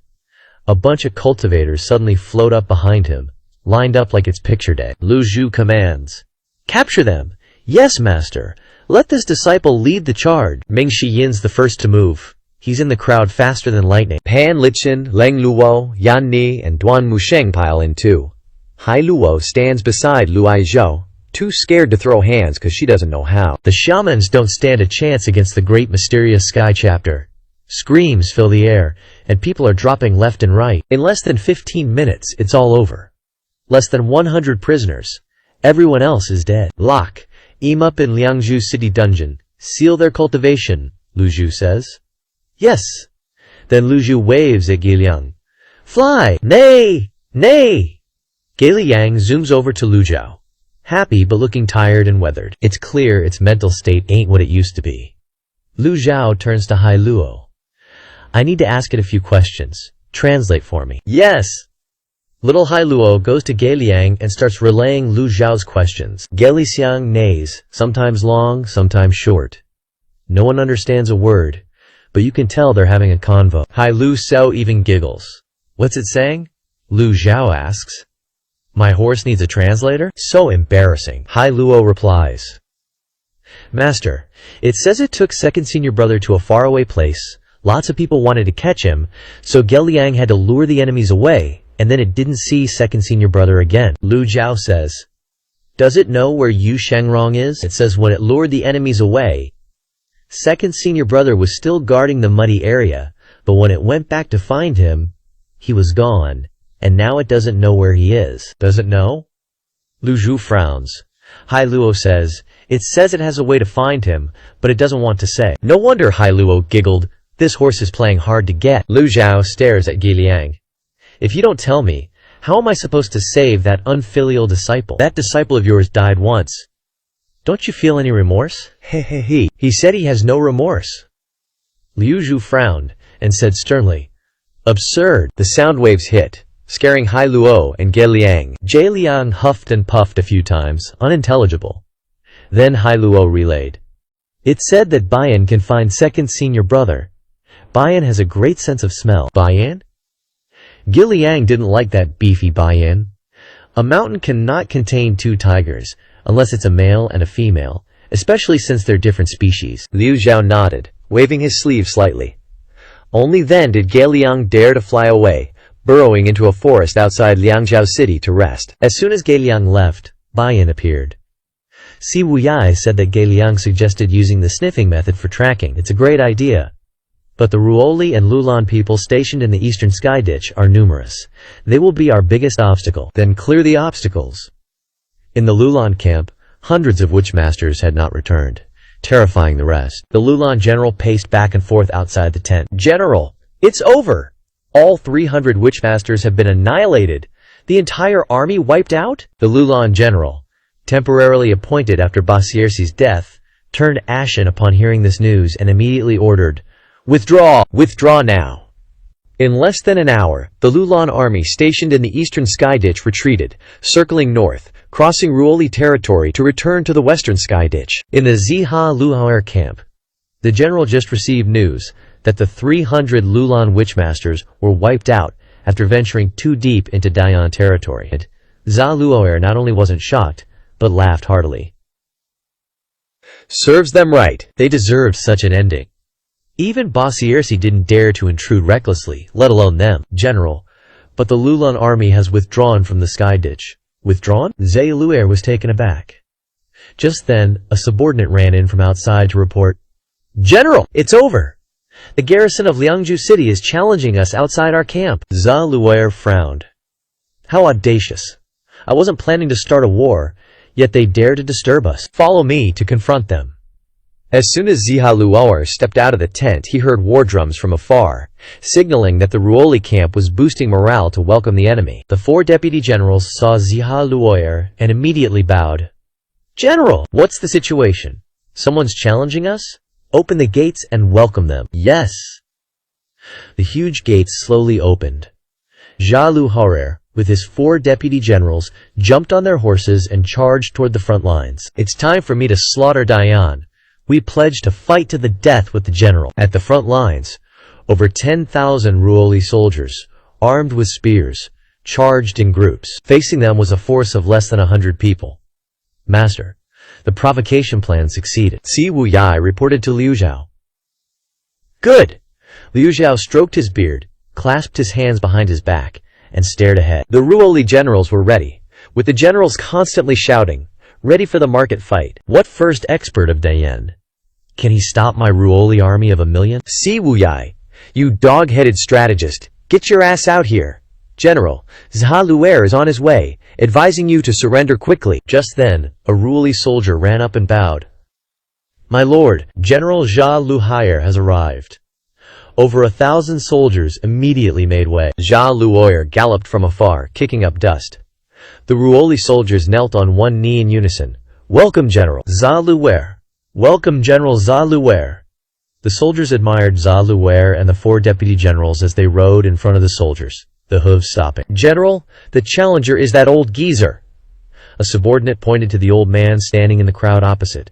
The old man stroked his beard, while the opposing army was small. Silently transmitted his voice. The challenger! State your name! Liu Zhao didn't answer, only waved his hand. Si Wuyai understood and stepped forward, saying coldly, General Zha Luer, I've heard of you for a long time. Zha Luer looked at Si Wuyai, saw the peacock plume in his hand, and immediately recognized the person before him. The 7th disciple of the Demon Heaven Pavilion, Si Wuyai, the strategist stationed in Liangzhou City. I dare not call myself a strategist. I just have a little brain, Si Wuyai replied with a smile. In this entire world, you're the only one who can use numbers to manage a city. Zha Luer looked at the crowd behind Si Wuyai, then withdrew his gaze and said, "Both sides are at war, yet you only brought 100 people." Si Wuyai, what makes you so confident? Si Wuyai replied, "Soldiers need to be elite, not numerous. 10 years ago, Sword Saint Zhong Li Dao used his strength to defend the border, preventing 100,000 Lulan troops from advancing a single step. Moreover, now I have 100 people." Zha Luer scornfully said, "I must correct you a bit. First, you are not Sword Saint Zhong Li Dao. Second, today is not like the past. The Ruoli people are no longer the Ruoli of 1,000 years ago." Si Wuyai nodded. "You're right. I completely agree with those 2 points. Indeed, I am not Zhong Li Dao, and Dayan is not the Dayan of that year." Enough talk. Zha Luer again glanced at the people behind Si Wuyai. "You've delivered yourselves to my doorstep. How can I not accept? Let the battle begin." The Ruoli soldiers lined up neatly behind, just waiting for General Ziha Lucaire to give the order, ready to attack without fear of death. Zha Luer said loudly, "I have always preferred to speak frankly. In this entire Dayan, except for your master, I don't care about anyone else. No one is worthy to fight me." He waves his hand, and 4 deputy generals ride forth. Zha Lemaire wants to settle this the old-fashioned way, a duel of generals. When 2 armies face off and send out their toughest guys to brawl, that's a general duel. Si Wuyai shakes his head. "My teacher said we might not even need to fight. He's merciful and doesn't want to see bloodshed, even if it's those Newly folks. So just surrender, Newly troops retreat, and my teacher might go easy on you." LOL. Zha Lahaire's 4 deputies start cackling like hyenas, but Si Wuyai and the people from the Nether sect are dead serious. "9 Lords is here. What's so funny? This is a big deal." Zha Lahire scoffs. "Who doesn't know you're full of tricks? I'm a disciple of the Nether sect. I wouldn't dare lie to my master. He's standing right behind me." The 4 deputies instantly shut up and stare nervously at Si Wuyai. Zha Lahire, "Stop using your master to scare people. He's holding down Shen Dum. Ain't no way he left. You just found some look-alike and think we'll fall for it? In war, what's real looks fake, and what's fake looks real. Gotta play mind games to win. The more real it seems, the faker it probably is." Si Wuyai shrugs. "Zha Lemarier, does 9 Lords really need to fake it?" A deputy steps out. "Si Wuyai, you think General Zha Lemarier is just a meathead? Let me answer that for ya." The deputy steps forward. 9 Lords has to guard Shendu. Truth is, if he leaves, our 8 Lords will sneak into the Imperial City and paint the walls red. Shendu used to need that dog emperor and the 8 commanders. 9 Lords wouldn't dare leave now. Besides, if 9 Lords was really here, he'd just pop out his avatar and we'd peace out. No need for all this drama, he shouts loud, channeling his inner chi, making sure everyone hears. Ming Xinyin turns to Lu Zhao. "Master, bust out your avatar and scare the crap out of them." Everyone stares at Lu Zhao, waiting for the giant avatar to appear. Taking the enemy without a fight is always the best strategy. Lu Zhao glares at Ming Xinyin. This unfilial disciple. Getting cocky after Teng Zhen's praise? Forgetting who you are? Are his bluff cards down to the last one? Even if he could, Lu Zhao ain't some puppet you can just order around. You think I'm some roadside cabbage? Ming Xiyin gets the message, spinning around to yell, "Bullshit! You think you're worthy to gaze upon my master's avatar? Master, allow me to fight!" Lu Zhao just waves his sleeve. Ming Xiyin obeys, leaping forward towards the front lines. Humans are weird. The more you try to convince them, the more they think you're lying. The deputy laughs. "See? We called his bluff. General, I request permission to fight. Go, make it quick." Zha Lahire agrees. "Understood." The deputy rides out. Si Wuyai sighs and steps aside. He tried his best to negotiate. Lu Zhao could step in, but how's he gonna wipe out 1,000,000 soldiers? Wasting all that primal chi is pointless. Best plan is still to capture the leader. That's been the strategy since forever. Halfway there, the deputy taps his horse and leaps into the air, meeting Ming Xinyin head-on. Whoosh! Ming Xiyin summons his 2-leaf golden lotus avatar in mid-air. Seeing the 2-leaf avatar, the deputy sneers. "Is that all you got? One move and I'll crush you." He claps his hands, a hammer-shaped energy imprint heading for Ming Shiyin. With the avatar boosting his speed, Ming Shiyin grips his separation hook, charging forward to slash the golden hammer. Za Laguerre warns, "Don't underestimate him." The deputy nods, growling, "You think you're hiding your cultivation? I see through you. Die!" The hammer triples in size, and a Wolf King avatar's leg appears on the deputy's arm. The Wolf King is fused with him, no golden lotus. Ming Shiyin panics, swinging his separation hook. "Fourth bro! Fourth lord!" Boom! The separation hook slashes the hammer, which slams into Ming Shiyin's avatar. Shing! A clear sound rings out. Who hit who? They pass each other. One move decides the winner. Everyone's eyes are glued to the two figures, waiting with bated breath. Who won? Ming Shiyin stands still, back to the newly deputy. The deputy turns around, laughing. "You thought you could beat me? How laughable." He dismisses his Wolf King avatar and turns to leave. "Fourth bro!" Si Wuyai is about to step in, but the newly deputy only takes 2 steps before hearing a cracking sound behind him. His armor shatters, falling to the ground. Huh? A stream of blood spurts out. "You!" The deputy points at Ming Shiyin, eyes wide. Ming Shiyin raises his sleeve and casually wipes his separation hook. From the newly deputy's falling position, you can see a tiny golden lotus in Ming Shiyin's sleeve. Suppressed by his master, the golden lotus only flashed once before disappearing. Can't judge the height, can't clearly see the number of leaves, but can confirm it's 6 leaves or more. The word barely left his mouth when blood surged into his throat, and he collapsed to the ground, lifeless. Ming Shiyin wiped the Libiet hook clean, then raised his head and said calmly, "Next." Za Luor said in a deep voice. "What a pity. That lieutenant was already lying motionless on the ground, completely dead." Fresh blood gushed from his abdomen, soaking a patch of dazzling red, enough to prove that this brave and battle-hardened lieutenant had been gutted in one move. That's right, just one move. The remaining 3 lieutenants looked at Ming Shiyin with fiery eyes. The people of the Ma Tian sect who were worried just now are now relieved. "Fourth senior brother is so awesome." Yanar clapped her hands. Hai Luo chimed in. "I thought 4th senior brother was a goner. Scared the hell out of me." Ming Shinyin's eyes widened blankly. "This sounds kinda weird. Little junior sister has been corrupted by 9th junior sister," Pan Li Tian said. "Actually, this old man saw long ago that Ming Shiyin would win," Leng Luo also said. "The waves behind drive the waves ahead. You and I are both old," Lu Zhao said indifferently.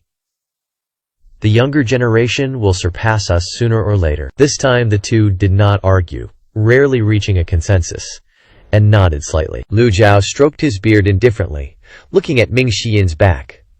This unfilial disciple has improved again. The move just now seemed simple, but it was actually extremely dangerous. With Ming Shinyin's personality, he would never do something he wasn't sure of. A little carelessness could cost him his life. In other words, Ming Shiyin is confident in defeating his opponent, which also means that Ming Shiyin is very likely to have entered the 7 leaves stage. Lu Zhao nodded with satisfaction. The disciple this old man hated the most since I transmigrated is now becoming more and more to my liking. 10,000 points of merit were easily collected. Ming Shiyin looked at the 3 lieutenants enthusiastically. "One more left. Step forward." "What are you waiting for? This Ma General requests to fight. This Ma General requests to fight. This Ma General requests to fight," the 3 lieutenants said with their hands clasped. Za Luo Gaier scrutinized Ming Shiyin and then said, "Fall back." "General, I told you to fall back." The 3 lieutenants had no choice but to sigh and retreat sullenly. Za Luo rode forward, glanced indifferently at Si Eli's corpse on the ground, and ordered, "Take him back, and give him the highest rites of Ru Li for his funeral." "Yes." "Wait!" Ming Shiyin suddenly raised his hand to stop them. "You want to stop me?" Za Luoker asked. No. Ming Shiyin waved his hand. "My point is, there's no need to take his body back just yet. Wait for a few more corpses, then take them all away at once for convenience." Za Luosher frowned. His intuition told him that this young man in front of him was even more difficult to deal with than Si Wuyai. Perhaps because he had been deadlocked with Si Wuyai for too long, Za Luo Yoer was also familiar with Si Wuyai's routines. But this young man was completely unpredictable, making him feel very annoyed. But he didn't show it on his face, but only said, "Just you?" No. Trash like me doesn't have that ability. Ming Xinyan pointed to the rear. That's where Lu Zhao is. Even Ji Laomo himself wouldn't dare be this cocky, Zalamer scoffed, rolling his eyes. Tap tap. Zal Lashir takes matters into his own hands, leaping into the air, his whole body exploding with astral energy. Boom. As he descends, the shockwave creates countless ripples of energy. Ming Xiyin chuckled. Fancy entrance, bro. But all that bling is just for show, ain't it? Since you want to play generals, I'll humor you. Consider it a way to minimize casualties on both sides. If I lose, Newly loses. If I win, Dayan submits. You got the balls to bet? Zalagur clasped his hands behind his back, his eyes gleaming as he stared at Ming Xiyin. Ming Xiyin returned the gaze. Real talk? I'm confident I can handle the 4 lieutenants, but this general is a different story. This general ain't no pushover. The Zihan Jinlian era has been going on for so long, yet no one's ever seen Zal Laher throw hands. In other words, no one knows his true cultivation level. Don't have the guts, Ming Xinyin casually replied. Damn, Zal Laher was fuming inside, but he had to maintain his composure as a dignified general. Ming Xiyin, did your brain get slammed in a door? Nah, my master's right there. Why the hell would I bet with you? I'd be a dumbass to agree to that. Are you trying to insult my intelligence, or what? I don't think you're worthy of fighting me. With that, Ming Xinyin immediately retreated, pretending that Zal Laher was about to make a move. The lieutenants also hoped Zal Laher would strike quickly. No need to wait. There are 8 leaves hiding outside of Chengdu. Ji Laomo is only one person. No matter how you slice it, Newly wins. Boom! Zal Laher stomped the ground, leaping into the air, palms pushing out a diamond-shaped astral seal, heading straight for Ming Xiyin. Ming Xiyin also soared up, his hands unleashing several long seals. But the diamond-shaped seal seemed to have eyes, instantly changing direction, circling around. Ming Xiyin landed, raising both hands, a powerful astral seal blocking the incoming attack. Boom! Ming Xinyin's body suddenly slid backward, his palm strike hitting Zal Laher's protective astral energy, causing Zal Laher to retreat a step. Zal Laher said, "No wonder you're so arrogant. To be able to withstand one of my attacks, you're at least a 7 leaves." Oops, got exposed. Fine, I won't hide it anymore. Ming Xiyin didn't back down, stomping forward, gripping the Li Bigao tightly. Zal Laher sneered, looking for death. Raising both hands, a diamond-shaped protective astral seal appeared, surrounding him. Ming Xiyin dashed in front of Zal Laher. Suddenly, his figure flickered and disappeared, appearing behind Zal Laher a second later, the Li Bigao gleaming with a cold light. Clang! Clang! Clang! The speed was so fast, it made people dizzy. Ming Xiyin attacked like a storm, constantly hacking at the diamond-shaped protective astral energy around Zal Laher. Zal Laher glanced, sneering. "Is that all you've got? Sorry to say, you underestimated me." Whoosh! The 7 leaves dharmic body bloomed, and the Li Bigao was now completely shining with light. Before, it was all just a feint. In an instant, the Li Bigao cut through the protective astral energy, slashing towards Zal Laher's back. Zal Laher's rich combat skills were on full display as he suddenly leaned over and threw a punch, hitting Ming Xinyin's dharmic body, causing both of them to take a half-step back. Zal Laher leaned to dodge Ming Xinyin's hook, but Ming Xiyin was no weakling. The Li Bigao was extremely agile, suddenly changing direction, slashing horizontally. Boom! Zal Laher flew backward, and Ming Xiyin was also knocked back. Damn, his body is solid. Ming Xiyin didn't expect a heavenly-grade weapon like the Li Bigao to be unable to inflict any injuries on Zal Laher. Zal Laher looked down at where the Li Bigao had slashed, leaving only a scratch, which quickly healed, but his armor was cut. Strictly speaking, Zal Laher was at a disadvantage in that last exchange. Pan Lishan exclaimed, "I didn't expect the 4th apprentice brother to have such skills. I truly underestimated him." Leng Luo's eyes widened. "Your address is so casual.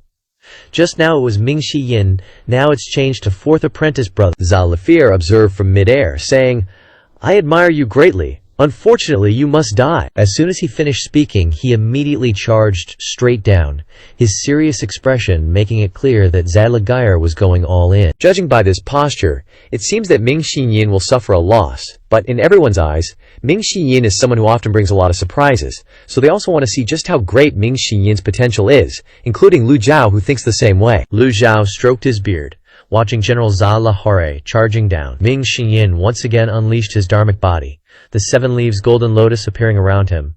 Suddenly trees grew at an alarming rate. Green wood spell. Myriad wood spring. This is the great divine power technique of the green wood spell. Before, when Ming Xinyin wanted to show his skills, he needed to enter a forest area. But now, it's at his will. Lu Xiao didn't expect Ming Xinyin to have cultivated Myriad Wood Spring, which has the effect of enhancing strength. It seems that he didn't learn it recently, because he uses it very skillfully, waving the Li Gao in his hand to meet the attack. At that moment, everyone felt that 7 leaves Ming Xinyin could kill 8 leaves Zalahaler. Roar! Zalaher erupted his Wolf King Dharmic body, merging his person and Dharmic body into one, with no golden lotus. Boom!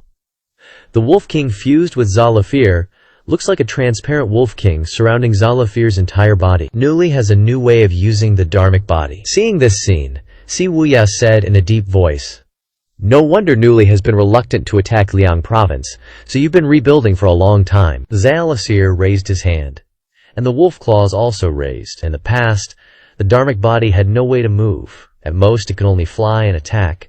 But today, the Dharmic body can make many incredible movements. Even the Wolf King Dharmic body showed madness like a wild beast, claws scratching towards Ming Xiyin's Dharmic body. Ming Xiyin fell half a meter, being scratched 3 times in a row. Ming Xiyin frowned. Zalaher completely gained the upper hand. The Wolf King does not levitate, raising both hands, representing that the Wolf King's twin claws are also raised, and then scratched. Ming Xiyin suddenly turned 180 degrees, head facing down, golden lotus facing up. Boom! The twin claws hit the golden lotus. The golden lotus barely blocked this move. Then, Ming Xiyin retracted his Dharma body and quickly descended into the dense foliage. Tola observed the lush trees below and said in disbelief, "This resilient, huh?" His gaze was stern as he swooped down like lightning. Just then, Ming Xinyin suddenly burst out from the thick foliage, Li Gao in hand, slashing towards Tola. His small, 7-leaf Dharma body, hidden in his sleeve, took the opportunity to fly up. Tola yelled, "You forgot I also have lotus leaves? Wait, hold up!" Ming Xinyin immediately stopped his attack, his Dharma body expanding. Dual-clawed Wolf King then shot out 8 lotus leaves. Boom!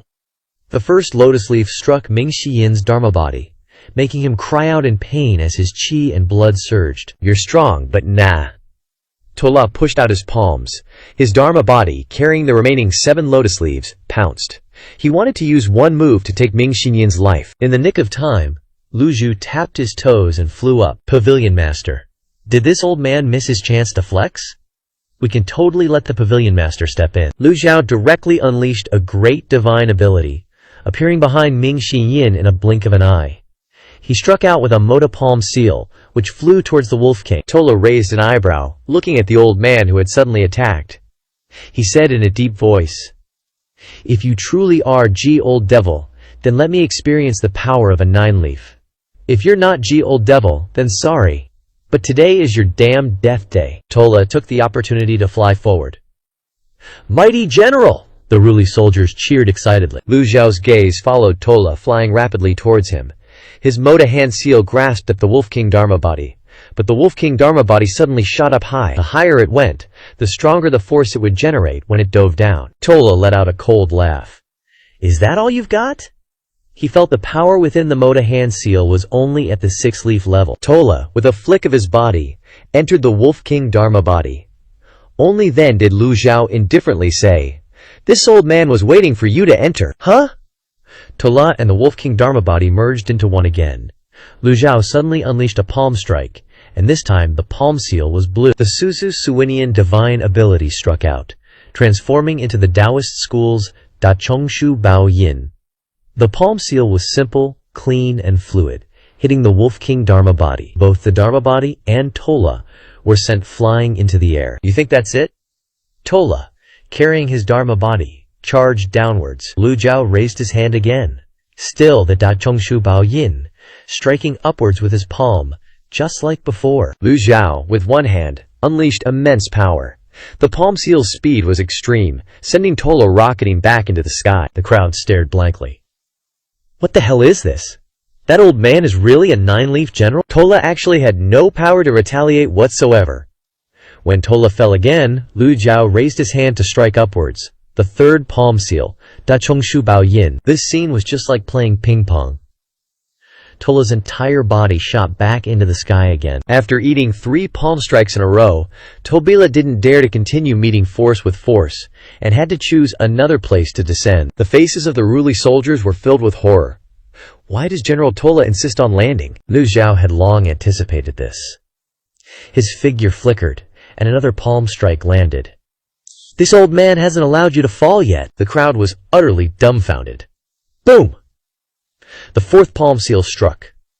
This time, Tola spat out a mouthful of fresh blood. The Ruli people were completely shell-shocked. Their undefeated war god, in their hearts, was being beaten senseless by such an ordinary-looking old man, left with no power to retaliate. Only then did they suddenly realize why Great Yan had come to challenge them with a team of less than 100 people. When 2 armies clash, it's cultivators against cultivators.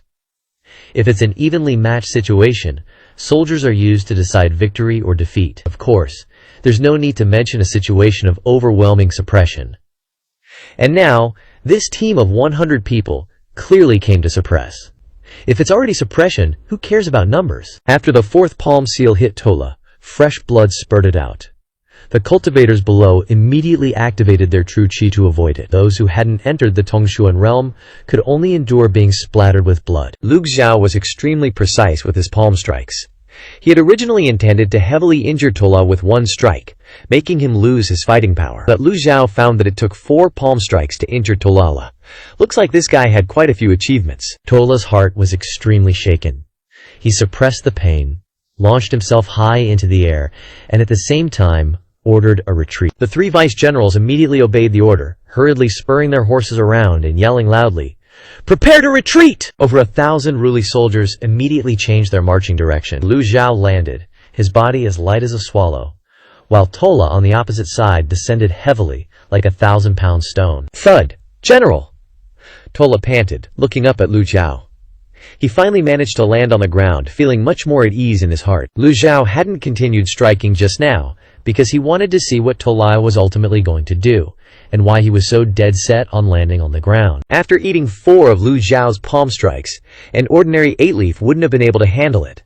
Tola's resilience was comparable to Yu Zhenghai's. No wonder he had such grand ambitions, serving as a general guarding the border. Tola looked up, wiping away the fresh blood from the corner of his mouth. "You truly are Grandmaster Ji Tiandao of the Evil Sky Pavilion." The 3 vice-generals stared with eyes wide as saucers.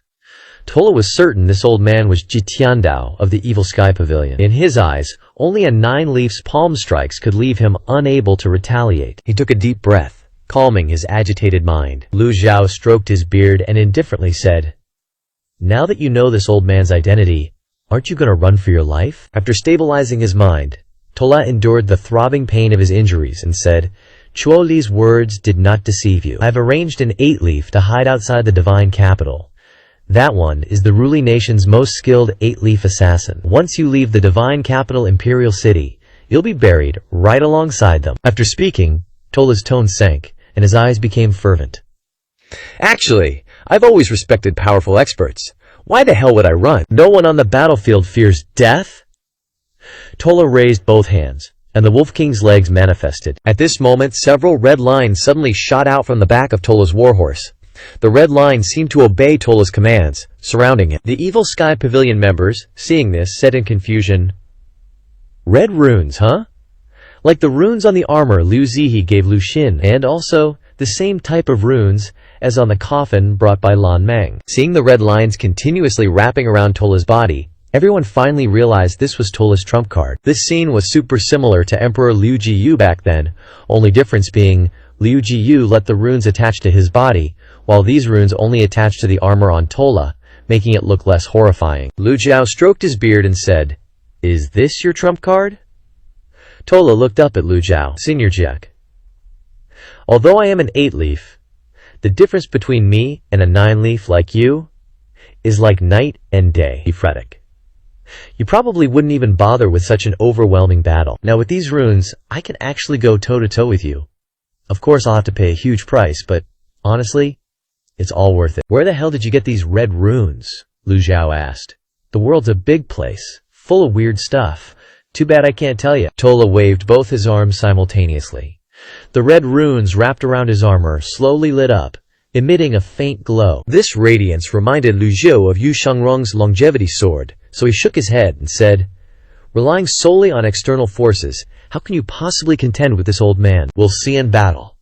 Zha Laher said, "If I'm lucky enough to win this fight, then Great Yan will be completely defeated, and the Four-Nation Alliance will take over Great Yan." Lu Zhou said in a deep voice, "This old man will wait and see." Having said that, Lu Zhou leaped into the air. The crowd immediately held their breath, looking up at Lu Zhou.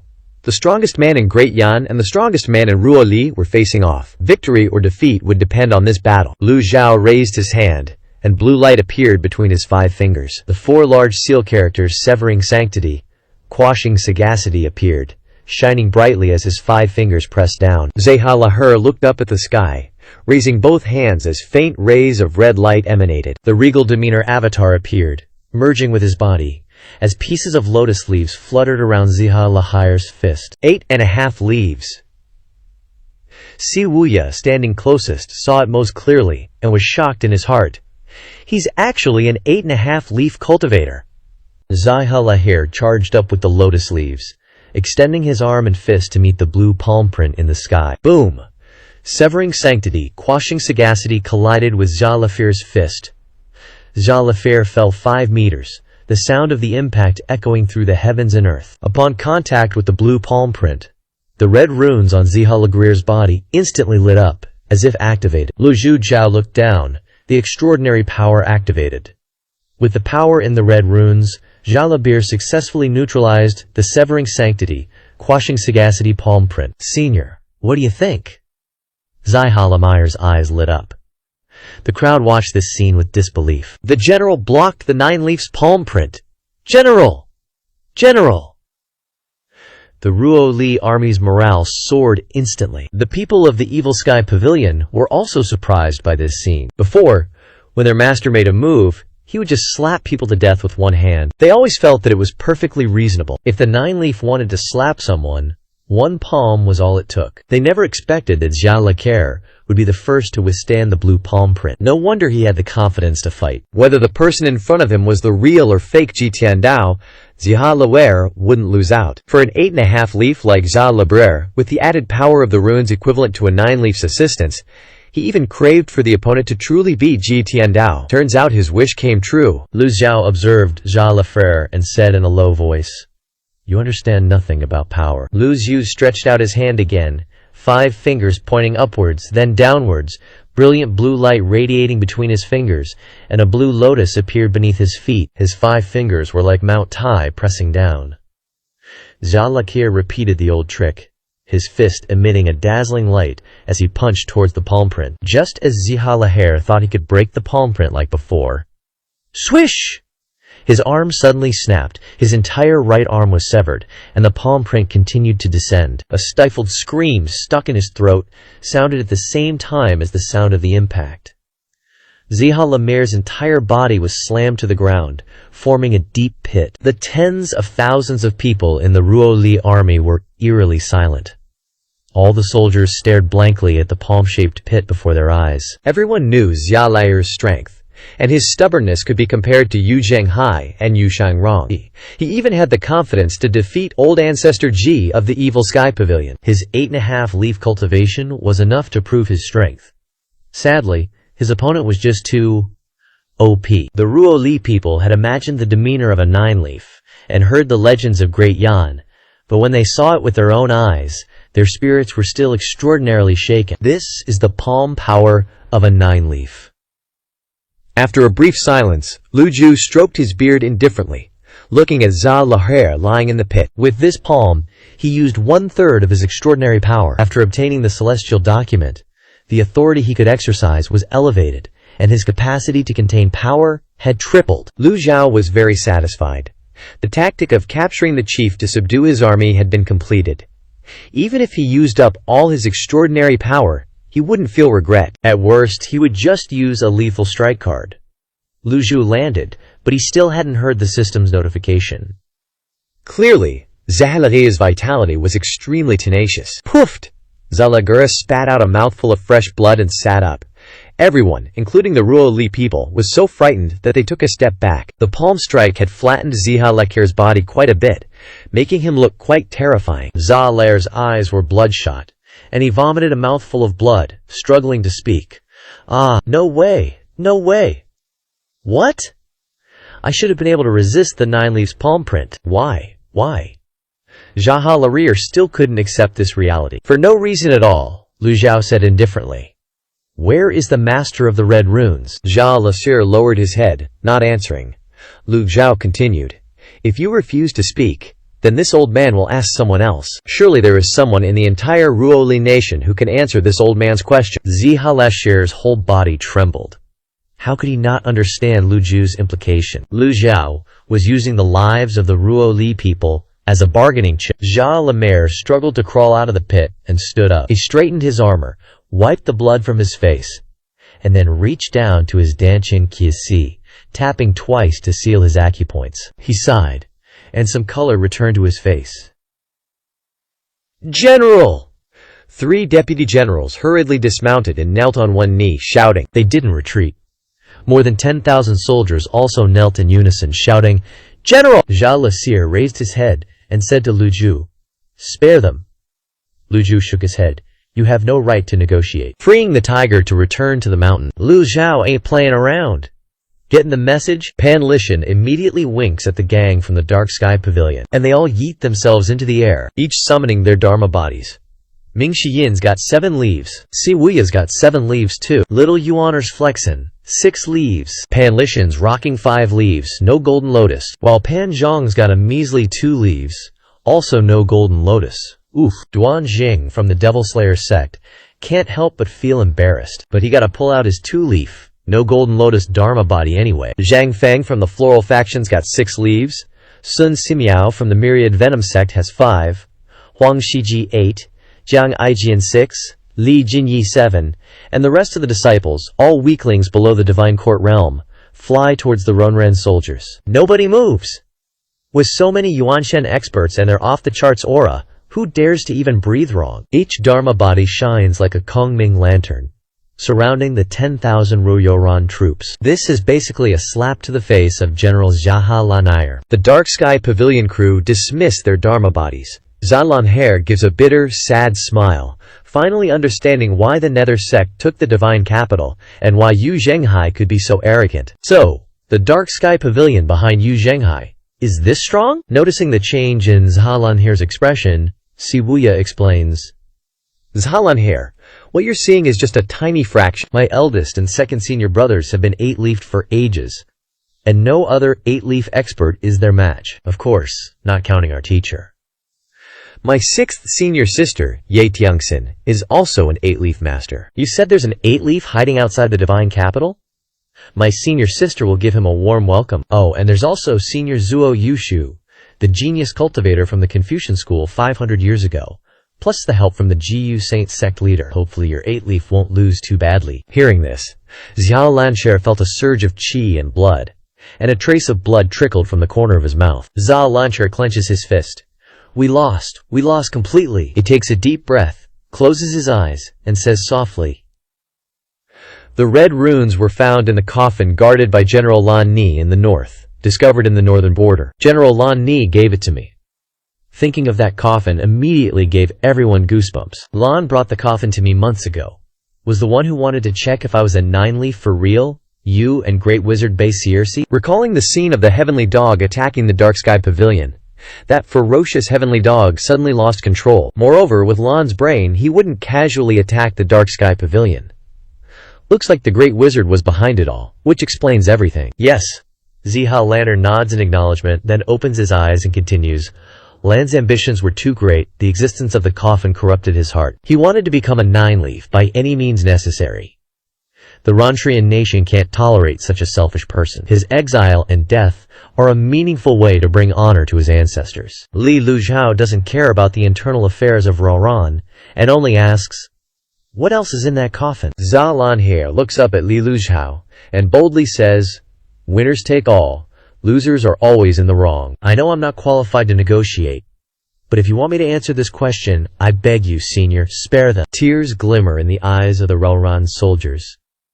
Li Luzhu indifferently replies, letting the tiger return to the mountain isn't my style, but I'm not a bloodthirsty person. They will become prisoners of war and be escorted back to Great Yan. If you don't answer my question obediently, I'll execute them immediately. Zalaner clenches his fist, his knuckles turning white, and after a moment of contemplation he opens his mouth. At the Banaji family's place, Li Luzhao nods and asks, do you know the whereabouts of my second disciple, Yu Shangrong? Zalaner shakes his head and replies, Great Wizard Lu Lan Basiersi ordered people disguised as Roran to lure Yu Shangrong to the Roran nation. After Basiersi died, no remains were found, only some witchcraft traps 5 miles from the bottomless abyss. I sent people to investigate, and there's residual aura in the sky above the abyss, probably where the battle took place. With Basiersi's abilities, I'm afraid they fell into the abyss together. The Dark Sky Pavilion crew looks worried. Li Luzhao says, if Yu Shangrong used his full strength, don't even mention Basiersi. Even you might not be able to defeat him. You think he fell into the abyss? Basiersi isn't an ordinary great wizard. Ziha Lenhair replies, I sent people to search the 100-mile area from the abyss to the horizon, but there was no trace of Sword Devil Yu Shangrong. The hundreds of witchmasters who followed Basiersi also died clean. Even if Basiersi died, we should have found his body at least. So, there is only one possibility. He doesn't directly say that perhaps they both fell into the abyss. Li Luzhu strokes his beard, looks at Zalaner, and then waves his sleeve. Take them away. The Dark Sky Pavilion disciples stay behind to obey the order. The disciples of the Floral Faction, Devil Slayer Sect, Penglai Sect, and Myriad Venom Sect immediately take action. Over 10,000 prisoners of war are escorted back to Liang Province. Lu Zhao glanced at Zalaer again, silent.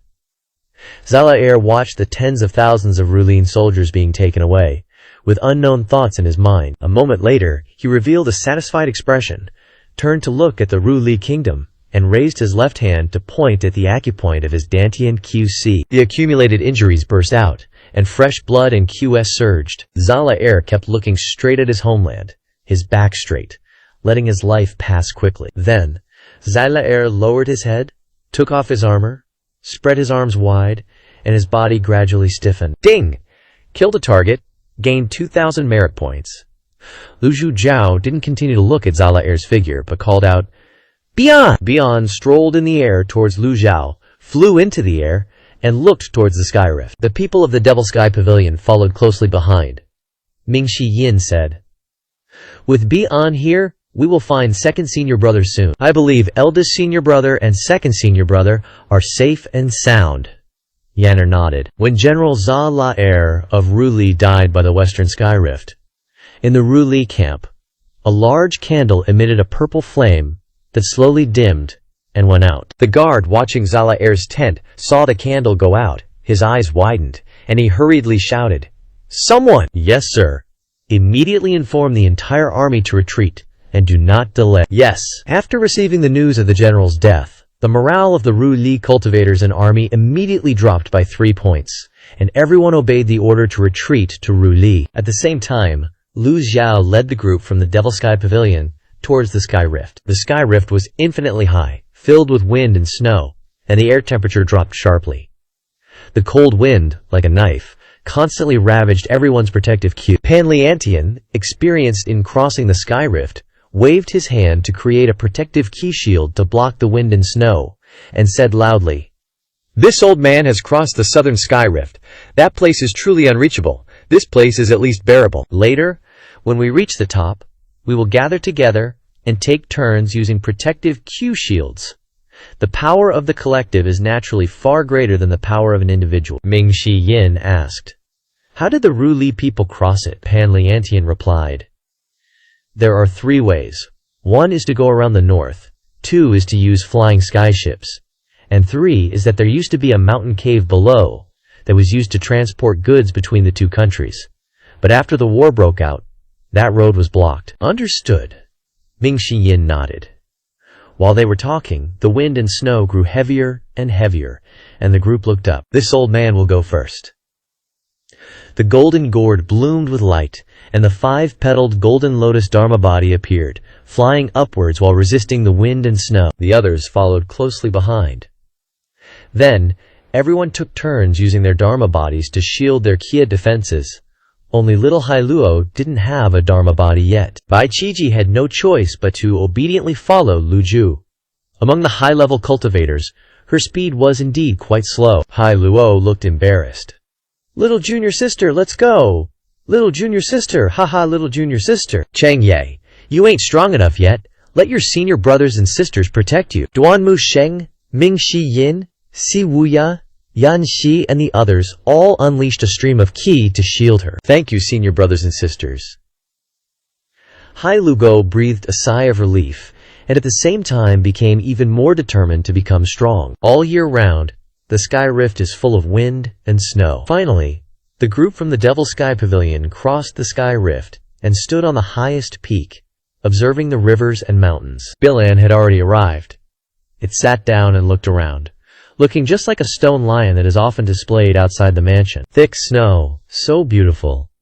Viewing the mountains in the evening mist, Lu Zhao praised. All year round, the sky crack is just wind and snow. Finally, the demonic Sky Pavilion crew crossed the sky crack, standing at the highest peak, surveying the stunning snow-covered rivers and mountains, gazing at the mountains in the evening mist. Lu Zhao's spittin', "Bars! Fire! Straight fire!" Ming Shi Yin clapped. Duan Musheng glanced back, immediately shutting Ming Shi Yin up. Even though Ming Shi Yin was a 7-leaf, remember that his third senior brother was a 4-leaf after chopping off the golden lotus. He didn't dare to make a peep. Duan Musheng turned back to look at his master, praising. "Fireverse!"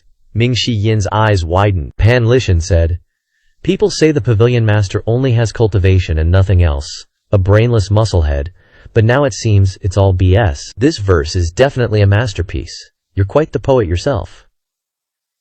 Si Wuya turned his head and asked, "Know a little something?" "Know a little something, my ass. I'm really scared of these bootlickers." After enjoying the scenery for a while, Lu Zhao said, "Let's go down." The crew nodded, leaping off the sky crack. Lu Zhao landed, instructing. Except for Hailuo, the others split up in search. "If you encounter danger, prioritize protecting yourselves." "Understood!" The crew scattered quickly, each heading in a different direction. Without the stationed Nuli and Lulan armies, the western skycrack became peaceful and quiet. 10 days flew by in the blink of an eye.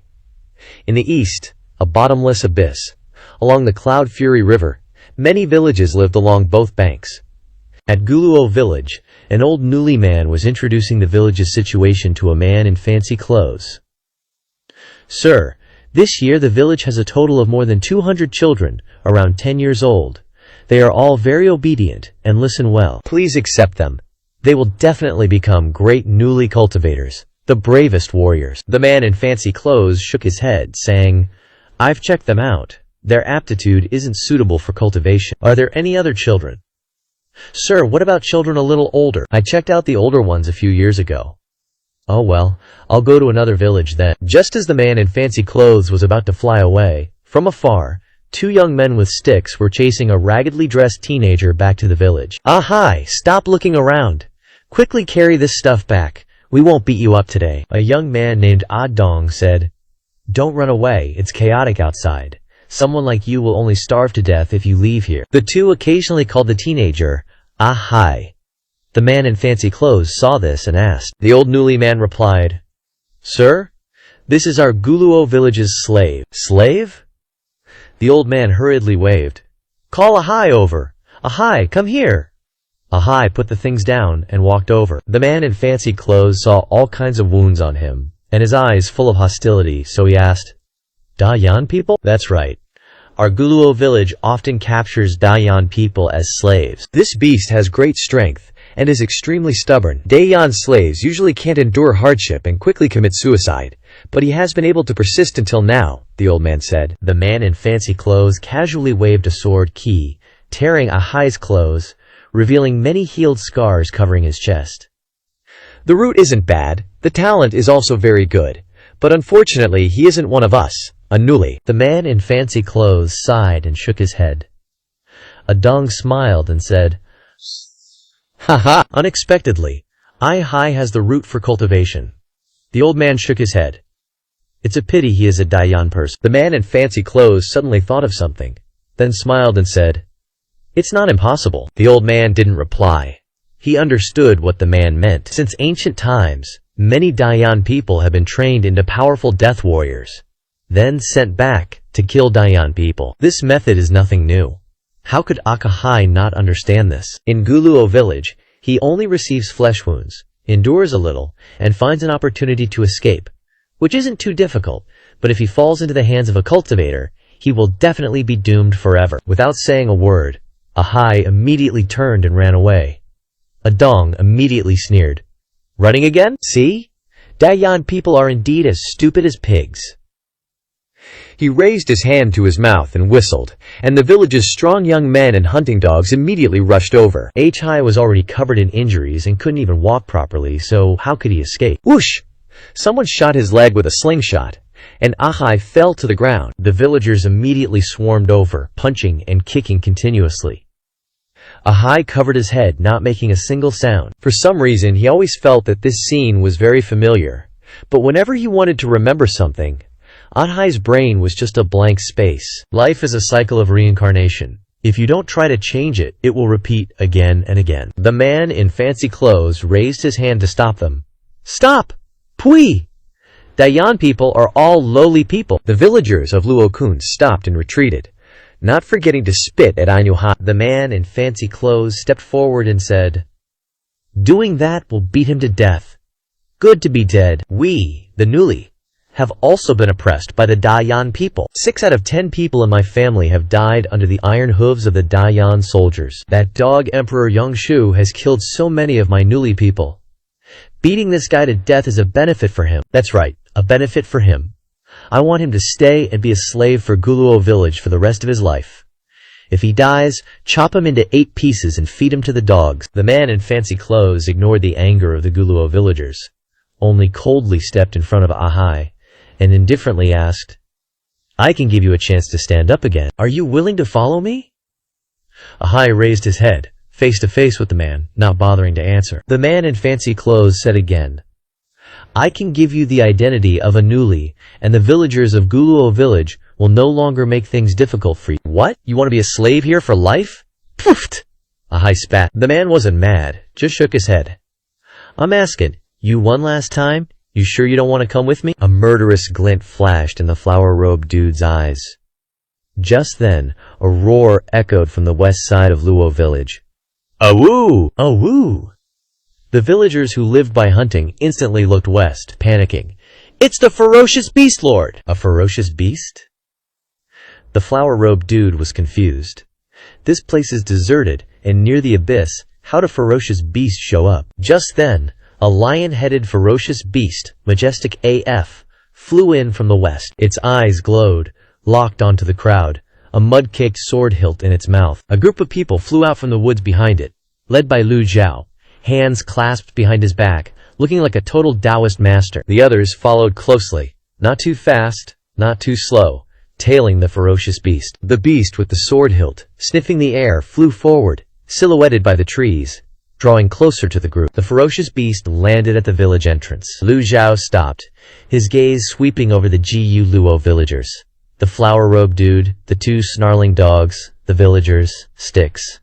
Finally landing on the huddled, head-clutching teen Yu Zhanghai. The peeps from the Evil Sky Pavilion didn't know the teen Yu Zhanghai, but how could Lu Zhao not recognize his own disciple? Images of Yu Zhanghai's youth flashed in Lu Zhu's mind, dragging up memories from 300 years ago. Lu Zhu glanced at the Gu Luo villagers again. With his current cultivation, he could wipe out the whole village to vent anger for his disciple with a flick of his wrist, but Lu Zhao wasn't going to do that. There's always a better way. Seeing his master silent, the others didn't dare speak. Lu Zhao walked up to Yu Zhanghai, saw his blank expression, and asked gently, "What's your name?" Lu Zhao had asked the same thing over 300 years ago. Now he asked again to see if Yu Zhanghai had amnesia or something. The teen Yu Zhanghai looked around blankly and answered, "Anju. Anju Hai." Lu Zhu lowered his gaze and extended his aged but sturdy hand. Everyone around stared, clueless. Even the Evil Sky Pavilion crew. They couldn't figure out why their master was being so friendly with a random teen, except for Siwuya. Siwuya had spent some time with his eldest martial brother back in the day. When the setting sun lit up the figure of the teen Ahai, Siwuya's eyes felt like they were being stabbed with needles. Staring at the filthy teen huddled there, Siwuya didn't move. With the master here, that's enough. Lu Zhao stood still, hand outstretched to Ahai, waiting for him to take it. Life turns. The mortal world changes. How many reincarnations has each person experienced in their life? 3 lifetimes. Hard to come by. Times change. Can the past be restored? Zhang Hai trembled, reaching out to Lu Zhao. Seeing his confusion, his blank stare, he gave a gentle smile and reached out his old hand to grasp Yu Zhanghai's, helping him up. As their hands touched, vague images flashed in Yu Zhanghai's mind. Familiar but blurry figures. A feeling of familiarity suddenly washed over him. Who the hell is this old geezer? Wait, hold up. The flower-robed dude spoke up. Lu Zhu glanced at him and said calmly, "Cultivator of Ruli. This is Ruli territory. These people are naturally Ruli people." The flower-robed dude replied, "My name is Gua Long. I've taken a liking to this kid and want to take him as my disciple." "You want to take him as your disciple?" Gua Long nodded. "He has decent roots and a good aptitude. He's a born cultivator." "Your eye isn't bad," Lu Zhao said. At this moment, a dong shouted from outside the village, "My lord, they're all from Great Yan. Exterminate them!" The Jiyu Luo villagers knew Gualong's cultivation, but Gualong ignored them and kept staring at Lu Zhao's group. "I want to take this kid away." "Then you gotta show me what you got." "What do you mean?" Gualong asked. Gualong was about to make a move when he sensed that the cultivators behind the old man were radiating a mysterious, unfathomable aura. So deep it was immeasurable. The Lupio villagers didn't know what level these people's cultivations were. They just stood there, eager to see the show. Lu Zhao ignored the people around him, his aged hand pushing out a faint stream of primal qi into Yu Zhanghai's body, checking his dantian and qi si. He is a cultivator. Yu Zhanghai's intuition told him he was saved. Lu Zhao looked at the teen Yu Zhanghai, stroked his beard, and pointed at the Jiyu Luo villagers and the flower-robed dude. "Do you want to defeat them?" Yu Zhanghai nodded blankly. Blankly because he didn't understand what Lu Zhao was trying to do, nodded because more than anything Yu Zhanghai wanted to defeat these people. Illid. Even killing them wouldn't be too much. "You want to?" The teen Yu Zhanghai replied. "Yes." Lu Zhao said calmly, "Handle your own affairs. This old man will teach you the means to kill. Are you willing?" The teen Yu Zhanghai nodded. "Willing? There are many people in this world who want to learn this old man's methods. If you want to learn, you must take this old man as your master. Are you willing?" The Evil Sky Pavilion disciples were shocked, staring at the scene. What's the Pavilion Master doing? Why does he suddenly want to take this kid as his disciple? The teen Yu Zhanghai met Lu Zhu's eyes. Old and young, their eyes met. 300 years ago, Lu Zhu hadn't asked him this question.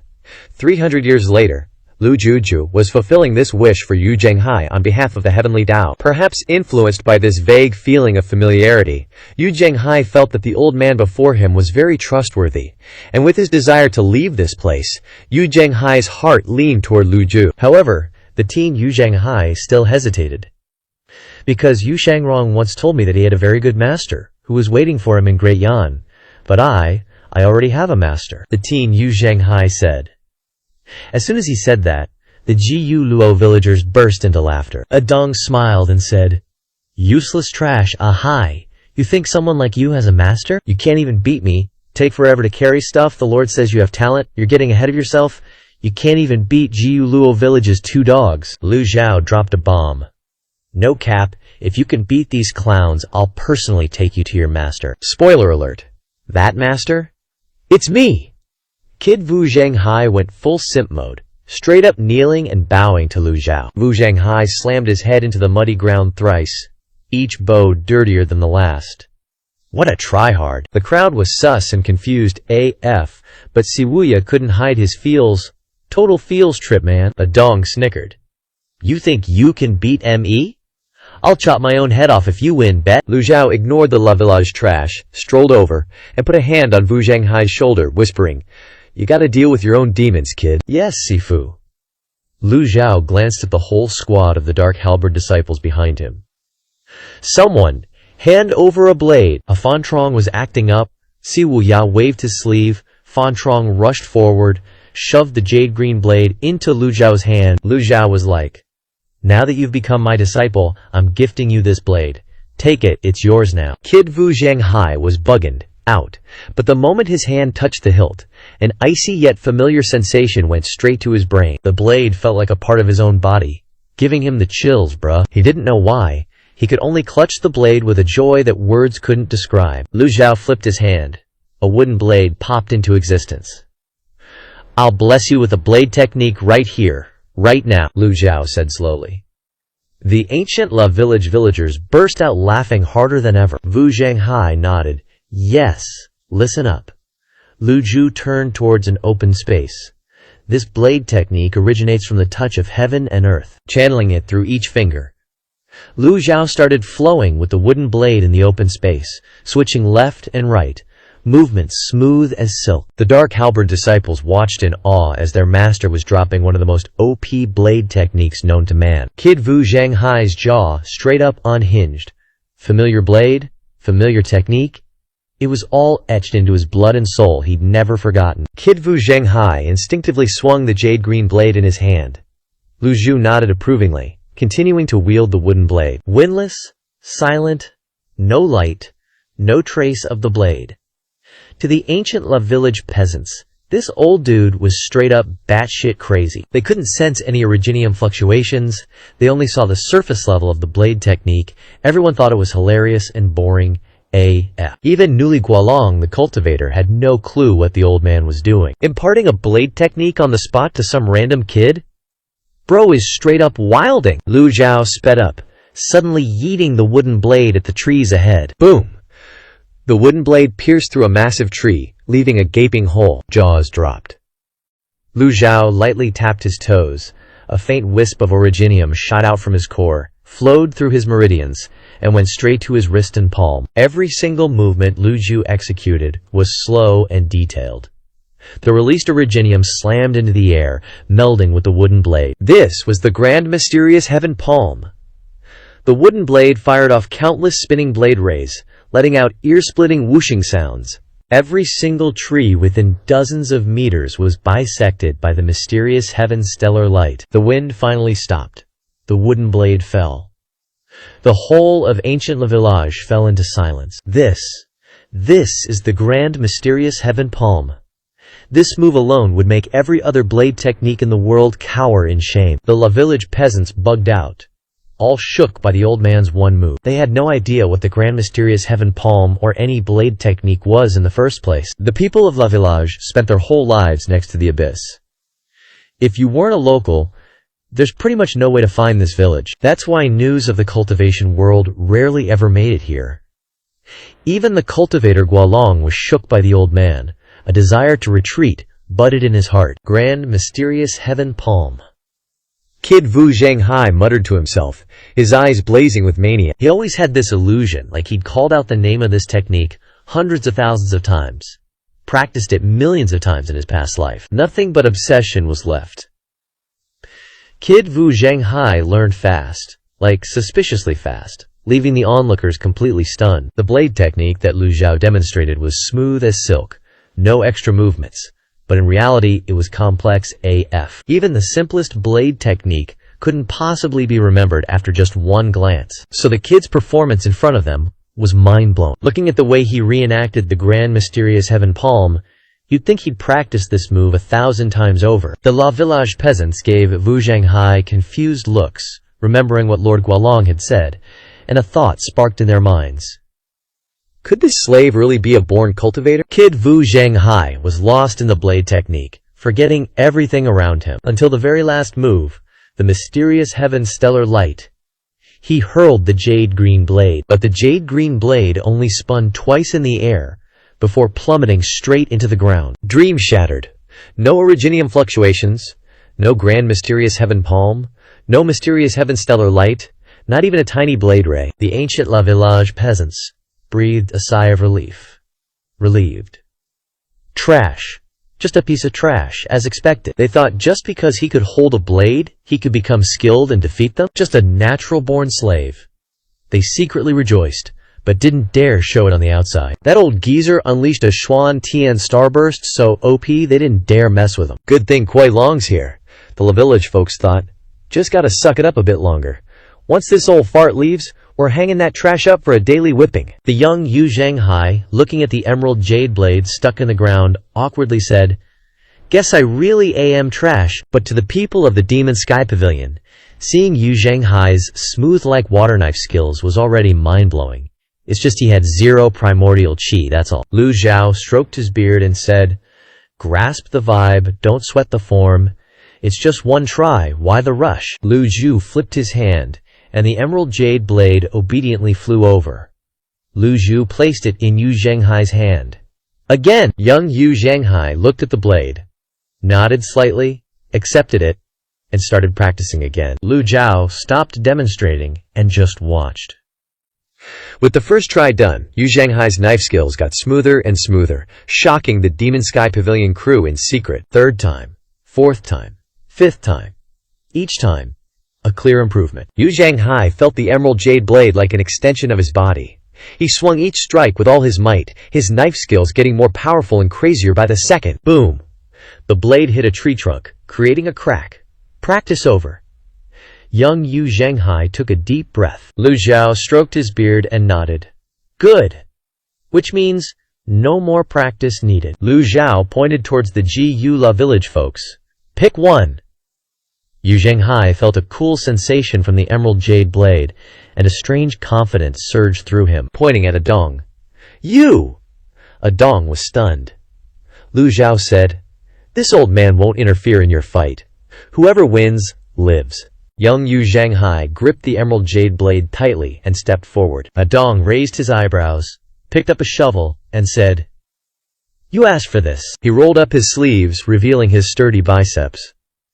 Adong was a natural-born strongman, with a body as tough as a wild beast and ice-cold eyes. He charged with the shovel. Young Yu Zhanghai instinctively took a step back. Lu Zhao said softly, "Backing down means death. Going forward means survival." Yu Zhanghai's hair stood on end.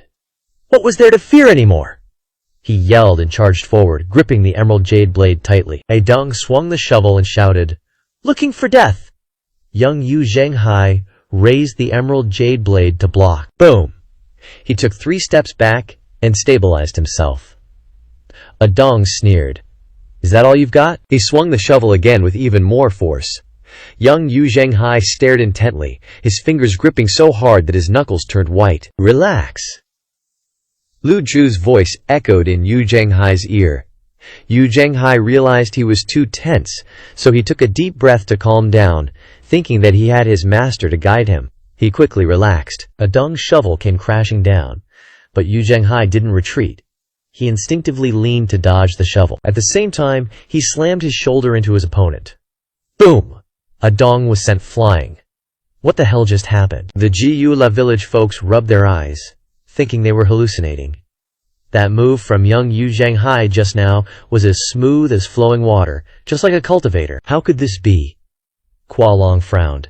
This kid is a rare cultivation genius. Adong, unwilling to accept defeat, picked up the shovel and swung again. Young Yu Zhanghai calmly watched Adong charge, his expression changing as if he were a different person, and said in a deep voice, "Weak." His hand moved, and in an instant he unleashed 3 strikes. The shovel in Adong's hand broke into 3 pieces and fell to the ground. Adong's eyes widened in disbelief as he stared at his weapon lying on the ground. When he looked up, young Yu Zhanghai was already standing in front of him. With both hands he raised the emerald jade blade high and slashed down. The La village folks stared in shock at Yu Zhanghai as if they were looking at a monster. Young Yu Zhanghai raised the blade again. Boom! Boom! Boom! 3 consecutive strikes hit Adong's chest, blood gushing out, soaking his clothes. The pain so intense that he couldn't feel anything anymore. In Adong's eyes now, there was only endless fear that made his heart tremble, along with hopeless despair. He had never imagined that young Ahai would have such power. His eyes looked at the scars on Yu Zhanghai's chest. Adong remembered clearly that 10 of those scars were left by him. Adong suddenly realized that if a wolf turns back, it's not to repay kindness, but to seek revenge, and the person in front of him was even more terrifying than a wolf. Adong fell. Young Yu Zhenghai slashed one more time, and Adong's head rolled too under Dan's feet. The Gu La village folks. The smell of blood filled the air. Young Yu Zhenghai raised the blade, pointing it towards the villagers, his back straight, his eyes full of murderous intent. The villagers retreated in fear, trembling all over. The setting sun shone on the blade, and fresh blood dripped down. Yu Zhenghai's hands were wet with sweat mixed with blood. "Kill him!" The 2 hunting dogs, hearing the order, immediately pounced towards young Yu Zhenghai. In the nick of time, the young man transformed into a master, spinning and slashing down fiercely. The emerald jade blade slashed across the bodies of the 2 hunting dogs, causing them to fall to the ground before they could even scream. The Gu La village folks were too scared and could only retreat. The young men in the village rushed out. Many didn't understand what was happening, and seeing young Yu Zhenghai holding a blood-stained blade, they immediately cursed. "You mutt! You want to rebel?" That strong man strode in front of Yu Zhenghai, intending to slap Yu Zhenghai as usual to vent his anger, but today, swoosh! The emerald jade blade cleanly left a cut on his chest. The cut was deep but straight, with no fancy moves, only the most primitive skill with the simplest purpose: to kill. The strong man's whole body stiffened. He looked down at the blood gushing out from his chest, his life quickly slipping away. Young Yu Zhenghai lifted his hand and pushed his forehead, and he fell backward and lay still on the ground. Yu Zhenghai took step by step. The Gu La village folks now understood the seriousness of the situation, and hurriedly yelled and charged forward. The young boy Yu Zhenghai wasn't scared at all, and charged into the crowd with a knife in hand. The blade flashed, and blood splattered.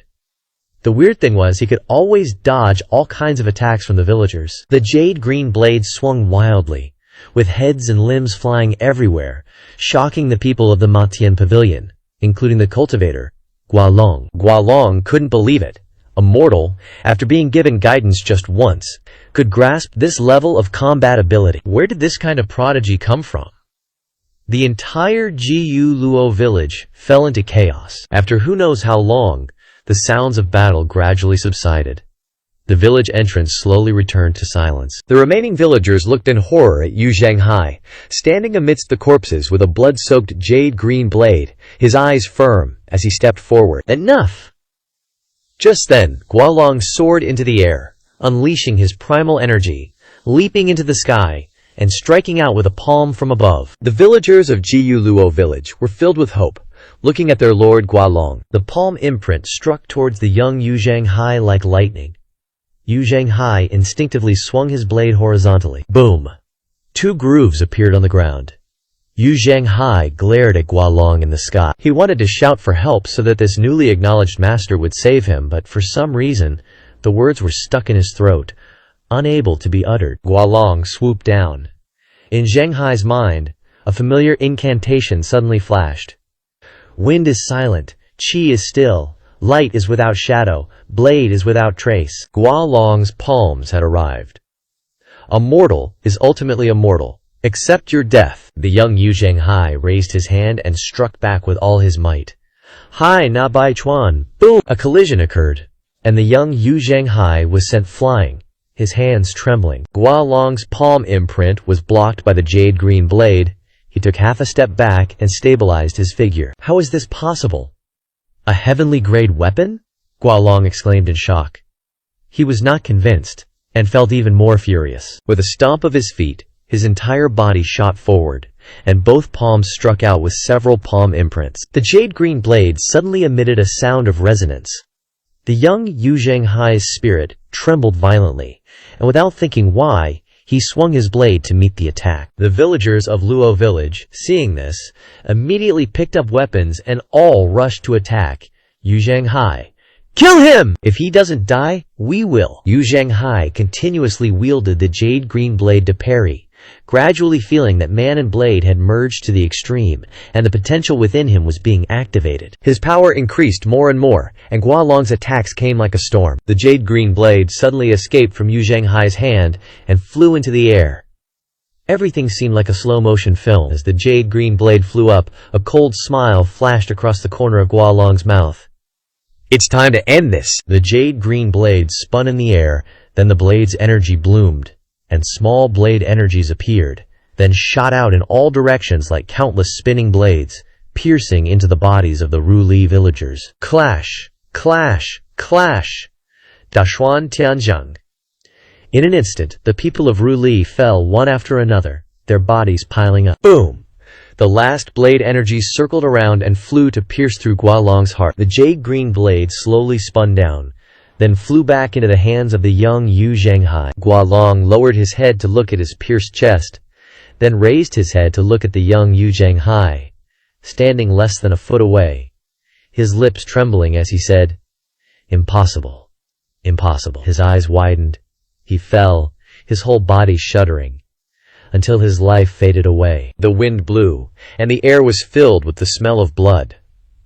The young Yu Zhenghai collapsed to the ground, and the jade-green blade fell into his arms. His face was full of surprise and confusion. He himself couldn't believe that all of this was caused by his own hands. The torn clothes on the young Yu Zhenghai were shattered by Gualong's palm imprint, revealing scars and unhealed wounds all over his body. The people of Maitian Pavilion were stunned. A genius! A monstrous genius! Even more so than Hai Luo. No wonder the sect leader wanted to take him as a disciple. Pan Zhong was the first to break the silence. The sect leader's eyes are truly sharp. It's unbelievable, there's actually someone with this kind of talent in the world. Lu Jiao looked with satisfaction at the young Yu Zhenghai sitting slumped on the ground with a confused expression. Just then, a black shadow suddenly appeared in the village. "Daring to move my disciple, I'll kill you!" That black shadow rushed over like lightning, and this person's cultivation was clearly several times higher than Gualong's. The young Yu Zhenghai was completely exhausted. He didn't expect that there was still a master in the village who could use great divine power techniques. Seeing that black shadow rush over, carrying a heaven-destroying, earth-extinguishing palm imprint, he had no choice but to close his eyes. Boom! A crash sounded. The young Yu Zhenghai thought he was surely going to die, but he didn't feel any pain, so he quickly opened his eyes. That old man, without knowing when, was standing in front of him, as steady as Mount Tai. The black shadow's palm didn't touch Yu Zhenghai, but was blocked by the old man's hand. The black shadow heavily raised his head to look up. Lu Zhao, hands clasped behind his back, roared, "The thing I hate most is cowards who specialize in sneak attacks." Boom! Sound waves erupted, solidifying into a palm strike aimed at the black shadow's face. The black shadow was sent flying, its internal organs instantly shattered, face completely disfigured. One move of the divine power voice of all beings later, the black shadow crashed to the ground. Turns out this dude was Kuei Long's master, a Yuan Shen expert. Kuei Long was just at the Fan Hai stage, meridians not even unlocked. But for the reborn teen Yu Zhenghai, that was an unreachable realm, let alone a Yuan Shen cultivator. You? The black shadow lay on the ground, struggling to look at the old man, but Lu Zhao was backlit, so he couldn't make out his features. He could only hiss through gritted teeth. "Who is it?" Lu Zhao didn't answer, but asked, "You're Kuei Long's master?" "That's right." "Then you die without grievance. This kid is my disciple." Lu Zhao pointed at the teen Yu Zhenghai, who was sitting on the ground. The black shadow's eyes widened as he turned to look at Ji Yu Luo village. He saw corpses everywhere, limbs scattered, and his disciple Kuei Long lying motionless, lifeless. Not far away, a group of cultivators were observing, radiating unfathomable auras, along with a ferocious beast, casually munching on a sword sheath. How could so many experts show up in a small Ji Yu Luo village? Lu Zhao didn't even glance at the black shadow, not even bothering to ask his name. He was just a cultivator who hadn't reached 5 leaves yet. Lu Zhao could easily kill him without using extraordinary power. Internal organs crushed, meridians severed, the original qi in the dantian dissipated. The black shadow lay flat on the ground, looking up at the sky, his aura gradually fading. Ding! Killed a target, gained 1,000 merit points. At this moment, the teen Yu Zhenghai struggled to sit up and kowtowed to Lu Zhu. "Thank you, benefactor." Lu Zhu slowly turned around. "What did you call me?" The teen Yu Zhenghai suddenly felt embarrassed and quickly corrected himself. "Master, master." "Stand up when you speak." Sitting on the ground like that, how can you be worthy of being the eldest disciple of the evil sky pavilion? The teen Yu Zhenghai slowly stood up. Now, Lue Zhao finally had time to observe him closely. Time reversed. Things changed. Fate reincarnated. Years made people old. Only the master and disciple became young again. Lu Zhao admired the characteristics of the Wuqi clan. He didn't expect them to be able to turn Yu Zhenghai back into his teenage self. It was just a pity that Yu Zhenghai's memories and cultivation were sealed by his own obsession, and his remaining lifespan wasn't as long as Xin Wujia had said. Although Yu Zhenghai was successfully resurrected, he didn't have much time left to live. In other words, Yu Zhenghai could die at any time. Yu Zhenghai looked up and said, "I think you wanted to save me just now. This green blade is too precious, please take it back." He raised the jade green sword with both hands, offering it above his head. The Evil Sky Pavilion members nodded in agreement. This kid seemed pretty reasonable. After all, this was the Evil Sky Pavilion's eldest disciple's treasured blade. But Lu Zhao stroked his beard and said, "This blade is the jade green sword, a heaven-grade weapon. From now on, it belongs to you." The teen Yu Zhenghai stared at Lu Zhao with disbelief. He knew how precious a heaven-grade weapon was. Who would be so generous as to give a heaven-grade weapon to someone they just met, especially someone as helpless as him? Yu Zhenghai was stunned. The Evil Sky Pavilion members, except for Si Wuya, were also stunned. Is Pavilion Master serious? Duan Wusheng bowed and said, "Master, absolutely not. Pavilion Master, please think again. Giving this weapon to someone else, isn't that cutting off our remembrance of Yu Zhenghai? This is even crueler than taking his life. Yu Zhenghai has already suffered so much." Lu Zhao frowned and said in a deep voice, "Do I need you to teach me how to do things? We wouldn't dare." The others lowered their heads, not daring to speak anymore. Si Wuya then spoke up. "Disciple supports master's decision. Is 7th senior's brain waterlogged? In a group, it's fine if someone new joins, but if the new person replaces the old one, it will make the group feel resentful. That's why they didn't like Maester giving eldest senior brother's stuff to a newcomer." Lu Ju looked at Yu Zhenghai and said softly, "Keep it safe." The teen Yu Zhenghai saw that everyone's faces looked bad, and he hesitated in his heart. But seeing his master looking at him seriously, he had no choice but to kneel down and kowtow, saying, "Thank you, master." "Good," Lu Zhu replied indifferently. Pan Zhong and Zhao Qifeng were very sensible and quickly walked to the teen Yu Zhenghai's side, bowing and greeting. "Greetings, 11th senior brother." "11th? 11th senior brother?" The teen Yu Zhenghai was extremely embarrassed. Pan Zhong smiled and said, "You are really lucky. This green jade blade was originally the treasured blade of the first senior brother, but now it's given to you to use." Yan Er also ran over and said, "Master has accepted you as a disciple, so now you are the youngest junior brother." "Junior brother," Hai Luo echoed. Ming Shiyin shook his head indifferently, greeting, "Junior brother." Duan Musheng, who was usually upright, stepped forward and patted the teen's shoulder. "Master accepted you as a disciple, but don't get cocky. If you want to be the owner of this blade, we'll see if you have the skills." Si Wuya rolled his eyes. The two elders nodded in lieu of greeting. "Now it's your turn to greet everyone." The teen Yu Zhenghai hurriedly stepped over the corpses on the ground, and just as he was about to bow, Lu Zhao suddenly shouted, "Ora! Outrageous!" The disciples were all stunned, not understanding why the pavilion master was angry. Lu Ju walked to the teen Yu Zhenghai's side, frowning and scolding. "A bunch of ill-mannered fools. Aren't you going to greet your eldest senior brother?" Everyone was dumbfounded. At this time, Si Wuya explained, "This is a characteristic of the Wuqi clan. Eldest senior brother was unfortunate, and was reborn in a teenaged form." Everyone was shocked, their eyes wide like dog eyes, with Pan Zhong having the most dramatic expression, looking as if he had just eaten shit. "Think of a way. We must quickly think of a way to resolve the situation." "Got it." Pan Zhong didn't hesitate, taking off his robe and walking towards Yu Zhenghai. No wonder you looked so familiar. Grand Taoist, I was just kidding. Please, you're a big shot. Don't hold it against a small fry like me. My build is the most similar to yours. Wear this robe for now. Just toss it when you get back." Pan Zhong knelt down before the young Yu Zhenghai, offering the robe with both hands. Zhao Qifeng was speechless. How many times have you even met the Grand Taoist to say you recognize him? But serves you right. Lucky I didn't blab.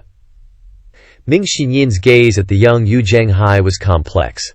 But thinking about it, it makes sense. This kid must be a reborn Yu Zhenghai, so he rushed up and hugged the kid tightly.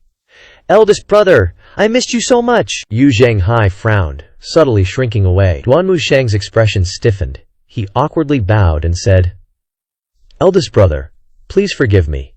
Leng Luo and Pan Li simultaneously greeted.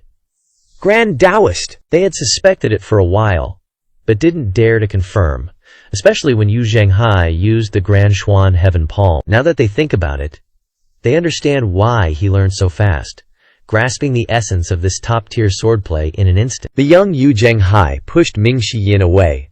Seeing everyone's attitude make a 180-degree turn, he became even more reserved and confused. Yan Frere hopped in front of him, smiling. "So your eldest brother, you won't blame me, right?" "No, no blame. Eldest brother. What about me?" Hai Luo chimed in. "No blame."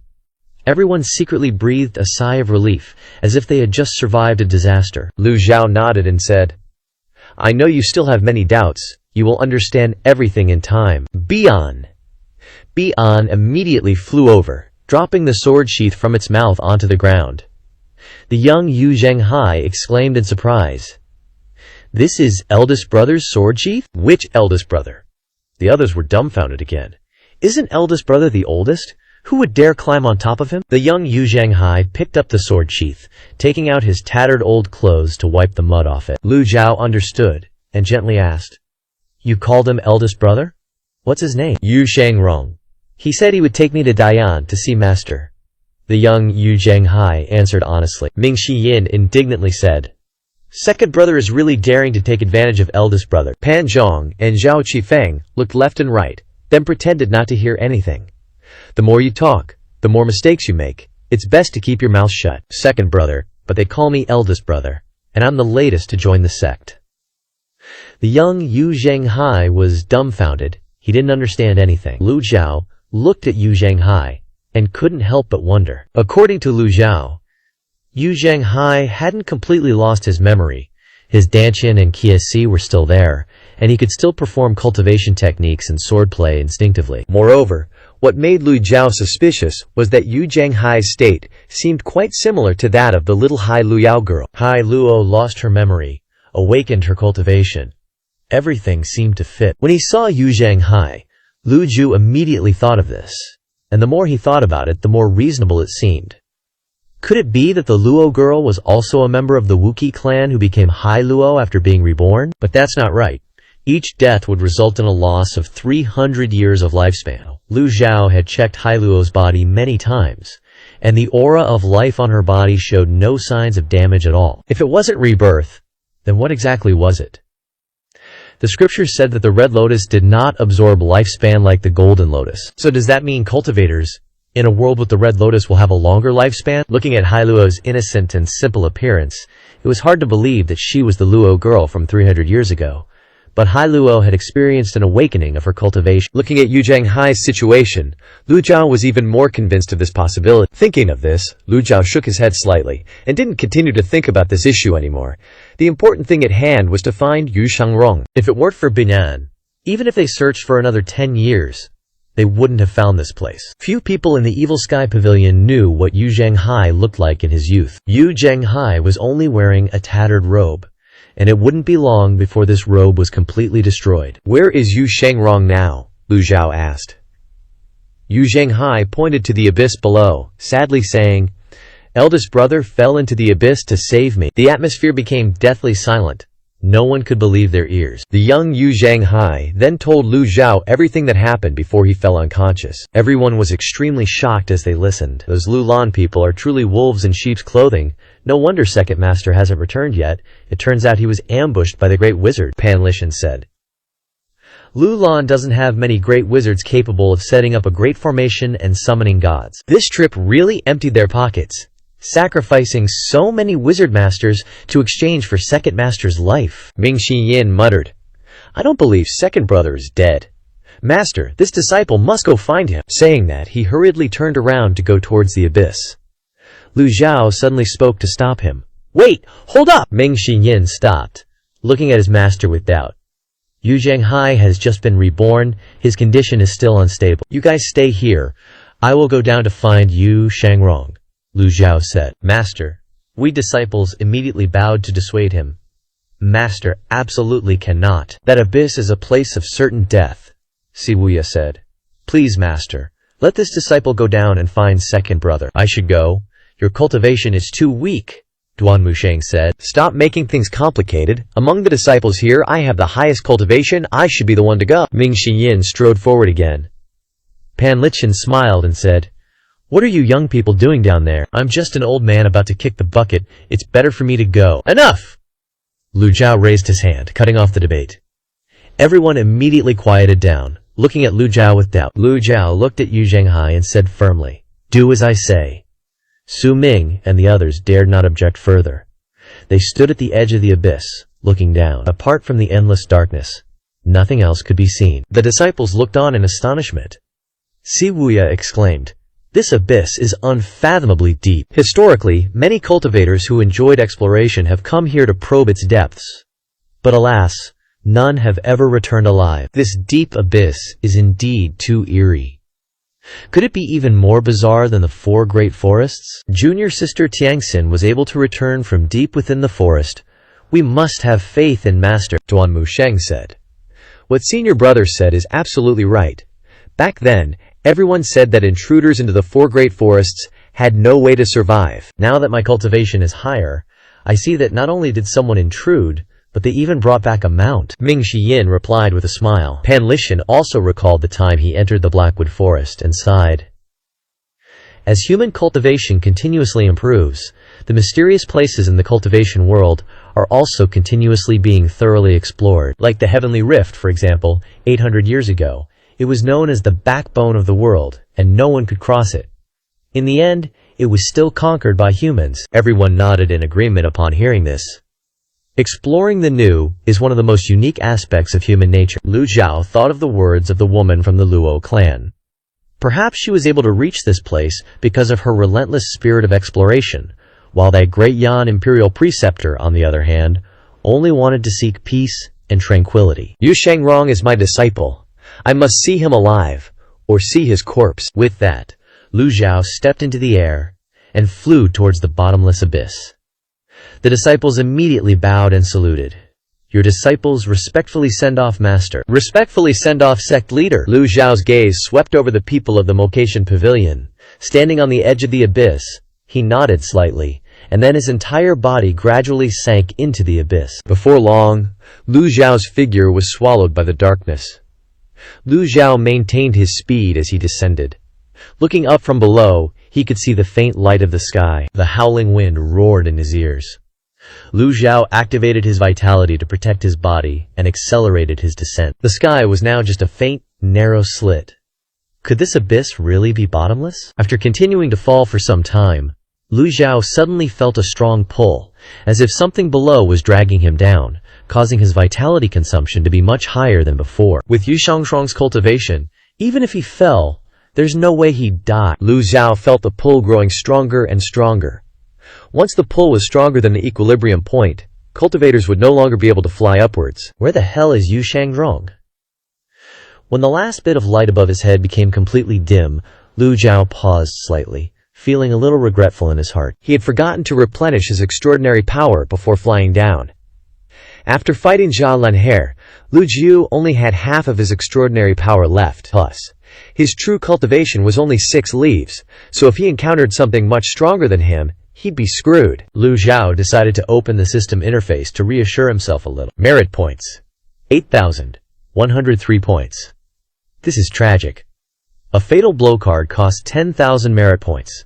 Can't even cry about it. After looking, Lu Zhao felt his Dao heart becoming increasingly unstable. Should have known better than to look. Closing the interface, Lu Zhao continued to sink. At the same time, on the edge of the abyss, the disciples and elders of the Monation Pavilion had been waiting for a long time. Since Lu Zhao hadn't returned, everyone was beginning to worry. Si Wuqia said, It seems this abyss is much deeper than we imagined. Master won't be back so soon. Guluo village has available rooms. Why don't we head back there first? Everyone nodded, except for Yu Zhanghai, who strongly shook his head. Perhaps it was because his hatred for Guluo village was too deep that Yu Zhenghai reacted so strongly as soon as he heard the name. Si Wuya quickly said, "Eldest brother, then how about we temporarily set up camp in this area?" "All right." The young Yu Zhenghai nodded. Everyone understood, and no one mentioned Guluo village again. Ming Xinyan stepped forward and said with a smile, "Eldest brother, let me help you with the knife. Please come this way." Yu Zhenghai had difficulty fully adapting and fell into a daze. Although the others felt a bit unnatural that the eldest disciple of the Malaysian pavilion was so youthful, with Si Wuya's verification, even if they felt awkward, they had to show respect. Only Ming Yin was quite natural and relaxed. "Eldest brother, sit here. I've cleaned it. Have a seat," Ming Yin said obsequiously. Duan Musheng glared at him and said in a deep voice, "Fourth junior brother is hopeless. Sucking up all day won't increase your cultivation." Ming Yin retreated awkwardly. Duan Musheng took the water bag from his waist and offered it to the young Yu Zhenghai. "This water is from the deep well in Great Yan. It's very sweet and cool." The young Yu Zhenghai was startled, and his face showed emotion as he looked at the water bag. Ming Yin stared blankly.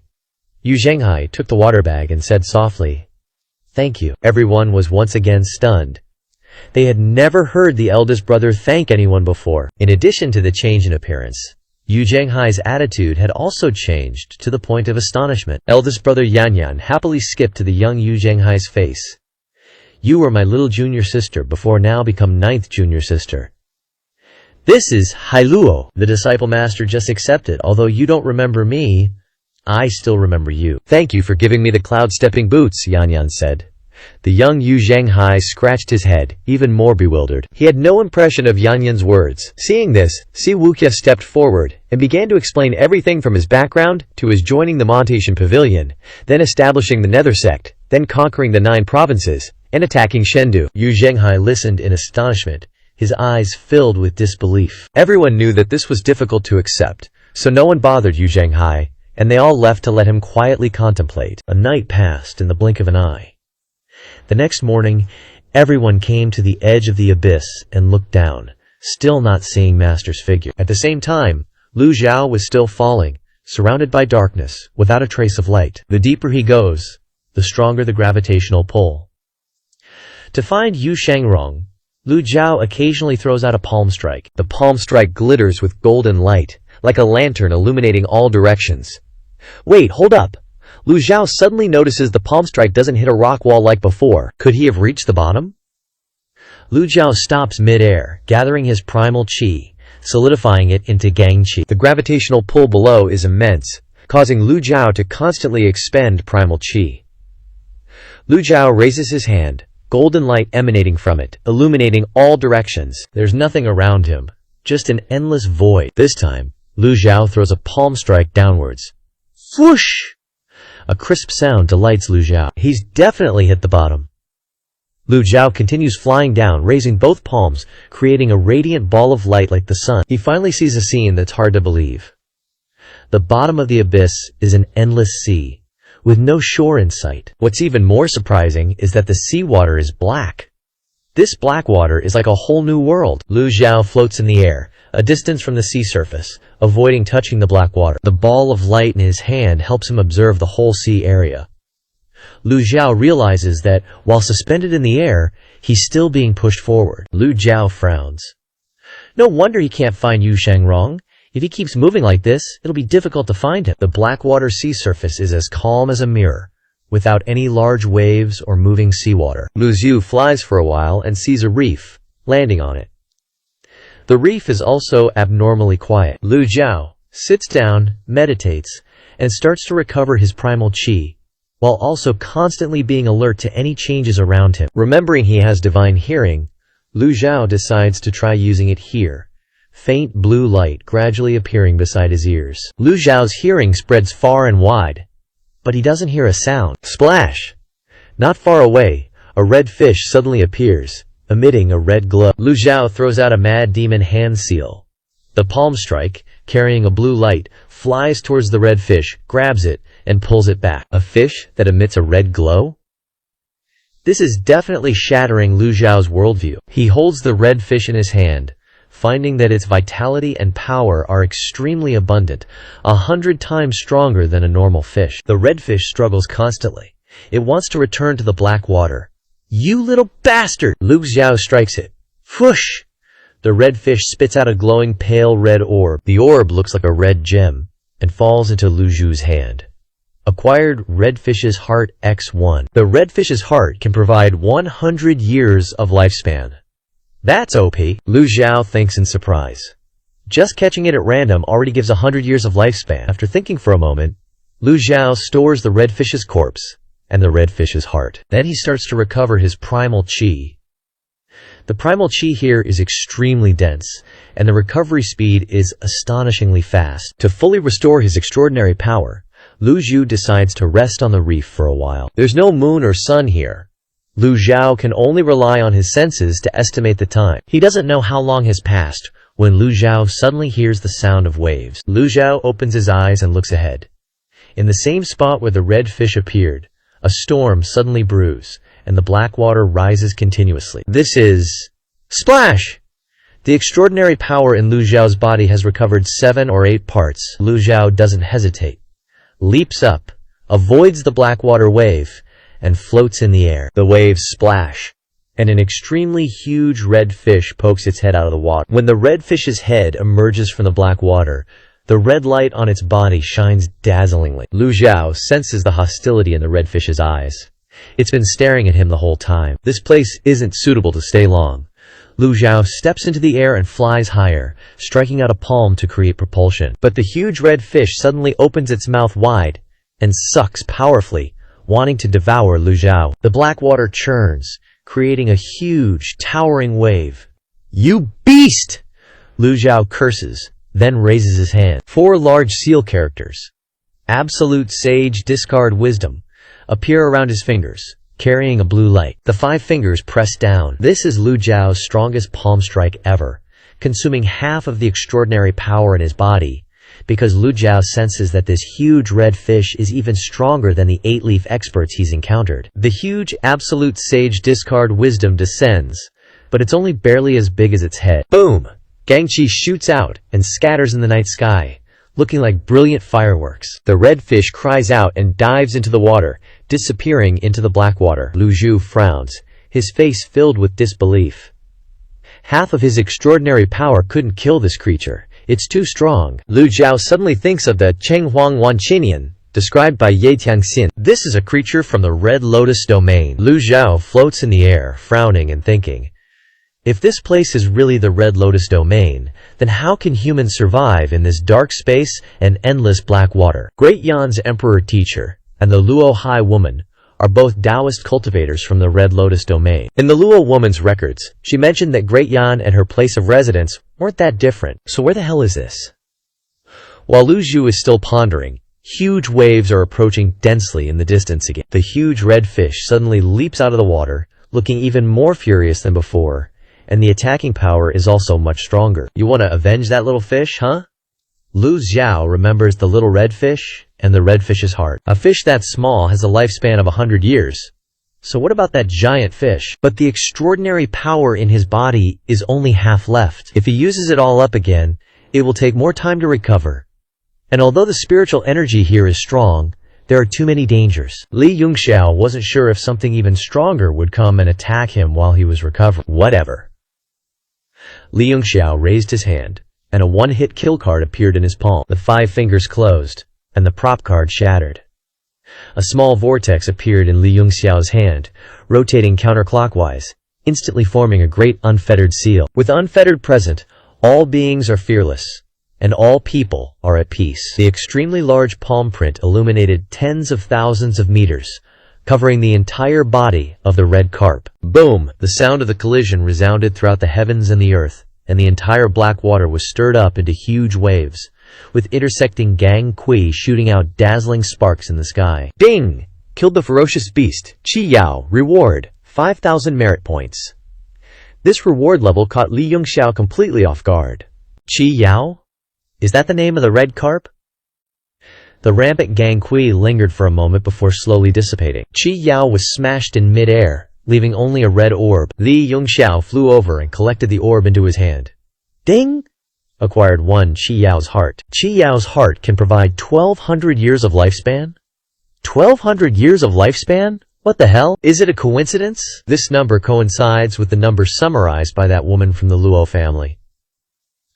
Cultivators in the Great Flame need 1,200 years of lifespan to break through 9 leaves. Li Yongxiao took off his robe, placed the corpse of the small red carp, the red carp's heart, and Qi Yao's heart inside, tied it up, and wore it on his back. At this point, he didn't care about maintaining his image anymore.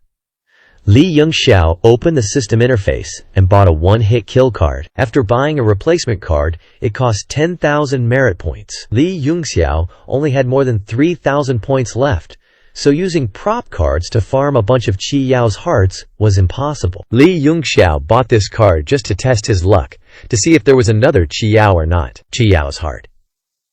If it can really increase lifespan, then this is the thing that can help cultivators break through 9 leaves. Even if a one-hit kill card cost 20,000 merit points, Li Yongxiao would still buy it. Too bad, Li Yongxiao flew back and forth on the Blackwater Sea for a long time, but didn't see another Qi Yao. Not even other ferocious beasts appeared.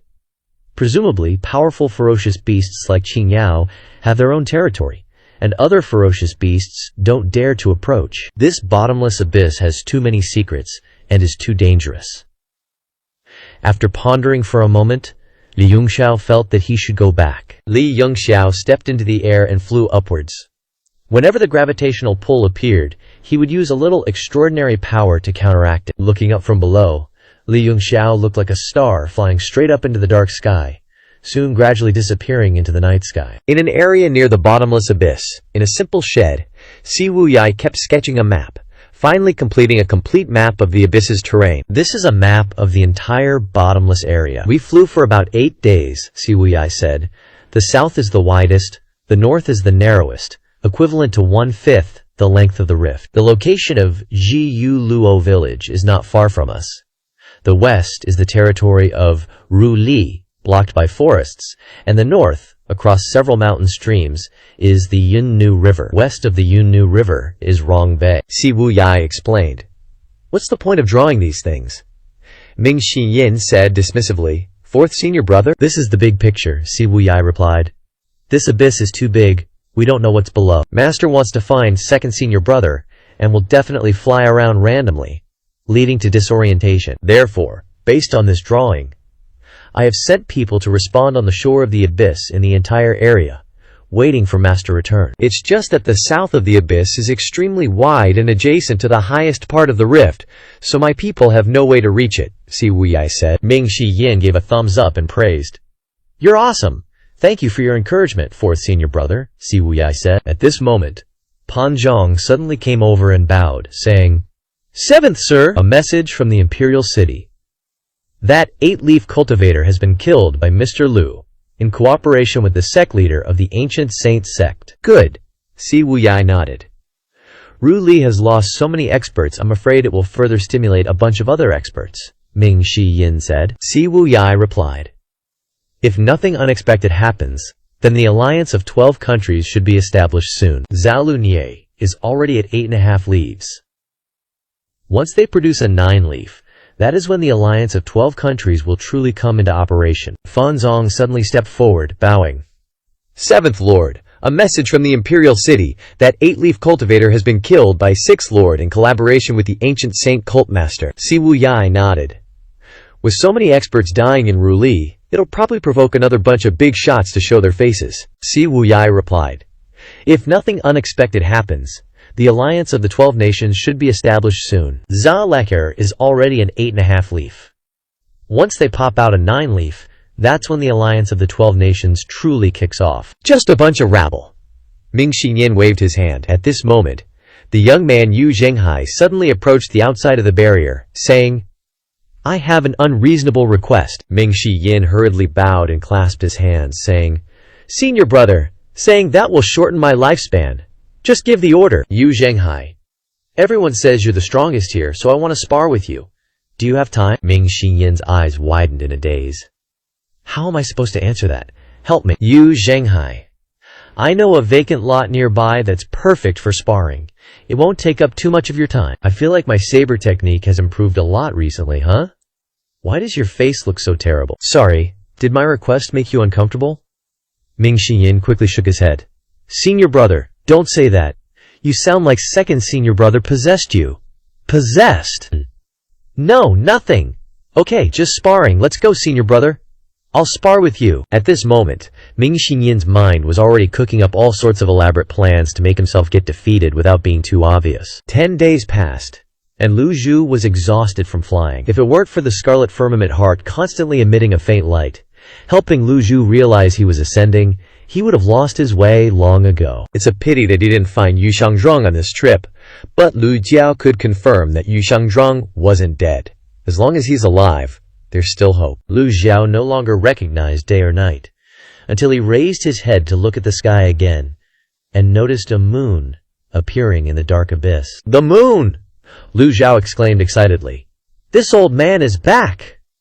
The remaining primal chi in Lu Jiao's body wasn't much, but fortunately, the suction force had disappeared long ago. Seeing the moon now made him relax a lot. Lu Jiao raised his hand and unleashed a long palm seal, the palm seal glimmering with golden light, illuminating the surrounding scenery. Lu Jiao finally saw the precipice.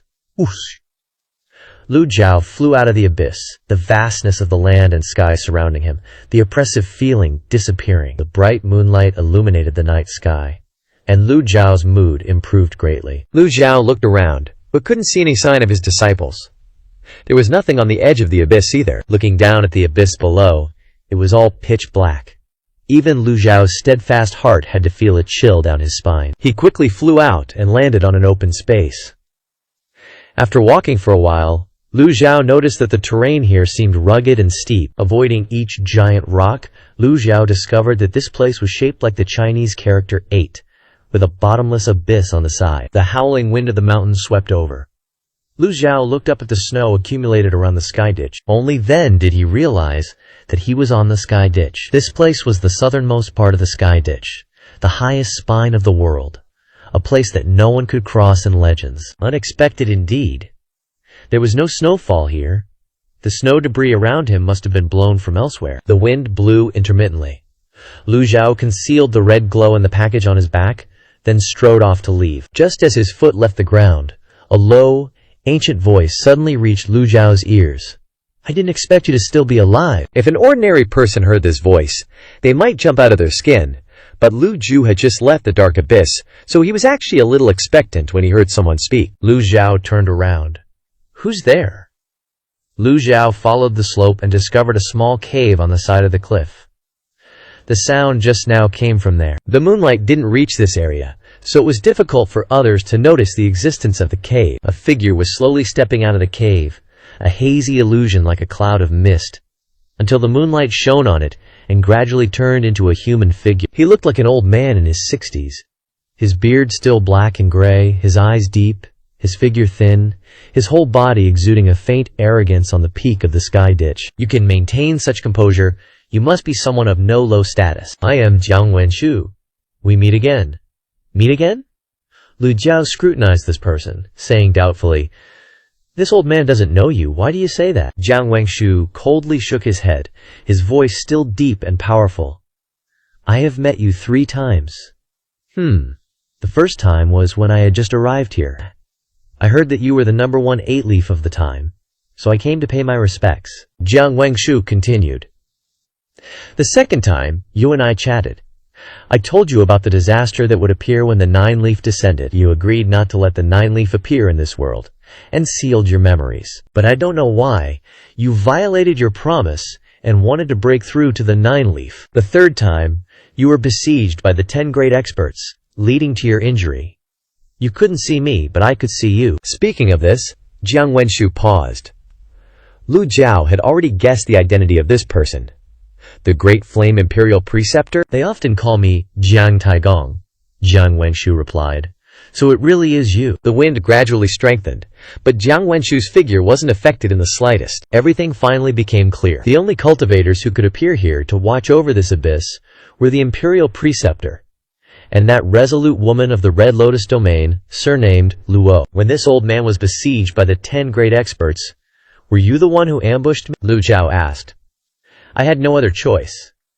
Jiang Wenshu clasped his hands, saying, You sealed your memories yourself, giving up on advancing to the Nine Leaf. Why are you still so persistent? Lu Zhao shook his head, asking in return, Will the Nine Leaf really bring disaster? Hearing this, Jiang Wenshu raised his head to look at the night sky, as if pondering something. He looked silently toward the abyss, then said, The red firmament is just a drop in the ocean. Humans are delicious food to them. Beasts are already difficult to deal with. But the human heart is even more unpredictable. You come from the Red Lotus domain. Do you think they will destroy this place? Lu Zhao asked. Jiang Wenshu's expression was still calm, not showing any surprise. After a moment of silence, he said indifferently, You were severely injured, and then besieged by the 10 great experts. How could you have survived until now? Just lucky, Lu Zhao replied coldly. His answer, very perfunctory. Have you seen Qi Yao? Jiang Wenshu asked. Not only did I see it, but this old man also casually offed it, Lu Zhu said. Jiang Wenshu was shocked, his brows furrowed, his face full of suspicion under the moonlight.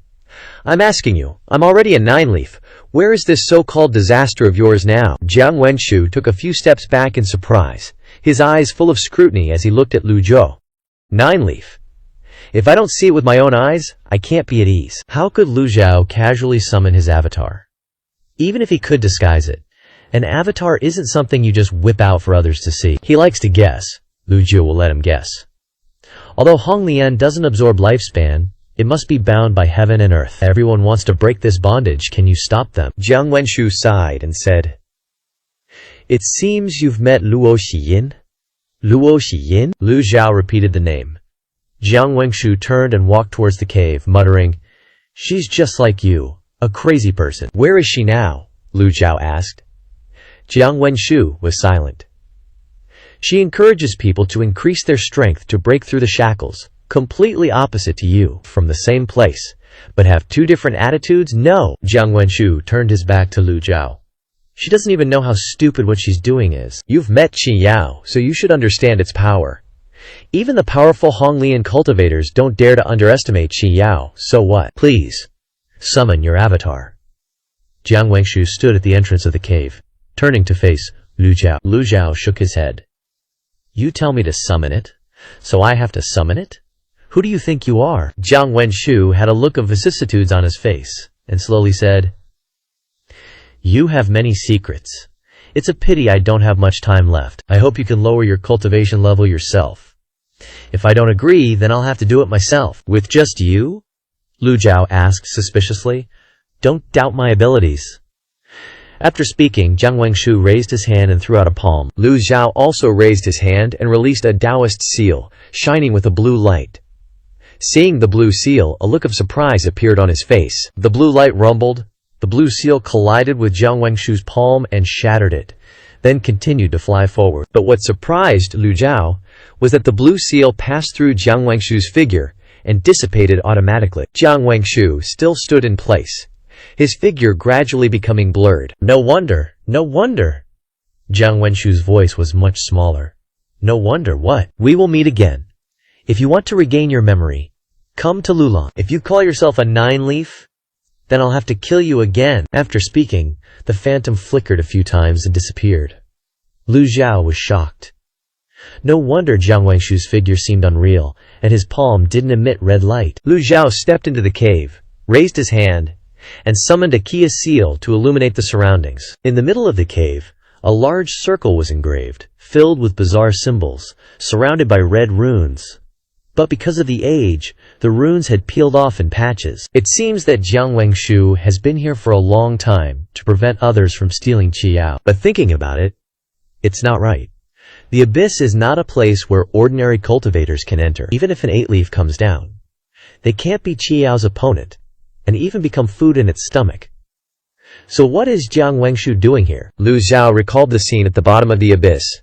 Dark and misty, without sun or moon, a vast and boundless black sea. That place is definitely not Honglian territory. Jiang Wangshu's purpose is clearly to prevent the emergence of the nine-leaf. In that case, this abyss is very likely a passage to the Honglian territory. Lu Jiao raised his hand and patted his forehead. It was too late to figure out the key point. He was washed back to the South Sky Ditch. So the Honglian territory is very likely located in the northern abyss of Yu Shangrong. If Yu Shangrong falls into the Honglian territory, I'm afraid he will have more bad luck than good. Lu Jiao turned and left the cave, left the sky ditch, flew down and whispered, "Bai Zi." 2 days later, in the tent, Si Wuya looked at the map of the abyss and said suspiciously, "Fourth senior brother, do you find this narrow and long abyss a bit strange?" "What's so strange?" Ming Xinyin shook his head.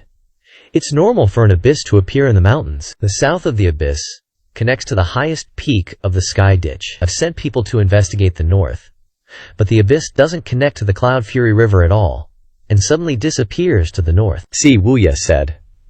"This is very normal. It's a cliff blocking it," Ming Xinyin said. "No, fourth senior brother. Look carefully," Si Wuya said, pointing to the map. Ming Xinyin lowered his head to observe, listening to Si Wuya's explanation. "When I was a grand tutor in the palace, I saw a similar map. At that time I thought someone was just doodling. Now I think the drawing in the palace is this canyon." "Canyon?" "Yes, this place is very much like a canyon. Cloud Fury River is the lower reaches. The peak of Sky Ditch is the upper reaches. If the upper reaches go down to the lower reaches, it should be a plain. How can there be a canyon?" Si Wuxia said. Si Wuxia is a very knowledgeable person. Knowing astronomy and geography, it's not strange to know these things. Hearing this, Ming Xinyin asked for his opinion. "You mean there's something strange in this canyon?" "Yes. With second senior brother's skills, it's impossible for him to fall to his death, and it's even more impossible for him to not be able to fly. Therefore, I think there is a strange force that made him unable to fly up, or even dragged him down." "That makes sense." Ming Xinyin nodded.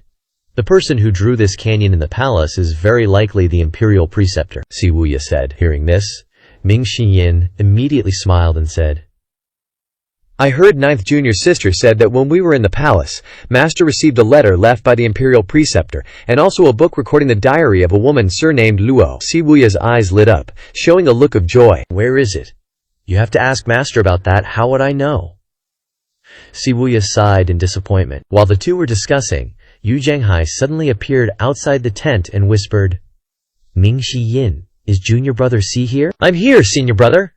Ming Xinyin hurried out, seeing Yu Zhenghai's face full of confusion, and asked, "Senior brother wants to spar with me again, right? I'm feeling kinda sus. 'Cause before, when I sparred with you, my blade work was fire. Every move countered yours. But why didn't it work at all when I sparred with Duan Musheng?" Yu Zhenghai asked, totally clueless. Ming Xiyin's eyes went wide. "I asked junior sister Yan Hare, and she said your cultivation is at the 7th leaf level, so I can't win against you. Did you hold back on purpose?" Ming Xiyin waved his hands frantically. "Eldest brother, that's cap! We weren't even using primal chi when we sparred. This is what they mean by, I fear not a godlike opponent, but a pig-like teammate." "Third senior brother, you screwed me over big time." Just then, Duan Musheng walked over, carrying his tyrant spear. Seeing Ming Xiyin and Yu Zhenghai chatting, he chimed in. "Old Fourth, let's go spar." "Aye. Hurry up. Don't be a snail. You can't even beat the eldest brother. How can you become strong if you don't try hard and train?" Bam! The tyrant's spear slammed into the ground. Ming Xiyin said, all sulky, Fine, I'll join too," Yu Zhenghai said. After the three of them left, Pan Zhong and Zhao Qifeng approached the tent. Zhao Qifeng whispered, "7th Mister, go on in." Pan Zhong went in and reported, "7th Mister, your informant sent a letter saying the 12-nation alliance has been formed. What's coming has finally arrived." Si Wuya sighed and shook his head. Zhao Qifeng said, "These barbarians are so confident. The cultivation world has long entered the era of severing the golden lotus, and even Liu Shang has entered the 8.5 leaf stage. It's normal for these foreign races to be so confident. Besides, I suspect someone is pulling the strings behind them," Si Wuya said. Pan Zhong and Zhao Qifeng nodded. "What should we do next?" "Wait for Master to return," Si Wuya replied. "Without a 9th leaf expert to hold down the fort, let alone the 12-nation alliance, even a 5-nation alliance would be too much for the Great Yan to handle right now." At the same time, Yu Zhenghai watched Duan Musheng and Ming Shi Yin sparring for a while, and his hands started itching. He said, "You two." Duan Musheng and Ming Shi Yin stopped at the same time and bowed, saying, "Please give us guidance, eldest brother." "I wouldn't dare." Yu Zhenghai still wasn't used to his role as eldest brother. "I want to spar with junior brother Duan Musheng." Duan Musheng replied readily, "Please enlighten me, eldest brother." Ming Shi Yin dodged a bullet, secretly thanking the heavens and backing away a few steps. Yu Zhenghai and Duan Musheng began sparring. "Eldest brother, your primal chi hasn't recovered, so let's just compare blade techniques and spear skills, okay?" "Okay. This move of mine is called 100 Pierces of Burning Plains. It can unleash 100 attacks in an instant. Take this," Duan Musheng introduced as he wielded his tyrant spear. Yu Zhenghai held the jade-green blade in his hand and replied firmly, "Bring it on!" Duan Musheng stepped forward quickly, spear shadows overlapping. Clang, clang, clang! 100 spear shadows stabbed at the blade, causing Yu Zhenghai to be shocked and forced to retreat continuously, without any ability to resist. Ming Shi Yin raised his hand to cover his eyes, pouting. "No wonder eldest brother came to me for questioning. Oh, third senior brother, why didn't you hold back a little?" The last few spear shadows crashed down. "Tui!" Yu Zhenghai spat out a mouthful of blood. Duan Musheng was horrified and shouted, "Eldest brother!" He immediately dropped the tyrant spear and rushed over. "Eldest brother!" Ming Shi Yin was also startled and rushed over to support Zhenghai. This time, he didn't care about Duan Musheng's status as senior brother and cursed. "Third senior brother, seriously, you knew eldest brother hasn't recovered. Why couldn't you hold back a little?" Duan Musheng was shocked and blamed himself. "Eldest brother, your strength is only enough to kill a Fan Hai realm cultivator at best. And you're a Yuan Shen realm fourth leaf who has severed the lotus. You're so badass, how could you defeat the eldest brother?" Ming Shi Yin infused primal chi into Yu Zhenghai's body while scolding. "It was because I was momentarily cocky and just wanted to defeat the eldest brother." Duan Musheng raised his hand and slapped himself in the face. Ming Shi Yin didn't say anything else. The others also rushed over one after another. The two elders, Si Wuya, Yan Cher, and Hai Luo, were all present. "Eldest brother," everyone called worriedly. After circulating his primal chi, Ming Shi Yin said with a gloomy face, "The vitality in eldest brother's body seems to have been exhausted." Si Wuya stepped forward and bent down to take Yu Zhenghai's pulse. Seemingly, the truth was too difficult to accept. Si Wuya's fingers trembled slightly, and then left Yu Zhenghai's wrist. "Seventh senior brother, how is the eldest brother?" Yan Care said anxiously. "Let this old man take a look." Pan Lai Tian stepped forward and also reached out to take the pulse. Pan Lai Tian had always maintained an optimistic attitude. After all, the Demon Heaven Pavilion was so powerful, sheltering them from the wind and rain for so many years. And the Pavilion Master's methods were amazing. It shouldn't be too difficult to save a person's life. But after taking the pulse, Pan Lai Tian's old face also became solemn, just like Ming Shi Yin's, and his eyebrows furrowed. "How could this be?" Pan Lai Tian suddenly said loudly. "Everyone step back!" The crowd immediately retreated. Pan Lai Tian raised his hand, and the golden gourd flew up, emitting a faint light, and then landed on Yu Zhenghai. "Don't panic, this old man obtained this gourd in the Blackwood Forest. It contains powerful vitality. This old man hasn't used up all the vitality inside in recent years. Now this is the only method that can be applied." Everyone looked at the golden gourd. No one expected Pan Lai Tian to be willing to pay such a price. The golden light merged into Yu Zhenghai's body. Pan Lai Tian bent down again to take the pulse again. At this time, Pan Lai Tian's face was covered in sweat. He didn't expect that the method of transferring vitality from the gourd to a person would consume so much energy. "Old Pan." Pan Zhang stepped forward to support Pan Lai Tian. "This old man is fine, just a little tired." After taking the pulse, Pan Lai Tian said, "This old man can only help him extend his lifespan for a short period of time. This old man has tried his best." The crowd showed expressions of worry and regret. Duan Musheng blamed himself even more, and suddenly stood up. "I have to go down the abyss to find Master. Everyone, keep an eye on eldest brother. Third senior brother, don't be reckless. Isn't this matter already troublesome enough?" Si Wuya frowned and said, "Alas," Duan Musheng sighed sadly, "this is not your fault. After being resurrected, eldest brother originally didn't have enough lifespan.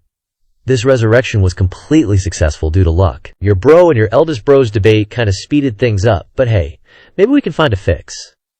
Not all bad, you know? Xingwuya tries to soothe him. But try telling that to Duanmu Sheng. Dude's totally not hearing it. He's facepalming hard, clueless what to do. Then Hai Luo suddenly points at the abyss crack. Yo, what's that? Everyone whips their heads around and spots some auspicious glowy stuff slowly floating down from the sky. Master! Yanger shouts, all excited, cause she's got hawk eyes. It's Lu Zhu riding on Bai Zi's back, making a smooth landing. People are doing double takes, from Lu Zhao to the frickin' abyss. Jaws dropped, eyes wide with shock, curiosity, and major relief. Siwuya's jaw hits the floor for a sec, then he snaps to it. Welcome back, Master! Lu Zhao lands and sees Yu Zhenghai sprawled on the ground. Can't a guy catch a break? He sighs. Seriously, can't catch a break. Yanner rushes over. Master, you gotta save eldest bro. Lu Zhao strolls over, plops down next to Yu Zhenghai, checks his meridians, then busts out the heavenly book power-up. Good thing Lu Zhao's still got half of his supreme power left. Yu Zhenghai's vital signs finally start to stabilize. Duanmu Sheng, standing nearby, faceplants onto the ground. It's all my fault, Master. Punish me hard. Lu Zhao ain't got time for that drama. He's already yanking off the sack behind his back. Everyone's eyeballs are glued to the Hong Yu heart and Qi Yao heart. WTF is they T? They're thinking. Yang cheers muttering, all curious. Hai Lu So's pointing at the Hong Yu corpse, like she's trying to remember something. Hong Yu, Qi Yao. Lu Zhao glances at Hai Luo. Damn, she does recognize them. Guess she's from the Hong Lian zone and seen this before. Qi Yao? Hong Yu? Even the super brainy elders are drawing blanks. Lu Zhao drops the knowledge bomb. This thing's a Hong Yu heart. Adds 100 years to your lifespan. In the cultivation world, ways to boost your lifespan are rarer than hen's teeth.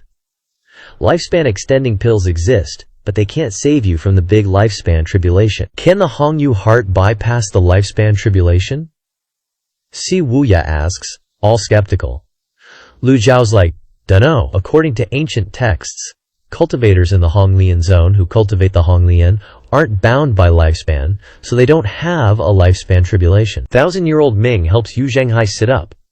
Lu Zhu flicks his wrist, and the Hong Yu heart flies into Yu Zhenghai's mouth. Lu Zhao starts circulating his vital energy, then tells him, head back to Liang province and keep a close eye on every little change in Yu Zhenghai. Yes, sir.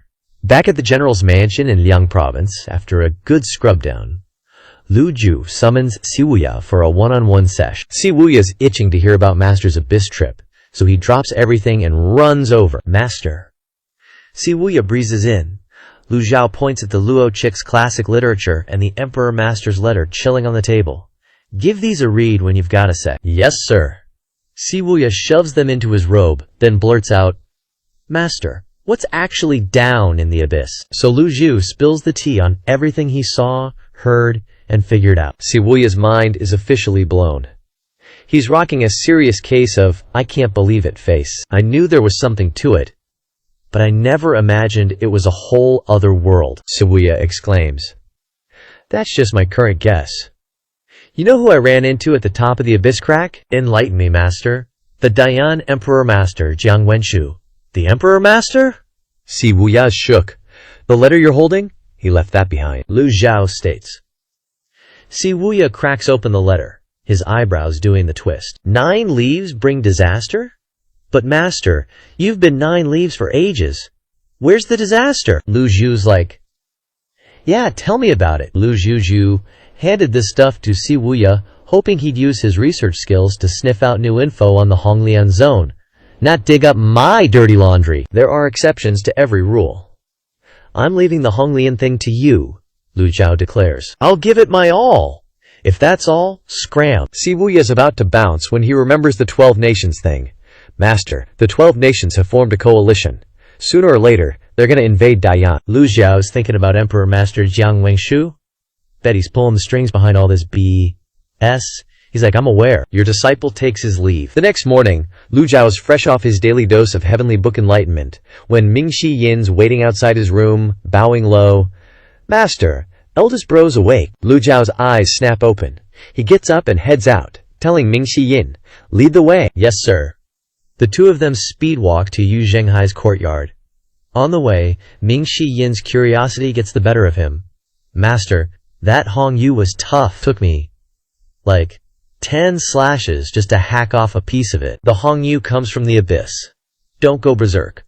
Also, that Qi Yao heart can add over 1,000 years to your lifespan. Guard it with your life. Lu Ju Ma lays down the law. Hearing that, Ming Shi Yin's eyes pop out. Yes, sir! Before long, they're bedside with Yu Zhenghai. Yu Zhenghai tries to sit up when he sees Lu Zhu, but Lu Zhu waves him off. Stay put. Lu Zhao throws out a palm strike, enveloping Yu Zhenghai's body in primal energy. Lu Zhao senses that his life force is mostly back, around 100 years worth. Ming Shi Yin already checked Yu Zhenghai out, so he's chill. Eldest bro, you're okay, thanks. Ah, eldest bro, you don't have to be so formal. You're making me blush. Lu Zhao strokes his beard and murmurs. You're stabilized. Once you've recovered, come with me to Lulan. Lulan. Let go of your hang-ups and your memories will come back naturally. Lu Zhao spoke. The young Yu Zhenghai didn't understand, but Ming Shi Yin clearly understood and couldn't help but sigh. Lulan was Yu Zhenghai's lifelong obsession. After visiting Yu Zhenghai, Lu Zhao turned and left. Ming Shi Yin sat on the edge of the bed, whispering. Luckily, Master returned in time. Otherwise the consequences would have been unimaginable. Yu Zhenghai was extremely grateful, but still confused, and asked, Ah, am I really Master's eldest disciple? Can't fake it. Ming Shi Yin stood up, straightened his clothes, adopted an extremely respectful attitude, saluted Yu Zhenghai, and seriously said 3 words. Senior brother. This solemn senior brother caused familiar calls of senior brother from fellow disciples to vaguely appear in Yu Zhenghai's mind. The call crept into his heart like a warm stream, causing his fingertips to tremble slightly. Fourth senior brother? Just then, a hearty voice suddenly came from outside the room. 4th senior brother! Ming Shi Yin turned his head to look, recognizing the person who had arrived. 8th senior brother? Why are you here? Aren't you in Shendu? The person who came was none other than Old 8, Zhu Honggong. Shendu is safe now. I missed Master, so I came. Where's Master? Master just returned to his room, Ming Shi Yin replied. Zhu Honggong glanced at the young Yu Zhenghai sitting on the bed, tilting his head to ask, This one is... Aren't you going to pay respects to your eldest senior brother? Ming Shi Yin said. Zhu Honggong shook his head and laughed. 4th senior brother, stop kidding around. I may not be as smart as you guys, but I'm not mentally deficient. As he spoke, he walked to the bedside and put his arm around Yu Zhenghai's shoulder. Hello, young man, Yu Zhenghai awkwardly replied. Hello. Ming Shi Yin's eyes widened. You're asking for it. I couldn't stop myself. Zhu Honggong raised his head and said, Hey, looking closely, you do look like senior brother. As he spoke, Zhu Honggong reached out and pinched Yu Zhenghai's cheek. Ming Shi Yin's eyes widened. See, cough, cough, cough. Ming Shi Yin coughed incessantly. Old 8, the thing is, this really is senior brother. Don't mess around. I just rushed over from Shendu.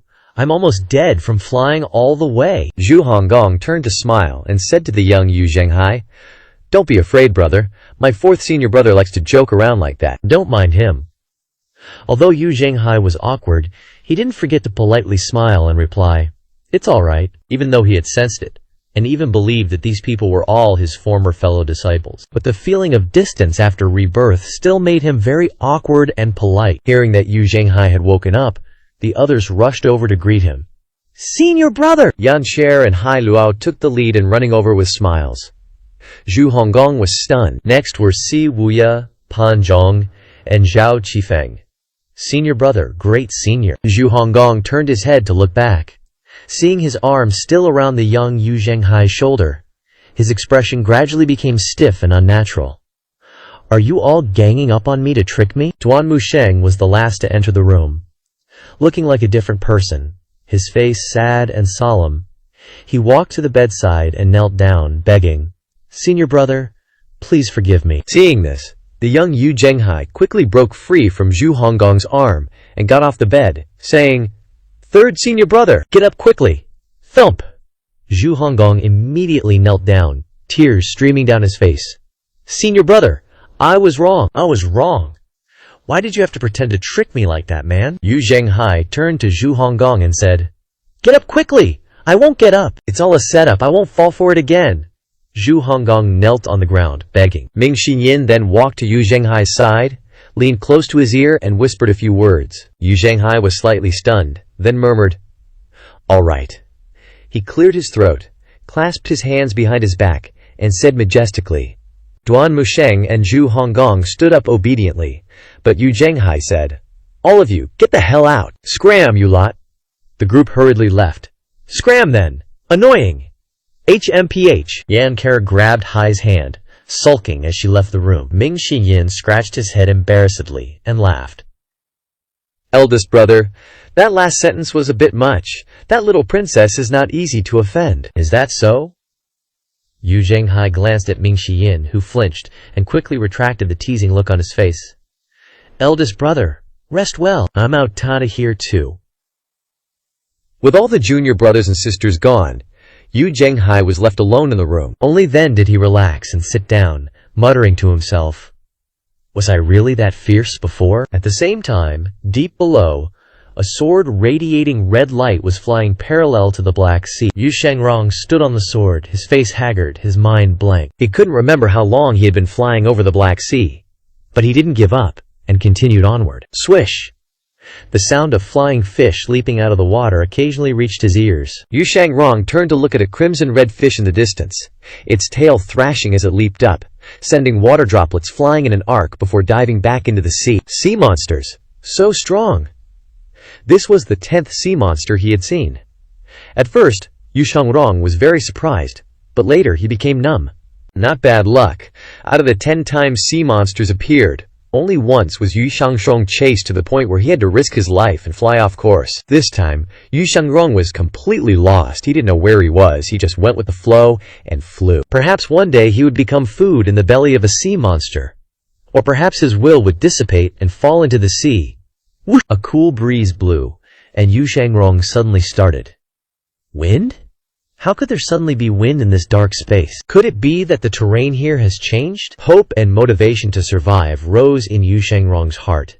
He increased his primal chi to speed forward, and created a ball of astral energy to illuminate the space. After a while, Yu Shangrong finally saw a faint light ahead, as if it were the exit of a cave. Yu Shangrong was overjoyed, and immediately flew towards the cave entrance like a shooting star. As soon as he flew out, Yu Shangrong's vision became wide open. Outside the cave entrance was a bright sky with a vast horizon, primal chi flowing everywhere in the space, and below was a vast forest. Looking back at the cave entrance, it was just a black eye socket that was getting smaller and smaller. Where is this?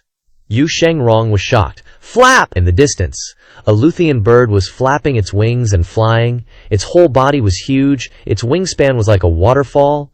The colors on its body were gorgeous and eye-catching, and its body was covered with a layer of bright red astral energy. Instinct told Yu Shangrong that this beast was extremely dangerous, like the legendary beasts in the 4 great forests. Could it be that I have entered the deepest part of the forest? Yu Shangrong lowered his altitude and flew in the lower sky, flying in the opposite direction of the Lucian bird, hoping not to meet it. Yu Shangrong flew over a small mountain range and several rivers, and then turned to look at the Lucian bird. The Luthian bird circled in the air, making strange noises that caused wild beasts on the ground to flee in panic. Yu Shangrong immediately accelerated downwind, until he felt that the primal chi in his body was exhausted and he could no longer fly. Yu Shangrong landed on a towering tree and lay down to rest. Of course, he still did not relax his vigilance. Everywhere were strange beasts, which made him feel full of crisis. He didn't know how long it took before Yu Shangrong slowly opened his eyes. This sleep was so comfortable. It had been a long time since he had rested. He clearly wanted to maintain his vigilance, but Yu Shangrong fell asleep soundly. The sun was setting in the west, and the afterglow illuminated the earth. For some reason, Yu Shangrong felt that the sun here seemed a little higher than usual. The beautiful sunset gradually relaxed Yu Shangrong's mood. Checking the primal chi in his body, he found that it had recovered to 80%. Yu Shangrong picked up the longevity sword and smiled at it. Sorry for the inconvenience, brother. Without a scabbard, he always felt like something was missing, so Yu Shangrong took off his robe, tore off a piece of fabric, and wrapped the jade body of the sword, put it on his back, and then took off into the air. Darkness descended. Yu Shangrong felt very strange. Why are there still no people living here? Even if I strayed into foreign countries, I should at least see people, right? The 10,000-foot abyss is not far from the Sky Rift. Why haven't I reached the Sky Rift after flying for so long? Without the Sky Rift, how can I return to Great Yan?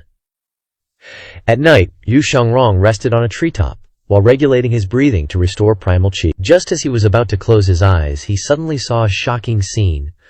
A group of cultivators flew from afar, and the cultivator leading the group carried a Dharma body, 150 feet tall, standing tall in the sky. Master! Yu Shangrong was immediately happy and excited. He didn't expect Master to come and pick him up. But soon after, Yu Shangrong felt strange. The 150-foot-tall Dharma body was clearly light red, and below it were 9 pieces of lotus leaves rotating around the brightly shining red lotus. Why is it red?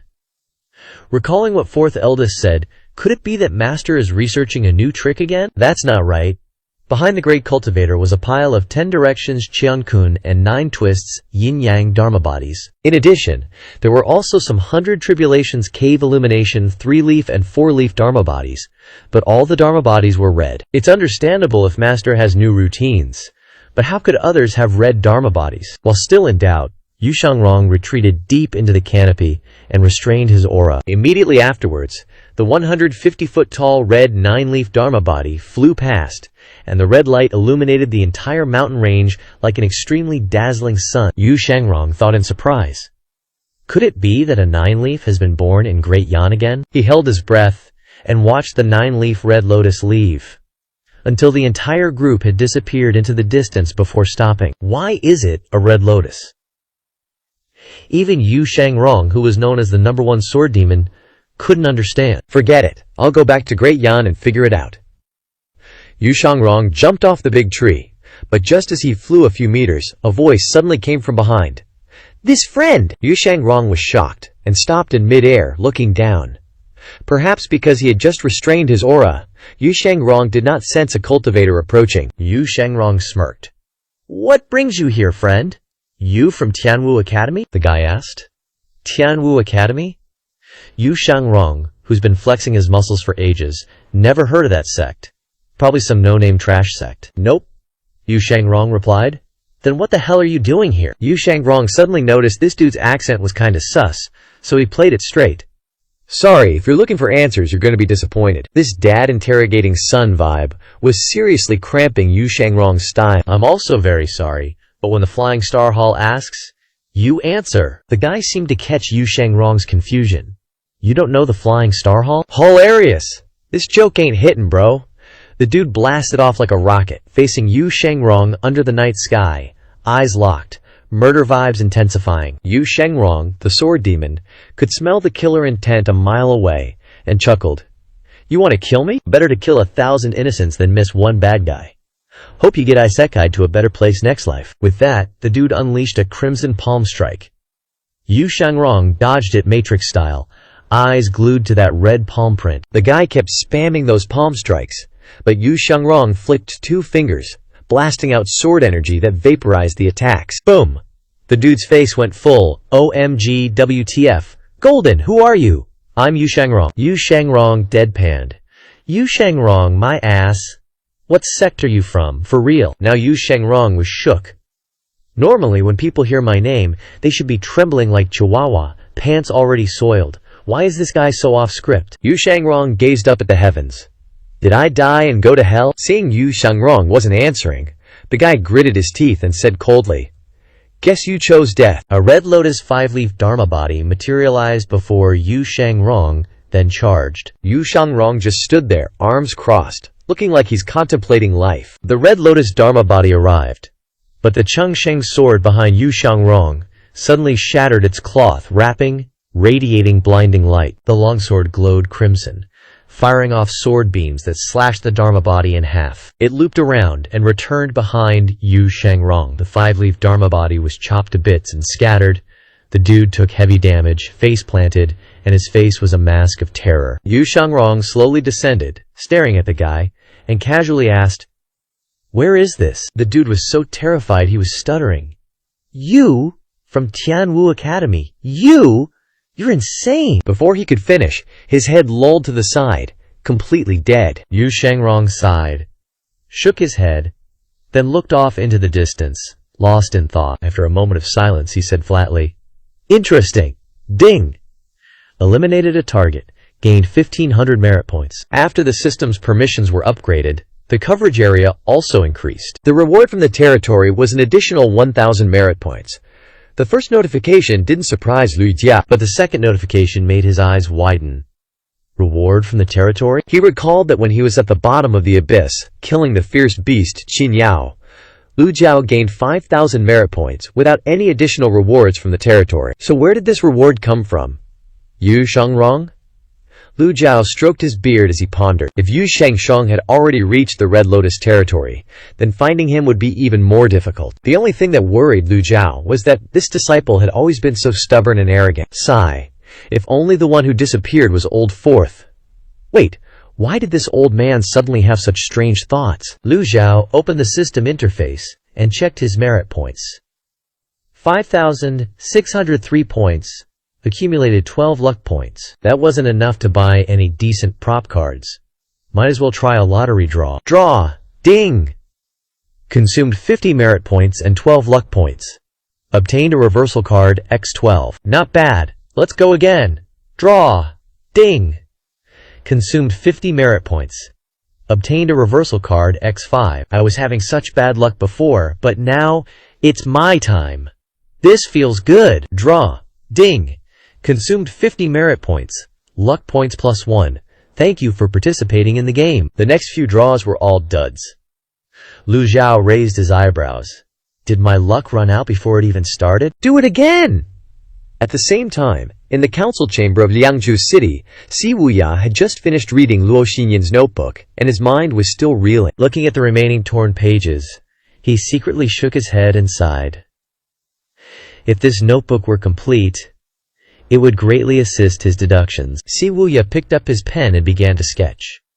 A simple map was soon on the table. At this time, Jiang Aijian walked in from outside and asked with his arms crossed, "Whatcha drawing? A map?"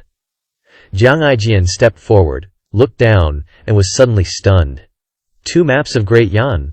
But aren't there only supposed to be one? Si Wuya replied, "I recognize the one on the left as the map of Great Yan, but the map on the right is symmetrical. Isn't that also Great Yan?" Jiang Aijian chuckled and pointed at the notebook. Si Wuya said, "Check it out when you're free. This notebook belongs to a Miss Lugo, who is the mysterious figure we've been searching for. In her notebook, she mentions her hometown, which isn't that different from Great Yan." Jiang Aijian stroked his chin, looking at the map. "What's this dividing line?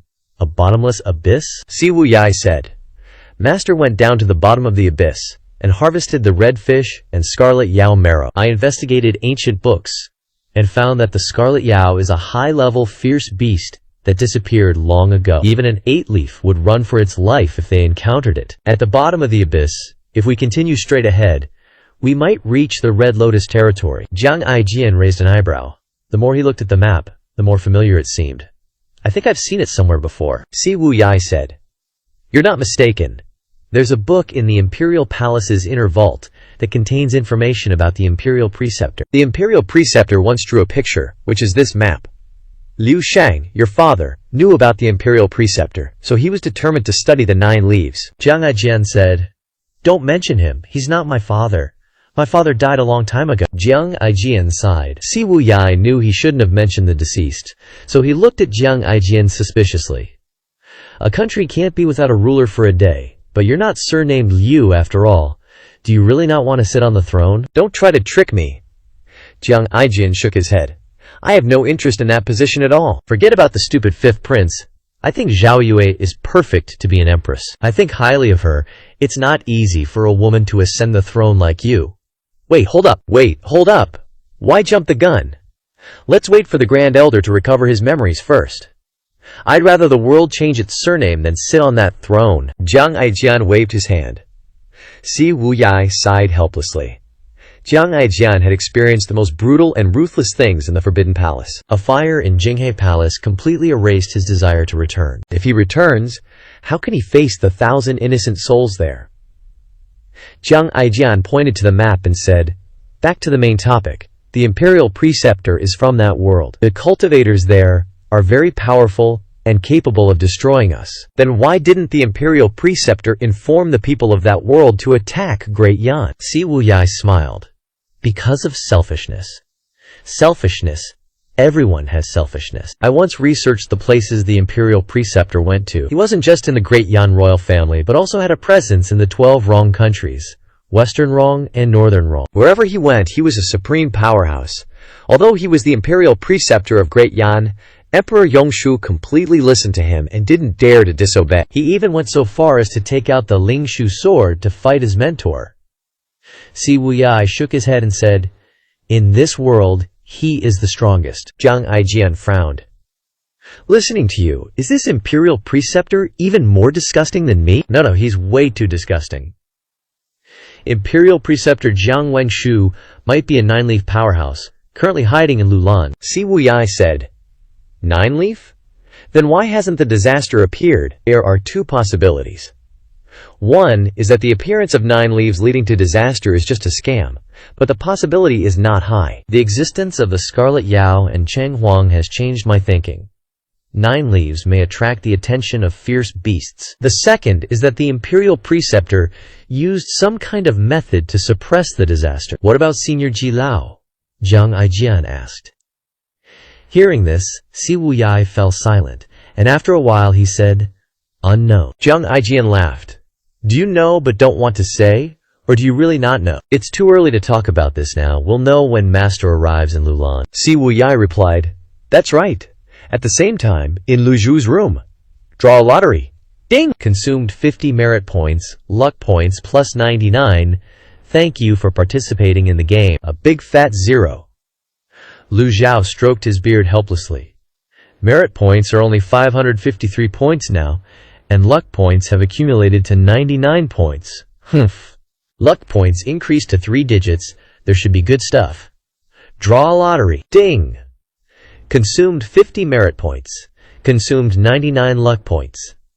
Obtained Ji Tiandao's Peak State Card. A Peak State Card can obtain Ji Tiandao's peak power for 30 minutes. This item is extremely rare. Please use it carefully. Lu Zhu's old eyes widened. Peak State Card! This old man knew I would get good stuff. Although he expected to win, the reward was so great that Lu Zhu was extremely excited. Only Lu Zhao understands the value of this card, and only he knows how powerful it is. Since the 7 great sects besieged Golden Court Mountain, Lu Zhao has never received this card. With it, he's not afraid even if the alliance of 12 countries comes. Lu Zhao carefully examined the item card, looked at it for a long time before putting it away. Obtaining this card made him feel very at ease. He wouldn't use it unless it was the end of the world. Lu Zhao looked at the number of merit points. 503 points. This odd number is a bit of an eyesore. Current cards are priced in tens of thousands. 503 points can't do anything but draw a lottery. Being poor is a crime. What's the point of keeping it? It should play its final value. Ding! Killed a target. Gained 1,500 merit points. The underworld gave an additional 1,000 points. Huh? It suddenly became 3,000 points? It's true that I can't bear it, but 3,000 points can't buy anything. Lu Zhao hesitated. With the current situation, accumulating enough 50,000 merit points to buy the Golden Lotus opening is an impossible task. Take advantage of the luck and draw another round. Who knows? There might be a chance to win another Peak State Card. Ding! Killed a target, gained 1,000 merit points. The Underworld gave an additional 1,000 points. The Underworld's reward has greatly increased the speed of accumulating merit points. Welp, Yu Shangrong's in a pickle. Since he's stuck in the Red Lotus domain, if things were chill, he wouldn't be straight up mercing dudes left and right, slaying 2 Yuan Shen Realm Masters. Dude's got major problems. My disciple's in deep SHT, and I'm just chilling here pulling lotto tickets? Doesn't feel right, man. So Lu Zhu closes the prize draw interface, eyes glued to the item cards he has, especially that enhanced reversal card. Ever since he snagged this card, Lu Zhu hasn't used it. With the reversal card, the Scarlet Flameheart kinda feels like overkill. Lu Zhao raises his hand, card appears, and he clenches his fist. At first, nothing. Then, Lu Zhao feels like he's in a freaking steamer, thick mist rising all around. Previous reversal cards yoinked life force from the surrounding environment. But this enhanced version? It makes its own life force. The upside?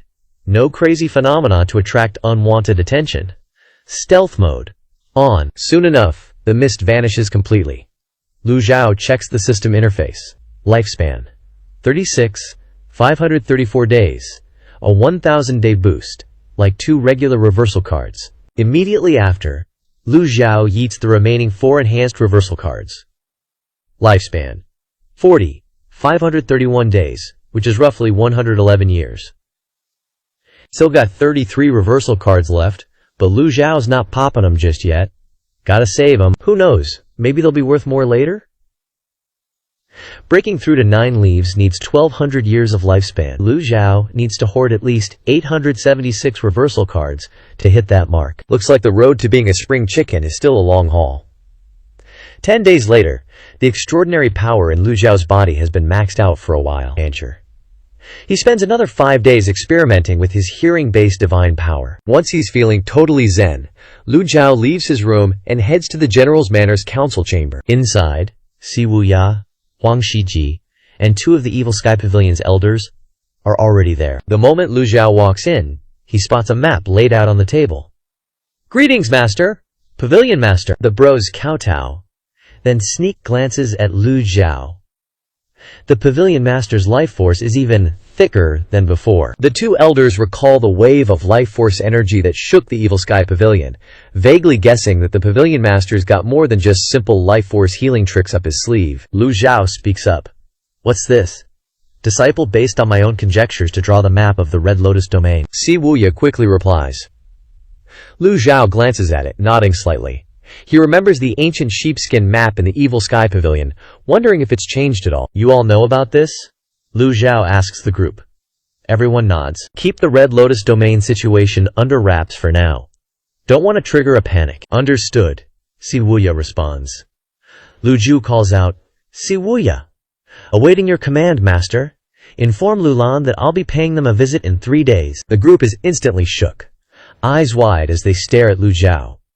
Didn't expect this to happen so soon. Lu Zhao feels like everything's in place.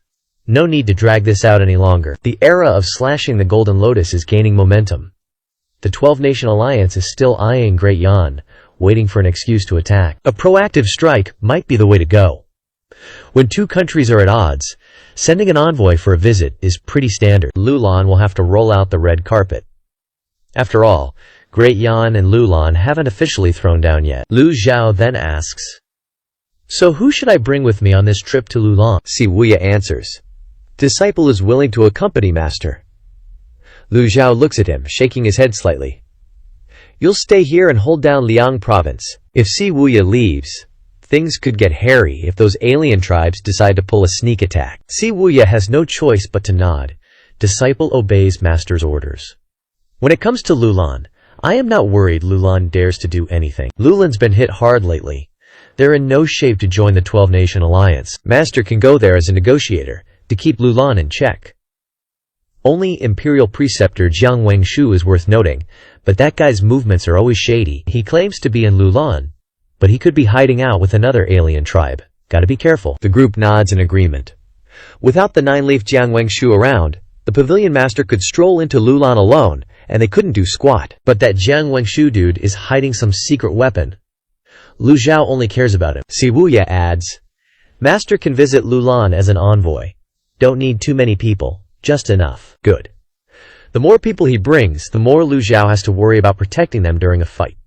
It makes it hard to go all out. He needs a small, elite squad, not a huge army. 2 days later, Lulan's royal family sends a flying letter. Si Wuya brings the letter to Lu Zhu's room. "Master," Lulan has replied, saying that the entire nation of Lulan is extremely welcoming of your visit. They'll give you a warm welcome to discuss further cooperation and exchange between the 2 countries. Si Wuya relays, "I see." Disciple takes his leave. The letter's written like Lu Zhao's the emperor himself, but from Lulan's perspective, Great Yan's #1 9-leaf represents all of Great Yan. After a moment of silence, Lu Zhao mutters, "Jiang Wengshu, I just hope you have the guts to show up." The next morning, the The cloud-piercing flying chariot departs from Liang Province City, heading toward the western regions, crossing the sky ditch. Meanwhile, in the Red Lotus domain, after slaying 2 Yuan Shen realm masters, Yu Shangrong realizes that this isn't the great Yan he knows. The people here cultivate the Red Lotus, while he cultivates the Golden Lotus.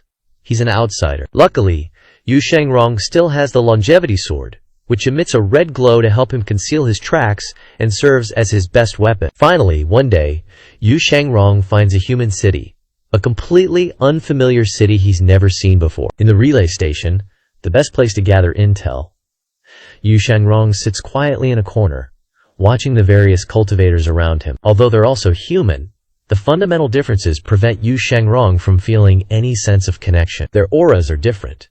When they unleash their cultivation, they all generate red gang chi. Yo, you heard the news?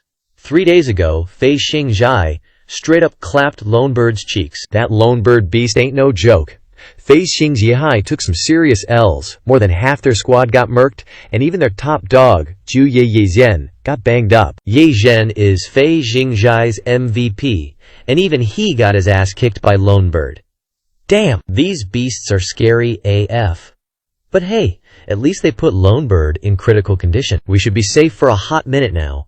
True that. Yu Shangrong was chillin', listening, but inside he was shook by the Lone Bird and Fei Xingzhai's OP strength. Back in Daiyan, a Ju-Ye powerhouse could flex on everyone. But out here, they ain't even on Lone Bird's level. Bro, you're bleeding! Shangrong snapped back to reality, noticing the little hooded girl across from him. The kid had cute dimples, a tiny face, and big sparkling eyes that looked just like Junior Sis. Yu Shangrong just chuckled. The kid goes, "I'm Yu, a healer. I'm from Tianliu Guan, and I'll heal you for free." She held up her tiny hand, and it started glowing with a faint red light. Even though she looked small and weak, Yu Shangrong politely declined. "Sorry, but I don't need healing." Yu Shangrong gave her the soft no. "Aw, okay." Little Yu looked bummed. Just then, 2 wounded cultivators stumbled into the rest stop. Little Yu zoomed over, hyped, "Oh snap, you're hurt." "Lit, let me heal you." Yu Shangrong smirked. "This kid's just like 9th Junior Sis. Too bad times have changed. I wonder how everyone's doing." "How's the master doing?" "Without me around, all his problems must be a major pain." Whoom. The sound of resonating energy snapped Yu Shangrong back to reality. He turned to see little Yu glowing red, hands on the cultivator's wound, her unique life energy attracting everyone's attention. Everyone was giving her props. Yu from Tianliu Guan, that explains it.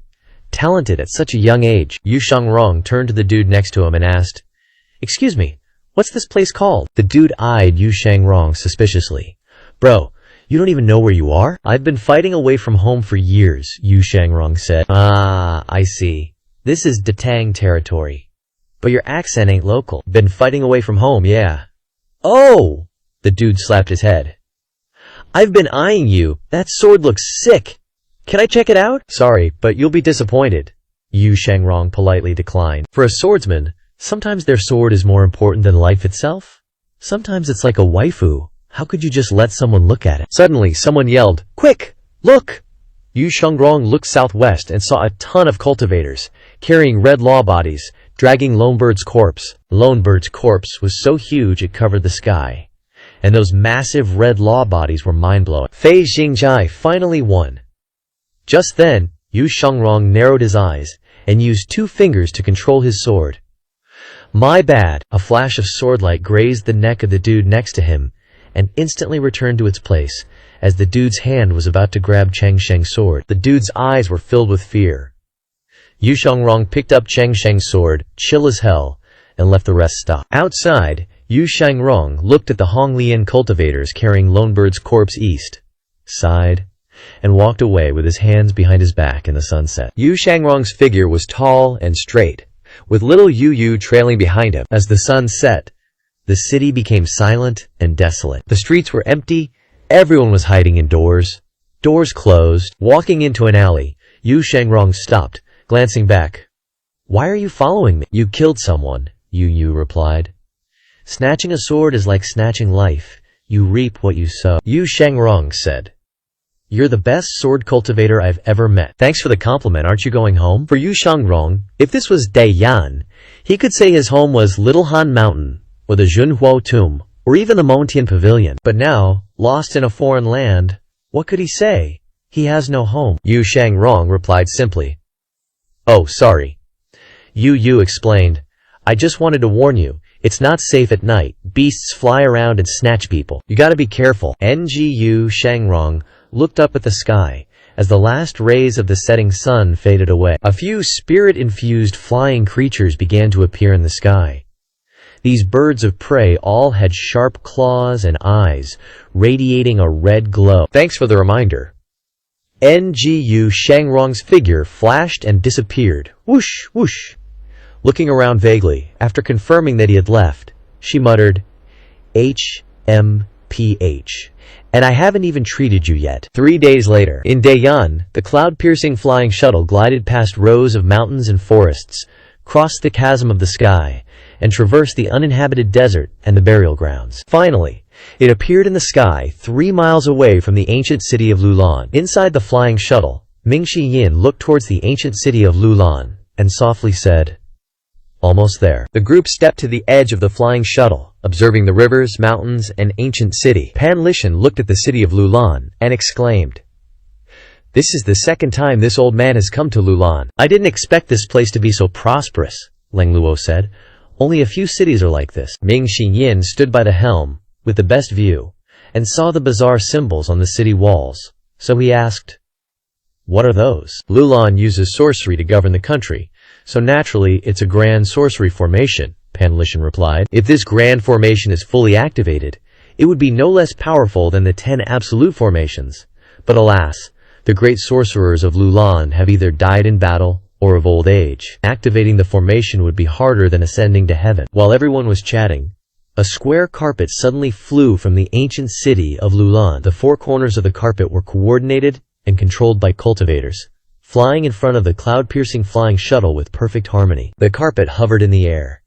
"By order of the royal palace, we welcome esteemed guests from Daeyeon." The flying shuttle stopped, and a cultivator flew in front of it, placing his right hand on his left shoulder, bowing extremely respectfully. "Please, esteemed guests, step onto the flying carpet." "This is Lulan's highest etiquette for welcoming guests," Pan Lishan explained in a low voice. "Indeed it is." The center of this flying carpet is engraved with the sorcerer god, worshipped by the people of Lulan, with 7 sorcerer masters controlling each corner, carried by 49 sorcerer masters. This ceremony was originally only for Lulan's royalty. Looking at the large purple carpet that looked luxurious, Mingxi Yin clicked his tongue in wonder. "I've never sat on a carpet in my life, and now it's a flying carpet. A carpet controlled by people. Flying through the air is even more noble than a palanquin carried by people. Please!" The Lulan cultivator bowed again to invite them. Lu Zhao stroked his beard and flew out into the air. Pan Lixian, Leng Luo, and Yu Zhenghai followed closely behind. Then, the extremely sensible Lulan envoy flew over and said to Mingxi Yin, "Please, sir." Mingxi Yin yielded the helm to the Lulan person. Just as he was about to leave, he turned back and asked, "Wait, where are you going to put the flying shuttle?" "The flying shuttle will be placed in the square outside the royal court. It has a wide view, and subordinates will be watching over it, so please rest assured." Mingxi Yin nodded and jumped onto the flying carpet. Lu Zhao heard this and thought to himself, "This square sounds like an airport in modern times." Indeed, no matter what world it is, as long as humans exist, some items and services that meet the needs of life will exist, just in a different form. The 49 Lulan sorcerer masters carried the flying carpet on their shoulders, controlling the carpet to fly quickly towards the ancient city. The ancient city of Lulan is completely different from the divine capital of Daeyeon. The divine capital is built in the middle of a plain, with cities built and powerful cultivators stationed there, wide and open on all sides. The ancient city of Lulan, on the other hand, is built in a dangerous place, with natural geographical advantages. Even so, they still built a city wall to surround it. The city wall is one of mankind's greatest inventions. Whether they are mortals or cultivators, they live inside the city wall, blocking out dangerous things outside. The flying carpet slowly landed in the square in front of the palace. On both sides, 2 rows of soldiers stood waiting solemnly, with the Lulan royalty and high-ranking officials in the middle. The person leading the team was the king of Lulan, Angui. He wore a fancy dress and a golden crown, with a calm and dignified demeanor. Seeing that there were only a few people on the flying carpet, Angi was slightly stunned, but still stepped forward to greet them. We are greatly honored to welcome esteemed guests from Dayan. Angui placed his hand on his left shoulder, and the others made the exact same gesture. Lu Zhao's eyes looked towards the monarch of a country, Angi. The members of the royal family and the officials standing behind King Angi all raised their heads in unison. The first ninth disciple directly called out their king's name, but there was nothing they could do. They could only greet him with smiles. I have prepared a lavish banquet to entertain you all, please. Let us proceed to the feast. Angi raised his wineglass, intending to say a few polite words, but Lu Zhao directly waved his hand. This old man is not the emperor of Dayan, so these formalities can be reduced if possible. Angi was slightly startled, then nodded. Then we shall follow your wishes. Do you know why this old man has come to visit Lulan? Angui shook his head. Lu Zhao waved his hand slightly, and Ming Yin, who was eating and drinking happily beside him, had to stop and say, My teacher has 3 things to deal with in Lulan. First, Lulan must leave the 12-nation alliance and submit to Dayan. Second, my teacher wants to meet the clan leader of the Ba Na family. No negotiations. Third, Ming Yin looked towards Yu Zhenghai standing beside him. Yu Zhenghai said, Dala. The 3 things went straight to the point, without the slightest concealment or beating around the bush. The first matter I can agree to. Angi replied readily, seemingly prepared, and the officials and royalty present did not object. It's just that the old senior wants to meet the clan leader of the Ba Na family, Senior Ling Hai, and General Dala. I wonder what for? Angui asked doubtfully. Just call them here. This old man always works like this. Meaning, we're too lazy to explain to you. Angui had no choice but to wave his hand to signal his subordinates. Before long, a middle-aged man wearing fancy clothes appeared outside the main hall of the royal city and bowed. Dala pays respects to His Majesty the King. Spare the formalities. Angiwi pointed to a table nearby, bestowing a seat upon General Dala. Lu Zhao raised his hand to stop him. There's no need to bestow a seat.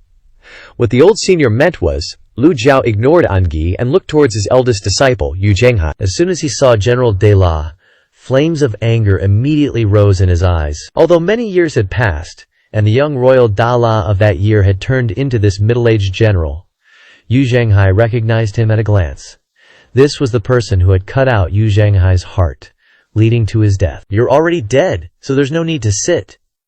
As soon as he said these words, the entire hall became extremely quiet. All the royalty and officials in the hall looked towards Lu Zhao and Dala, and then towards their king, Angui. Dala heard this, knelt down on one knee and said, There are indeed some unpleasant matters between Lulan and Dayan, but old senior, why must you make things difficult for Dala? Danila! Yu Zhenghai stood up. Danila's gaze shifted from Lu Zhu to Yu Zhenghai, whose youthful appearance instantly triggered old memories. Dala, you're not dead yet? He asked, eyes wide with shock. You disappointed I'm not dead? Yu Zhenghai retorted. King Angi, listening to their exchange, frowned and asked, Dala, you were one of Lulan's most renowned generals. What exactly happened? Explain clearly. Dala bowed. Your Majesty, it's all a misunderstanding.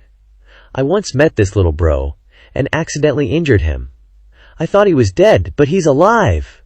How wonderful. Tui!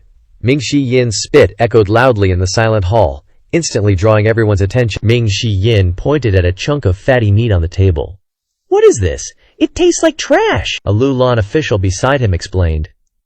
Friend, it's made from tofu, not real meat. I knew it. This fake crap.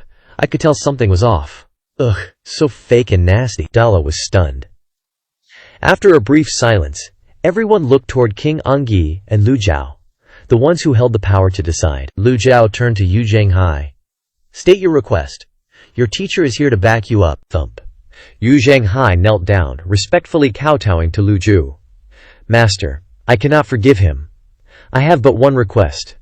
Dala's entire family must be buried with him. The hall fell silent once more. Dala stared, wide-eyed, at the kneeling Yu Zhenghai. You're insane! I'm not insane, Yu Zhenghai retorted. Ha ha. Dala chuckled. Dayan and Lulan may have disagreements, but it doesn't affect our relationship. Consort Yufei, Lady Molili, both married into Dayan. We've always been friendly. We wouldn't change that for one person. Sometimes, overestimating yourself is incredibly stupid. Lu Zhao picked up his cup and took a sip, acting as if nothing had happened. He then clinked glasses with Anguille, all harmonious and friendly. Lu Zhao set his cup down and said calmly, "Then, behead Dala's entire family." Everyone gasped and looked up in unison. Dala's heart trembled. Even the wine cup in King Anguille's hand shook slightly, the wine sloshing. "Cut it out," Anguille said with a forced smile. "Old mister, that's hardly appropriate. Dala is one of Lulan's most renowned generals. After all, if he dies, Lulan will descend into chaos. If Dadila has done wrong, I'll make amends for him." "What are your terms, little bro?" "Name him." Dala spoke up, a hint of disdain in his voice. "Just state your demands. I'll agree to anything." Bam! Ming Shiyin slammed the table, wine splashing everywhere. "Dala, right?" Ming Shiyin stood up, drawing everyone's gaze. Dala frowned. "Who are you? I admire your courage. Who gave you the balls to speak to my senior brother like that?" "Senior brother?" Dala was puzzled. Ming Shiyin shrugged helplessly. "Looks like you guys didn't bother doing your homework before our visit. Didn't you bother investigating the news about the Demon Heaven Pavilion? The Jew, little bro, you speak of is none other than Yu Zhanghai, the leader of the #1 demonic sect under heavens." The already quiet hall became deathly silent. You could hear a pin drop. Those present naturally knew of Yu Zhanghai, the infamous leader of the Nether sect, and that he was the eldest disciple of the Demon Heaven Pavilion. But no one could connect the leader, who leveled the divine capital, with the skinny teenager before them. Dala staggered back, in disbelief. King Anguille's eyes widened. Ming Shiyin nodded in satisfaction. "Now, this is the attitude you should have." Dala swallowed hard, his voice trembling. "You're Yu Zhanghai?" Ming Shiyin replied simply. "Does it look like I'm faking it?" At that moment, Lu Zhao once again raised his glass to clink with King Anguille. Perhaps due to excessive tension, Anguille flinched, and his hand trembled. Clang! The wine cup fell to the ground, shattering into pieces, the wine forming a line to Dala's feet. King Anguille said in a deep voice, "By my order, behead Dala's entire family." Dala hurriedly knelt down, saying gravely, "Your Majesty, you can't be blinded like this. The 12-nation alliance is coming. As long as you nod, the royal city's grand formation will open, and we can wipe them all out in one swoop." Anguille shook his head, waving his sleeve. "Wipe out these 5 people in one swoop? Can we really pull that off?" "You! Attack the 9-leaf!" The person sitting to Anguille's left was a shaman, dressed in a robe and hooded. Understanding the king's intentions, he clasped his hands and began chanting. The spilled wine on the ground suddenly transformed into a writhing purple dragon. Before Dala could react, the dragon bared its fangs and claws, coiling around him. Crack! Dala's neck snapped, his body lifelessly collapsing to the ground. The Lulan officials collectively sighed. Before the strong, the weak don't even have the right to struggle. If they had a choice, who would want to attack their own people? At Dala's death, the royal family sniffled. Anguille refilled his cup and raised it. "Old mister, are you satisfied?" Lu Zhao pointed toward Yu Zhanghai, standing in the hall, his meaning clear. "Go ask him." Anguille's gaze shifted to the young Yu Zhanghai. Great mister, are you satisfied?" Anguille reluctantly swallowed the words, "little bro." Yu Zhanghai looked at Dala lying on the ground, suddenly drew the jade-green blade from his waist, walked to Dala's side, swung the blade down. Bam! The blade's energy cleaved Dala in two. The crowd hurriedly covered their faces, not wanting to witness this scene. Yu Zhanghai said, "Lulan rules with shamanic arts. Only by doing this will he truly die." Anguille's eyes widened, and the Lulan people lowered their heads in contemplation. Yu Zhanghai sheathed the jade-green blade and calmly returned to his seat. Ming Shiyin then slapped his thigh. "Ha! I almost forgot he can use shamanic arts to revive. What a schemer. You want to play it that way, huh?" Anguille flinched and slammed his cup down. "Guards!" Soldiers rushed into the hall from outside. "By the decree of His Majesty, immediately behead Dala's entire family, and hang their heads for all the world to see." "Yes, sir." Many soldiers outside the hall rushed off to carry out the order. Ming Shiyin nodded. "That's more like it. Anguille doesn't dare to play tricks. Nor can he play tricks. Yu Zhanghai's one saber strike is to kill the chicken to scare the monkey." He raised his wine cup again, Old Mr. Lu Zhao finally nodded in satisfaction. This matter is considered over. The burden in Angui's heart was finally relieved, and he talked about the alliance of 12 countries. Lulan has never thought about it, nor will it participate. Please rest assured, old mister. Good. Lu Zhu raised his wine cup. A wise man submits to circumstances. This old man likes a wise man the most. Someone. Angui called his subordinates and ordered, "Summon the Lan Hai, patriarch of the Bana clan." Understood. While waiting for the person to arrive, Ming Xiyin immediately seized the opportunity to say, "Don't worry, you have to eat something. Elder Leng, Elder Pan, eldest senior brother, sit down and eat." The group began to eat. Although there were many people at the banquet, and the food was abundant, the Lulan officials and royals chewed like they were chewing grass, without any sense of taste at all. After a while, Patriarch Lan Hai and several shamans entered the main hall, knelt on one knee, and placed their right hand on their left shoulder, saying, "Greetings, Your Majesty." Angui's heart was filled with apprehension, fearing that Lan Hai would be like Dala, so he said to Lu Zhao first, "Old mister, Lan Hai has arrived." Lu Zhao put down his cup, his eyes looking towards the legendary master of the Bangna clan. This man looked like an old man over 70 years old, exuding an unpredictable and strange aura. This is a witchcraft cultivator, and his cultivation is not low. Lu Zhu went straight to the point. "Do you know why this old man wants to see you?" Lan Hai shook his head and said seriously, "Please tell me, old mister. The memory crystal ball of this old man may be in your hands." Lan Hai immediately replied, "Never heard of this thing." Lu Zhao was not in a hurry. He raised his hand slightly, and the wine pot next to him floated in the air, automatically pouring wine into the cup. "What do you think this old man's wine cup should be called?" Lu Zhao said calmly. Lan Hai was confused and shook his head, replying, "I swear in the name of the Bana clan that I have truly never heard of the memory crystal ball." Lu Zhao's hand lifted up slightly, and the wine cup floated into the air and poured down. The wine in the cup condensed into a drill shape, covered by glittering golden chi, condensing wine into rigid energy. Whoosh! The Dao wine drill flew towards Lan Hai as fast as lightning, then suddenly stopped in front of his brow. The crowd exclaimed, "Such precise control! This is a 9-leaf!" Even Pan Lishan and Leng Luo had to sigh.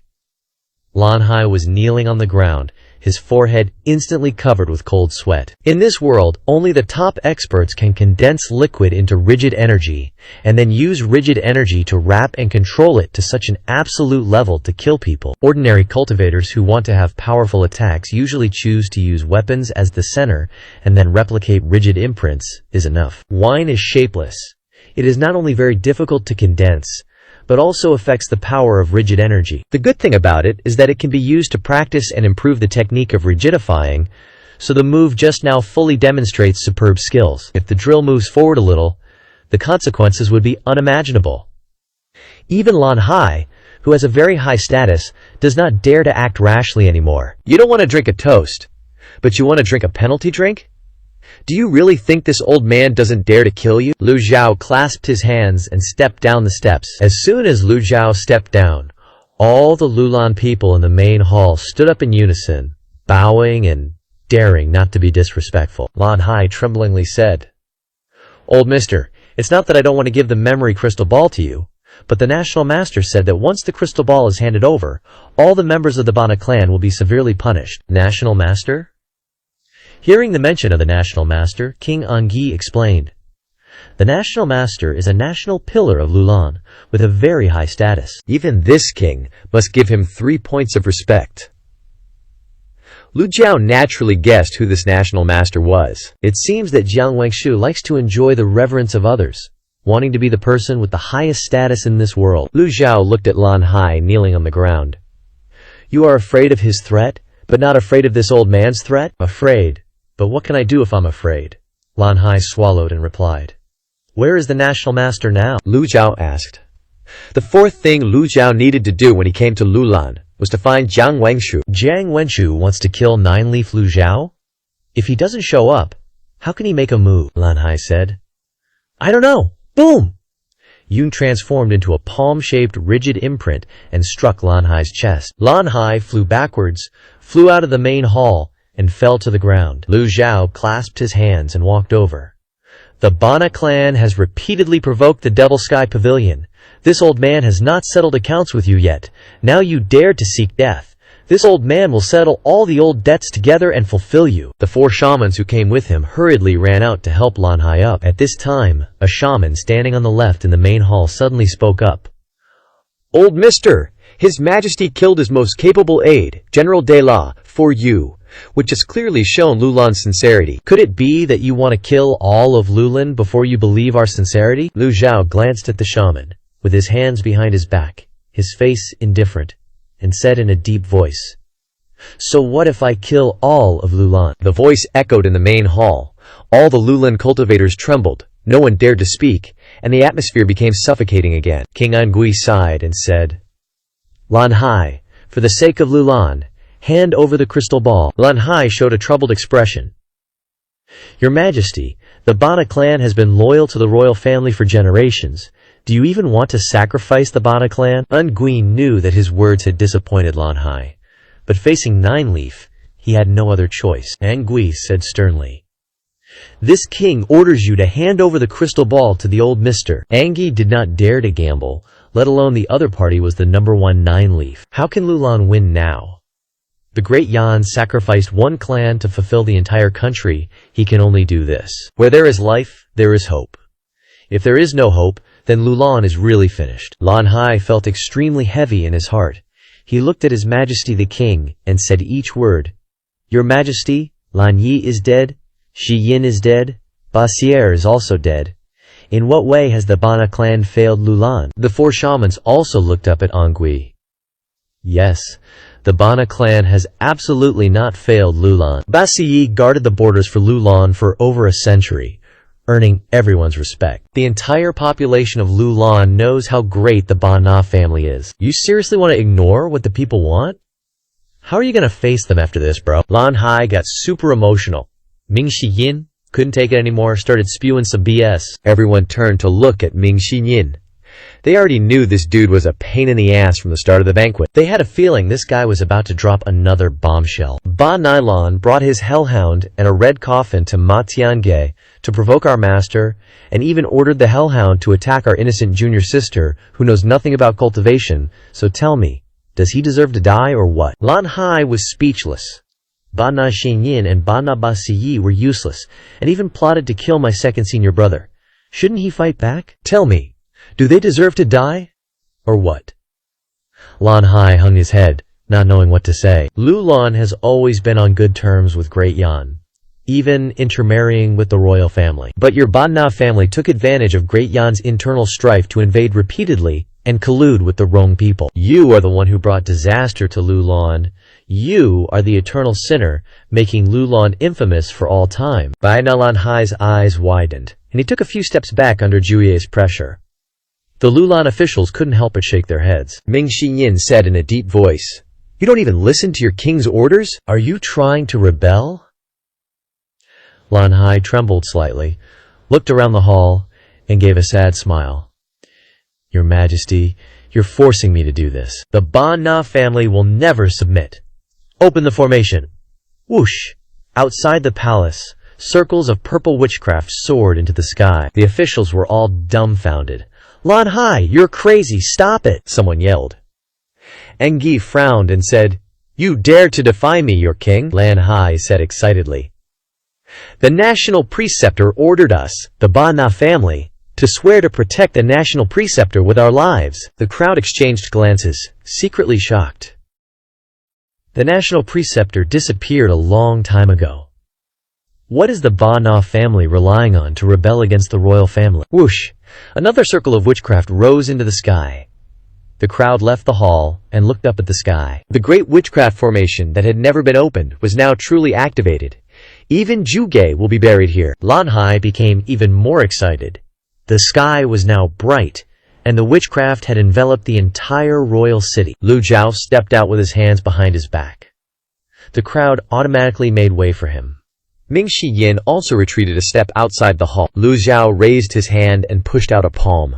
The Buddhist Great Fearless Seal, glittering with golden light, shot into the sky. The 4 witches who came with Lan Hai immediately stopped him, pushing out their palms. Boom! The leader was knocked back, colliding with the other three. All four vomited blood. The fourth person was knocked backward, hitting Lan Hai and sending him flying before falling to the ground. Lu Zhujiao was not very satisfied with the seal just now. In the past, he used extraordinary power to kill people. Now, using his own cultivation, Lu Zhao always felt that the power was not strong enough. But in the eyes of others, the palm that injured 5 people was enough to shock everyone. Everyone was shocked. The legendary Juye is indeed terrifying.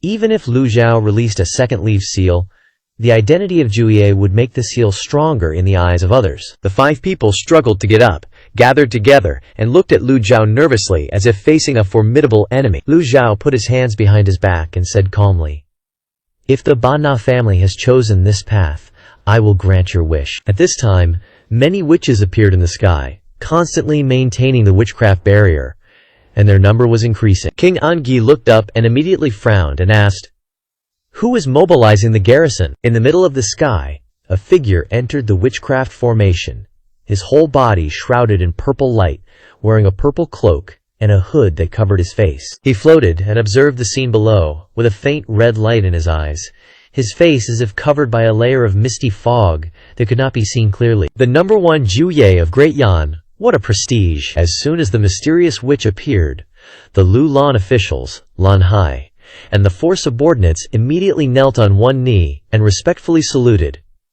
"Greetings, great national preceptor!" Lu Zhao looked up at the phantom and said calmly, "Jiang Wenshu, you've finally shown up." Ming Shiyin, Leng Luo, Pan Lichen, and Yu Zhenghai stepped forward and stood behind Lu Zhao, watching the surroundings warily. Ngui exclaimed, "National preceptor, is that really you?"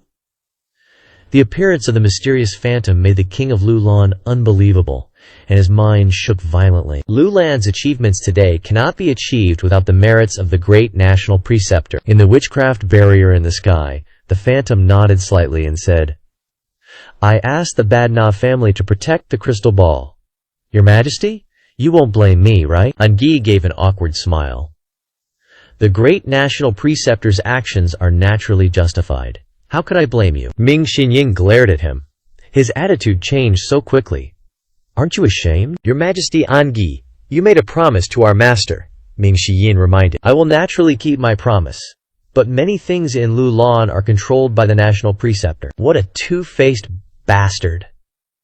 Leng Luo, Pan Lishan, and Lu Zhao were all too familiar with this. All the principles in the world depend on fists. If the fists are not strong enough, no matter how much you talk about principles, it is meaningless. Angi's change in attitude was expected by Lu Zhao. Lu Zhao looked up at the phantom in the sky and said softly, "Jiang Wenshu, I've been waiting for you for a long time." "Me too. The era of severing the golden lotus has begun, and everyone is aiming for Juye cultivation. Can you still stop it alone?" Jiang Wengshu's voice was low and hoarse. "I spent hundreds of years preventing the emergence of Juyes in the 12 countries and Great Yan before, and it will be the same in the future, just because of your selfish desires." "My selfish desires?" Jiang Wenshu said loudly. "Once Juyes are born, disaster will strike. At that time, mankind will face a catastrophe, and you, for your own dreams, deliberately promote Juyes. Who is the selfish one? Accident?" Liu Zhao glances at Jiang Wengshu. "Since the dawn of humanity, countless calamities and tribulations have been weathered. It is thanks to all sorts of accidents that humans have progressed to this day. The Red Lotus domain, with its 9 leaves, even 10 leaves, is the best example." Hearing this, Jiang Wengshu's eyes gleam. "How much do you know about the Red Lotus?" "Knowing one thing but not another. What kind of price do you think those so-called 9 leaves, 10 leaves pay? Do you know how many people die every year because of it?" "Woo! You still want to turn a blind eye? It is because people like you exist that humanity is not strong enough." Liu Zhao says in a deep voice, "If humans were strong enough, why would they need to fear savage beasts?" HMPH. Jiang Wenshu is momentarily stunned, recalling his previous 3 encounters with Ji Tiandao. An inexplicable suspicion rises in his heart. Since when did Ji Tiandao become so eloquent? "I also know a thing or two about the Red Lotus domain." "Whatever, it's pointless to talk if we don't see eye to eye." In the sky, many cultivators are constantly flying towards the barrier. 4 powerful cultivators rush towards Jiang Wenshu. Shenmu Kingdom is in position. Wuchang Kingdom is in position. Ni Air Kingdom is in position. Changgu Kingdom is in position. Please give us your orders, Grand Preceptor. The four great cultivators bow and say. Lan Hai, the patriarch of the Bana clan, also kneels down and says, Please, Grand Preceptor, do justice for the Bana clan. Jiang Wengshu glances indifferently at Lan Hai. Lan Hai is overjoyed.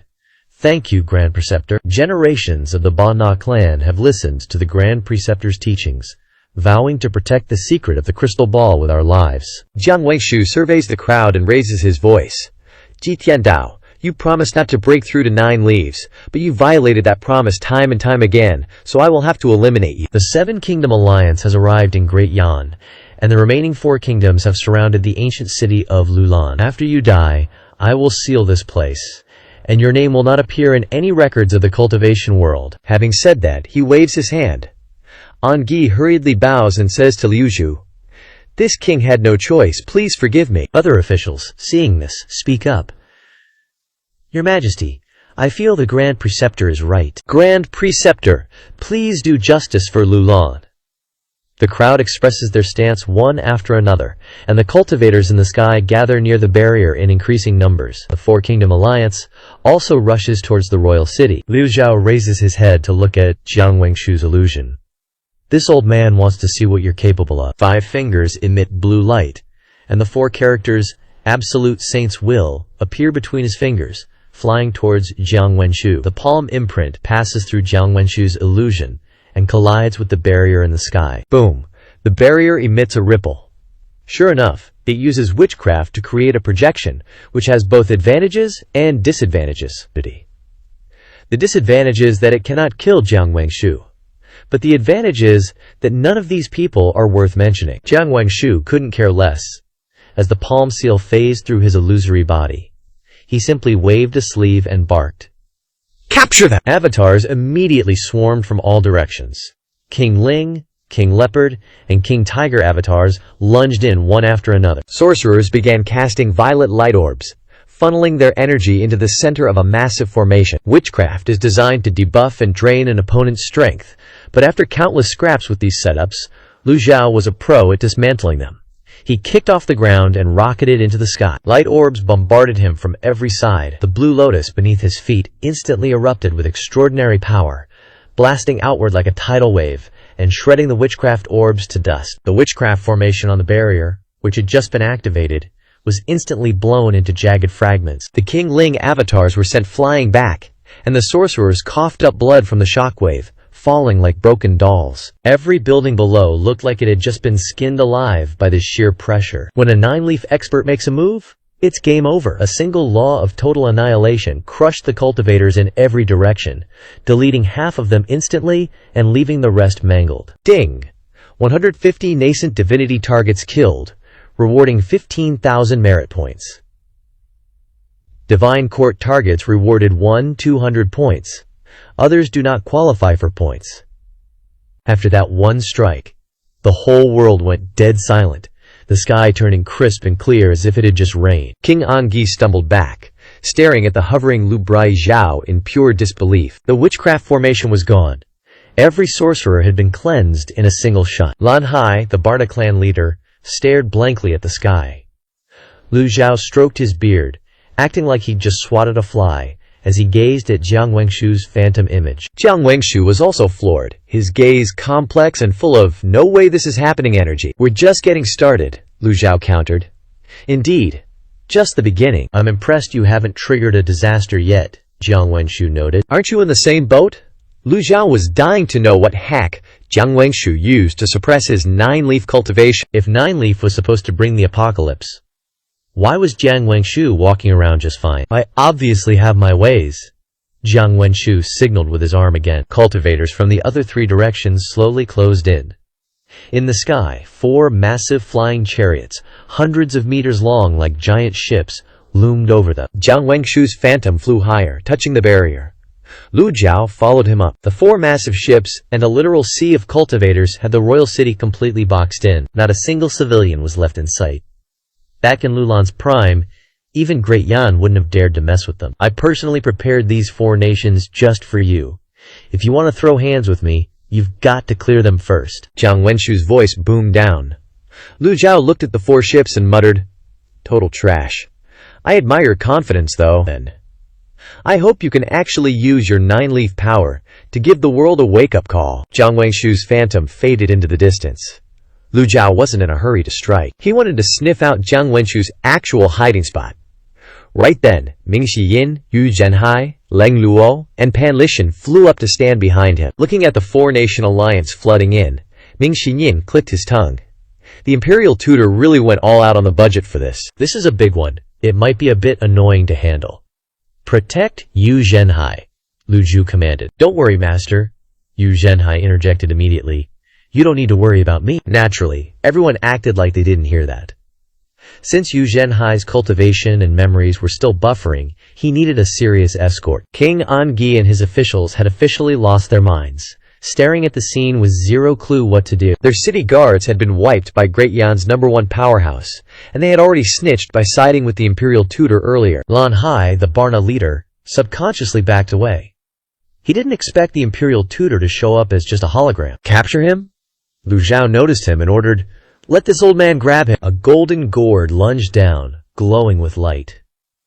Even though Pan Lishan had restarted his cultivation, a regular expert at his level was still no match for him. An old donkey is still better than a fat horse.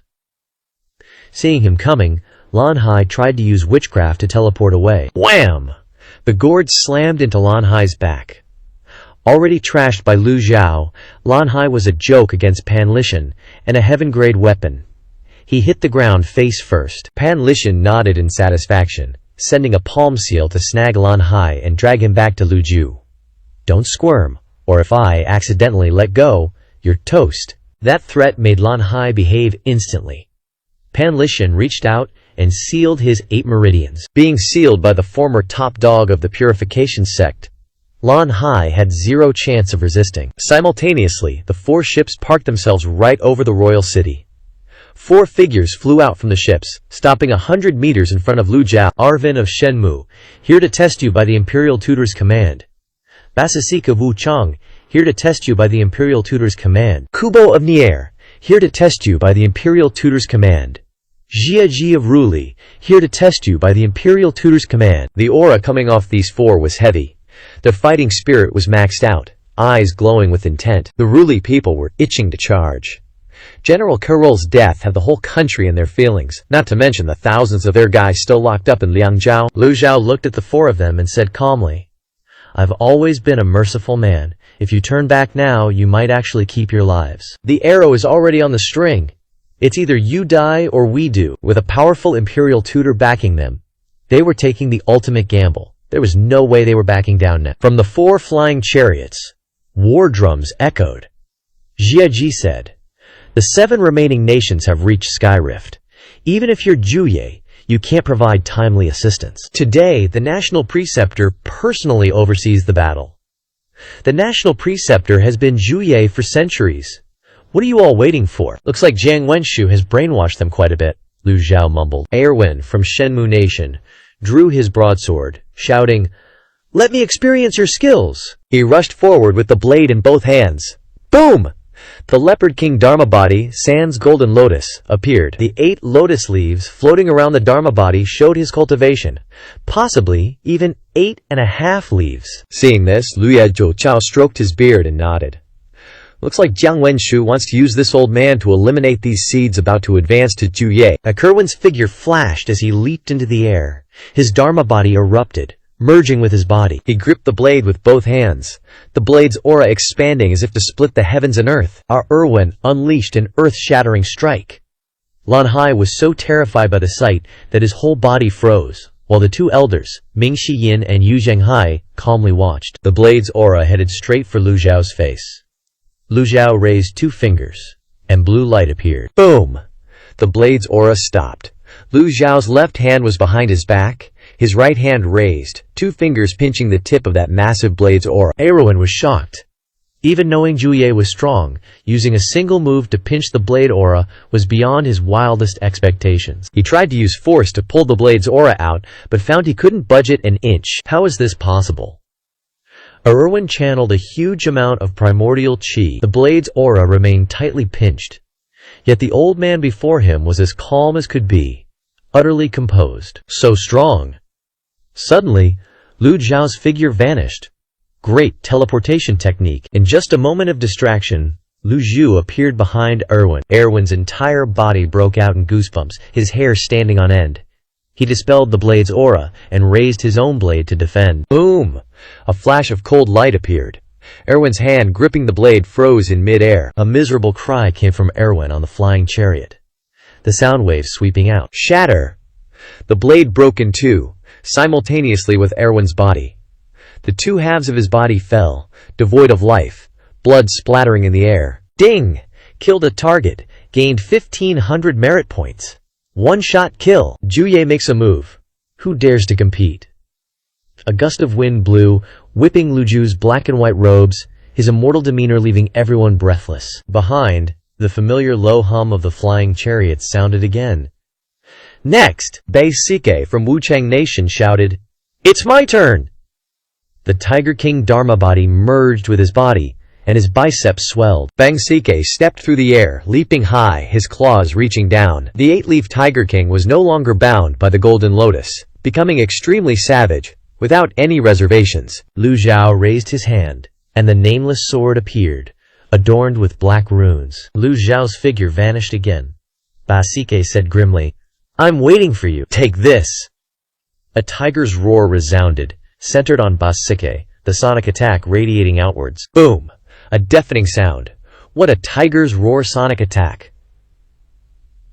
Lu Zhu's figure appeared next to the Tiger King Dharma body, his face indifferent, his right hand waving to block. Ba Sike raised both arms to defend.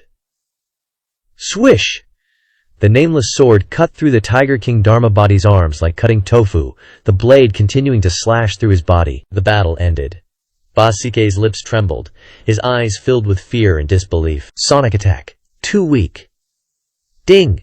Killed a target, gained 1,500 merit points. Kubo from Nier Nation and Jia Ji from Ruoli Nation trembled inwardly. Eight-leaf powerhouses killed in one move. How could they not be afraid? The two turned to look at the National Preceptor, advancing together. The National Preceptor ordered in a deep voice. Lu Zhao calculates the remaining extraordinary power in his body, continuously killing two people, combined with the nameless sword, has used up half of his extraordinary power. Unexpectedly, continuously killing two people didn't scare the Four Nations Alliance. They chose to rush forward simultaneously. Chi! Chi! Cultivators rushed down from the four flying chariots, dozens of 10 directions Qiankun Dharma bodies, hundreds of 9 revolutions Yin-Yang Dharma bodies, plus some nascent soul realm powerhouses, attacked like locusts. If it were normal, without being in peak condition, Lu Zhu would choose to retreat. In the past, the disciples and elders were the vanguard, but now there's no need for that. Lu Zhao slowly raised his head, looking at the swarm of people charging towards him like locusts. Since ancient times, no peace has been built without corpses and blood. This piece of heaven and earth is peaceful today. Which land isn't filled with human bones? Going to the battlefield, chasing jackals, killing the masses is justice. Once people form a group, it's easy to incite attacks on their will. They become blind and stubborn. They lose their judgment, blinding themselves to powerful forces, and even become extreme. Controlling them becomes easier than ever. But what everyone didn't expect was that Lu Zhao didn't retreat, but advanced. Lu Zhao's whole body erupted with protective chi, entering the midst of the swarm of locusts. Blade auras and sword auras gathered in the sky, the chi on Lu Zhao's body emitting blue light, blocking all attacks. Lu Zhao continued to advance, entering the heart of the locust swarm, then stopping in mid-air. The blue lotus appeared under his feet, Lu Zhao's whole body emitting blue light, the divine power extinguishing all wisdom. While the blue lotus was blooming, Kubo struck with a red dagger in his hand, shouting, "You've fallen for it! This is a super heaven-grade weapon, the immaculate blade bestowed by the National Preceptor." Humph! Lu Zhu glanced at him. The blue lotus fully bloomed, blue light shot out, attacking the immaculate blade with a bang. No discrimination. Everything within the range of the blue lotus gets attacked, friend or foe. Clang! Clang! Clang! Ding! Killed 5 nascent divinity realm targets. Reward: 5,000 merit points. Killed 21 divine court. Realm targets reward 2,100 merit points. Remaining targets don't count. The corpses of the group fell like locusts in a rain. Kumabo took the brunt of it. His arms got chopped off, and the flawless blade flew away. Lu Zhu grabbed the dagger. Ding! Obtained a super celestial grade weapon, the flawless blade. Owner is Jiang Wenshu. Needs to be refined again before it can be used. Kubo fell headfirst, the loss of the flawless blade causing him immense pain. The scene of the blue lotus blooming just now filled him with fear. Creak! Creak! Under the attack of the Chijin Jihi's divine power of annihilation, the 4 massive flying chariots were heavily affected, creaking and swaying in the wind. So many deaths forced the remaining people to desperately try to keep the flying chariots afloat. Even flying became difficult. The crowd was eliminated, the sky cleared. Lu Zhao casually stroked the flawless blade in his hand. Of the 4 experts, only Xiaji of Nuo Li remained. Xiaji flew backwards 100 meters. Even with the national teacher present, after a few exchanges, Xiaji was completely scared shitless. National teacher, you should make a move, Xiaji pleaded. Unfortunately, the rear remained extremely quiet. No one answered. Lu Zhao stepped into the air and flew forward, his eyes sweeping over the 4 flying chariots. After 3 moves, the 4 nations alliance had been defeated by more than half. The main force was also dead, and the rest were just ocean-crossing realm, good for nothing. Xiaji. Lu Zhao looked towards the last 8-leaf expert. Xiaji of Nuo Li, ranked 8th in the Xia family. Pan Lishan. State your name. Lu Zhuzhao continued to advance. Xiaji looked like he was facing a formidable enemy, his brows twisted together. Behind the flying chariots, sounds suddenly emanated. Xiaji sent the 4 flying chariots soaring upwards. Each ship had a cultivator wearing a hood, their entire bodies wrapped in purple light. They clasped their hands in salute. Chanting appeared, the sound buzzing like cicadas resounding between heaven and earth. On the ground, the corpses that were already dead began to move again. Buddhist chanting combined with the puppet control of witchcraft. Lu Zhao was surprised by this scene. The extraordinary power within him only had a quarter left. Killing the 4 experts still couldn't force Jiang Wengshu to appear. Could it be that he has to use a deadly strike card again? What a pain in the ass. While Lu Zhao was pondering, Xiaji's figure suddenly flickered like a ghost, a single palm striking through the air, the speed reaching its limit. A Dharma body unfolded. The Lang King Dharma body, a golden lotus, appeared above, with 8.5 leaves separating. 8.5 leaves! Lu Zhu's aged voice rang out. Seeking death! Between his 5 fingers, blue light appeared, along with the 4 seal characters of Absolute Saint Discard. The palms collided. Boom! Intersecting energies burst outwards. Everyone thought that Lu Zhao's earth-shattering palm would instantly kill Xiaji. However, after the energy dissipated, everything became quiet. Lu Zhao found that Xiaji was still standing still, his expression indifferent, his eyes completely devoid of life. The chanting on the 4 flying chariots grew louder. Many experts, after death, were controlled by incantations, turning into puppets, drifting towards Lu Zhao. Lu Zhao felt that the extraordinary power within his body was completely empty. Just then, a person appeared next to Xiaji. Jiang Wenshu. He hid behind Xiaji, a relaxed and confident smile on his face, his right hand stained with fresh blood. That blood was Xiaji's. So, Xiaji had been dead for a long time. Boom! Behind Jiang Wengshu appeared a 15 jang tall Dharma body. Beneath the Dharma body, a crimson lotus bloomed, the light of 9 red lotus leaves revolving around the lotus seat, extremely dazzling. 9-leaf Imperial Preceptor has finally revealed himself. Ming Shiyin, Lang Luo, Pan Lishan, and Yu Zhenghai were all shocked. Jiang Wenshu smiled faintly and said, I wonder if this satisfies you. Indeed, Xiaji was 8.5 leaves, the closest to 9 leaves. With Jiang Wenshu's character, how could he allow this person to continue breaking through? Lu Zhao glanced downwards. The resurrected puppets, devoid of reason, were flying over crazily, more numerous, more powerful than before, and fearless of death and pain. This is a stronger locust swarm than ever before. A smile bloomed on Lu Zhao's aged face as he stroked his beard and said, This old man is very satisfied. Jiang Wenshu said, You were able to block the flawless blade, which shows that the blue energy is very powerful. Although I don't know how you accumulate power, The battle just now made them consume your vital energy. Now you have lost. Completely lost. Lu Zhao looked at the swarm of puppet locusts approaching him. He originally intended to use a deadly strike card to take Jiang Wengshu's life, but suddenly realized that a single deadly strike card couldn't solve the current problem. Is that so? Lu Zhao asked back, while a prop card appeared in the palm of his hand. Jiang Wengshu withdrew his Dharma body, his entire body like lightning as he attacked, coordinating with the swarm of locusts to unleash a red blade aura. Master, sect masters, the others attacking them wouldn't be worrisome, but this is an imperial preceptor who has been 9 leaves for hundreds of years. Who wouldn't be nervous? Under the anxious cries of the crowd, the peak state Devil Sky reversal card in Lu Zhao's hand shattered.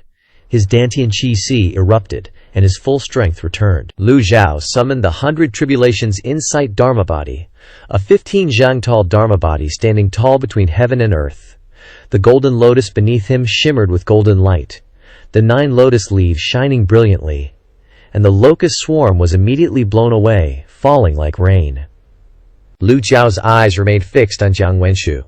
This old man wants to see where you can run. Jiang Wengshu replied with an expressionless face. As expected of a 9-leaf, but you are just an arrow at the end of its flight, destined to lose. Then this old man will let you taste the flavor of an arrow at the end of its flight. Great divine power. The great divine power of a 9-leaf is much stronger than that of an 8-leaf. Unimaginably powerful. In an instant, Lu Zhao rushed in front of Jiang Wengshu, unleashing an absolute saint discard palm strike, the palm imprint smashing down on top of Jiang Wengshu's head. His palms glowed red, ready to block the incoming supreme-grade weapon. Boom! The wild blast scattered everywhere, causing destruction. Retreat! Fall back! The people on the 4 flying chariots realized how insignificant they were. The aftermath of a 9-leaf battle wasn't something they could handle, so they frantically steered the chariots back. Pan Litian yelled, "Get back!" Ming Xinyin grabbed his eldest brother and zoomed back. "Sorry, Daj!" Leng Luo didn't care. He was a master of stealth, and running away was his forte, far surpassing others. A supreme-grade weapon attack nearly lit up the entire barrier in the sky, shining like a new sun. The commoners, devout believers, and cultivators of Lulan, everyone in the royal city, looked up at this spectacle. Lu Zhao raised his hand and unleashed a palm strike, the 9 words of truth hand seal from Taoism. Boom! Jiang Wengshu unleashed his red dharmic body, soaring into the sky, reaching the same height as Lu Zhao. Lu Zhao flickered, instantly appearing above Jiang Wengshu, his 5 fingers pressing down with a supreme-grade weapon attack. A 5-hit palm strike descending from the heavens. 1 palm not enough? How about 5? The golden palms in the sky solidified the air into mist. 5-hit palm! See if you still dare to act crazy! Bam! Bam! Bam! Jiang Wengshu cried out in pain, spitting blood. In an instant, he retracted his dharmic body, with only one thought in his mind. Run! Jiang Wengshu wiped the blood from the corner of his mouth and bolted. Lu Zhao continued to control his dharmic body, using the Great Divine Power technique. No matter where Jiang Wengshu ran, Lu Zhao could always use the Great Divine Power to appear above him. Lu Zhao's 50-foot dharmic body swept through 2 flying chariots, crushing them into pieces that rained down on the ground. The cultivators chanting incantations panicked and abandoned their chariots, scattering in all directions. Jiang Wengshu fled near the flying chariots intentionally, hoping these cultivators would slow down Lu Zhu, but Lu Zhu brought his dharmic body with him. He looked up, puzzled. You're not retracting your dharmic body? Why should I? This old man has plenty of primal qi. Why retract it? Jiang Wengshu was unwilling after years at the top of the cultivation world. He'd never seen such a twisted golden lotus cultivator. Can primal qi really be spent without any regard like that? But old Geezer G clearly consumed a lot of that blue energy. Jiang Wenshu's mind was in chaos. 2 huge chariots had been crushed, and the cultivators scattered, afraid of being killed. But Jiang Wengshu ordered, "What are you standing around for? Attack!" The cultivators who had just left the flying chariots felt immense pressure and suffocation from the 50-foot dharmic body. Although they had been brainwashed and could act irrationally and extremely, when faced with overwhelming power that completely crushed their confidence, they sobered up. What Lu Zhao just showed was absolute power. Jiang Wengshu, open your eyes and see clearly. Jiang Wengshu was shocked. His instincts told him that Lu Zhao hadn't gone all out yet. He looked up at Lu Zhao, and in an instant, dozens of hand seals attacked from all directions. The great Vajra wheel hand seal of Buddhism. The cultivators hiding in the distance stared wide-eyed at the sky full of golden light hand seals. Jiang Wengshu frowned, his heart shaken. He had underestimated Lu Jiuju's combat ability. He was using big moves from start to finish. The speed of the great Vajra wheel hand seal was too fast, and its effect was astonishing, comparable to the extremely powerful Great Fearless Seal. Yet in Lu Zhao's hands, he casually unleashed it like a normal technique. The great Vajra wheel hand seals filled the sky, instantly taking the lives of the cultivators, chanting the anti-harmony spell. Killed a nascent soul realm target, gained 10,000 merit points. 30 divine court realm targets gained 300 merit points. The rest don't count. Just like that, there were meat shields. Jiang Wengshu's figure flickered, trying to escape. Just as he was about to use the Great Divine Power technique, BAM! A palm strike descended from the sky. This old man hasn't given you permission to leave. Jiang Wengshu, without a dharmic body, was swatted down like a fly. Jiang Wengshu suppressed the surging blood in his body, forced to summon his dharmic body again. The 50-foot-tall dharmic body, glowing red, appeared beneath the golden dharmic body. Lu Zhao glanced at the time. To withstand the power of the Peak Emperor teacher card for so long, Jiang Wengshu was the first. Jiang Wengshu looked up at the sky and merged into the center of his dharmic body. He raised both palms, and the dharmic body mimicked his movements. Countless red runes appeared in the palms of his hands, then converged into an enormous beam of sword energy. You think a nine-leaf has no tricks up his sleeve?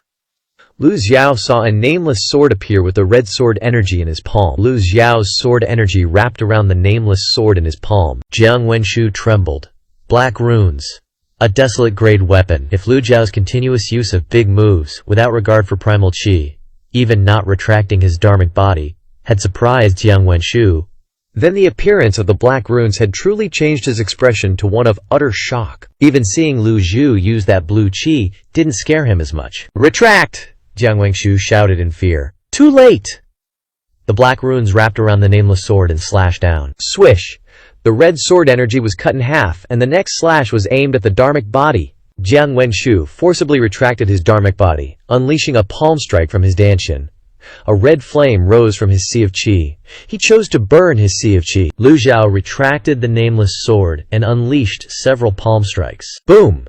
Jiang Wengshu cried out in pain again. He dodged Lu Zhao and rushed over, even bringing his dharmic body with him. Whether it was speed or strength, he was completely overwhelming the opponent. After burning his sea of qi, Jiang Wengshu frantically fled east. Impossible! He had abandoned any intention of fighting Lu Zhao. The fiery red qi dissipated in the sky. The red runes accumulated over hundreds of years could kill an 8.5-leaf cultivator, even resist a 9-leaf. But in Lu Zhao's hands, they were as fragile as paper. Escape? You think you can escape my eyes? A thunderous voice descended from the sky. Jiang Wengshu's figure flickered 10 times in a row. Then he looked up. The towering golden dharmic body was still above him. Everything the 9-leaf dharmic body swept through was flattened. Lu Zhao wouldn't pass up the chance to fight to his heart's content with unlimited primal qi. Otherwise, he wouldn't be worthy of this card. Jiang Wengshu looked up. Why?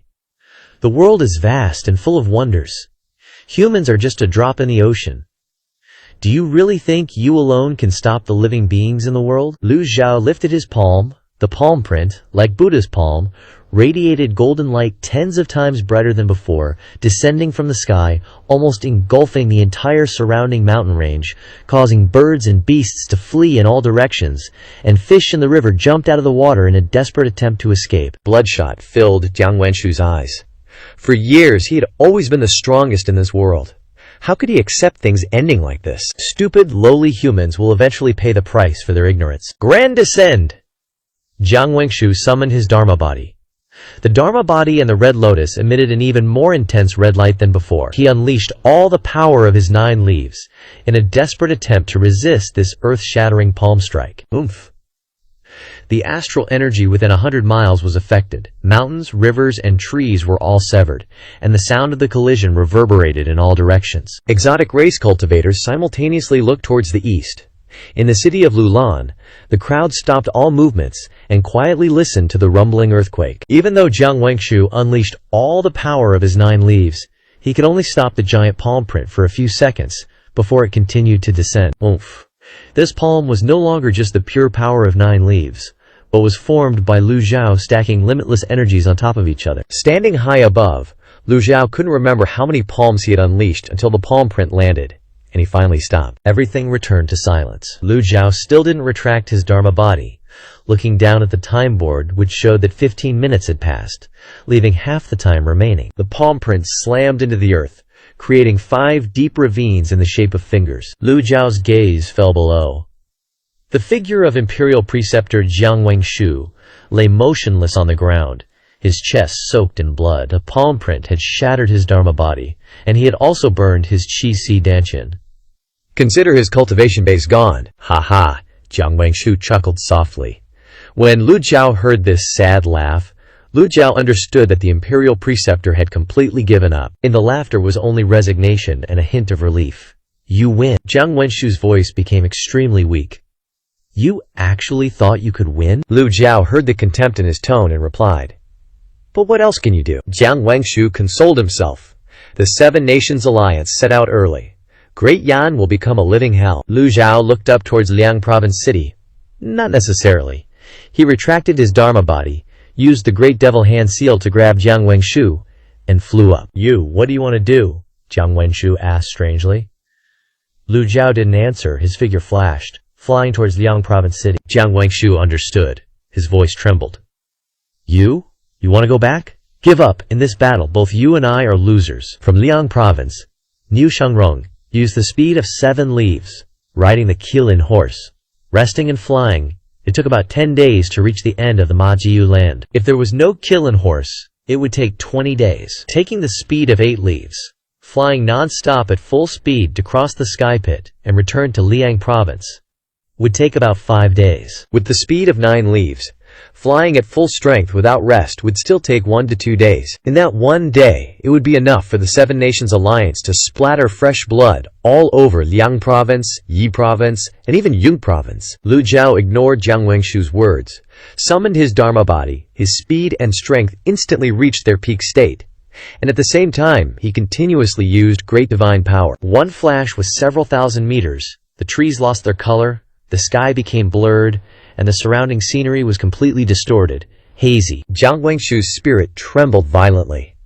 Even the strongest cultivator in the Red Lotus domain had never dared to continuously use great divine power to travel like this. All the taunts he was about to utter were stuck in his throat, and Jiang Wenshu's worldview was completely shattered. Monster! This isn't a human anymore. This is a typical monster. Jiang Wenshu was completely stunned. Just as Jiang Wenshu said, Liang Province City was now in the midst of war. Huang Shiji controlled his 8 leaves Dharma body, sweeping away the exotic races on the city walls. Even so, he had fought for a long time, and the primordial energy in his body was gradually depleting. Si Wuyai's colossal wings whoosh! In mid-air, those killer needles offed dozens of cultivators. Si Wuyai yells, "Retreat! Escort the city's folks back to Yizhu." Aye. The Dayan cultivators stand their ground, forming a solid wall against the foreign tribes. Jiang Aijian soars above the city walls, his dragon song sword occasionally hacking off some foreign heads. Ugh, gross. Jiang Aijian ducks low, stealthily eyeing those 7 ginormous flying galleons in the sky. The 7 Nations Alliance's colossal galleons, Bo Fu, Qi Guang, Su Shen, Cheng Ji Yu, Qi Zhonggao, Ying Wu, are encircling the entire city. Never seen such an all-out attack before. Even Si Wuyai, with all his smarts, can only choose to fall back against the 7 Nations Alliance. Damn, they're going all in. Jiang Aijian lowers his head and flies back. 7 nations. Elites descend from the sky, with Dayan cultivators getting killed left and right. Sis, fall back! Jiang Aijian spots Li Jinyi nearby, hacking away, and shouts a warning. Got it. Li Jinyi instantly turns. The Dayan cultivators retreat like the tide receding. As they pull back more than halfway, the 7 galleons hover over Liangzhou city. Si Wuyai booms.